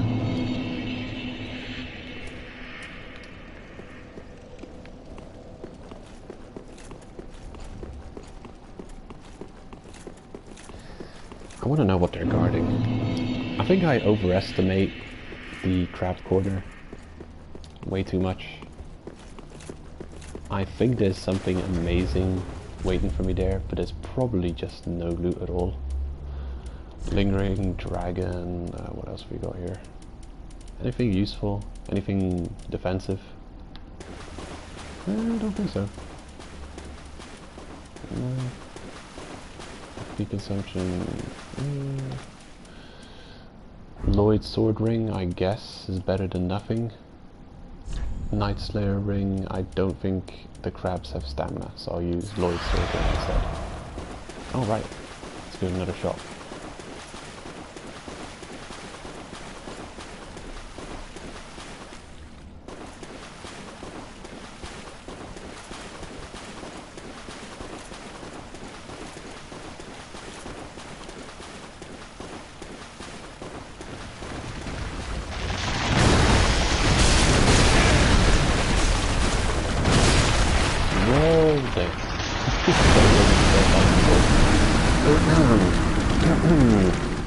That's not good. You know what? I'm just gonna run past them. Screw it. I can fight them anytime. It's unless you've got a really solid ranged build, like a sorcery build, I think they're more hassle than they're worth. We've got pyromancies, yes, but I haven't got the attunement to support killing a whole host of crabs. It'll probably cost me too many. I'll get a few casts off on the first one. I will go and defeat one crab before I make a mad dash looking for loot, but I don't think there's anything else to be found here. I think the Chaos Gem is the best item that the crabs are guarding.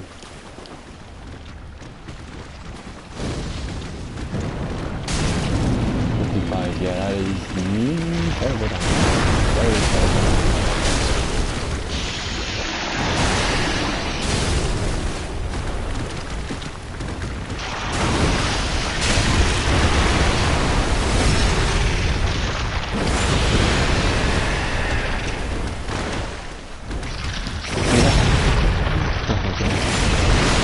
That went perfectly.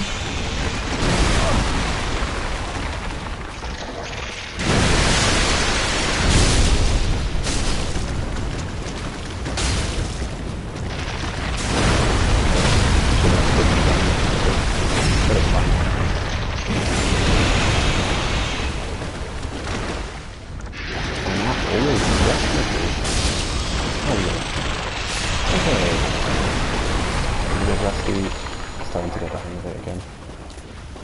These two. Honestly, I think there should be an item here that they're guarding. Maybe a New Game Plus or New Game Plus Plus. But for now, there's just nothing. Your reward for defeating this host is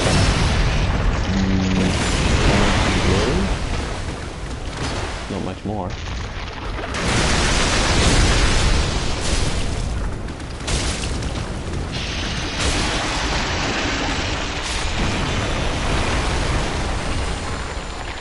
Titanite, large Titanite. This whole area seems like an amazing Titanite farming spot. Everything we've killed so far is such a adventurous Titanite. Some of them large Titanite. Oh, okay.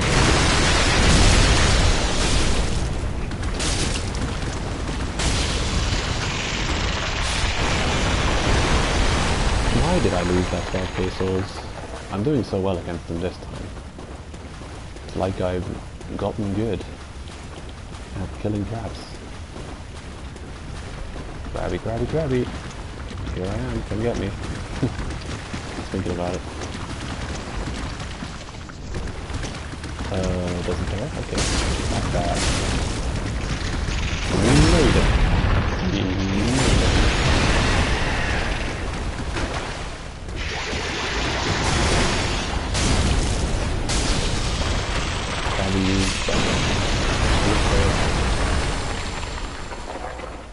Next.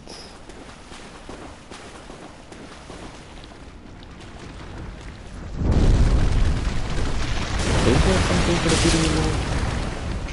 Maybe you only get the item and go them off the back and then it like spawns.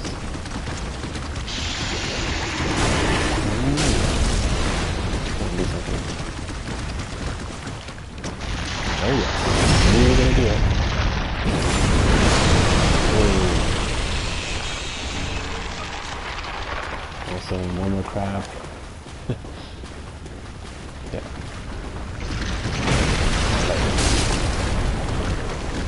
Beat it. Do the big attack. Oh yeah.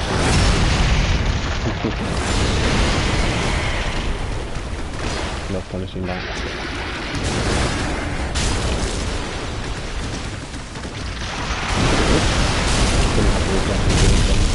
There we go. Tell me what the box is. Finish. Oh, crab is dead. What's my reward? Nothing? I guess I've conquered their territory. This is my brooding ground now. This is my nest. I claim it for my own. What is around here? What is there? What's the reason to kill the crabs? Decent-ish souls?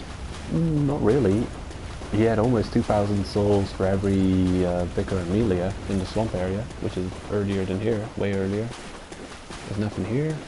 I thought I saw a shiny soul lying around in the distance, but it's what I'm seeing here. It's probably a glitch or a bug.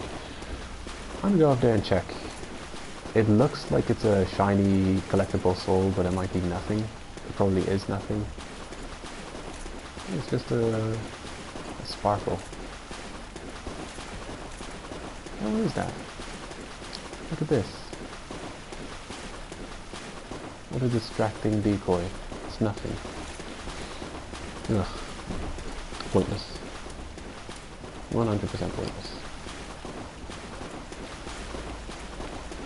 Well, this is a pretty large area that we've cleared out. And I definitely have enough of it. Looking forward to going to Iroquois next episode.